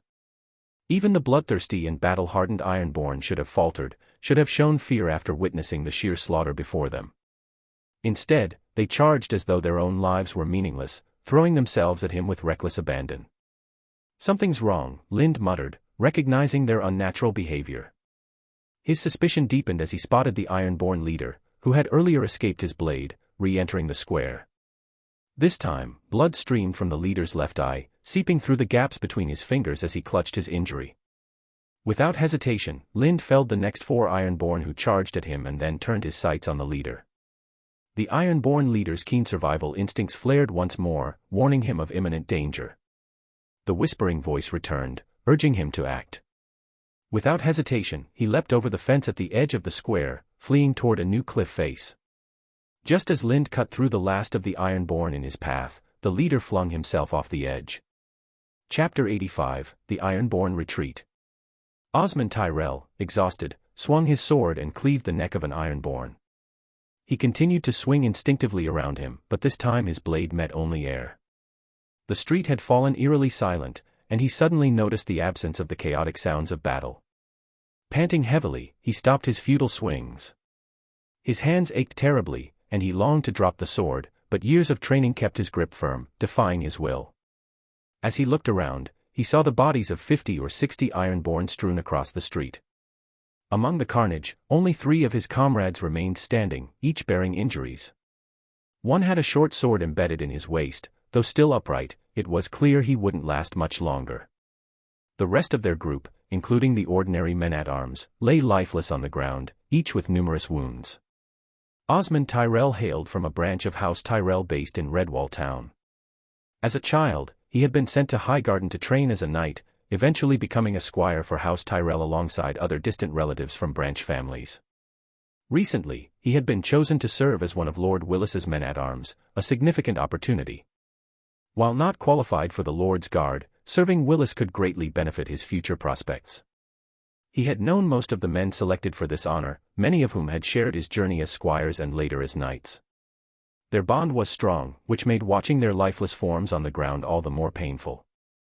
A deep sadness welled up in his heart. His thoughts turned to the Ironborn who had stormed the street like a relentless tide, hundreds strong. Yet now, only 50 or 60 corpses remained behind. The rest had surged into the square, where Lind was the sole defender. Realization struck him. Common sense suggested the doors of the Starry September had likely fallen, and Willis's fate was too grim to imagine. "No, Lord Willis," someone shouted, voicing the same fear. They bolted toward the square, and Osmond followed with another knight. The wounded man with the sword in his waist tried to join them but collapsed heavily after just a few steps, unmoving. The first knight to reach the square froze in place, staring in stunned silence. His sword slipped from his grasp and clattered to the ground. Osmond and the other knight assumed the worst, they thought Willis was dead. Steeling themselves, they resolved to die fighting and prepared to charge the Ironborn.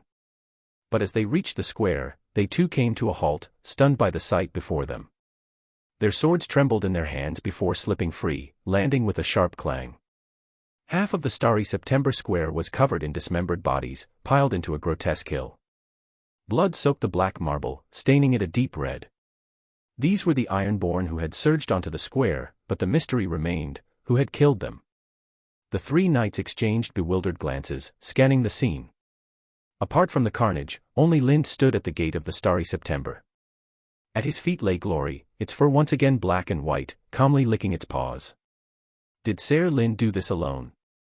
The same thought arose in the minds of the 3 men simultaneously. Though it seemed too absurd to believe, the scene before them insisted on confirming this implausible truth. They had managed to kill 50 or 60 battle-hardened Ironborn at the cost of over 30 men, a more than commendable achievement in any battle. Yet Lind had killed hundreds of Ironborn single-handedly. This was no mere feat, it was a miracle. They couldn't help but wonder if Lind had been possessed by the warrior of the 7 gods, granting him the strength to accomplish such an extraordinary act. At that moment, the small window of the Starry September's door creaked open. A nervous Septon peered through it, scanning the square. Moments ago, the sounds of fierce battle echoed through the air, now, there was an eerie silence. Despite the September being secured by sturdy walls and gates, the Septons inside remained uneasy. When the Septon caught sight of the bodies piled in the square under the flickering light of the braziers, he gasped and quickly withdrew. A few other Septons, drawn by his reaction, stepped up to look for themselves. They, too, were shocked by the gruesome sight. After a brief, whispered discussion, they slowly closed the window, speculating amongst themselves about what had occurred outside. Ser Lind. A few knights approached Lind, while evident in their voices as they lifted their visors. What happened to the others? Lind asked, though his tone suggested he already knew the answer. The knights exchanged glances, their faces heavy with sorrow. In low voices, they replied, "They have died in battle." Lind was silent for a moment before speaking calmly. "Search the area. Ensure no Ironborn have survived." The knights nodded, preparing to carry out Lind's orders, when the sound of galloping hooves echoed from the road leading to the castle's northern gate. Instinctively, the knights gripped their weapons, bracing for another attack. A team of heavily armed cavalry emerged, charging up the road and into the square. As they approached the scene of carnage, the cavalry instinctively slowed their horses, pulling back on the reins. It was only when the knights noticed the swallowtail banner of House Tyrell, bearing the golden rose, that their tense posture eased. Reinforcements had arrived. The cavalry, too, were visibly stunned by the devastation in the square. However, the captain of the patrol, a seasoned soldier who had witnessed many battles, quickly regained his composure. He dismounted, walking past the knights and approaching Lind directly. Bowing slightly, he said, "Ser Lind, I was ordered to protect Lord Willis." "How is he?" "He is safe and still inside the September," Lind replied with a nod. Then, with authority, he added, "Take your men and patrol the perimeter of the starry September, clear out any Ironborn who might have escaped." Lind's expression grew more focused as he continued, "What's the situation at the docks and Old Town City Hall?" The cavalry captain answered truthfully, "We arrived as soon as we entered the city. The situation at the docks and City Hall is unclear, but John and the other knights have already led soldiers to reinforce them. I believe they will soon drive out the Ironborn." Before Lind could respond, a piercing horn resounded throughout Old Town. Those familiar with the Ironborn recognized it immediately. It was the signal for retreat. What was surprising, however, was that the fighting at City Hall did not subside, nor did the clashes at the docks. Even the situation in the commercial district remained unchanged, as if all the Ironborn had abandoned their pirate code and transformed into berserkers, willing to risk their lives without hesitation. This situation brought Lind's thoughts back to the Ironborn who had just charged into the square. Those men had clearly witnessed him effortlessly slaughter hundreds, perhaps thousands, yet showed no hint of retreat or fear. They had continued to attack him recklessly, heedless of their lives, until every last one of them fell at the tip of his sword. The attack had only ended when the final Ironborn succumbed. Now, the fighting in various parts of Old Town bore a striking resemblance to what had transpired earlier. These Ironborn were no longer mere pirates seeking plunder, they had become soldiers intent on fighting to the death. Even when the retreating horn sounded, many of them refused to comply. There was no doubt, they had fallen under the influence of some sort of drug. Not all the Ironborn in Old Town, however, were caught up in this frenzy. A significant number retained their senses. Upon hearing the horn, they immediately ceased their looting and killing, retreating swiftly toward the docks. There, they boarded the pirate ships waiting for them and began their escape. Set sail, the captains shouted as they issued their commands. The ships, laden with stolen treasure, started to depart from the docks. "Our winches haven't come up yet." "You can't," an Ironborn on one of the ships protested upon seeing the vessel leave without being fully loaded. He approached the captain, demanding an explanation. "Get lost. If you say another word, I'll throw you overboard," the captain growled, his face twisted in fury. The Ironborn man, silenced by the hostile glares of his crewmates, quickly backed off and retreated to a corner without further complaint.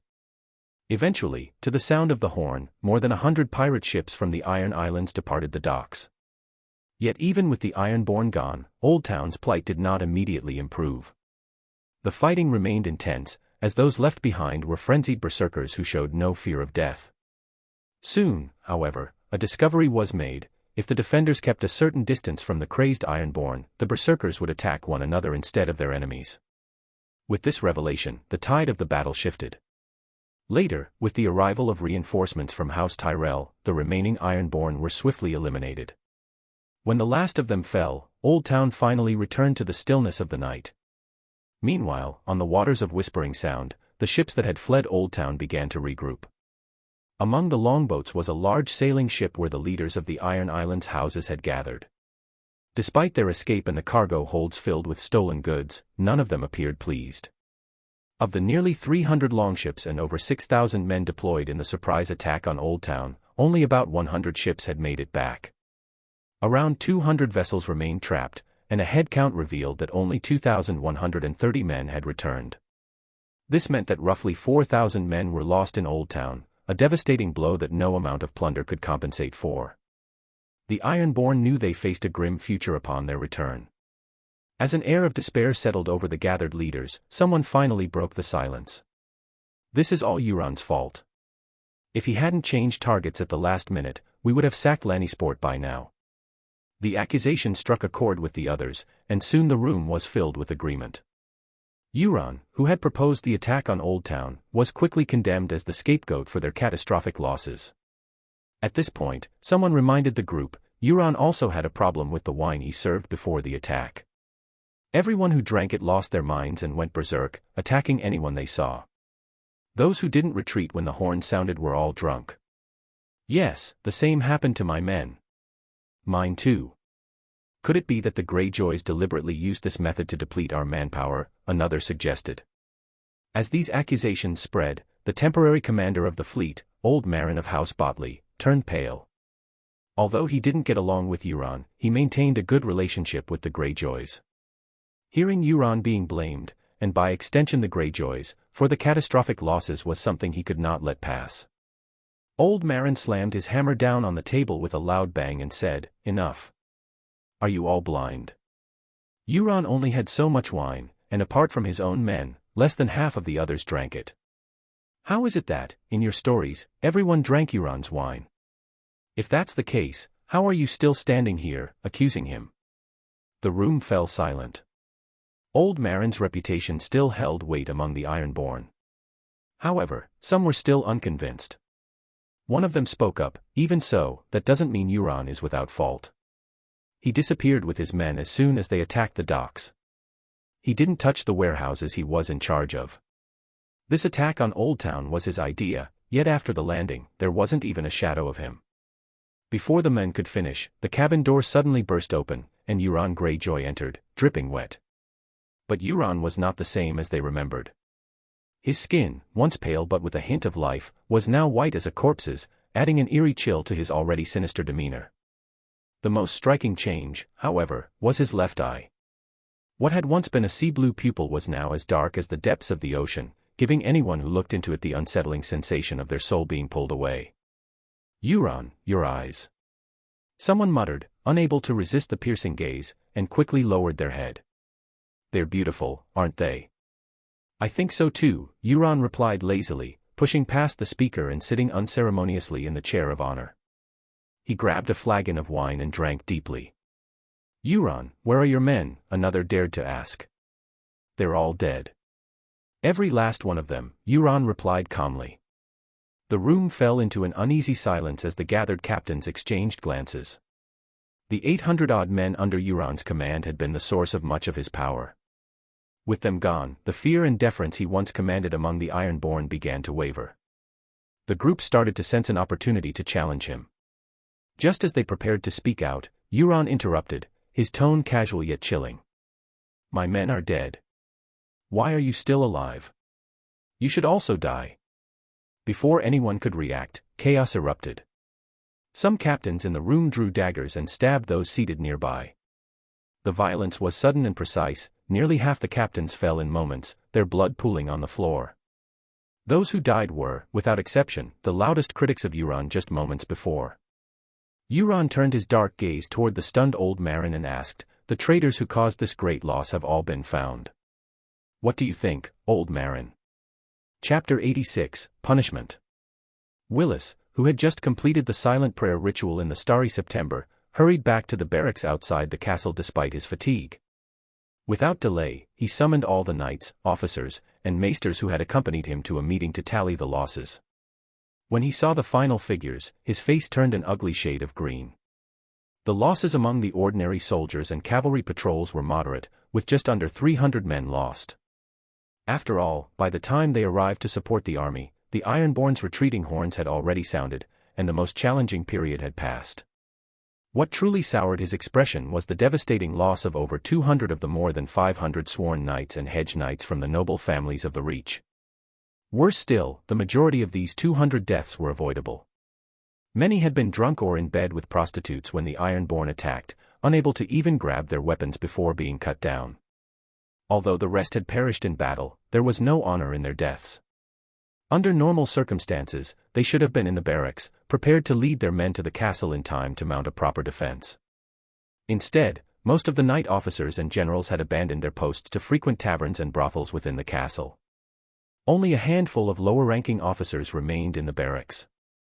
If not for Lind promptly reorganizing the scattered troops and Jon decisively following Lind's orders to lead the army, the situation could have been far worse.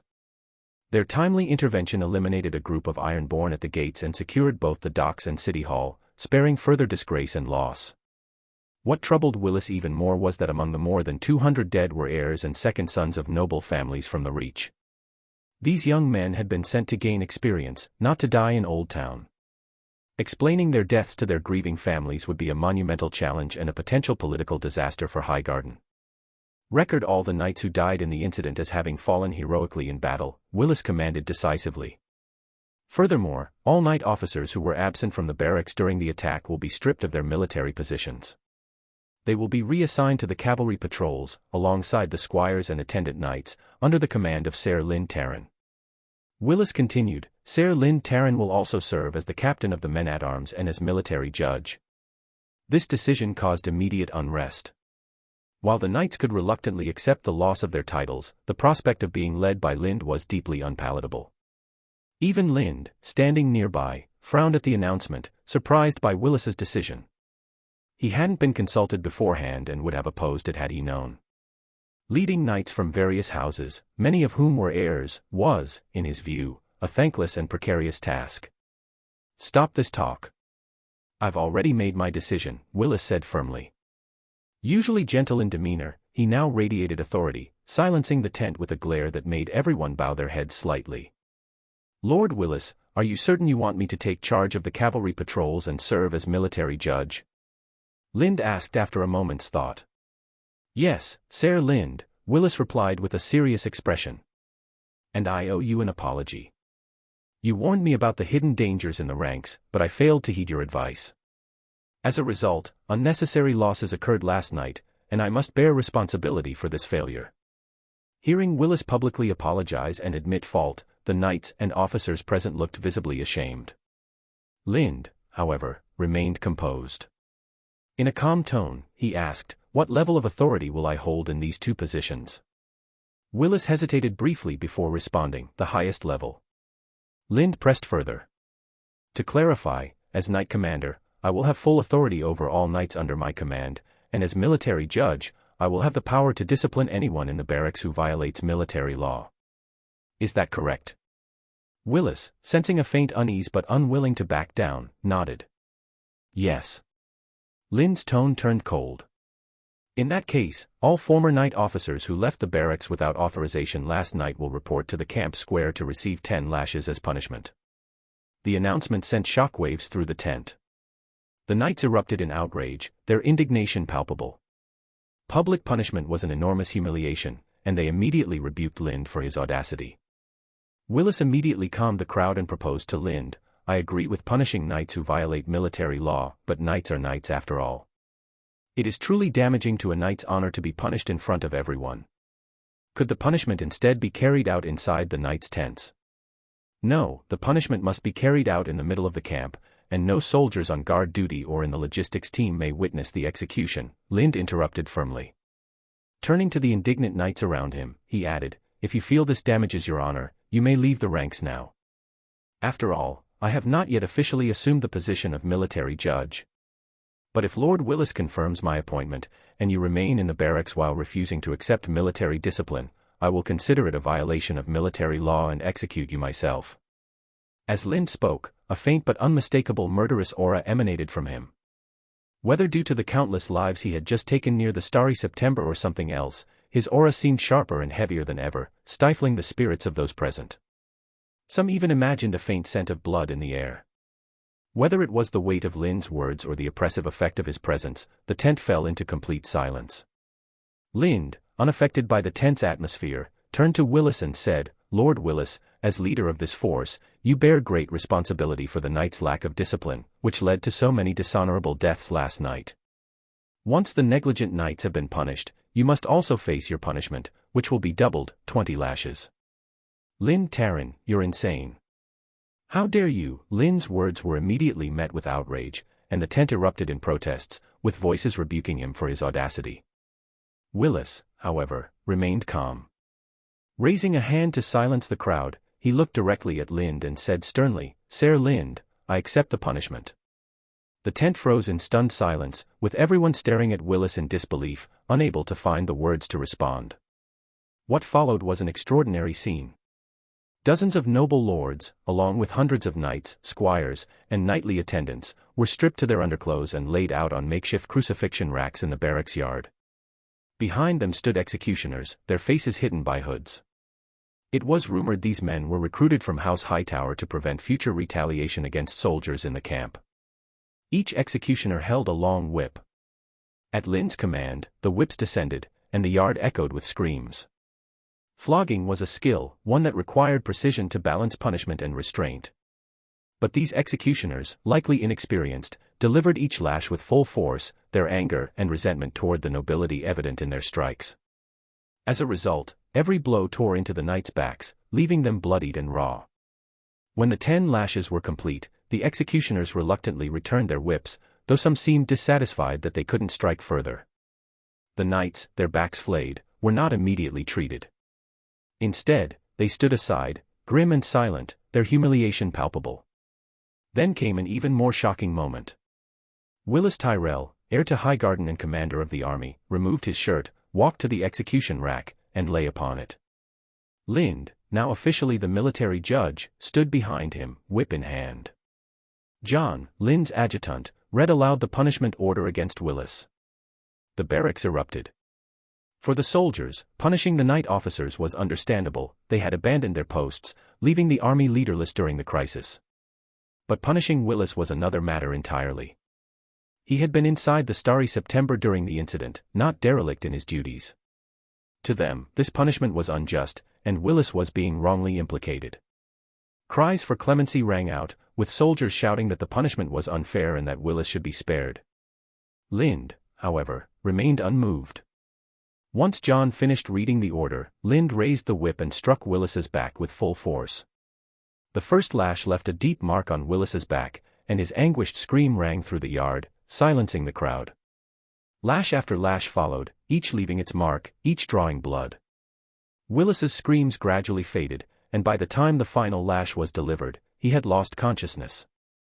At that moment, Lynn put away the executioner's whip, signaled to the maester standing nearby to have Willis taken back to his tent for treatment by the healers, and ordered the men in the barracks to dismiss. From that day forward, everyone in the barracks remembered the name of the bear hunter, Lynn, the silent knight who usually stood beside Willis in his magnificent armor. No one dared to take the military laws of the barracks lightly anymore. Soldiers meticulously noted every regulation, fearing the consequences of being dragged to the square and publicly punished for any violation. What transpired in the barracks quickly spread across Old Town. Though the city was still reeling from the Ironborn invasion the night before, the news of the mass execution in the barracks outside the castle sent shockwaves through the populace. The name, Bear Hunter Lynn, became widely known, and the people assigned him two contrasting labels, madness and justice. The paradox of describing the same person with such opposing terms made Bear Hunter Lynn seem even more enigmatic and fascinating to those who heard of his deeds, sparking widespread conversation about him. In the High Tower, Leighton Hightower reviewed the report submitted by his Master of Whisperers with an unreadable expression, betraying neither approval nor discontent. The interrogation is complete. The Ironborn who attacked Old Town were led by Euron Greyjoy, the Master of Whisperers reported. Originally, they intended to attack Lannisport, but Euron suddenly changed course and chose Old Town instead. Why did he change the target? Leighton asked in a deep voice. The Master of Whisperers shook his head. No one knows, not even the Ironborn themselves. Leighton did not press further. To him, Euron's motives were now secondary, The priority was assessing the damage and restoring the confidence of Old Town's residents and merchants. Have you determined why the watchtower failed to sound the alarm? Leighton asked. We have, the Master of Whisperers replied. Both the watchman and the guard on duty were poisoned. The culprit was the maid in charge of the laundry. However, the investigation revealed that the maid had been dead for 2 or 3 days. Someone killed her and assumed her identity to infiltrate the high tower. Leighton's face grew grave as he said, "You're suggesting that 2 days ago, when my grandson Willis attended the banquet, an assassin was already hiding in the high tower, prepared to poison him?" "Yes, my lord," the Master of Whisperers confirmed. Leighton's tone turned icy. "I don't care what it takes, cleanse the high tower of any undesirables within 3 days." After a brief pause, he added, "If necessary, you may request Melora's assistance." The Master of Whisperers hesitated before responding, "Lady Melora is no longer in the high tower." "What?" Leighton asked, startled. "When did this happen? Where has she gone?" The Master of Whisperers answered, "She left just now with her personal maid." Leighton's shock deepened. For the first time in over a decade, Melora had left the high tower. Regaining his composure after a long silence, he asked, "Where did she go?" "To Lord Willis's barracks outside the castle," the Master of Whisperers replied. "She said she intended to travel to Dorne with his group." Leighton's expression darkened. He understood why Melora had gone to the barracks, and it filled him with shame. Yet, he found himself at a loss for words. After all, this was the first time Melora had shown such strong interest in a man. "Shall I pursue Lady Melora?" the Master of Whisperers asked. "No, that won't be necessary," Leighton said, shaking his head. "Inform Baylor to send a few knights, no, tell Garth to lead a group of knights and soldiers to protect his sister. He's always claiming he wants to see the world, this is a good opportunity for him to visit Dorne. Besides, Willis's men suffered significant losses during last night's battle, and we owe them reinforcements." "Yes, my lord. I will inform Lord Garth immediately," the Master of Whisperers acknowledged. He then produced another document and placed it on Leighton's desk. "This is news just received from Lord Willis's camp." Leighton scanned the document, his expression shifting briefly to one of surprise before he smiled faintly. Returning the paper to the Master of Whisperers, he commanded, "Send this to Highgarden at once using our fastest messenger Raven." The Master of Whisperers bowed. "Yes, my lord." Chapter 87, 1 against 100. Although many people were being punished, their injuries were all superficial. Each was a strong and able-bodied knight, so these wounds were minor to them and could be easily treated with medicine. Even Willis, who appeared to be the most seriously injured, was not in any real danger. Lynn's strikes were precise, though each lash seemed to tear the skin and flesh, they only caused surface-level injuries that would heal in a day or two with proper care. However, despite the superficial nature of the wounds, the pain Willis experienced was excruciating. It was severe enough for him to cry out publicly and eventually faint from the agony. Because of this, even though the accompanying maesters and herbalists confirmed that his injuries were superficial, they remained concerned about his condition. They advised Willis to stay in Old Town for 2 more days to ensure his recovery before continuing his journey. Initially, Willis was displeased with the delay, as it would tighten their schedule. However, news from the high tower suggested that waiting 2 days would also allow them to monitor the Ironborn pirates reportedly still lingering near Whispering Sound. This reasoning convinced Willis to postpone the journey, which coincidentally gave Lind time to reorganize the team. Though Lind was currently acting as the captain of the cavalry and military judge, his authority extended across every position in the 1,000-strong army, including its 2,000 soldiers. Despite his significant power, he exercised it with restraint. Lind introduced a military judge and a supervisory team to the ranks but otherwise left the system unchanged.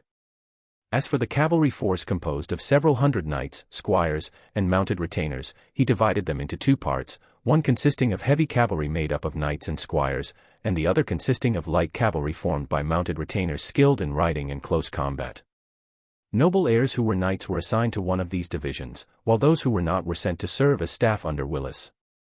After addressing these structural matters, Lind delegated day-to-day responsibilities to John and 3 men-at-arms who had survived the Starry September battle. Lind promoted these 3 to secondary lieutenants to assist John in managing the army's operations. With this delegation in place, Lind needed only to oversee the overall direction, ensuring everything ran smoothly. Compared to the army's administrative demands, Lind found himself troubled by the unexpected arrival of Melora Hightower in the barracks. Melora, accompanied by her maid, announced her intention to join the group and explore Dorne for a time. After arriving, she stayed mostly inside the tent prepared for her, rarely appearing in public. Yet Lind was acutely aware that the Mad Maid had come because of him. Despite recognizing the source of his trouble, Lind felt uncertain about how to handle it. Melora had not approached him or even shown herself since her arrival. If he tried to explain her intentions to others, no one would believe him. They would assume Lind was enamored with Melora's beauty.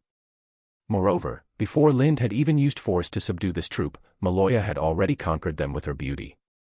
On the very day she moved into the camp, more than a dozen knights, some still bearing wounds, rushed to her tent to swear lifelong loyalty and to serve as her honor guards. This even led to disputes among them, culminating in a nightly duel right outside Meloia's tent.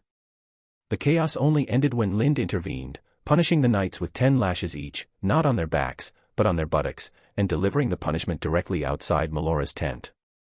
Such a humiliating experience, Lind hoped, would temper their impulsive behavior for a while.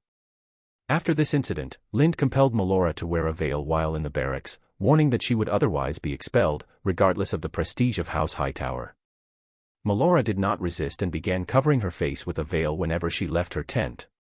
While her presence still caused some stir, it was far less disruptive than before, perhaps also due to Lind's public punishment of the knights. Shortly after Melora moved into the barracks, her younger brother, Garth Hightower, joined her. He brought with him over 100 hedge knights and more than 300 soldiers, ostensibly to ensure Melora's safety.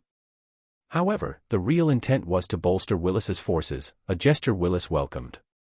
Rather than integrating Garth's men directly into Willis's ranks, Lind organized them as a separate unit responsible for protecting Willis, Melora, and the civilian staff, including the maesters. Compared to Melora, Lind found Garth to be a more agreeable presence. Garth exhibited the qualities Lind valued in a soldier: obedience, strict discipline, and thoroughness. He also spoke plainly, with no pretense or hidden motives. Upon his arrival, Garth challenged Lind to a duel, declaring that he did not believe Lind deserved the title of the best swordsman in the Seven Kingdoms. Although Lind had little regard for such titles, he could not ignore the challenge since it was issued publicly in front of the camp. Declining would undermine the authority he had recently established through his firm actions. Lind accepted the challenge but on his own terms. He proposed to duel not only Garth but also the 100 hedge knights Garth had brought with him, all at once. The duel was scheduled for that evening, and the decision stirred great anticipation within the barracks. The location chosen was just outside the camp, and given the morning's curfew, enforced after the night's punishment, there was no communication allowed between the barracks and the outside world. No one could leave, and no outsiders, such as vendors or prostitutes, were permitted entry. Yet, by the afternoon, news of the duel had already spread throughout Old Town, drawing the attention of both the common folk and the city's elite.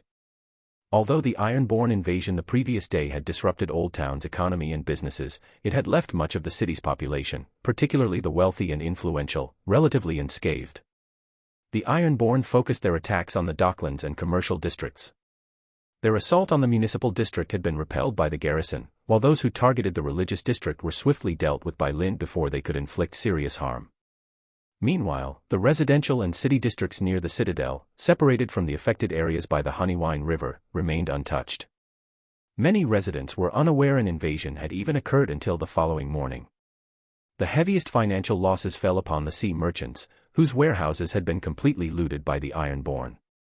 Secondary losses were incurred by House Hightower, which, under pre-existing rental agreements, was obligated to compensate merchants for about 10% of the value of their stolen goods. While the individual claims were modest, their cumulative impact was significant. However, the financial compensation itself was not the Hightower's primary concern. The greater issue was the potential damage to Old Town's reputation. News of the Ironborn's looting could lead merchants to question the city's safety, potentially reducing maritime trade and, by extension, the city's tax revenues.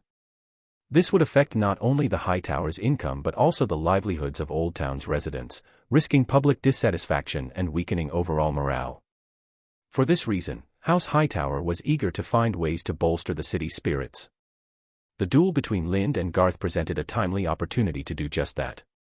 During this time, Lind was unquestionably the most talked-about figure in Old Town. The Song of the Bear Hunter had achieved its intended effect, casting Lind as a legendary figure with roots in a humble hunter's background. Initially, many had been skeptical of the tales surrounding him. However, as his feats became more widely known, their doubts began to waver. After all, if he could kill a beast as fearsome as a bear, it was reasonable to believe that he was incredibly strong. Perhaps the rumors of him killing hundreds of people were not so far-fetched after all. The turning point in these whispers came with the aftermath of the Ironborn attack. Lind's ferocious massacre in the square in front of the Starry September had been witnessed by no one, but those tasked with cleaning up the battlefield testified to the astonishing uniformity of the wounds on the bodies. Every corpse bore injuries consistent with a single style of combat, and the count of severed heads confirmed that over 700 Ironborn had been slain. News of a single individual killing more than 700 Ironborn spread rapidly throughout Old Town. Though many dismissed it as an exaggeration, curiosity about the mysterious slayer grew. Investigation soon revealed that the only force stationed near the Starry September during the battle was Willis Tyrell's guard. Of the Tyrell Knights, 12 had led troops in the counterattack elsewhere, leaving just Lind, 8 knightly guards, and about 20 ordinary guards to defend the September. Further inquiries unearthed details about the battle in the streets below Starry September Square, where the knights and squires had engaged the enemy, killing more than 80 Ironborn. This left only one plausible conclusion: when over 700 Ironborn stormed Starry September Square, the only person standing in their way was Lind the Bear Hunter. The implication that he had single-handedly defeated more than 700 armed and ruthless Ironborn was almost too much for ordinary people to fathom. The people of Old Town were no strangers to Lind's reputation, particularly the tale of his near 100 kills at the King's Landing tournament of combat. That story had already seemed unbelievable to many. Now, faced with rumors of him defeating more than 700 heavily armed invaders, disbelief reached a fever pitch. Most dismissed it as an outright lie. Then, just as skepticism about Lind was at its peak, news emerged from the Tyrell barracks outside the castle. Lind was preparing to challenge Garth Hightower and his 100 hedge knights alone. The revelation immediately captivated Old Town. Even the looted merchants, preoccupied with their losses, could not ignore the prospect of such an extraordinary duel. The people of Old Town knew Lind through an array of rumors, but their knowledge of Garth Hightower was rooted in well-documented facts. Those familiar with Garth all offered a consistent assessment: he was a serious and disciplined man, a formidable fighter, and an exemplar of knighthood. Garth's exploits lent credence to this reputation. During his service with the Old Town garrison, he had transformed the chaotic dock district into one of the most orderly areas in the city. His method was brutally straightforward. He went directly to the strongholds of the dock's criminal elements, fought his way through, eliminated the problem, and left. The scar across his lip was a testament to his time in the docklands. Now, this seasoned warrior was preparing to face Lind, leading 100 hired knights in the challenge. The duel promised to be nothing short of spectacular, and it naturally became the center of attention for the entire city. This incident also alarmed Lord Leighton, who chose not to intervene. Instead, he personally went to the House Tyrell barracks outside the castle and requested that Lind hold the duel in the recently cleared dock square. Lind had no objections, as the location made no difference to him. By nightfall, the wharf square was surrounded by a massive crowd. Nobles and officials from Old Town filled the surrounding buildings, while the streets were packed with spectators on temporary platforms erected for the occasion. Even the rooftops were teeming with people, all eagerly awaiting the spectacle of the duel. The duel left the audience both disappointed and satisfied. They were disappointed because it ended far too quickly. After waiting for hours since the evening, the contest concluded in less than 5 minutes. Yet they were satisfied because they had witnessed the rise of a legendary warrior. Every rumor about Lind, even the most unbelievable one claiming he had single-handedly slain over 1,000 Ironborn, became undeniably credible in their eyes. They saw Lind, armed with only 2 training swords, effortlessly defeat 101 knights without sustaining a single blow. Each step he took was accompanied by a commanding swing of his swords, and with every strike, 3 or 4 knights fell to the ground. Knights who seemed formidable to ordinary people appeared as defenseless as infants before Lind. No one doubted the authenticity of the duel. It was inconceivable that Garth and the 100 hired knights had conspired to feign defeat, not only because of Garth's esteemed reputation but also because the audience could feel the sheer power behind Lind's attacks. Some knights were sent flying by his strikes, crashing into nearby wooden frames with enough force to nearly break them. Others were hurled into the crowd, scattering onlookers. The force behind Lynn's blows was unmistakable. Out of the 101 combatants, only Garth managed to withstand a single strike without immediately falling. However, even he could do no more than parry once. His sword was knocked from his hands, and the tremendous impact left his arms numb and useless. Helpless, he watched as Lynn approached and lightly tapped the blade of his sword against his neck, symbolizing his defeat. In this moment, Lynn's reputation soared to unprecedented heights in Old Town.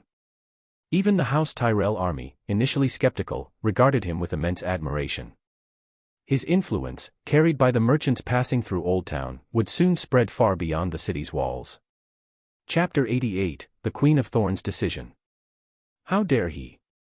How dare he? In the Lord's Council chamber in Highgarden, Lord Mace, holding a raven scroll sent from Old Town, raged and shouted at Maester Mallows, "Immediately, send a raven to Lord Leighton in Old Town, and tell him to help us take Lynn Tarryn at once, and then at Vortimer. He was your squire once, so you go and arrest him." Looking at the completely irrational Lord Mace, everyone stayed quiet, waiting for him to calm down. Those who knew Lord Mace understood that carrying out decisions he made in his anger was unwise. "What are you doing? Haven't you heard my order?" Lord Mace angrily rebuked when he saw that no one was responding. Everyone exchanged glances, realizing that Lord Mace was determined to punish Ser Lynd. "My lord, what did Lynd do to make you so angry?" asked Roger, the garrison commander of Highgarden, who was on good terms with Lynd. "You can see for yourself," Lord Mace replied, throwing the letter in his hand at him. Roger picked up the letter from the ground, read it, and his face suddenly changed. The others noticed his reaction and took turns reading the letter. Each of them reacted similarly, their expressions turning grim. "How dare he do this?" muttered Vortimer, who was the last to read the letter. His face changed dramatically as he absorbed the contents. It was no surprise they reacted this way. The news in the letter was truly shocking. Old Town had been attacked by the Ironborn, and Lynd had responded by punishing all the knights in the army for their dereliction of duty. However, the most egregious act was Lynd publicly flogging Willis, the heir to Highgarden and future Lord of the Reach. This public humiliation was tantamount to flogging the dignity of House Tyrell itself.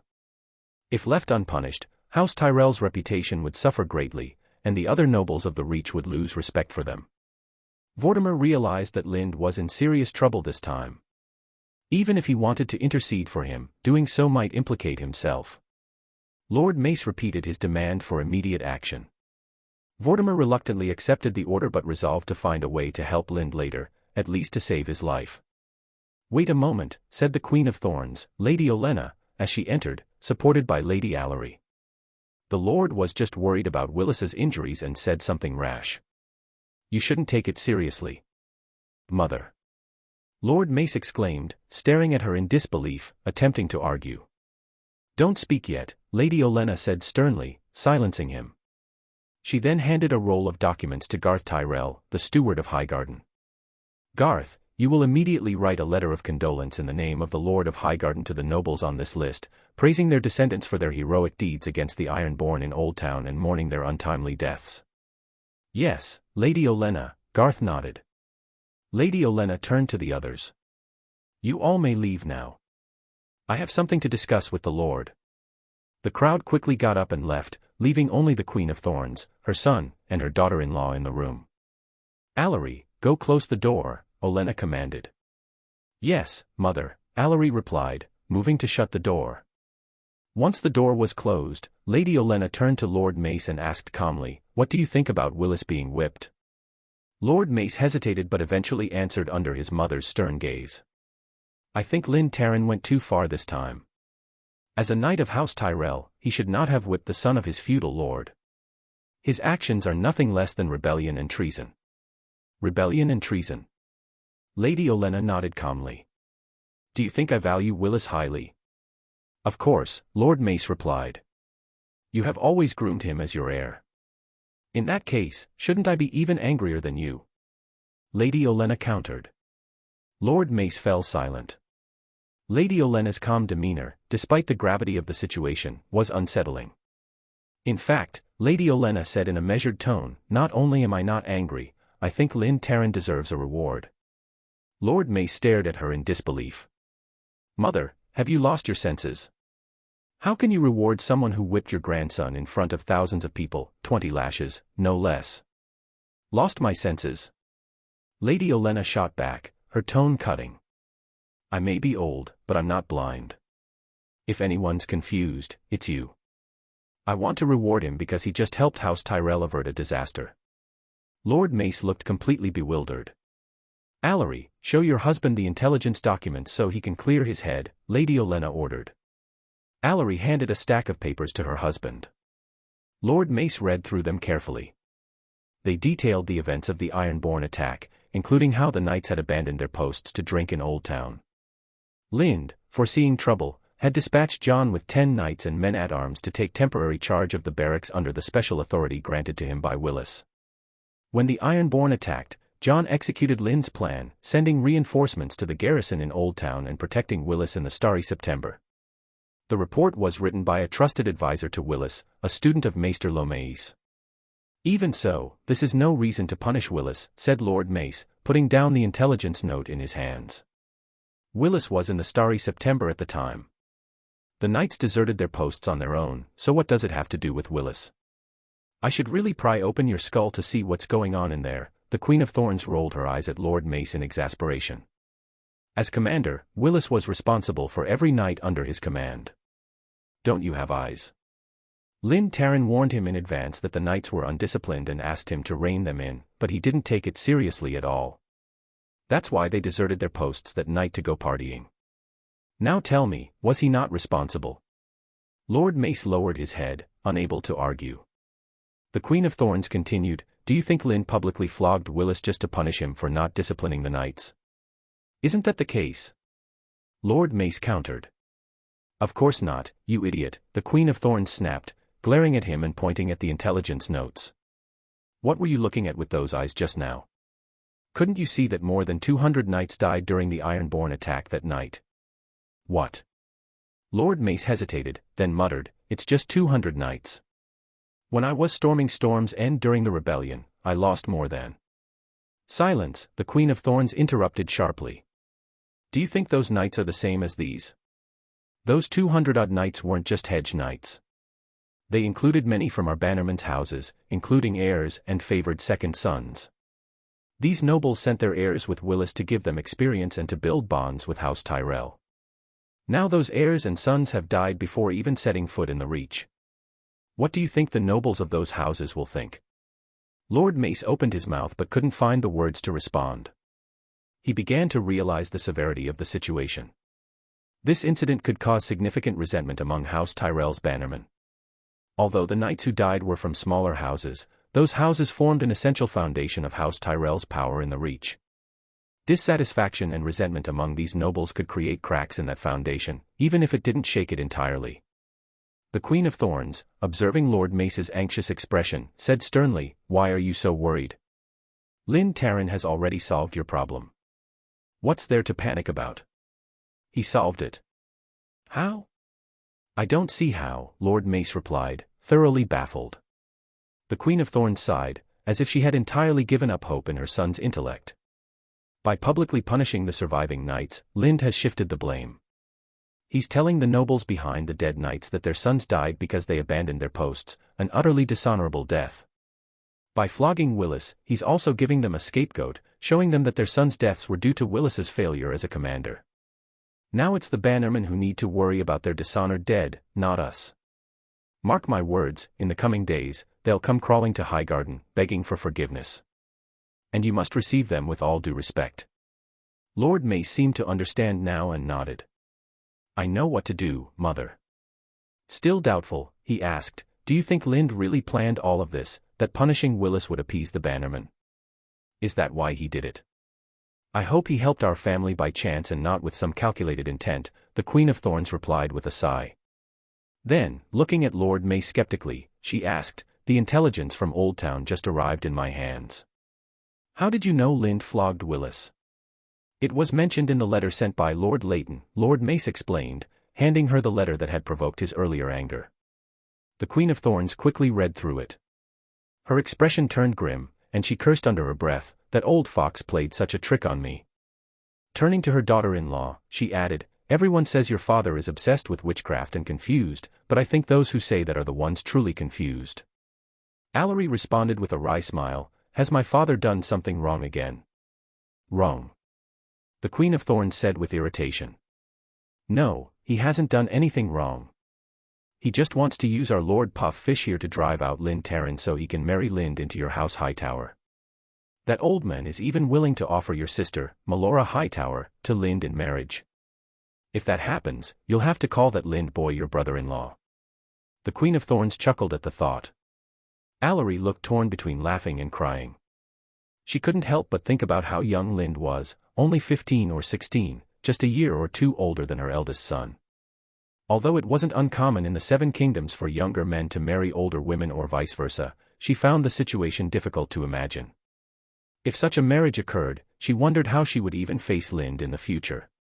"Your son saw that Lind was a talent, your father saw that Lind was a talent, our maester saw that Lind was a talent, the commander of the garrison and the master-at-arms of Highgarden saw that Lind was a talent, but your husband, my son, Lord Pufffish, did not see that Lind was a talent at all," the Queen of Thorns mocked. "Should I be happy about your unique and distinctive insight, my lord?" Lord Mace responded with embarrassment, "Mother, I was just worried about Willis's health and a little confused. I didn't really want to punish Lind Taryn." The Queen of Thorns scanned the room, found a chair, and sat down. She looked at Lord Mace and said, "I heard you plan to change Lind's reward from manors and villages to a fiefdom after he completes the task of suppressing the bandits." "Yes, Mother," Lord Mace nodded. "It's the land across from Castle Will, at the other end of the Red Mountains." The Queen of Thorns pressed further, "Who occupies that land now?" Lord Mace replied, "House Dondarrion of Blackhaven and House Will each occupy a portion of the land. The rest is said to be all mountains, too barren for anyone to claim." Seeing through Lord Mace's motives, the Queen of Thorns remarked, "You want to give him that land so that he can become the second Randall Tarley. Defend the Red Mountains for you like Hornhill." Lord Mace smiled awkwardly and said, "Since you don't think it's a good idea, Mother, we'll find another." "No, it's perfect. That land is perfect for someone like Lind Taryn," the Queen of Thorns interrupted, shaking her head. "But you need to give him a little more power. Just a Sere title won't help you hold onto that land." Chapter 89, A Man and a Woman Alone. 3 days had passed since the Ironborn invasion. News arrived from Three Towers, Blackcrown Castle, and Bandarin Castle, reporting that the Ironborn fleet was sailing north. Willis, upon receiving this information, wasted no time. Without resting, he ordered the entire army to begin boarding the ships.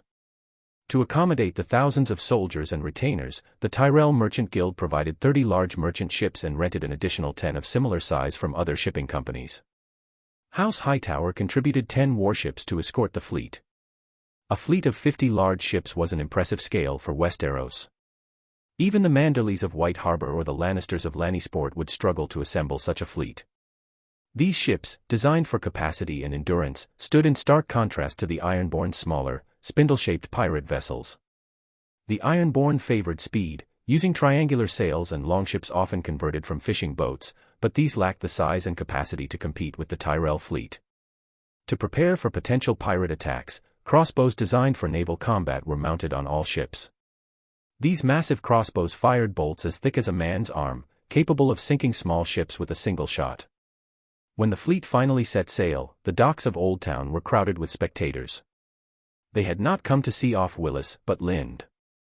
The 1-on-100 duel had turned Lind into the most respected figure in Old Town. His strength had become legendary, and many regarded him as a figure straight out of ancient tales. Even some Septons of the Faith of the Seven began claiming that Lind was the blessed warrior among the Seven. The Septon of the Starry September did not refute these rumors. In fact, on several public occasions, he acknowledged them, declaring that Lind had faithfully guarded Willis during the silent prayer ritual at the Starry September on the night of the Ironborn invasion. Even when hundreds of Ironborn pirates besieged them, Lind had stood his ground. According to the bishop, Lind's unwavering loyalty and courage earned him the favor of the Seven Gods, especially the warrior. Thus, he was blessed with the strength to achieve the impossible, defeating over 700 Ironborn, avenging the sanctity of the faith, and protecting the Holy Starry September. To solidify this narrative, the Septon of the Starry September took an extraordinary step. He granted Lind special privileges to complete the holy oil anointing ritual in the Starry September, presided over by the Septon himself. This anointment, a rare honor typically reserved for knights anointed by kings, made Lind's status among knights in Westeros nearly unassailable. His knighthood, sanctified through this ancient ritual, left no room for question. Lind quickly gained the title of the Warriors Blessed in Old Town, a recognition formally endorsed by the Starry September. With Old Town's population consisting largely of devout followers of the faith, Lind became a revered figure, regarded as the next paragon of the Seven. Worship of Lind grew rapidly, as if he were a living saint. Lind, however, understood the motivations of the Starry September. They were capitalizing on his fame and strength, attributing his victories to divine blessings to elevate their own influence. By binding him to the faith through the sacred oil ritual, the September sought to use Lind's reputation to enhance its own prestige. The Septon's vision was ambitious. If Lind continued to demonstrate his unparalleled strength, the Starry September could become a sacred destination for warriors. Over time, the notion might take hold that any knight must be anointed at the Starry September to be considered a true knight. Lind had no objections. He recognized that this relationship would provide him with the September's support, making it easier to achieve his goals. In turn, the Starry September spared no effort in promoting his status as the Warriors Blessed. Without their active endorsement, Lind's rapid ascent to fame in Old Town would have been much more challenging. Still, Lind's actual strength, demonstrated in his legendary feats, spoke for itself. Even those outside the faith of the Seven, such as merchants from Essos, were in awe of his abilities. His reputation transcended borders, inspiring both admiration and fear. As Willis's fleet gradually left the port, the crowd on the docks broke into song. The song of the bear hunter started chaotically but quickly grew in volume and harmony, its melody carrying far across the water. Even as the ships sailed out of sight, leaving only the distant light of the high tower visible, the song's echo remained, carried on the wind to those aboard the fleet. Ser Lyn Taran's reputation is a bit too high, remarked one of Willis's aides, his gaze fixed on the Glory as it sailed alongside Willis's flagship. Before the aide could finish, Willis interrupted him. He looked at the aide calmly and said, "Do your work seriously. Don't casually speak ill of others, and your position might go further." With that, Willis, supported by his servant, returned to his cabin to rest, leaving the aide awkwardly standing in place. On the Glory, Lind was unaware of what had transpired aboard Willis's ship. As the captain of the men-at-arms, he would typically have stayed on Willis's vessel. However, Garth and his knights had crowded onto the flagship under the pretense of providing close protection for Willis, forcing Lind to relocate to another ship. It was then that a worshipper of the faith of the Seven, whom greatly admired presented Lind with a large sailing ship. Lind accepted without hesitation, naming the ship Glory and moving aboard. Perhaps deliberately, Willis arranged for Melora to board the Glory, citing the lack of space on other ships. Lind did not object. In truth, even if Melora had tried to choose another ship, Lind would have found a way to bring her aboard. He needed to speak with her seriously to address potential issues. "Lady Melora, what exactly is your purpose?" Lind asked directly as he entered her cabin. Melora was in the midst of mixing some kind of medicine but paused at his question. She looked up at him and replied, "I want to be by your side." Lind frowned. Her words sounded ambiguous, but he could sense that she didn't mean it romantically. With a hint of emotion in her voice, Melora continued, "I've been alone in the high tower for too long. I want to see the world beyond it. You are the right person to accompany. We are the same kind of people, outcasts in this world. The only people we can trust are those like us."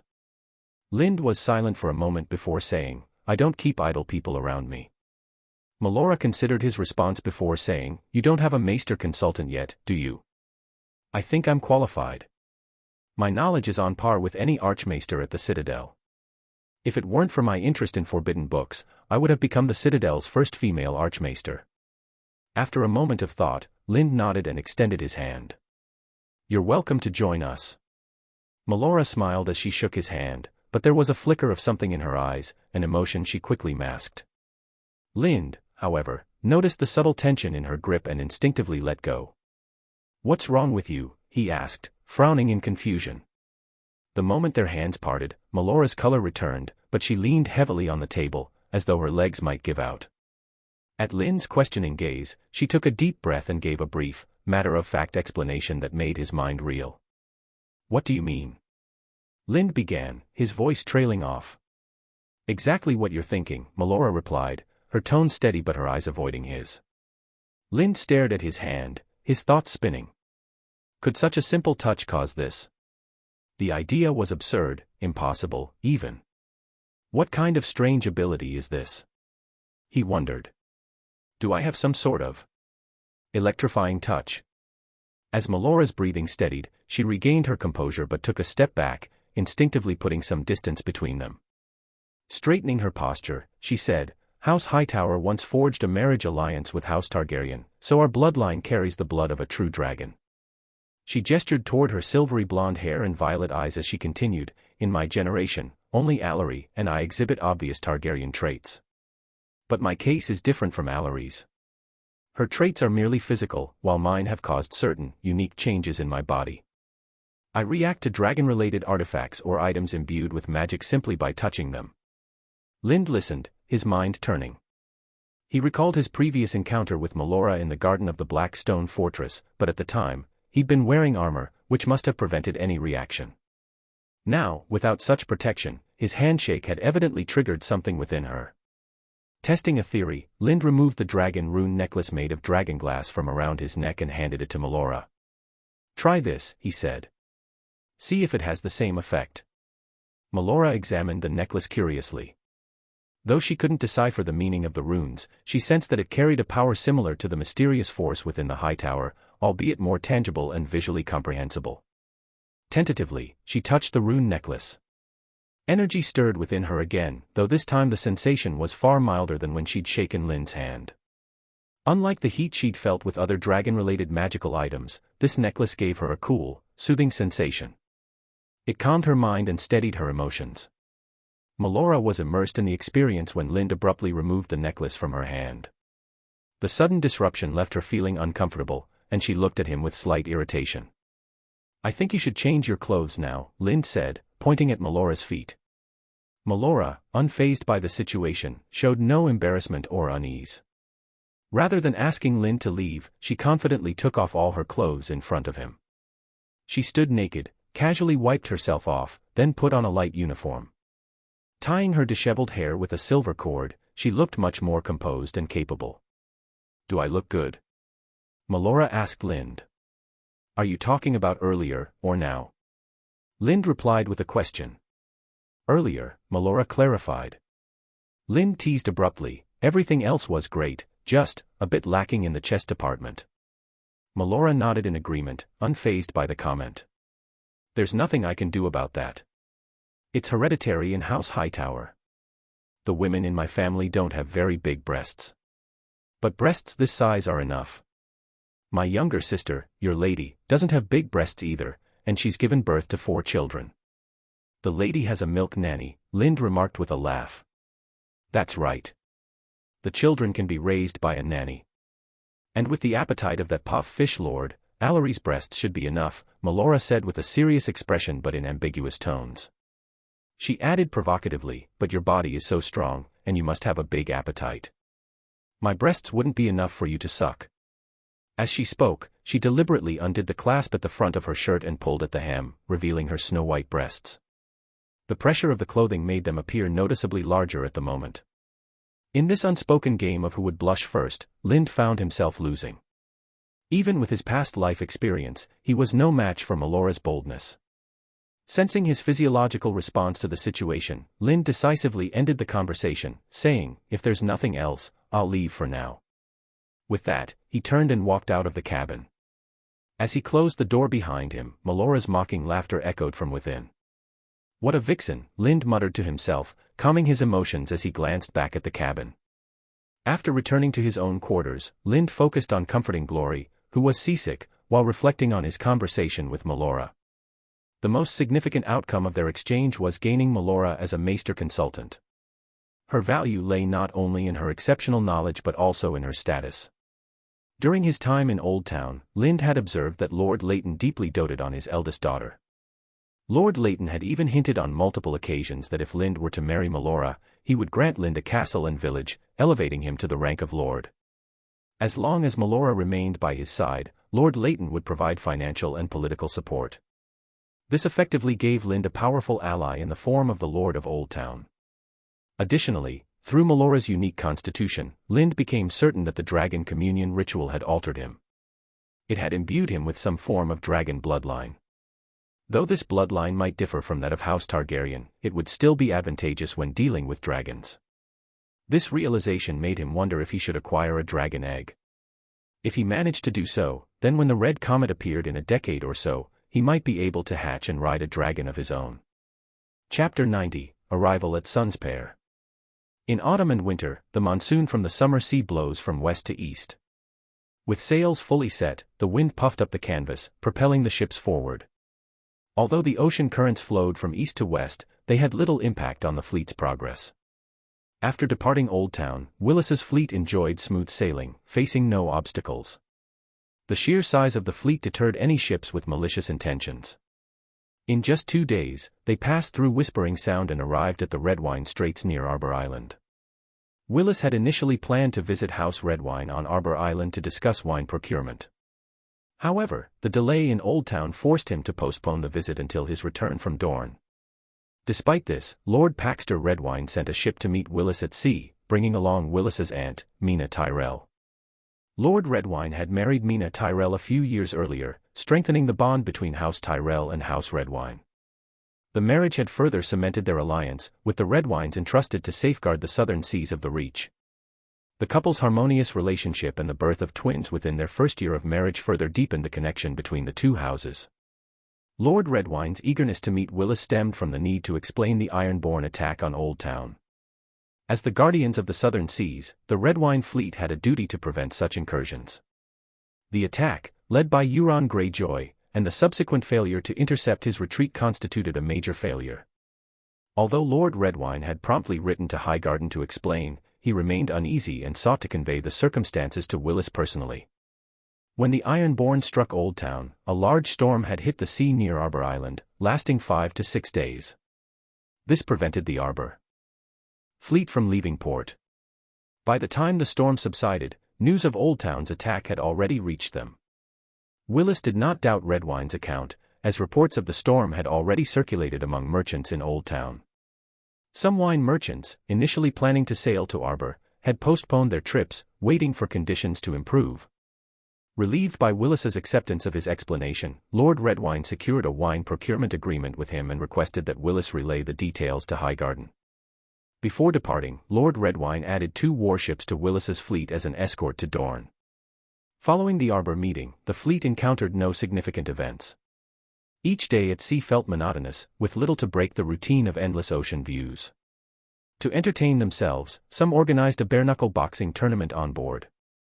Lind, having anticipated the tedium, had purchased a few books in Old Town to occupy his time. He spent his days reading in his cabin, practicing swordplay on the deck, or visiting Melora's cabin to observe her work on medicines and magical, holy objects. Noticing Glory's seasickness, Melora concocted potions that proved effective, and within days, Glory became lively and full of energy again. The fleet sailed for over 10 days, eventually crossing the summer sea and arriving near Sunspear. Along the way, merchant ships, believing themselves safer from pirates when traveling alongside the large fleet, joined Willis's convoy. By the time they reached Sunspear, the fleet had grown to over 100 ships, blanketing the outer sea near Sunspear.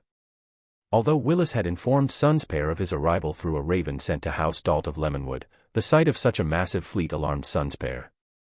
In response, Sunspear dispatched its fleet to block Willis's approach and sent an envoy to convey Prince Doran's terms. The envoy, Manfrey Martell, was Prince Doran's cousin and the steward of Sunspear, holding a status second only to Prince Doran and Prince Oberin. The decision to send such a high-ranking official underscored the importance Sunspear placed on Willis's visit. However, Manfrey brought a difficult message. Prince Doran would only permit Willis to land with 200 knights and 300 soldiers. The remainder of his entourage had to remain aboard the ships and were not allowed to set foot on Dorne's soil. What? How can we manage with such a small number of people? Before Willis could respond, others around him immediately voiced their objections. "This is the limit of what the prince has allowed," Manfrey said firmly, his expression serious. "If there are more, we will consider it an invasion of Dorne by the Reach." His gaze briefly lingered on Lind and Glory before returning to Willis. "Lord Willis, the prince has asked me to convey that he guarantees your safety and unimpeded passage through Dorne. Any attack against you will be regarded as an attack against Sunspear itself." Hearing Manfrey's assurance, the room fell silent, and all eyes turned to Willis. They understood that Dorne would never permit such a large number of Reach troops to land. In fact, Willis had already anticipated this during their journey and had discussed it with his staff.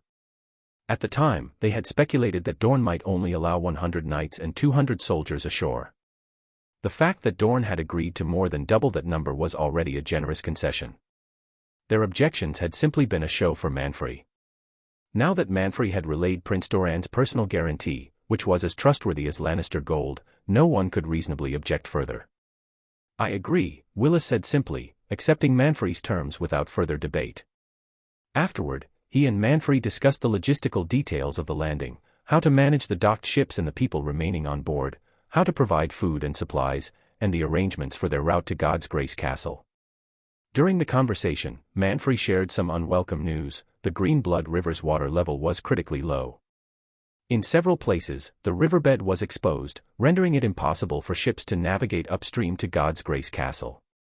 This meant that Willis and his entourage would need to disembark at Sunspear and travel to God's Grace overland. Manfrey then suggested, "Prince Oberin will also be traveling to God's Grace for the tournament. If Lord Willis is amenable, you could accompany him." "In that case, I'll gratefully accept Prince Oberin's company," Willis replied. He understood that this arrangement was likely intended to ensure his safety during the journey. After finalizing the arrangements, Manfrey prepared to leave. Before departing, he extended another invitation: "Lord Willis, after disembarking, please visit the water gardens outside the city. Prince Doran has arranged a reception dinner in your honor." Willis readily accepted. Meeting Prince Doran was the central goal of his visit to Dorne. Without Prince Doran's support, any agreements he might reach with the lords attending the tournament at God's Grace would hold little weight. Even if Manfrey hadn't suggested the dinner, Willis would have sought an informal meeting with the prince. A formal audience was out of the question, as Willis's status as the heir to Highgarden was far below that of Prince Doran, the ruler of Dorne. Since his ultimate objective was to persuade Prince Doran, Willis had been gathering as much information as possible about him throughout the journey. He spoke to various people, hoping to better understand the prince's character and preferences to craft an effective strategy. However, this effort had only left him more perplexed. The more he learned, the more contradictory Prince Doran's image became. He could not form a clear picture of the man. To most people, Prince Doran seemed like a pitiful figure. For years, he had lived under the strict domination of his mother, the Princess of Dorne. Only recently, following her death, had he been able to assume power and take control of his own rule.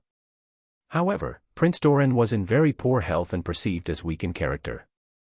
The people of Dorne seemed to favor his younger brother, Oberin Martell, the Red Viper, and many of the lords of Dorne appeared to disregard Prince Doran's authority.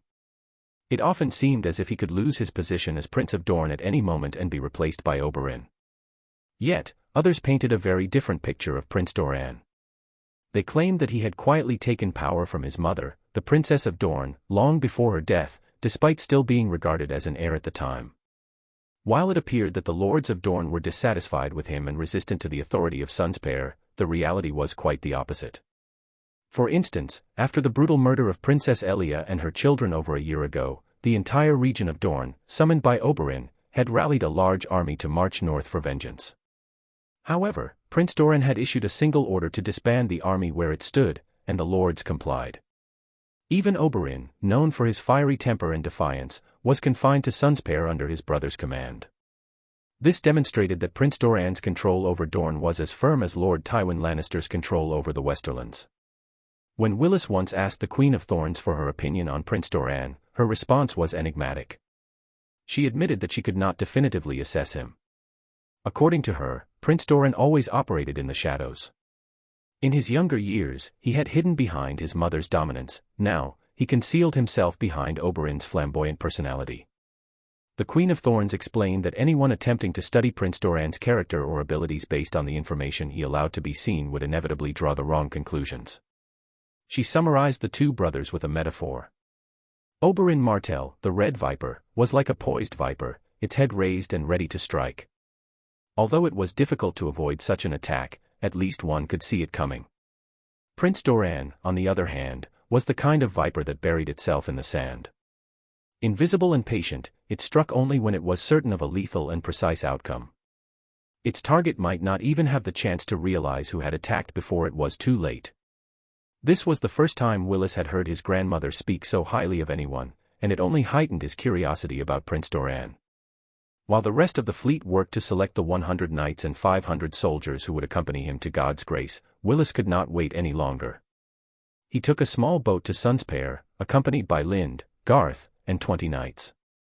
Sunspear, situated on the coastline north of the Greenblood River, was surrounded by the sea on three sides, with the land forming a natural deepwater harbor. A massive dock occupied the southern edge of the castle, enclosed by high walls separating it from the inner city. To the west of the dock lay the Shadow City.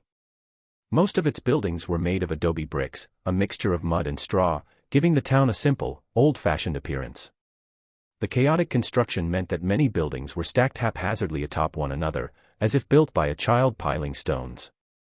The result was a maze-like layout of narrow streets, unpredictable turns, and hidden spaces. Despite its modest appearance, Shadow City was bustling with activity and wealth. The markets offered exotic goods like spices, silk, and porcelain from the east.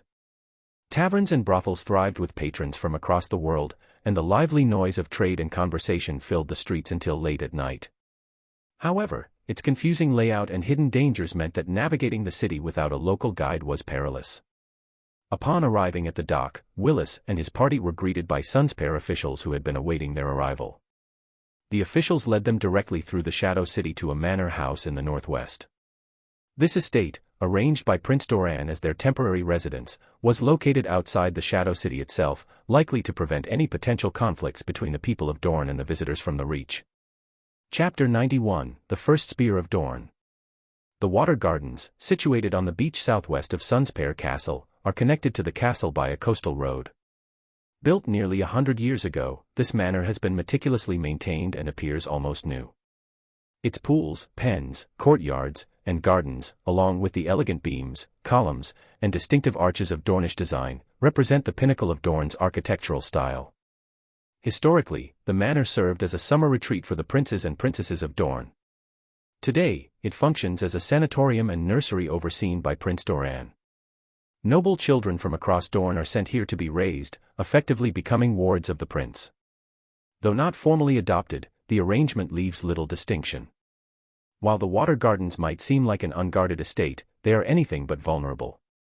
500 elite Dornish warriors are stationed within, complemented by 2 barracks housing 2,000 soldiers each, located about a league west of the manor. Additionally, over 20 warships patrol the nearby waters, ensuring its security. When Willis and his entourage arrived at the Water Gardens, they were halted at the gate by Ario Hoda, captain of the guards. "We were invited by Prince Doran.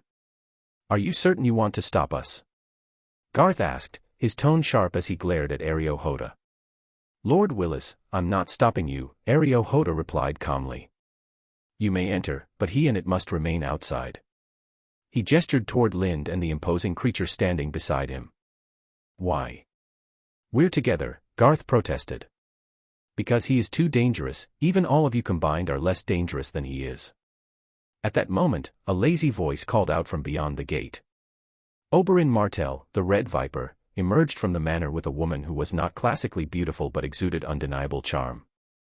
Dressed casually, he walked past the guards toward the visitors. Oberin's gaze swept briefly over Willis before settling on Lind and the enormous creature beside him. His eyes widened with surprise. "I thought the rumors were exaggerated," he remarked, his voice tinged with amazement. "But it seems they were not. A few months ago, this little one was barely the size of a common shadowcat, and now it's grown so massive it's no wonder people call him a monster. And that armor, impressive craftsmanship. What did it cost you?" 1,000 golden dragons. 2,000.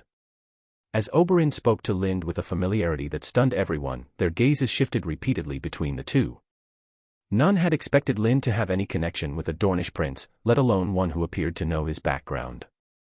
Only Willis remained unsurprised. He recalled that Oberin had visited Tumbleton months ago, attempting to bring Nimriia Footley, the Lady of Tumbleton, to Dorne to claim her father Prince Lewin's legacy. It was during that visit that Oberin and Lind had crossed paths. Lind's reply to Oberin's provocations was composed. "Prince, have you found a suitable spear yet? Our fight ended just as it was becoming interesting. It was a pity. I look forward to your challenge again." The onlookers were taken aback. Though the response was brief, it revealed that Lind and Oberin had previously dueled, and that the famous Red Viper had been bested swiftly. Garth and the others, already familiar with Lind's extraordinary combat prowess, took this revelation in stride, recalling the time Lind had single-handedly faced 100 opponents. To them, his triumph over the Red Viper seemed only natural. In contrast, Ario Hoda and the Dornish guards were visibly shaken. They were well aware of Oberin's skill, having trained and fought alongside him. To them, the idea that someone could defeat the Red Viper so decisively bordered on the incredible. Yet Oberin's lack of denial spoke volumes, confirming Lind's claim. This realization clarified why Oberin had insisted on barring Lind's entry to the Water Gardens. Ha! As the atmosphere grew tense, the woman in Oberin's arms suddenly burst into laughter, teasing him. "No wonder you've been lacking energy in bed these past months. Every morning, you're out there twirling a spear like a madman. So, you lost badly to someone, and here I was thinking you'd lost interest in me. I even considered finding others to spice things up for you." A faint embarrassment crossed Oberin's face, and he responded by smacking her firmly on the rear. Without addressing Lind further, he turned to Willis and said, "Lord Willis, I've heard you're skilled in raising horses, dogs, and hawks." "Yes, Prince," Willis replied, bowing respectfully. "So am I," Oberin said with a smirk. He raised his hand and whistled sharply, a hawk's cry echoing from above. Moments later, a massive hawk descended from the sky, landing gracefully on Oberin's arm. "What a magnificent fiery feathered bald eagle!" Willis exclaimed, his eyes lighting up. He stepped closer to Oberin, carefully observing the hawk perched on his arm, murmuring praises as he extended a hand to stroke it. "Be careful," Oberin warned, knowing how fierce the bird could be. Even his paramour was forbidden from touching it. To his surprise, however, the eagle didn't retaliate when Willis gently stroked it. Though it shifted uncomfortably, it ultimately allowed the touch. Everyone watched in astonishment at Willis's apparent ability to tame the notoriously temperamental hawk.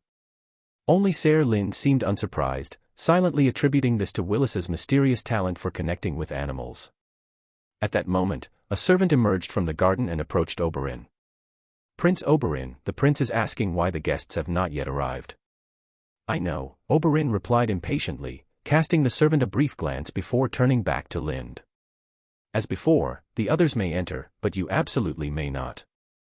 Lind responded in a calm voice, "Ser Oberin, do you truly believe that if I wanted to act, anyone here could stop me? What difference does it make whether I stay outside or go in?" Oberin, as though deliberately making things difficult, gestured toward Glory and said, "There is a difference. At least the people inside won't feel frightened by your pet." Lind said nothing more, turning his gaze to Willis. After a moment of thought, Willis addressed his group, including Lind and knights such as Garth. "You all stay outside. I will go in alone." "My lord." The group's expressions darkened as they tried to protest. "Enough," Willis interrupted, cutting off their objections. He turned to the Dornish guards, signaling his decision, and then walked alone through the archway into the gardens. Oberin, watching Willis's composed departure, raised an eyebrow in surprise.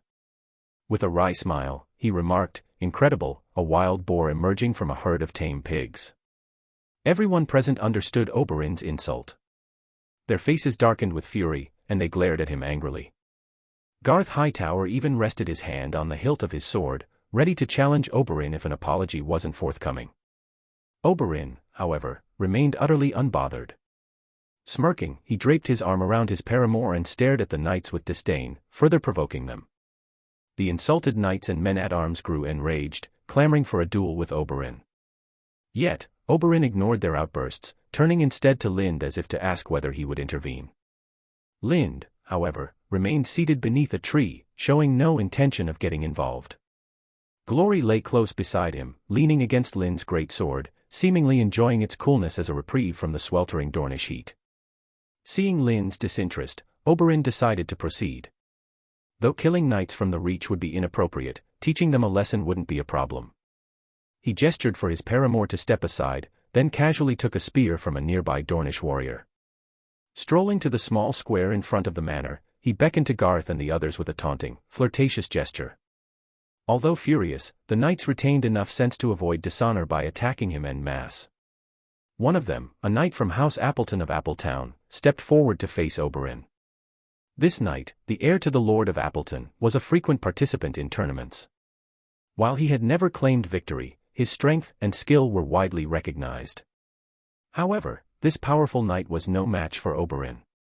Oberin evaded the knight's attacks effortlessly, as if playing a game, until the knight grew exhausted. Then, with a precise strike from his spear, Oberin knocked him unconscious. After defeating the knight, Oberin had no intention of resting. He immediately challenged the other knights and men-at-arms. One by one, including Garth, the warriors of the Reach faced Oberin, only to be defeated without exception by his spear. Garth alone managed to hold his ground for a few rounds, though his longsword was ultimately knocked from his grasp. Despite his triumphs, the prolonged combat left Oberin slightly winded.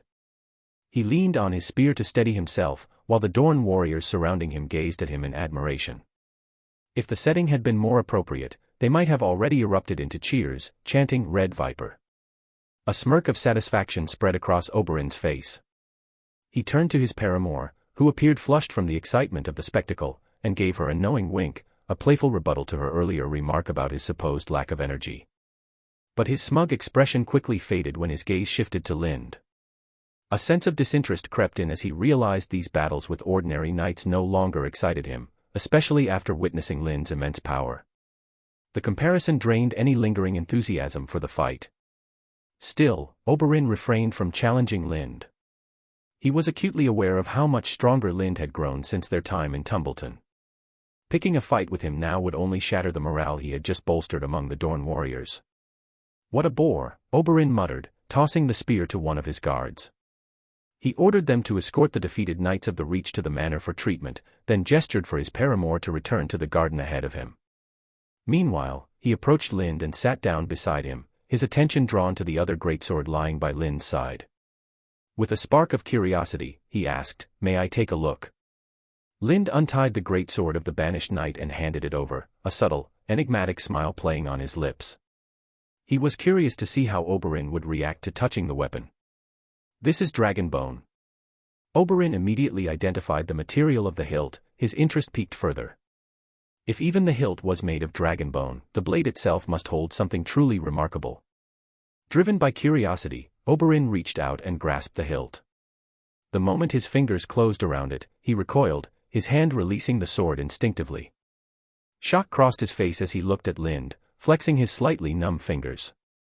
"What's going on?" he demanded. Lind observed closely. When Oberin had touched the sword, it wasn't the rune of freezing power that activated, as was typical. Instead, the dragon rune tied to lightning had sparked to life. This was unusual, since Lind had acquired the banished knight's greatsword, only the freezing rune had ever activated. The other two runes seemed dormant, their power untapped. He had assumed the freezing rune's energy needed to accumulate before it could be fully unleashed, a theory supported by its inactivity during his battle against the Ironborn at Old Town. Yet now, with Oberin's touch, the lightning rune had awakened. It made Lind wonder if Oberin possessed a special magical constitution. "This is a magic sword," Lind said plainly, offering no pretense. "Magic sword?" Oberin repeated, raising a skeptical eyebrow. His initial reaction was a cold, dismissive smile, as though Lind had told him a joke. But the seriousness in Lind's expression gave him pause. "Are you serious?" he asked, his tone more measured. "Try again," Lind replied, holding out the sword once more. Oberin hesitated, then cautiously grasped the hilt again. This time, he braced himself for the strange sensation and resisted the urge to let go. Despite the faint numbing in his hand, he managed to draw the blade partway from its sheath.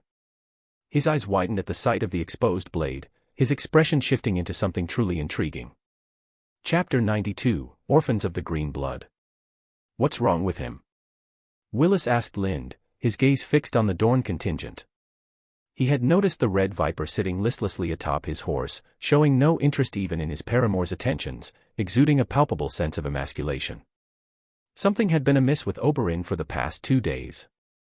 He had spoken to Lind a few times before this apparent change, but the Dorn men-at-arms, who hadn't overheard their conversations, remained oblivious to the cause. "He's just been dealt a heavy blow," Lind replied, his tone indifferent, though his words were deliberately vague, revealing nothing of substance. It was no surprise Oberin was in this state. For most of his life, he had yearned for a Valyrian steel weapon, only to find no trace of one. Meanwhile, Lind possessed not one but 2 Valyrian steel greatswords, each imbued with magical power. How could Oberin not feel the sting of this disparity? What broke him further was Lind's revelation that he had another piece of Valyrian steel armor under construction. Oberin's composure shattered completely at that moment, and his spirits hadn't recovered since, his mood remaining somber even now, as they set off for God's Grace Castle. "Ser Lind, did you spar with him that day?" Garth Hightower asked as he approached, a hint of expectancy in his voice. The truth was, Oberin hadn't been the only one caught off guard during the sparring. Garth and his companions, who had faced Oberin the previous day, had also underestimated him. Though they were aware of his reputation and strength, they had been swayed by stories and rumors that framed his prowess as reliant on poison. They hadn't expected his sheer skill with the spear to surpass their assumptions. The result was a crushing defeat, a blow to the Knights of the Reach, tarnishing their pride. Yet they clung to a sliver of hope. If Lind could fight and defeat Oberin, they might salvage their dignity. Lind dashed their hopes with a shake of his head. "That day, I did not fight the Red Viper. He and I both know each other's strength too well, so there was no point in sparring." His gaze shifted to Garth. "If you want to restore your pride, do it yourself, Ser Garth." Garth shrugged, not bothering to argue. Instead, he began to consider his chances in the upcoming jousting competition, hoping luck might allow him to reclaim some honor against Oberin.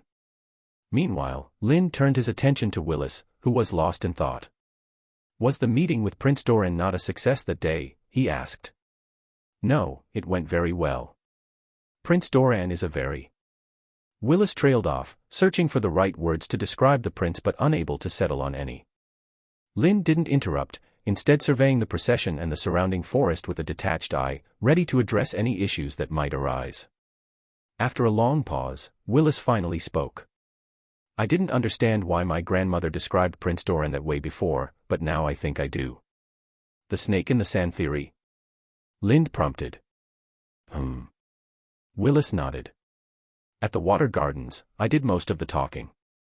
Prince Doran only interjected once or twice. It felt like I had control of the negotiation, but after leaving, I realized he had been guiding my every thought and word. Each of his comments was like a string pulling me in his desired direction.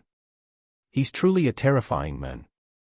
Willis's expression reflected his unease as he recalled the encounter.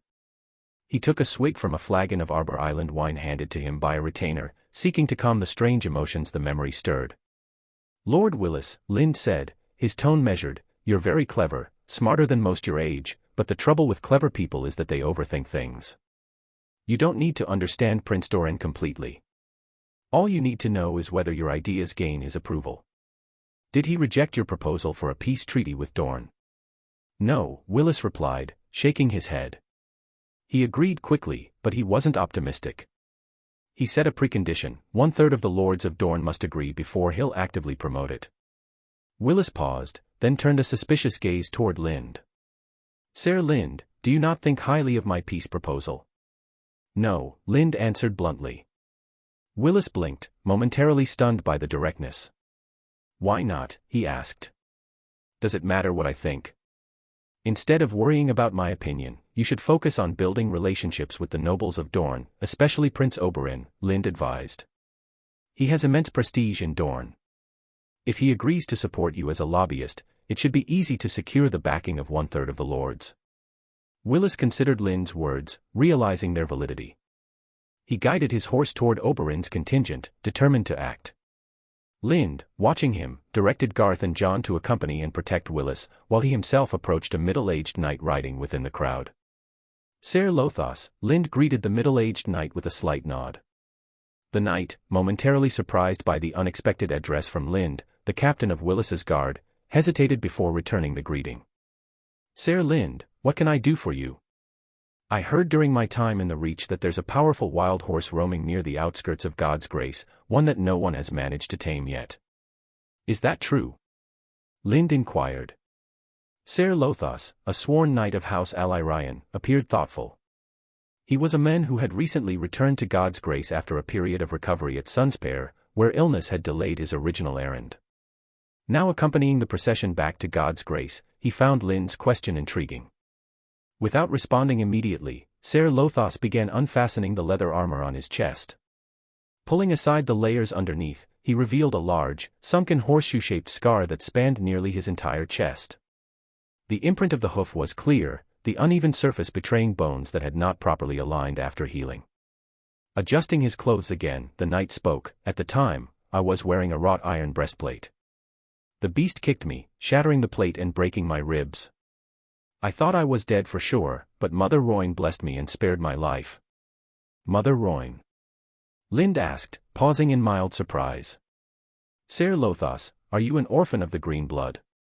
"Yes," Lothos replied with a nod, his eyes narrowing slightly. "Does Sir Lind also consider us impure?"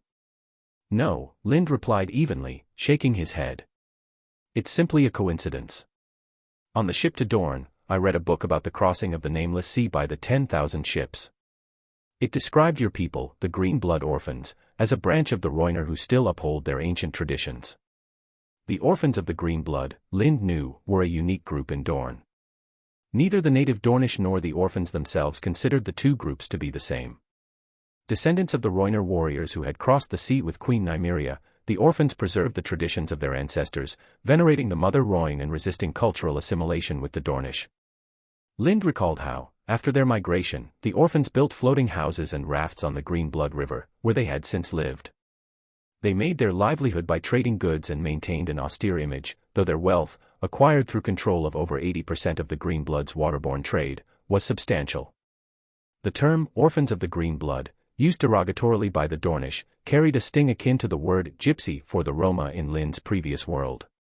"I thought your people always followed the old traditions and would never," Lind began, trailing off. "Never leave the raft and become a knight?" Lothos interrupted with a cold, sharp smile. His expression shifted when he realized his tone might seem rude, and he softened, adding with a meaningful undertone, "Meat attracts wild dogs, and weapons are the only way to deal with them." Although the knight's words were cryptic, Lind understood their implication. While outsiders often associated the orphans with poverty due to their plain clothing and simple rafts, those with insight knew the truth. Beneath their humble facade lay great wealth, which also posed a significant risk. The elders of the orphans, fully aware of the danger, had chosen to adapt their traditions for the community's survival. They sent their children to serve as squires to knights of various houses, eventually allowing them to rise as knights themselves. These knights, once placed within noble houses of Dorne, provided influence and protection for the orphans, ensuring their wealth and way of life were safeguarded. The matter of the Green Blood Orphans was a heavy one, so Lind chose not to dwell on it. Instead, he redirected the conversation, asking, "Are there many people in God's grace trying to capture that wild horse?"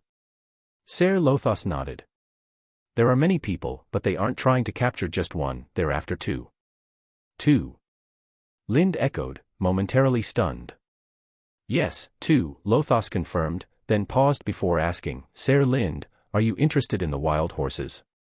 "Yes," Lind admitted without hesitation. Lothos regarded Lind with a meaningful expression. "You may have the opportunity to catch them, but it will be difficult for you to take them away." "What do you mean?" Lind asked, puzzled. "You'll understand when you reach God's grace," Lothos replied, offering no further explanation. The group traveling from Sunspare moved at a leisurely pace, more like tourists than an army. They followed the riverside road along the Green Blood River heading west, starting each day only after the third arrow in the morning and stopping early to set up camp. Their slow progress allowed prostitutes, sideshow troops, and various merchants to mingle in the camp. Some Dornish knights even visited the Green Blood orphan rafts docked along the river to seek entertainment at the brothels. While the Dornish contingent bustled with activity, the camp of the Reach remained notably quiet. This wasn't because they lacked the desire to indulge like the Dornish, but because they were afraid to. Every evening, once the camp was set up, Lind enforced strict defensive measures. He arranged the camp according to proper military rules and ensured that every regulation was followed. Prostitutes and vendors were not permitted to enter the camp. Even the Red Viper himself couldn't set foot inside without Lind's explicit approval. Guard duty was divided among the knights, and patrols were constant, with Willis under close protection at all times. This disciplined approach sent a clear message to the Dornish: the Reach didn't trust them to safeguard Willis. The Dornish found this offensive, but they couldn't openly protest. The Red Viper, however, remained unbothered. He and his companions continued their revelry as usual, drinking and playing late into the night. One evening, they even hired a circus to perform just outside the Reach's camp, and later sent prostitutes to tease the soldiers stationed at the perimeter. The soldiers of the Reach endured the provocations, except for one knight on patrol who succumbed to temptation and sneaked off with a prostitute for a quick rendezvous in a nearby tent. When Lind learned of this, he didn't immediately punish the knight. This led the other knights to assume he would turn a blind eye. However, Jon and those who truly knew Lind understood otherwise. They recognized that Lind's silence was a sign the punishment would be even more severe. True to form, the next night Lind paid for the services of all the prostitutes accompanying the group and enlisted the help of a pharmacist from the Green Blood orphan boat houses. The knight who had broken the rules earned himself an infamous nickname, Robert Flowers, the men who could fight against 100. This unconventional and humiliating public punishment effectively quelled any restlessness among the Reach's ranks. Lind's reputation as a strict and unpredictable leader became deeply ingrained in the minds of his soldiers. Even the Dornish were taken aback, shuddering at the thought of Lind's peculiar methods of discipline. After this incident, the Red Viper himself grew more restrained, wary of what Lind might do if provoked further. Though confident in his strength, Oberin understood that if Lind decided to act, neither he nor the surrounding Dornish knights would stand much of a chance. Thus, the group continued their journey, progressing steadily for 13 days until they finally arrived at God's Grace Castle. Chapter 93, Assassination. God's Grace Castle is situated at the confluence of the Green Blood, Scourge, and Vaith rivers. Surrounded by abundant water and lush vegetation, the castle is nestled within a vast forest, making it resemble a town in the Reach rather than a typical city of Dorne. The entire castle is massive, at least 3 times larger than Sunspear. Unlike other cities, it lacks tall buildings, with only low houses dominating the landscape. The tallest structure is the main keep, home to House Allyrion. Unlike most castles, where the inner citadel is entirely separated from the outer town by city walls, the main castle of God's Grace is partially integrated with the surrounding town. The absence of city walls does not compromise God's Grace defenses. The outer town itself acts as a defensive barrier. Its low-rise houses, coupled with the dense forest and narrow streets, turn the area into a labyrinth. An invading army would be forced to split into smaller groups to navigate the tight passages, leaving them vulnerable to ambush by the hidden God's Grace garrison. However, the castle's defenses are ineffective against monsters such as dragons. During Rhaenys Targaryen's campaign in Dorne with her dragon Merryxes, the Lord of God's Grace, recognizing the castle's inability to withstand dragonfire, made a bold decision. He evacuated the castle, leading his people to the nearby God's Grace Mountains and leaving the fortress empty. This decision saved the castle from destruction, making it one of the few in Dorne to survive Aegon's conquest relatively intact. Despite its advantageous location at the meeting point of 3 rivers and its fertile lands, House Allyrion has struggled to thrive. A seemingly cursed fate has plagued the family, as prosperity often coincides with a dwindling number of heirs. On multiple occasions, the family has teetered on the brink of extinction. For instance, Lady Delon Allyrion, the current ruler of God's Grace Castle, assumed leadership after all male heirs of the house perished. In Dorne, it is not uncommon for women to inherit titles, as both genders have rights of succession.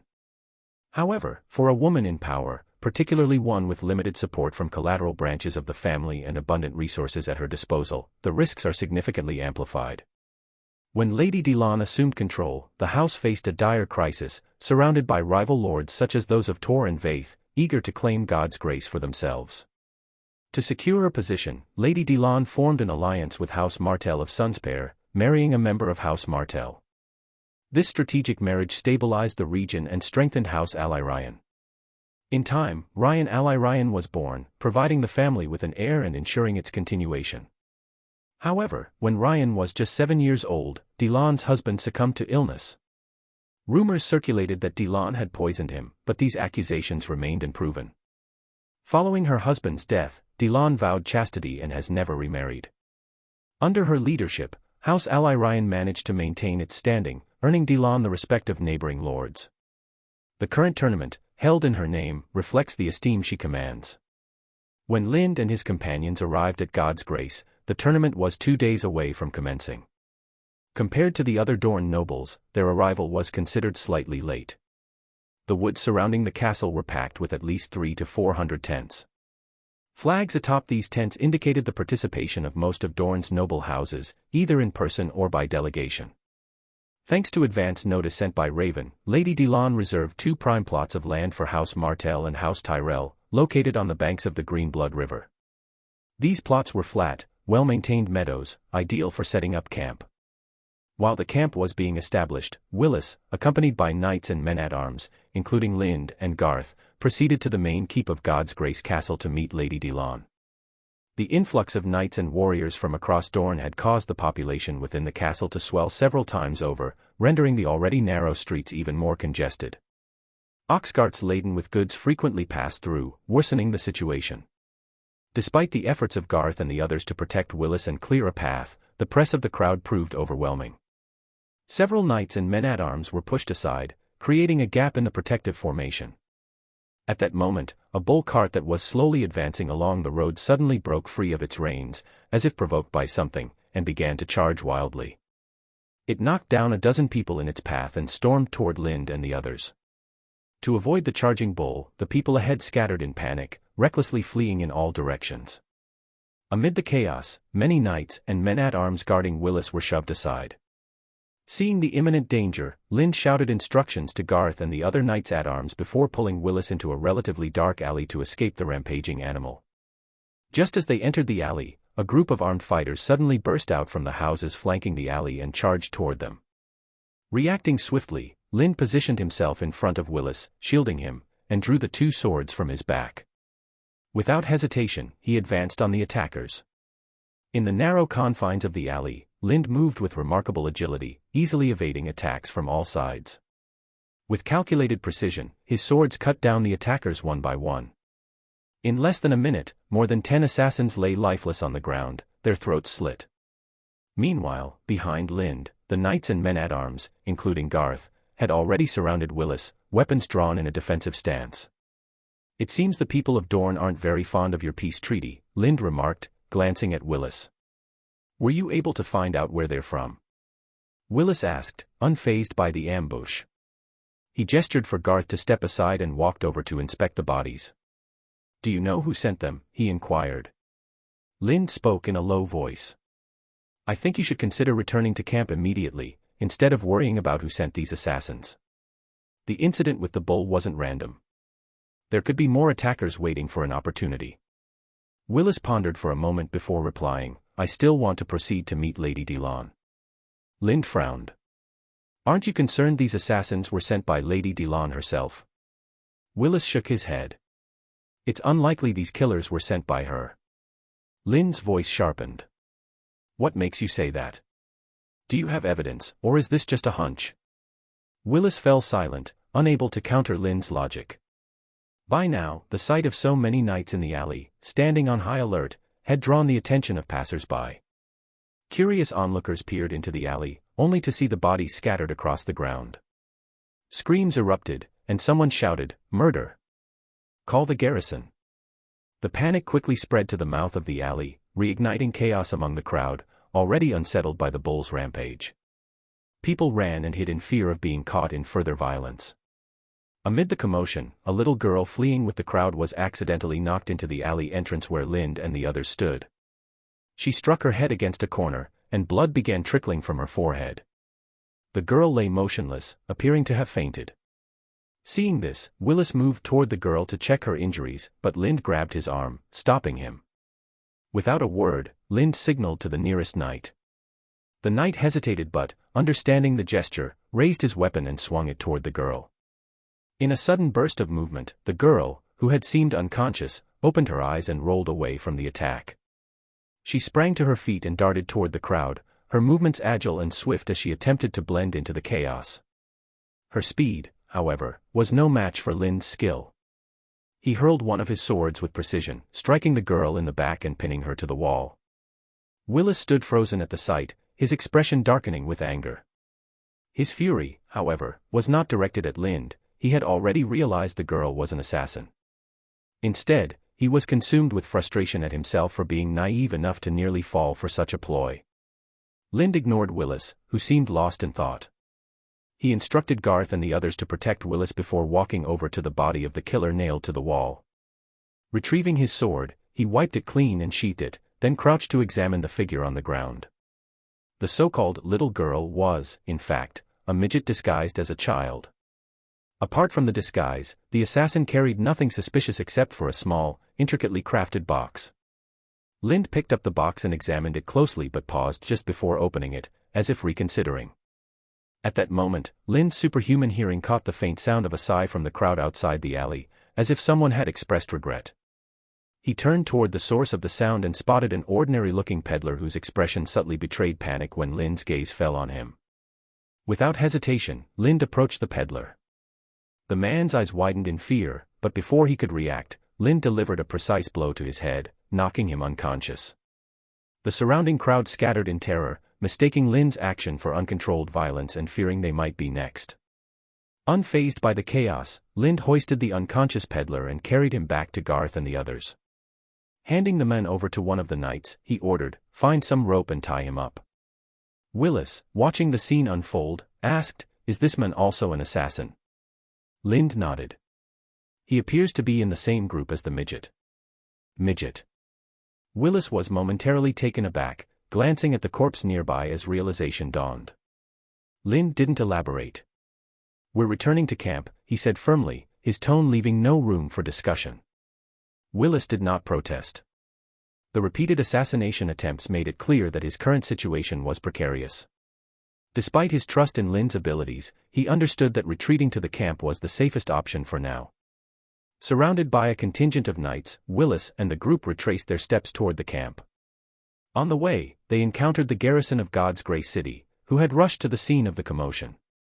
However, the imposing demeanor of the knights discouraged any interference, and the garrison allowed them to pass. A messenger was dispatched to inform Lady Delon, the castle's lord, and Ser Ryan ally Ryan of the events. Elusive king of wild horses roams, before he does. What they fail to realize is that Lynd has an experienced guide at his side, Russell, a knight of God's grace. Lynd had encountered Russell on the road and inquired about the king of wild horses, which set their partnership in motion. Russell's willingness to assist Lynd, even at the risk of alienating himself from the people of Dorne, stemmed from a deeper motivation. He sought to switch allegiances and become Lynd's sworn knight. As an orphan from the Green Blood River, Russell had faced numerous obstacles, even after earning his knighthood. Among Dorne's nobles, his origins marked him as an outsider, and he struggled to find opportunities for advancement. God's Grace Castle was already the third noble house he had served, but his time there was fraught with marginalization. For 3 years, Russell served as a sworn knight of God's grace, yet he was often relegated to menial tasks. Even routine duties, like delivering letters, were handled in ways that undermined his role. Once, the captain of the God's Grace Guard sent him to Sunspare to deliver a letter despite his injuries, leading to a relapse and a prolonged recovery. When he returned to God's Grace slightly earlier than expected, the captain dismissed him for failing to report back promptly. Now a hedge knight again, Russell sought employment with another noble. Yet in Dorne, few were willing to hire someone with his background, and those who were offered harsh terms. Desperate, Russell turned to Lynd and proposed a deal. He would guide Lynd to capture the king of wild horses in exchange for becoming Lynd's sworn knight, with the promise of eventually earning a place as a full knight of House Tarryn. For Lynd, the arrangement was fortuitous. He had been seeking a guide into the God's Grace Mountains, and Russell's skills fit his needs perfectly. Russell's conditions were acceptable. As long as he proved his worth, Lynd saw no issue in granting him knighthood under House Tarryn. To mislead the lords and nobles of Dorne, Lynd instructed Russell to travel separately. Lynd departed alone to wait at a landmark valley within the God's Grace Mountains, ensuring that others would believe he had no guide. By the time the nobles realized Lynd's true objective, the king of wild horses, he and Russell had already ventured deep into the mountains. They were now approaching the edge of the restricted area where the King of Wild Horses had last been sighted. The origin of the God's Grace Mountains name has long been lost to time, though many attribute it to the old gods. The mountains were once a settlement of the old gods and the ancient races during the age of the first men. As the ancestors of men grew in number, conflicts arose between them and the ancient races, escalating into a devastating war. Many ancient beings perished, and the weirwoods were felled. In desperation, the ancient races enacted a large-scale sacrifice at the Neck, awakening subterranean giants who tore the land apart, destroying the arm of Dorne and severing the connection between Essos and Westeros. The God's Grace Mountains, a key site of this sacrifice, became imbued with residual power. The legends surrounding the mountains persist, as does their mysterious aura. The people of Dorne revere these tales because of the mountains' peculiar nature. Bounded by the Sea of Dorne to the north and the Green Blood River to the south, the region's climate is warm and humid, ideal for lush vegetation. God's Grace Castle itself is surrounded by dense greenery. Yet, the God's Grace Mountains defy this abundance. Barren and lifeless, they support little more than weeds and moss. Rainfall is scarce, and snow never falls. An inexplicable force seems to repel all moisture, leaving the mountains dry and desolate. Some attribute this barrenness to a curse from the ancient races, while others believe it is the work of the slumbering giants beneath the mountains. Whatever the cause, the God's Grace Mountains remain an inhospitable and enigmatic region, a near desert where human presence is rare. Occasionally, people venture into the uninhabited areas of the desert, and similarly, the restricted zones deep within the God's Grace Mountains are not devoid of explorers. Russell is one such individual, driven by curiosity and experience. Before being employed by House ally Ryan, Russell served as a sworn knight of House Toland of Ghost Hill, situated on the eastern edge of the God's Grace Mountains, which are part of the mountain's outer reaches. During his time with House Toland, he was tasked by the Maester to accompany and protect him on expeditions into the God's Grace Mountains. The Maester was researching the region's flora and fauna, and Russell, along with a group of knights and hunters, ventured into the mountains 6 or 7 times in 1 year, staying for over 2 months during each expedition. While he wouldn't claim to know the God's Grace Mountains perfectly, his experience gave him a familiarity that far surpassed that of the average hunter. It was during these ventures that Russell had first encountered the King of Wild Horses. Now, leading Lind into the depths of the mountains, Russell directed their journey straight toward the restricted area where the King of Wild Horses was last seen. Prior to setting out, he had learned that the herd had moved deep into the Forbidden Zone, likely seeking refuge by the Central Lake, where they could evade hunters and horse catchers. The restricted areas of the God's Grace Mountains are not dangerous due to fatal mystical forces but because of the disorienting terrain. These barren zones are comprised entirely of vast expanses of rock, with slopes and hills blanketed in enormous gravel. The land appears as if a mighty mountain had been shattered and its remains scattered, leaving behind labyrinthine gaps between massive rocks. Walking through such an area, it is easy to become lost and trapped. Adding to the challenge, these areas are utterly devoid of life. No animals venture here, and no plants grow in the lifeless soil. Once caught in such a place, survival becomes almost impossible, as there is neither sustenance nor a clear way out. These traits have earned the restricted areas their reputation as human death traps. The God's Grace Mountains contain 5 such zones, all equally treacherous. However, for Russell, these dangers were manageable. His time with the Ghost Hill Maester had prepared him well, teaching him methods to find water and sustenance even in the most hostile environments. This knowledge bolstered his confidence in leading Lind to the King of Wild Horses. Lind, for his part, was untroubled by the possibility of getting lost. Both Russell and his loyal steed, Glory, were capable guides. His concerns lay elsewhere, specifically, the peculiar qualities of the restricted area itself. Once they entered the zone, Lind began to suspect that the local legends held some truth. The air felt different, saturated with a faint but discernible magic. The dragon runes on the banished knight's greatsword seemed to confirm this, as they absorbed the ambient magic at an accelerated rate. While the magic here was far weaker compared to what he had experienced in the high tower at Old Town, it was still potent enough to alter the environment. Its influence was evident in the barren land, where no plants or animals could thrive. Magic in the restricted area also affected people. Prolonged exposure could lead to hallucinations and, in severe cases, a complete loss of direction, likely the primary reason most who ventured here never returned. However, Lynn's unique constitution, altered by the dragon communion ritual, and the magic-absorbing properties of the banished knight's greatsword rendered him immune to these effects. Russell, too, was unaffected. Around his neck, he wore a golden amulet that emitted a faint magical aura, warding off the ambient magic.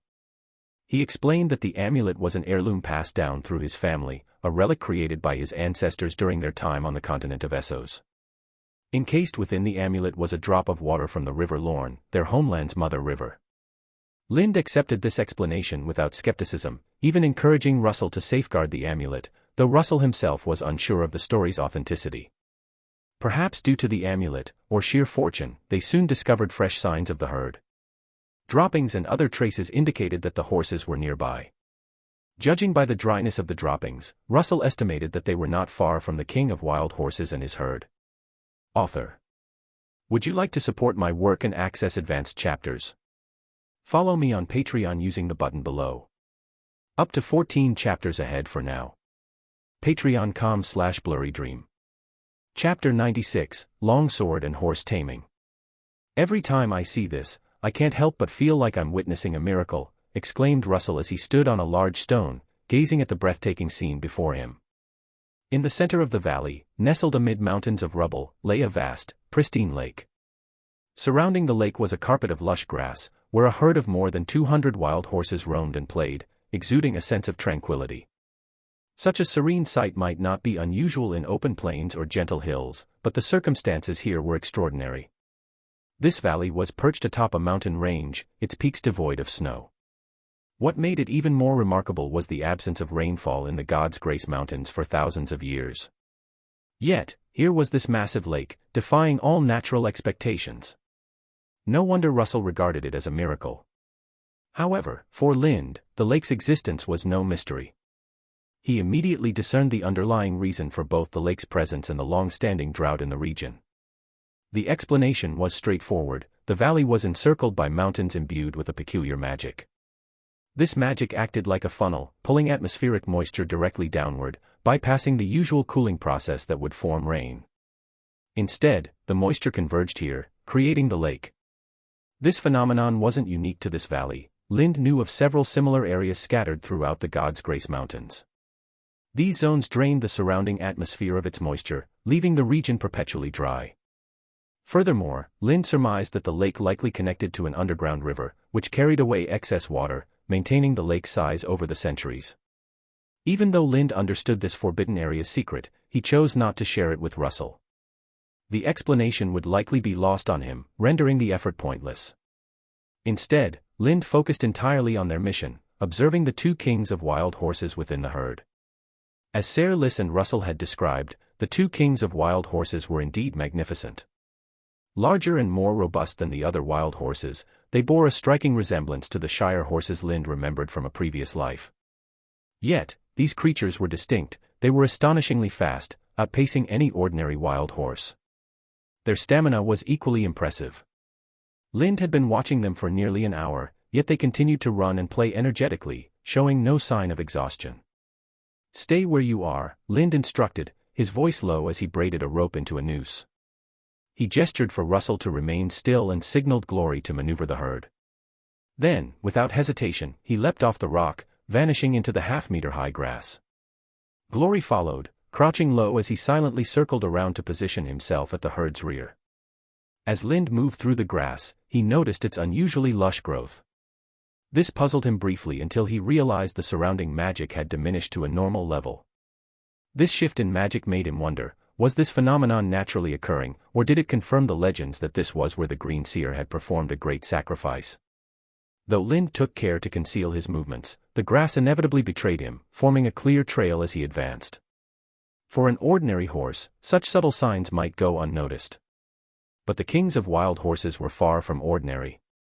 Stories had long attributed them with extraordinary intelligence, and now Lind could see the truth in those tales. The two kings, ever watchful, quickly detected the disturbance in the grass. They neighed sharply, their alarm sending a ripple through the herd. The wild horses stopped grazing and playing, their bodies tense and alert. Lind, crouched low, his vision obscured by the grass, could sense the unease among the herd. Despite the risk of discovery, he remained calm, continuing to move deliberately, leaving more marks in the grass to maintain the king's focus. His actions were calculated, a lure to draw their attention away from Glory, who had now stealthily taken his position at the rear of the herd. At that moment, one of the kings of wild horses let out another commanding neigh. As if responding to an unspoken order, the entire herd began to gather around the king, their movements coordinated as they headed toward Lynd's position. Through Glory's eyes, Lynd observed the shift in the herd's behavior and quickly deduced the king's strategy. It was attempting to lead the herd in a coordinated stampede to trample whatever was concealed beneath the grass. To the king of wild horses, whatever was lurking would surely be crushed under the sheer force of the charging herd. Recognizing the danger, Lynd swiftly issued an order to Glory. Immediately, Glory, who had been lying low in the grass, erupted into motion, letting out a powerful roar before charging at the nearest wild horse and knocking it to the ground. Glory's sudden appearance threw the herd into chaos. Despite the king of wild horses' attempts to maintain order, not all the horses shared the king's courage. Faced with what they perceived as a predator, their survival instincts took over, and they scattered in all directions, ignoring the king's commands. Lynd, watching from his concealed position, noted the herd's disarray. The king of wild horses' focus was now entirely on Glory, an opportunity Lynd seized without hesitation. Rising from the grass, he sprinted toward the larger of the two kings, the lasso he had prepared earlier spinning in his hand. Lynd's lasso skills, honed by the banished knights, were precise and effective. Although they were primarily infantry warriors, the banished knights were skilled in mounted combat and adept at capturing wild horses for their campaigns.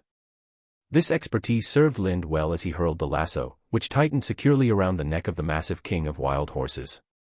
The moment the noose cinched tight, the king of wild horses reacted with a powerful burst of speed, bolting toward an open area. The sudden pull nearly wrenched the rope from Lynd's grip, and despite his preparation, the sheer force lifted him off his feet and dragged him across the ground. As if anticipating this moment, the second king of wild horses charged toward Lynd, coordinating its attack perfectly.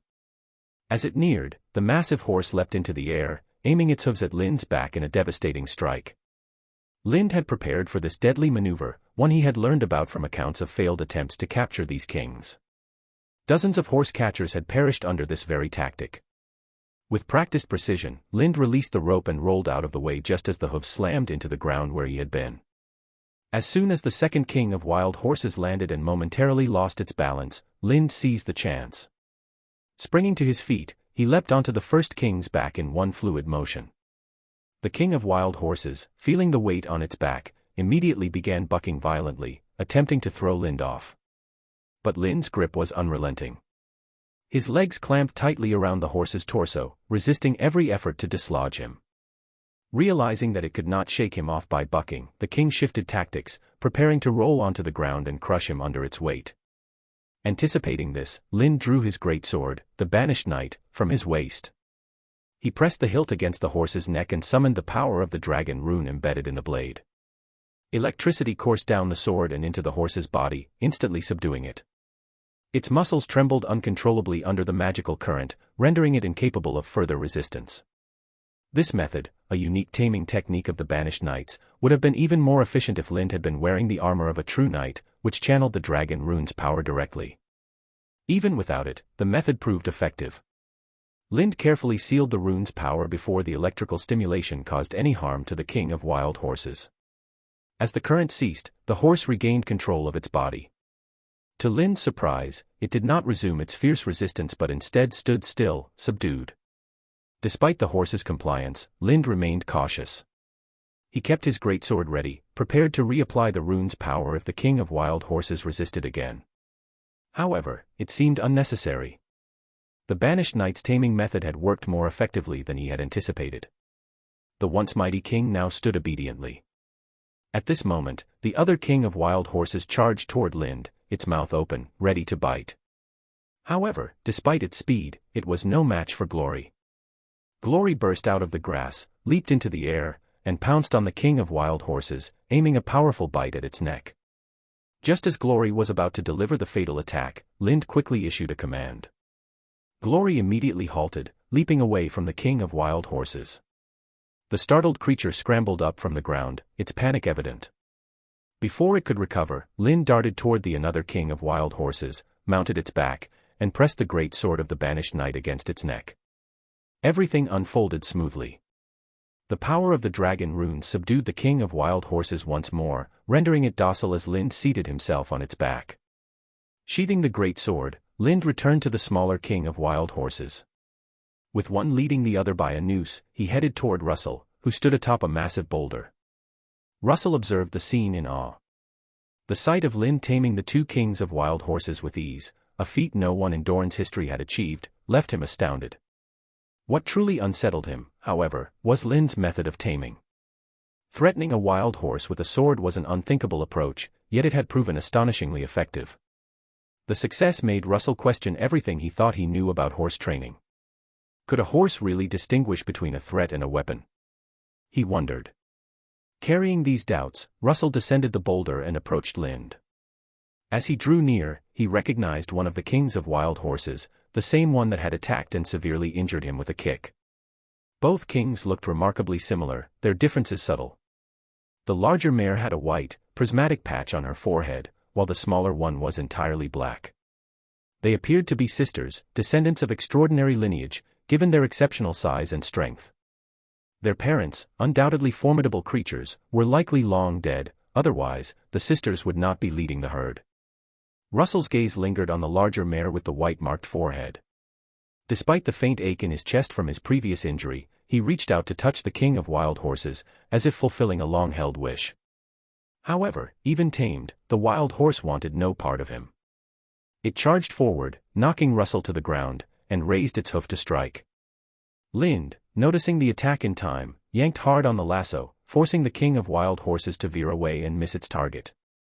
"Russell, are you all right?" Lind called down to him. "I'm fine, my lord. Truly, I'm fine." Russell scrambled to his feet, still shaken, and glanced warily at the king of wild horses. "Shall we head back now, my lord? The sky's growing dark. Perhaps we should stay here for the night and leave at dawn." "No, we'll leave now," Lind decided without hesitation. His sharp eyes scanned the area, his expression tense. Despite the serene appearance of the mountains, lakes, and meadows, an undercurrent of unease unsettled him. To avoid unforeseen dangers, leaving immediately seemed the safest choice. As Lind mounted one king of wild horses and led the other, the sound of hoofbeats made him glance back. The herd of wild horses, which had previously scattered in terror of glory, was now regrouping and following the kings of wild horses. It seemed they were drawn to the newly tamed leaders. Watching the herd of nearly 200 wild horses trail behind, Lind couldn't suppress a smile. The journey to Dorne had been more fruitful than he had imagined. With these horses, he no longer needed to rely on shipments from List to form his cavalry patrol. Guiding the herd away from the tranquil meadow, Lind pressed onward. Shortly after their departure, a lone wild horse emerged, disoriented, from the maze of rocks. It wandered onto the meadow, seemingly searching for its companions. Not finding them, it approached the lake, thirsty from its ordeal. As the horse lowered its head and began to drink, the still waters suddenly stirred. A massive figure burst from the lake, jaws wide, and seized the horse in an instant, dragging it beneath the surface.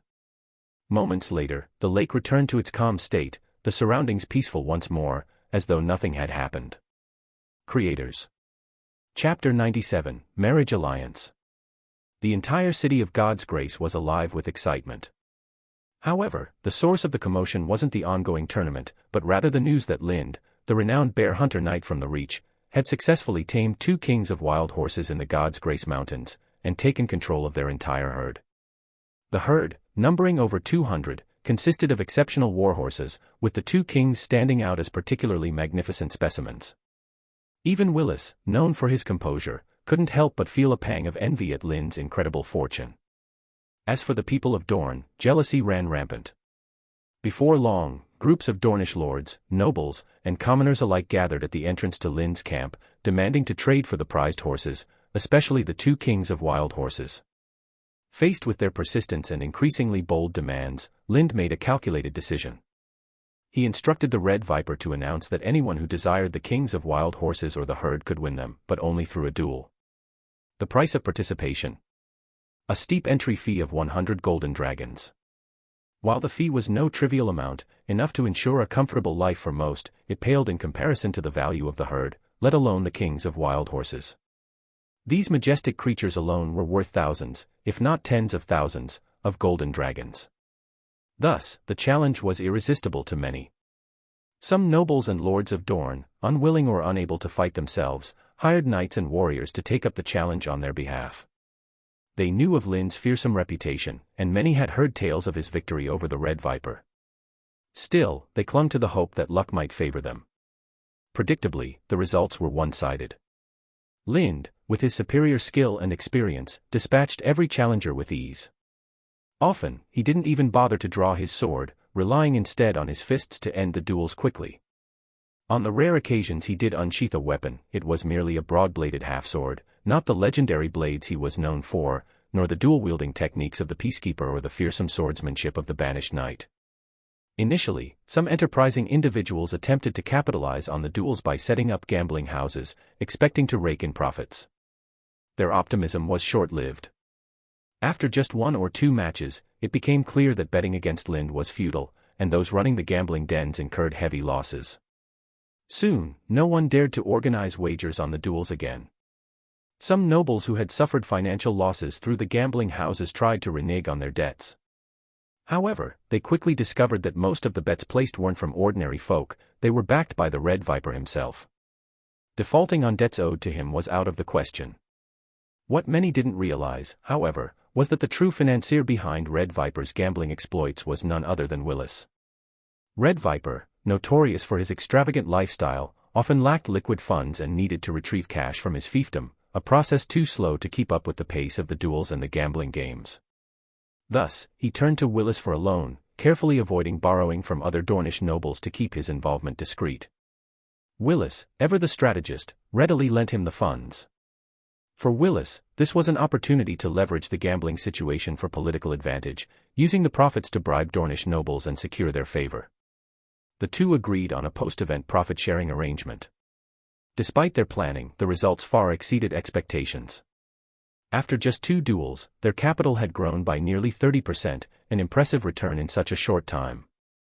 However, this gain remained in the form of gambling debts rather than actual currency. Red Viper, sensing another opportunity, proposed buying Willis's share of the debts outright, allowing him to collect directly from the indebted nobles and lords. Willis, in turn, could leave with the cash he had already recouped, albeit with Red Viper taking a commission for his efforts. The negotiations over the division of profits led to a lively debate within the tent, as the two men argued over a matter of a few golden dragons, referencing obscure precedents and engaging in witty banter. The sight of these two influential figures from the Reach and Highgarden quibbling over such a minor amount was both amusing and telling of their competitive natures. "Since I made you so much money, shouldn't you share some with me?" Lynd quipped as he returned to the camp, having once again emerged victorious in a duel. His sharp remark was directed at Red Viper and Willis, who were still engrossed in calculating the value of their recent bets. With a raised eyebrow, Lynd observed their lack of response. Willis and Red Viper glanced at Lynd simultaneously but offered no reply. Instead, they ignored his comment entirely and continued their lively debate, as if nothing had been said. Despite their differing personalities and having known each other for barely 10 days, Willis and Red Viper had developed a surprising camaraderie. Their conversations flowed with the ease of old friends who had shared years of memories, a bond so unexpectedly strong that it nearly led Red Viper's paramour, Ilaria Sand, to misunderstand the nature of their relationship. As the tournament neared its conclusion, the jousting competition proved to be far more thrilling than anticipated. The final match saw Garth and Red Viper face off in a grueling contest of skill and endurance. They clashed over 7 intense rounds, shattering 3 lances in the process. In the end, Garth's strength gave out, unable to withstand Red Viper's decisive blow. The lance struck true, unseating him and securing victory for Red Viper. As the new champion, Red Viper dedicated the wreath of flowers to Ilaria Sand, who accepted it with grace. Although the tournament had concluded, the battle for the title of King of Wild Horses was far from over.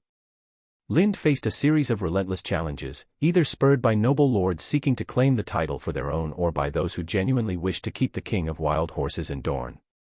The challengers employed every strategy they could muster, even resorting to a war of attrition to deplete Lynd's strength. It wasn't until the 3rd day, after Lind spent the better part of it vanquishing over 100 Dorn knights in successive duels, that the challengers finally ceased. By then, it was undeniable to all that Lind had earned the title. His strength and skill were unparalleled, and the people of Dorn unanimously acknowledged him as the rightful master of the King of Wild Horses. Through these grueling duels, Lind not only solidified his reputation but also amassed a considerable fortune.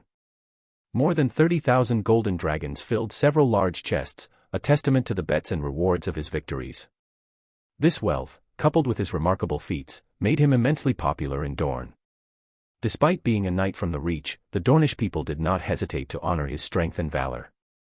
Meanwhile, Willis capitalized on Lind's growing fame. Accompanied by the Red Viper, he took the opportunity to engage with nearly all the lords and dignitaries of Dorn gathered near God's grace. Whether it was due to Willis's persuasive skills, the compelling nature of the peace agreement he proposed, the Red Viper's support, or the awe inspired by Lind's victories, the negotiations progressed smoothly. By the time the third day ended, over a third of the Dornish lords had already agreed to the terms of the peace agreement. Prince Doran, observing the developments from the Water Gardens, was not idle. As soon as the number of supporters reached a significant threshold, he sent a raven to God's grace with a letter for Willis. In the letter, Prince Doran expressed his willingness to collaborate with Willis in implementing the peace agreement. He spoke of ending the centuries-long animosity between Dorn and the Reach but emphasized that peace could not rest on mere words, it required tangible foundations. An alliance through marriage was the best course forward. Upon receiving the letter, Willis convened a meeting with Lind and his maester advisor to discuss its contents. Lind, ever straightforward, grinned and remarked, "So Prince Doran wants you to marry Princess Arianne Martell and for Prince Quentin to marry Lady Marjorie. That's excellent news. I've heard Princess Arianne is incredibly beautiful. Your journey to Dorn didn't just bring peace, you're also returning with a Dornish princess. The Lord and Lady of Highgarden will undoubtedly be thrilled. Historians at the Citadel might even record your name for this. The title might be..." "Sir Lind, please don't jest," Willis interrupted with a weary expression. He sighed deeply and turned to the group. "What do you all think we should do?" The room fell silent for a moment before the maester, who had accompanied Willis to Dorn, stepped forward. "Sir Lind is not wrong. This is indeed a favorable development. I believe you should accept Prince Doran's proposal." Another voice chimed in, it was Ormont Bulwer, a member of Willis's retinue. "I agree. You should quickly set a date for your marriage to Princess Arianne. As for Lady Marjorie's marriage to Prince Quentin, that can be arranged once we return to Highgarden." Ormont, John's cousin, was sent to Highgarden by the current Lord of Blackcrown, John Bulwer, after John secretly decided to follow Lind. Ormont willingly volunteered to join Willis on this journey to Dorn. Relations between Ormont and John were notably strained. Despite traveling together for so long, they had barely exchanged words. Even now, seated in the same tent, the tension between them was palpable. Both the maester advisor and Ormont's assistant echoed these sentiments, emphasizing that Prince Doran's terms were both sincere and advantageous. Princess Arianne and Prince Quentin were heirs to Sunspair, meaning a union would merge the bloodlines of Highgarden and Sunspair. This alliance would provide a strong foundation for peace and significantly ease tensions between the Reach and Dorn. Even if the peace agreement faced obstacles in the future, such a bond would ensure that conflicts between the two regions diminished considerably. "I think you'd better consider this carefully," said Lind, his tone shifting from playful to grave as he addressed Willis, while the crowd murmured their agreement. "Signing a peace treaty with Dorn is one thing, but tying House Tyrell to House Martell through marriage is entirely another. You must deliberate on this thoroughly, Lord Willis. Don't rush into a decision. Go back and consult with the lords before taking any action." A nobleman, still bristling from a recent punishment, interjected with a sneer. "Sir Lind, how quickly your stance changes, like a chameleon shifting its colors." Lind ignored the provocation, keeping his gaze steady on Willis. Willis, visibly affected by Lind's words, contemplated for a moment before speaking. "Maester, draft a response to Prince Doran. Tell him that I cannot decide on the matter of marriage independently and must return to Highgarden to consult with my parents. Additionally, mention that I have long admired Princess Arianne and wish to extend an invitation for her to visit Highgarden." "Yes, my lord," the maester replied, diligently recording Willis's words. After signaling the gathering to disperse, Willis gestured for Lind to remain behind. Once the tent was empty, Willis turned to him with a note of uncertainty. "Sir Lind, I didn't entirely understand your earlier remarks. Why is a marriage alliance between House Tyrell and House Martell a matter of such gravity?" "Lord Willis," Lind replied, meeting his gaze, "you already have an inkling of the answer. Why ask me?" Seeing that Willis was still expecting an explanation, Lind sighed and continued. "The Reach is the most fertile land in Westeros, abundant in wealth, food, and resources. It's a land of knights, renowned for its skilled warriors. Dorne, by contrast, is shaped by its harsh desert, which has forged its people into resilient and formidable fighters. Their warriors have earned fame throughout history, even defying Aegon the Conqueror. Their weakness lies in their barren lands and lack of supplies. If the Lords of the Reach and Dorne were united through marriage, their combined strength could make them unstoppable. Such an alliance could change the balance of power, and the Iron Throne, along with the other kingdoms, would view it as a threat." "Sir Lind, you're right. There are indeed risks," Willis acknowledged, his tone serious. "But have you considered that your concerns are predicated on the assumption that we are not yet strong enough?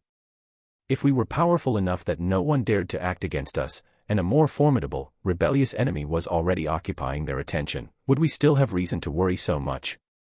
As he spoke, a flicker of ambition lit Willis's eyes, a side of him that Lind had never seen before.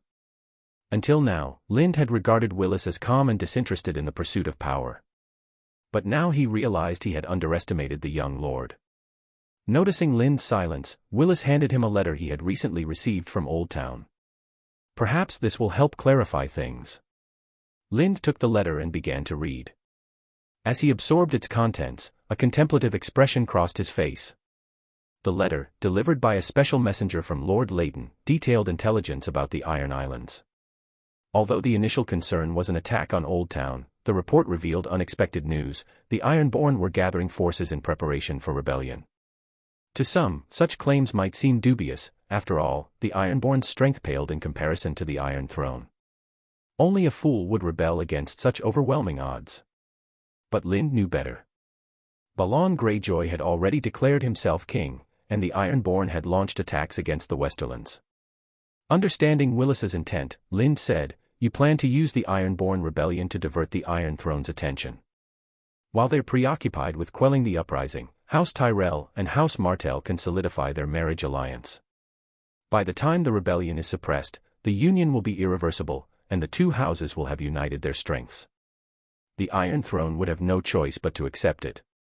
Willis nodded slightly, smiling. "Lind, it's fortunate that House Tyrell has a knight like you." Lind, however, maintained a serious tone. "It's a clever strategy, but have you considered what might happen if, after crushing the rebellion, the Iron Throne, emboldened by victory, unites the other kingdoms and marches south to confront the Reach?" "They won't," Willis replied with unwavering certainty. Yet, he offered no explanation for his confidence. Lind didn't press the matter, choosing instead to end the discussion. "I can offer advice, but the final decision lies with you and your father." "Indeed, it does," Willis agreed. "Still, to ensure the plan's success, I'll need your assistance." "Me?"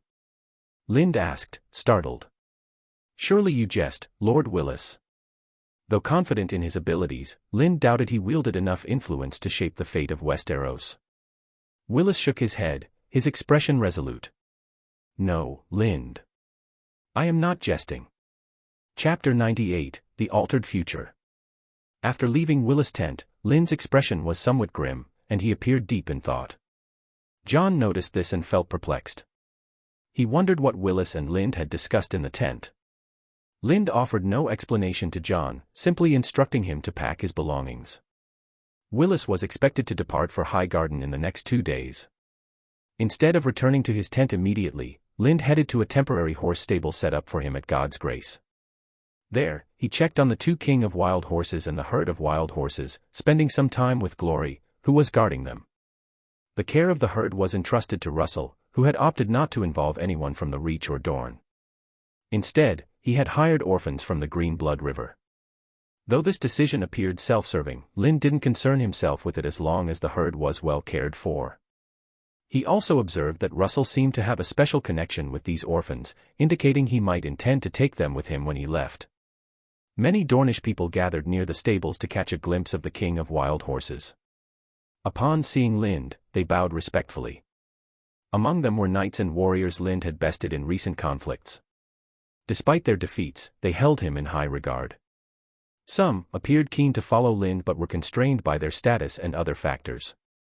After spending time at the stables, Lind made his way toward his tent in the camp of the Reach. However, Red Viper intercepted him midway and suggested they talk privately. The two strolled along the banks of the Green Blood River, conversing like old friends.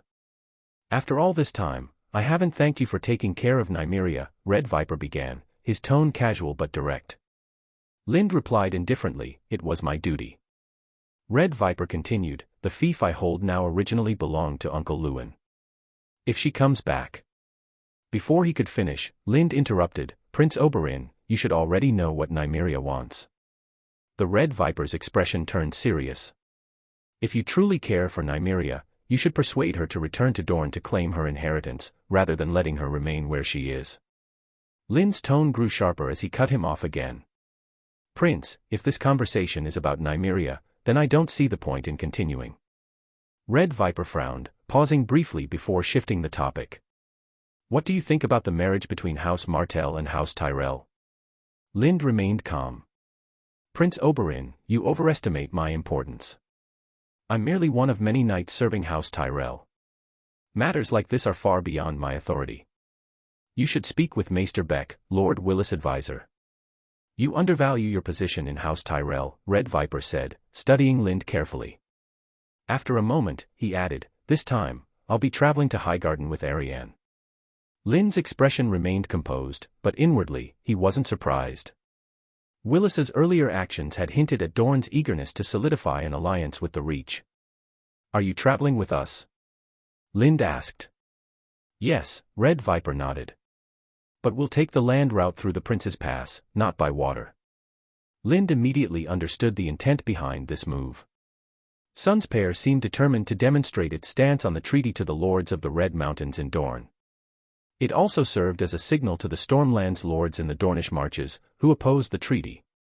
"Are you truly planning to align House Martell with House Tyrell?" Lind asked seriously. If Sunspear genuinely intended to form an alliance with Highgarden, Lind thought, it should be done discreetly and made public only after the terms were finalized. A procession through the Prince's Pass would alert King's Landing to the alliance, prompting interference that could jeopardize the agreement. Red Viper countered in a sharp tone, echoing Lind's earlier words. "You're just a knight of House Tyrell. This isn't something you have the right to question." Lind stopped walking and regarded Red Viper with a serious expression, saying nothing. Without further comment, Red Viper turned and walked away. As Lind watched him leave, his mind swirled with unanswered questions. He couldn't fathom why Red Viper had chosen to share such details with him, leaving him with nothing but uncertainty. However, even though he wasn't entirely sure of the Red Viper's intentions, he could discern from certain details Red Viper had deliberately revealed that Sunspear's stance toward this marriage alliance was not as earnest as Willis had assumed. On the contrary, it appeared more as though Sunspear was leveraging the opportunity of a marriage alliance with the Reach to test the waters with the Iron Throne. If the Iron Throne intervened to block the union, Sunspear could use that as a pretext to recalibrate the relationship between the Reach and the Iron Throne. If no intervention occurred, the marriage could proceed, effectively tying the Reach to Dorne's agenda. Compared to Sunspear's seemingly strategic and detached approach, Willis appeared to take the marriage far more seriously. He had even considered potential challenges that might arise before and after the union, along with their solutions. Not long ago, Willis had made it clear to Lind that once the Reach and Sunspear formally solidified their alliance, he would expand Lind's resources and increase investment in Tumbleton, transforming it into a formidable military stronghold capable of serving as a key bulwark against northern forces. For Lind, this was both a blessing and a curse. On one hand, if Willis' plans materialized, they would certainly disrupt Lind's original strategies. On the other hand, the heightened attention from House Tyrell would elevate Lind's position significantly, granting him greater influence and ensuring Tumbleton's growth under Highgarden's direct patronage. Has the future shifted because of my actions? Lind wondered silently. In Lind's recollection, Willis Tyrell had never allied with Princess Arianne Martell. Instead, Willis had sustained a debilitating injury during a tourney at God's Grace, leaving him a cripple. The heir of Highgarden becoming a cripple had been a severe blow to House Tyrell. The animosity between House Tyrell and House Martell had only deepened in the years following, with conflicts persisting for over a decade. The idea of an alliance had been inconceivable. But now, the course of events had changed. While Sunspear's attitude raised concerns, the likelihood of a successful marriage between Highgarden and Sunspear seemed high, assuming no external forces interfered. Such an alliance would cement a union between the Reach and Dorne, fundamentally altering the political landscape of Westeros in ways that diverged drastically from Lynd's prior understanding. Will losing the advantage of foreknowledge help or harm me? Lynd mused, unease gnawing at him. As Lynd grappled with the increasingly convoluted situation, a sudden caw pierced the air. A raven's call was a rarity in God's grace. Although the castle housed messenger ravens, they were kept in cages and rarely allowed to roam freely. Hearing the sound, Lynd's thoughts immediately turned to someone, and he turned his gaze toward the source of the noise. Perched on the branch of a weirwood tree not far away were 7 or 8 ravens. Their blood-red, ruby-like eyes gleamed unnaturally, and Lynd noticed a faint black mist of magic radiating from them. This mist seemed to coalesce at their foreheads, creating the eerie impression of a third eye. Lynd was now certain the three-eyed crow was watching him, using its green seer abilities through the weirwood. What he couldn't determine was whether this three-eyed crow belonged to the present, the past, or the future, or if Bran Stark himself was involved. There was no doubt that the changes surrounding the marriage between House Tyrell and House Martell, along with Willis Tyrell avoiding his injury, would have significant repercussions for the future. The magnitude of these events must have drawn the attention of the three-eyed crow, compelling it to investigate. Despite the surreal and ominous nature of the sight, Lynd betrayed no outward reaction. He neither showed surprise at the three-eyed crow's appearance nor revealed any knowledge of its existence. He simply regarded the ravens briefly before turning away. After Lynd departed, the ravens caught a few times before flying off, leaving the area tranquil once again. Because of the unexpected change in their route back to Highgarden, the group from the Reach did not return to Sunspear. Instead, they crossed the bridge from God's Grace, traversed the Green Blood River, and headed south toward Salt Shore, the seat of House Gargallen, where they awaited the arrival of Sunspear's delegation by boat. House Gargallen was known to be a steadfast ally of House Martell. Prince Doran had served as a squire to the former Lord Gargallen in his youth, spending several formative years at Salt Shore. The current Lord, Tremond Gargallen, shared a brotherly bond with the Red Viper. Naturally, the group from the Reach received the finest hospitality upon their arrival. During their stay, the Red Viper sent ravens to notify the lords of the Dorne territories they would pass through en route to Highgarden, especially those near the Red Mountains. Willis, likewise, was busy sending his own messages. He informed Highgarden of their progress and reached out to the lords of territories they would pass through, both in the Reach and the Stormlands. One critical point along their journey was Nightsong in the Stormlands, a necessary stop to access the Prince's Pass. Willis demonstrated his earnestness by writing a personal letter to Lord Brian Cairn of Nightsong, which he ensured was delivered by a rider on horseback. After a few days of waiting at Salt Shore, the contingent from Sunspear finally arrived.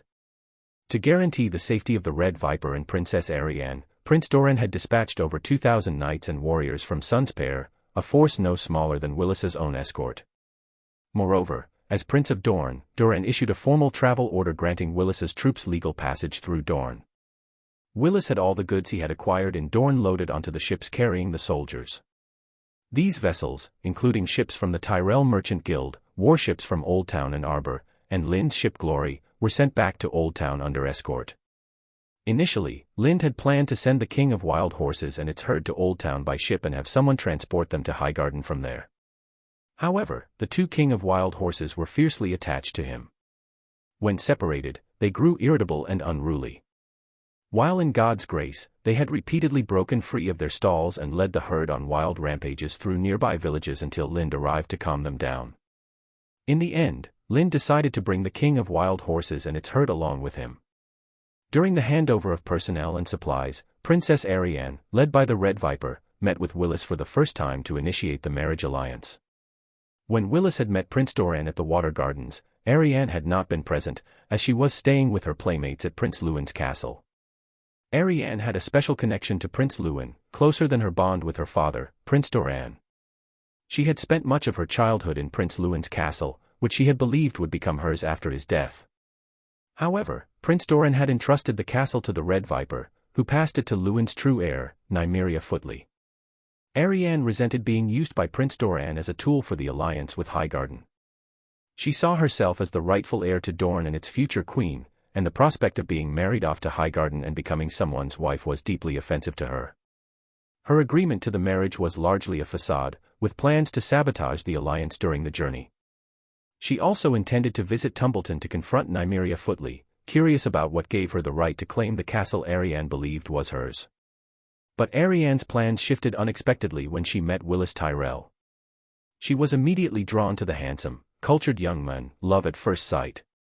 The Red Viper's drunken comment that Willis resembled Prince Luwin likely played a role in her attraction, a similarity that also explained the Red Viper's swift camaraderie with Willis. Willis, for his part, was equally taken with Arianne. Her striking beauty and her vibrant, forward nature stood in stark contrast to the reserved demeanor of noble ladies in the Reach, leaving a profound impression on him. Their relationship developed quickly. By the time they departed Salt Shore and reached Castle Vaith, they were already riding together on a single horse. Their growing affection became evident to all, with many catching glimpses of them sharing private moments, including stolen kisses. Both the people of the Reach and Dorne began to sense that the marriage alliance between Highgarden and Sunspear was all but assured. Even the Red Viper seemed to warm to the idea of the union, as though it had become more than just a test for the Iron Throne. Yet Lind remained skeptical. He was convinced that the marriage alliance would fail. His suspicions were fueled by the constant presence of ravens circling their group, an ominous sign that someone was determined to prevent the alliance from succeeding. Chapter 99, Acting on Impulse. The Dorne and Reach troops marched in an orderly fashion, passing through Vaith Castle, Hellholt, and Skirich before officially entering the Prince's Pass. Although the Prince's Pass is a canyon, the mountains on either side are far apart, creating an exceptionally wide expanse at the bottom. The space was sufficient not only for thousands but tens of thousands of people and horses to pass through simultaneously with ease. As the main overland trade route in Dorne, this river bend had been smoothed over time by countless caravans traveling north and south, making the route significantly more accessible. This well-maintained path facilitated the progress of Willis and the Red Viper's group. However, the trade route also attracted bandits. Some were local outlaws, while others were nobles and lords masquerading as brigands to rob caravans. Yet, the caravan traveling northward to the Reach had luck on its side. By merging with Willis and the Red Viper's forces, they leveraged the intimidating presence of nearly 10,000 people, safely navigating the most perilous stretch of the Prince's Pass and arriving within the territory of Nightsong in the Stormlands. Despite prior communication from Willis to House Cairn of Nightsong about their passage, the sight of an approaching entourage of nearly 10,000, bearing banners of Dorne, alarmed the castle's lords. Believing it to be a Dorne invasion, they shut the gates and prepared to send urgent ravens to the Iron Throne. Only the timely arrival of Willis's envoy prevented the situation from escalating further. To avoid further misunderstandings, Willis promptly led his forces out of Nightsong's territory that same night, officially entering the Reach. The group continued along the edge of the Red Mountains, advancing toward Highgarden, where a welcoming party awaited them. A few days later, near the borders of House Peak's lands in Starpike, they joined the reception party. After several more days of travel, the group arrived safely at Highgarden. Upon their return, Lind sought out Garth Tyrell, the steward of Highgarden, to resign his post as captain of the men-at-arms. He retired to a manor on the city's outskirts, where he prepared to depart with his gathered men via the Rose Road for Tumbleton the following day. His journey to Dorne had been fruitful. Not only had he secured the king of wild horses and his herd, but he had also acquired golden dragons and recruited skilled individuals such as Melora Hightower. Among his new recruits were knights who had struggled in Dorne and warriors from Essos seeking service under him. Though few in number, their exceptional skills made them ideal leaders for his cavalry patrols. As Lind packed, Willis arrived unexpectedly at the manor, accompanied by Arianne Martell and her companion. "Is something the matter, Lord Willis?" Lind asked, looking at the group. "Arianne, you tell him yourself," Willis replied, stepping aside to let the princess speak. Princess Arianne, without preamble, said, "I heard you're heading to Tumbleton tomorrow. I'd like to accompany you and take a look." Although Lind had remained close to Willis throughout their journey from Dorne to Highgarden, he and Arianne had never spoken. Her companion, Tywin Sand, one of the Sand Snakes and the Red Viper's bastard daughter, had chatted with him a few times but spent most of her time with Melora, eagerly learning about poisons. Understanding Ariane's true intent, Lind replied bluntly, Nimriia has no interest in Prince Lewin's legacy. If she did, she would have accompanied Prince Oberin to Dorne months ago.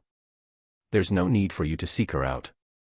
Ariane, petite and needing to tilt her head to meet Lind's gaze, retorted firmly, I only want to meet my cousin. That's all. Lind glanced down at her and said, and what good would that do? Would you have to tilt your head back like this to talk to her? She's way taller than me. Ariane's face darkened with anger. Without another word, she turned and strode out of the manor, Tywin and the others trailing after her. Willis promptly instructed his guards to discreetly follow Ariane to ensure her safety. Remaining behind, he gestured for Lind to join him on a walk. Together, they ventured to the farmland surrounding the manor, strolling along the narrow paths threading through the fields. You shouldn't mock a lady's height so cruelly, Willis suddenly reprimanded Lind. Lind turned his gaze to Willis. It seems you have quite an affinity for Princess Ariane. She is a very special woman, Willis admitted, a fleeting smile crossing his face before giving way to a troubled expression. With a sigh, he added, but unfortunately, I may not be able to marry her. Lind's brow furrowed. Has something gone wrong? Willis gave a bitter smile. I've been scolded, not just by my father and mother, but even my grandmother. They all said I was being too rash. He paused, looking at Lind thoughtfully. What about you? Do you think I was rash in agreeing to Prince Doran's proposal to form an alliance with House Martell? Ser Lind considered the question carefully before responding. I believe when your family called you rash, they weren't referring to your decision to agree to the marriage proposal itself. Rather, they meant your decision to allow Prince Oberin and Princess Ariane to return with you to Highgarden. By doing so, you've left your father with only two options, to agree to the alliance and unite the Reach and Dorne, or to refuse and risk further straining relations between the two regions. Willis remained silent for a moment before speaking calmly. If I told you I considered those consequences beforehand, would you believe me? Lind was momentarily stunned, thoughts racing. If he anticipated this outcome, then someone as wise as Willis wouldn't have made such a decision lightly, unless... Realization dawned on him, and he looked at Willis in surprise. Lord Willis, is it true that your trip to Dorne was not merely to secure an alliance but also to improve relations and negotiate peace? Willis did not directly answer the question. Instead, he gave a faint smile. Ser Lind, you should not limit yourself to being just a knight. He then shifted the conversation, adding, did you know that the nobility of the Reach is the oldest in all of Westeros? The lineage of any major lord here stretches back thousands of years. Many of the Seven Kingdoms myths and legends originate from our ancestors. Even the civilization and religion that spread across the Seven Kingdoms began here in the Reach. Because of this, the Lord of the Reach should be the most respected and honorable lord in all the realm. As Willis spoke, Lind could sense the anger simmering beneath his words. Yet, my father, Lord of Highgarden, Warden of the South, and Supreme Commander of the Reach, has been treated like a fool in King's Landing for over a year. Who does Robert Baratheon think he is to humiliate our house this way? His house has existed for just over 300 years. Compared to them, even House Fry of the Riverlands has more history. And still, he dares to treat my father as if he were nothing. Willis's anger erupted without restraint, his eyes betraying his bitterness toward the current king on the Iron Throne. Lind had not expected Willis to be so enraged by the treatment of Lord Mace Tyrell in King's Landing. But upon reflection, it wasn't surprising. Willis's devotion to his family was well known, and his sense of loyalty ran deep. Glancing back at Willis's personal guards trailing behind them, Lind felt a surge of concern. If word of this outburst spread, it could irreparably damage relations between the Reach and the Iron Throne. As if sensing Lind's thoughts, Willis regained his composure and said, don't worry. These are men I trust, just like you, Ser Lind. Lind sighed, unsettled by the weight of that trust. If you truly trust me, Lord Willis, can you tell me the real purpose behind all this? Is it war, or something else? War. Willis chuckled, shaking his head. Why would you think I want war? In truth, there's no grand mystery to this. I simply want the Iron Throne to feel uncomfortable. From now on, they'll have to consider the stance of Highgarden carefully before making any decisions. No more treating us like clowns to be toyed with. The answer struck Lind as impulsive and somewhat childish, yet there was sincerity in Willis's tone. Despite the simplicity of the explanation, Lind couldn't help but feel it reflected Willis's true intent. He's still just a boy of 13 or 14, Lind thought. Even someone as seemingly mature and wise as Willis can have moments of rashness and youthful defiance. Lind himself, though barely 15 or 16, often felt like an old man compared to those around him. Yet, this time, Lind couldn't shake the feeling that Willis had gone too far. His anger over the slight to House Tyrell had pushed him into dangerous territory, one where control of the situation was rapidly slipping from his grasp. Lind asked very directly, "Lord Willis, have you considered that this matter will completely get out of control?" "Of course I have. I have already made arrangements, but those arrangements may not necessarily work." Willis nodded and looked at Lind. "However, now that you, Bear Hunter Lind, are here, you should be able to fill the loopholes in my plan so that my arrangements will ultimately produce results." "What do you want me to do?" Lind asked suspiciously. "Just follow your original plan and suppress the bandits in Tumbleton." Willis's expression grew serious. "This time when you return to Tumbleton, Highgarden will send an appointment to the Lord of Tumbleton, Lady Nimriia Footley, naming her Warden of the Mander River, expanding her powers, and providing support to expedite the construction of her castle and town." Lind frowned. "Nimriia will never let outside forces enter Tumbleton, not even Highgarden." Willis sought to allay Lind's concerns. "Don't worry. Highgarden will not interfere in the affairs of Tumbleton. The so-called support is merely financial, material, and administrative. It will all be converted into loans of golden dragons, which won't require interest payments and will have no time limit. The Lady of Tumbleton can repay the principal whenever funds are available." "Are you sure?" Lind looked at Willis incredulously and said in a low voice, "Are you just saying this, or has the Lord already made a decision?" Willis smiled but did not directly answer. Instead, he continued, "In addition, you will be appointed as the leader of the anti-bandit force in the Reach. Although your immediate responsibility will be the area north of Bitterbridge, your official jurisdiction will cover the entire Reach. This will allow you to justify expanding your military forces. You'll be authorized to recruit up to 10,000 men. The composition, infantry, cavalry, or otherwise, will be entirely up to you. However, Highgarden can only cover a portion of the military expenses. You'll need to secure funding for the remainder. Additionally, you'll be permitted to construct a fortress on the upper reaches of the Mander or on the southern bank of the Blackwater Rush. This fortress will be under the name of Tumbleton. Given your relationship with Lady Nimriia, I assume it won't matter if the fortress is considered hers or yours." Lind contemplated for a moment before asking, "Does the task of suppressing the bandits still need to be carried out?" "Of course, it must be carried out," Willis replied, "but the outcome is not critical. Once Tumbleton is fully established, it should be able to manage the surrounding bandits on its own." Willis observed Lind's furrowed brow and added, "You needn't worry about the reward for the mission. You don't have to achieve perfect results. If you build the fortress and garrison it for 3 years, you'll be considered to have fulfilled the mission. That said, the reward may not be what you expect." "What has it become?" "Golden dragons." Lind asked, his concern evident. "No, a territory," Willis said, offering an unexpected answer. "Not a manor or a village, but a real territory." Lind's breathing quickened as he suppressed his excitement.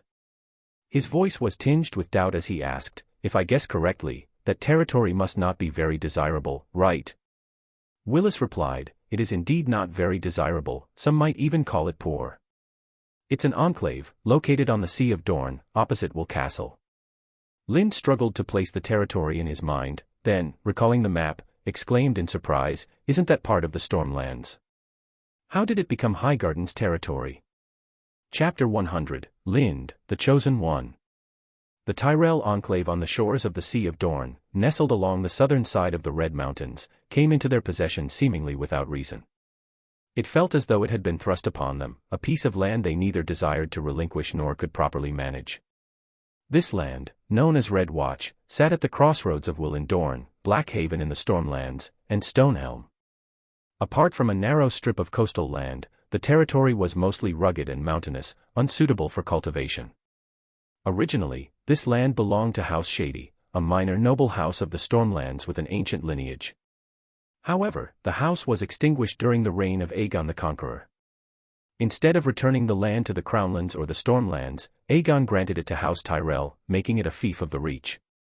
Over the centuries, House Tyrell attempted multiple times to develop this territory, but every effort ended in failure. The land's barren nature and minimal developmental value were major obstacles. More importantly, Redwatch was caught in the midst of the most chaotic region. In Westeros, the Dornish marches. Perennial disputes among the Lords of Dorne and the Stormlands exacerbated the instability, and the wildling tribes entrenched in the Red Mountains posed a constant threat. These wildling tribes, vastly different from those near Tumbleton, were battle-hardened warriors, having faced the Lords of the Stormlands, the Reach, and Dorne in relentless skirmishes. Their resilience allowed them to stand toe-to-toe with the armies of nobility without succumbing. Unlike other wildlings, the tribes in the Red Mountains had adopted a quasi-feudal system, complete with a tribal hierarchy, and even elected a wildling king. While many lords of the Seven Kingdoms dismissed the notion as mere fantasy, viewing the wildlings as primitive savages, a maester who studied these tribes recorded an election process that bore a striking resemblance to the Kingsmoot of the Iron Islands. This was the extent of the information Lind found about the enclave in Highgarden. Evidently, House Tyrell paid little attention to this remote territory. Their last recorded attempt to develop it occurred over 2 centuries ago, before Dorne bent the knee to the Iron Throne. The situation in Redwatch was undeniably complex. The Will of Dorne controlled a strip of land along the Wool River, Blackhaven dominated the mountainous terrain, and Stonehelm held territory on the western bank of the Redwatch River. Additionally, House Swan of Stonehelm laid claim to the entire Redwatch area. Nominally under Tyrell dominion, the Enclave's only area truly controlled by the Tyrells was a small plot of land with a modest fishing village. Despite its apparent desolation, Lind found the Enclave uniquely suitable for his needs. Firstly, it was expansive. Legally, the entire triangular region between the Boneway, the Redwatch River, the River Will, and Dorne fell under Tyrell jurisdiction. The total area far exceeded that of an average lord's domain. While much of the land was mountainous and unfarmable, there were fertile patches, such as the Redwatch along the upper Red River. These lands, however, were occupied by wildling tribes and remained undeveloped. Secondly, the location was strategic. Positioned at the convergence of Dorne and the Stormlands, and within reach of the Reach, it lay along a trade route to the northwest. Its coastline along the Sea of Dorne offered potential for building a port to facilitate trade and bolster fishing. Lastly, the wildling tribes, while a bane to others, represented an untapped resource for Lind. To him, these tribes were not a problem but a potential population, ripe for integration and development. He believes that his strength alone is sufficient to bring all the wildling tribes in the area under his control. By then, there will be no need to seek immigrants from elsewhere. The vast population of the wildling tribes alone will compensate for any shortage in his human resources. The only challenge he anticipates is the encroachment of Will, Blackhaven, and Stonehelm on the territory. Over the years, these places have developed villages on the land they seized, and they will undoubtedly be unwilling to relinquish what they consider their spoils. Conflict is inevitable. However, Lind sees potential in war. Not only could it elevate his reputation, but it might also bring him wealth, provided he emerges victorious in the end. Lind did not linger in Highgarden. After consulting Highgarden's library about the enclave Willis had mentioned, he departed as planned and returned to Tumbleton. At the time, Highgarden was abuzz with the impending marriage alliance between Dorne and the Reach. Apart from a few individuals, hardly anyone took notice of Lind's quiet departure.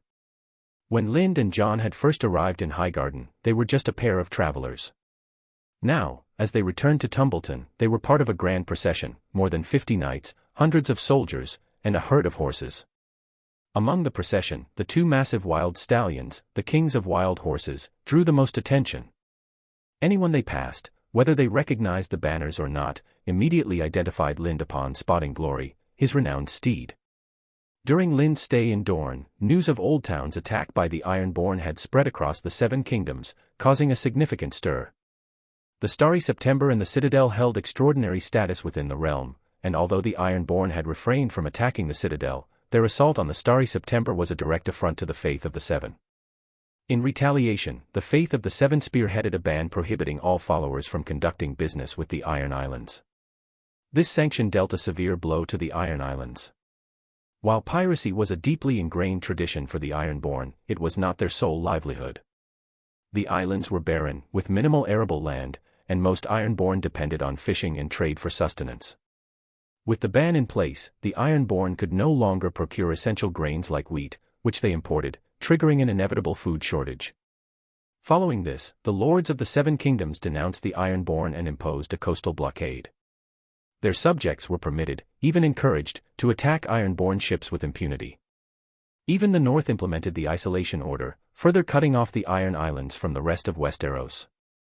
Under normal circumstances, Balon Greyjoy would have sought to mend relations with the Iron Throne, offering explanations or scapegoats to diffuse tensions and mitigate the fallout. Yet, the Iron Islands' uncharacteristic silence in the face of these sanctions has unnerved the Seven Kingdoms leaders, prompting them to increase their surveillance of the region. Meanwhile, another matter has captured the attention of nobles and commoners alike. Lynn's miraculous actions during the Ironborn's attack on Old Town have become the subject of widespread discussion. During the attack, Lynn Taryn reportedly protected Lord Willis Tyrell, who was praying in the Starry September, by single-handedly fending off more than 700 Ironborn. According to the accounts, Lynn defeated and beheaded all the attackers in the square before the Starry September. When these stories began circulating, they were met with disbelief. To many, such a feat seemed beyond reason, dismissed as little more than a fabrication or a wildly exaggerated tale. It would already be a stretch to claim that one person stopped a siege of 10 attackers, but the story of Lynn single-handedly stopping a siege of more than 700 and beheading them all sounded utterly preposterous to most. So preposterous, in fact, that even the dullest minds could recognize it as a fabrication. The more rational belief was that Lynn had led several hundred soldiers and knights of House Tyrell in repelling the Ironborn siege and personally contributed to the killing of more than 700 in the square of the Starry September. Many concluded that House Tyrell had exaggerated Lynn's personal achievements to boost the morale of their knights, attributing the entire victory to him alone. Speculation ran rampant as to why House Tyrell would choose to glorify Lynn specifically. Some believed it was a calculated effort to elevate his status, while others assumed it served some political agenda. Regardless of the reason, it undoubtedly benefited House Tyrell. This skepticism surrounding Lynn's supposed feat began to shift with the official announcement of an investiture letter from the Starry September. In this letter, the Septon of the Starry September, speaking on behalf of the Seven Gods, conferred upon Lynn the title of Blessed by the Warrior. The letter detailed Lynn's miraculous act of slaying over 700 Ironborn in front of the Starry September. According to the letter, his unparalleled feat was a result of his unwavering loyalty to his lord, which earned the admiration of the warrior, one of the Seven Gods. The warrior's blessing, it claimed, imbued Lynn with superhuman strength, allowing him to achieve this incredible victory. The square in front of the Starry September was subsequently declared a holy site and renamed Warrior's Square. A statue of the warrior was erected at its center to commemorate the miracle. The announcement was further reinforced by the Great September of Baelor in King's Landing, which acknowledged the letter and included the event in the Book of Miracles. If this recognition from the faith of the Seven had been the only endorsement of Lynn's feat, skeptics might still have dismissed it. However, the maesters of the Citadel soon included the attack on Old Town in their meticulous chronicles of the Seven Kingdoms, confirming the authenticity of Lynn's actions. Given the Citadel's unwavering commitment to historical accuracy, this endorsement carried immense weight. The Citadel had refused to alter its records even under threats from Maegor the Cruel, a testament to its integrity. A widely quoted saying in the Seven Kingdoms underscored this: everything in the Seven Kingdoms may be false, except for the chronicles of the Citadel. With the chronicles affirming Lynn's achievement, doubt gave way to belief. Further evidence surfaced, including accounts of a duel in Old Town where Lynn had fought 100 opponents alone. Garth Hightower, who had witnessed the duel, repeatedly attested to its authenticity. Others who had been present corroborated the event, bolstering Lynn's reputation as a peerless warrior. Public perception of Lynn shifted dramatically. What was once doubt transformed into admiration, particularly among hedge knights and mercenary warriors who began to idolize him. Believers in the Seven Gods went a step further, proclaiming Lynn the Chosen One, an incarnation of the warrior. His former title of Bear Hunter faded into obscurity, replaced by the moniker Chosen One.